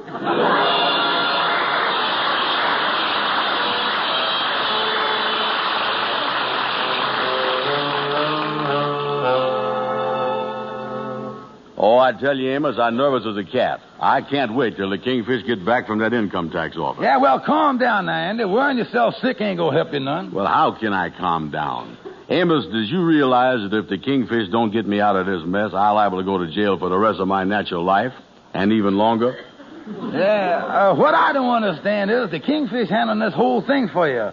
How did that happen? Well, we were sitting in the lodge office, and I remember he got a telephone call that it was the wrong number. And right after that, he remembered that he was a great auditor. Yeah, tell you the truth, Andy, I don't think that he gonna be able to do nothing for you down there at the income tax office. Well, I just hope... Wait a minute. Well, boys, here I is, the great auditor, George Kingfish Stevens. Oh, Kingfish, you was back. Yeah, what happened, Kingfish? Yeah, I can't wait. Is I in the clear? Andy, it's all fixed. You ain't got to pay the $1,200, and you ain't got to go to jail. Yeah, I got your income tax return back, and your worries is over. Here you is. Oh, good. Oh, Kingfish, I gotta hand it to you. I never thought you could do it. Oh, yeah, I feel like a new man. Now, say, Kingfish, you ain't got me in no trouble down there, is you? You told him the truth? Andy, I told him it was impossible for you to have $7,000 a year income. Yeah, I told him that you couldn't make that kind of a money because you was nothing but a dumb, ignorant, lazy bum. Well, I'm glad that you ain't had a lie about me. Yeah, I admit that you straightened it out, Kingfish, but you charged Andy $10 for doing it, huh? Well, Amos, does you mean it ain't worth $10 for a man with the skill, training, and experience of a certified public accountant to go down and keep Andy out of jail? Yeah, but you ain't had that kind of skill, training, and experience. Yeah, that's just the point. Without that stuff, it was even harder. Yeah, well, I am so happy I don't care about the $10, Amos. Kingfish, you must have made a big imprint on him down there to swing that thing so fast. Oh, yeah. I told him right off the bat that I was Harlem's biggest auditor. Told him that I handled 50 or 60, $100,000 accounts around town. Told him that I've been handling them for years. Yeah, did they believe you? Believe me? Of course they believe me. Well, you certainly laid it on, Kingfish. Oh, yeah. When I left there, they knowed for sure that I was Harlem's #1 auditor. Oh, I tell you, Andy, With me in back of you, you ain't got nothing to be afraid of, and I'll stick with you, too, right through thick and thin. Wait a minute. What you want, Lighton? There's a man from the income tax department out here. Andy, here's your $10 back. I don't know you, never saw you before. You can't do that, Kingfish. You can't. I's in trouble, and you still my auditor. I just remember, Andy, I ain't an auditor no more. I done quit the business. As soon as there's any trouble, you can always count on the Kingfish pulling out. Yeah, listen, Kingfish, wait a minute. Good afternoon. My name is Emerson with the Internal Revenue Department. There's the man you want to see right there, Mr. I. It's George Kingfish Stevens. The man you want there is Andrew H. Brown, the one sitting there with a criminal look on his face there. Mr. Emerson, I can explain everything. Yes, if you just give him a chance. I'm not interested. Yeah, I realize, Mr. Emerson, that everything I say to prove Brown's innocence here ain't gonna fool you none. So I'll just kind of get out here and give you plenty of room to slip the handcuffs on. Just a minute, Stevens. Don't leave. Yeah. Since you were down at the income tax headquarters, we've been talking things over. If you're such a big auditor, Stevens, why haven't you filed an income tax for the last 5 years? You better come along with me.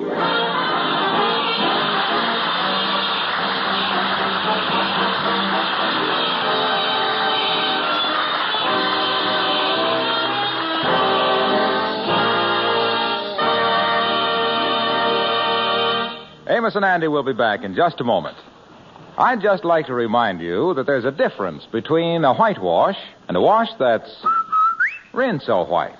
And there's a big difference between a bright wash and a wash that's rinse-o-bright. You'll see that difference yourself first time you hang a rinse-o-wash on your line. Yes, and you'll feel different, too, when you see how much easier wash day is when you have Rinso to help you. Rinso's grand for dishwashing and all the soap and water jobs around the house. So why not try it? Once you do, I'm betting you'll never be satisfied with anything less. And now, here are Amos and Andy. Ladies and gentlemen, never in the history of the world has there been a more sincere, honest, deserving cause than your Red Cross. Won't you please help them? The Red Cross is truly the angel of mercy to every fighting man the world over. Help them, folks. They need it. Thank you, and good night. Good night.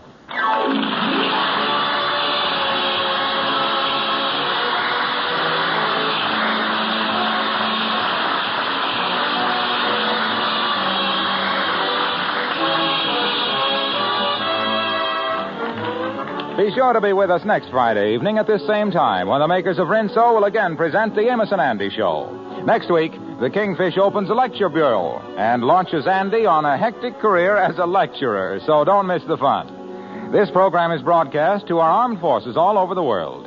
This is Harlow Wilcox saying good night to all of you from all of us. Ladies, there's one war job that you and only you can do. I mean the saving of waste fats and oils. Every drop of used fat is vitally needed for military medicines and supplies, and for supplies on the home front, such as fabrics, paints, and soaps.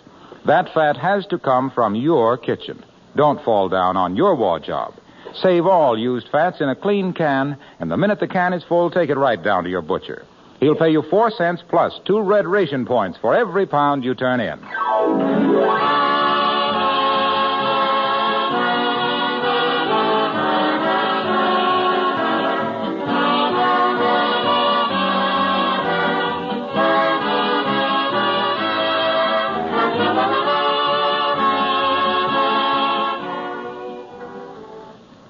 Say, try Lifebuoy in your next tub or shower. You'll go for that swell Lifebuoy lather. It's mild, efficient, and refreshing. But Lifebuoy's more than a great bath soap. It's a soap that's made especially to give all-over lasting protection against BO.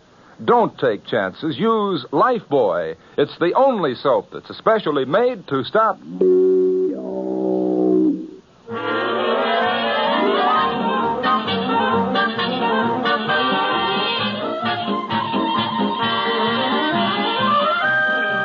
This is the National Broadcasting Company.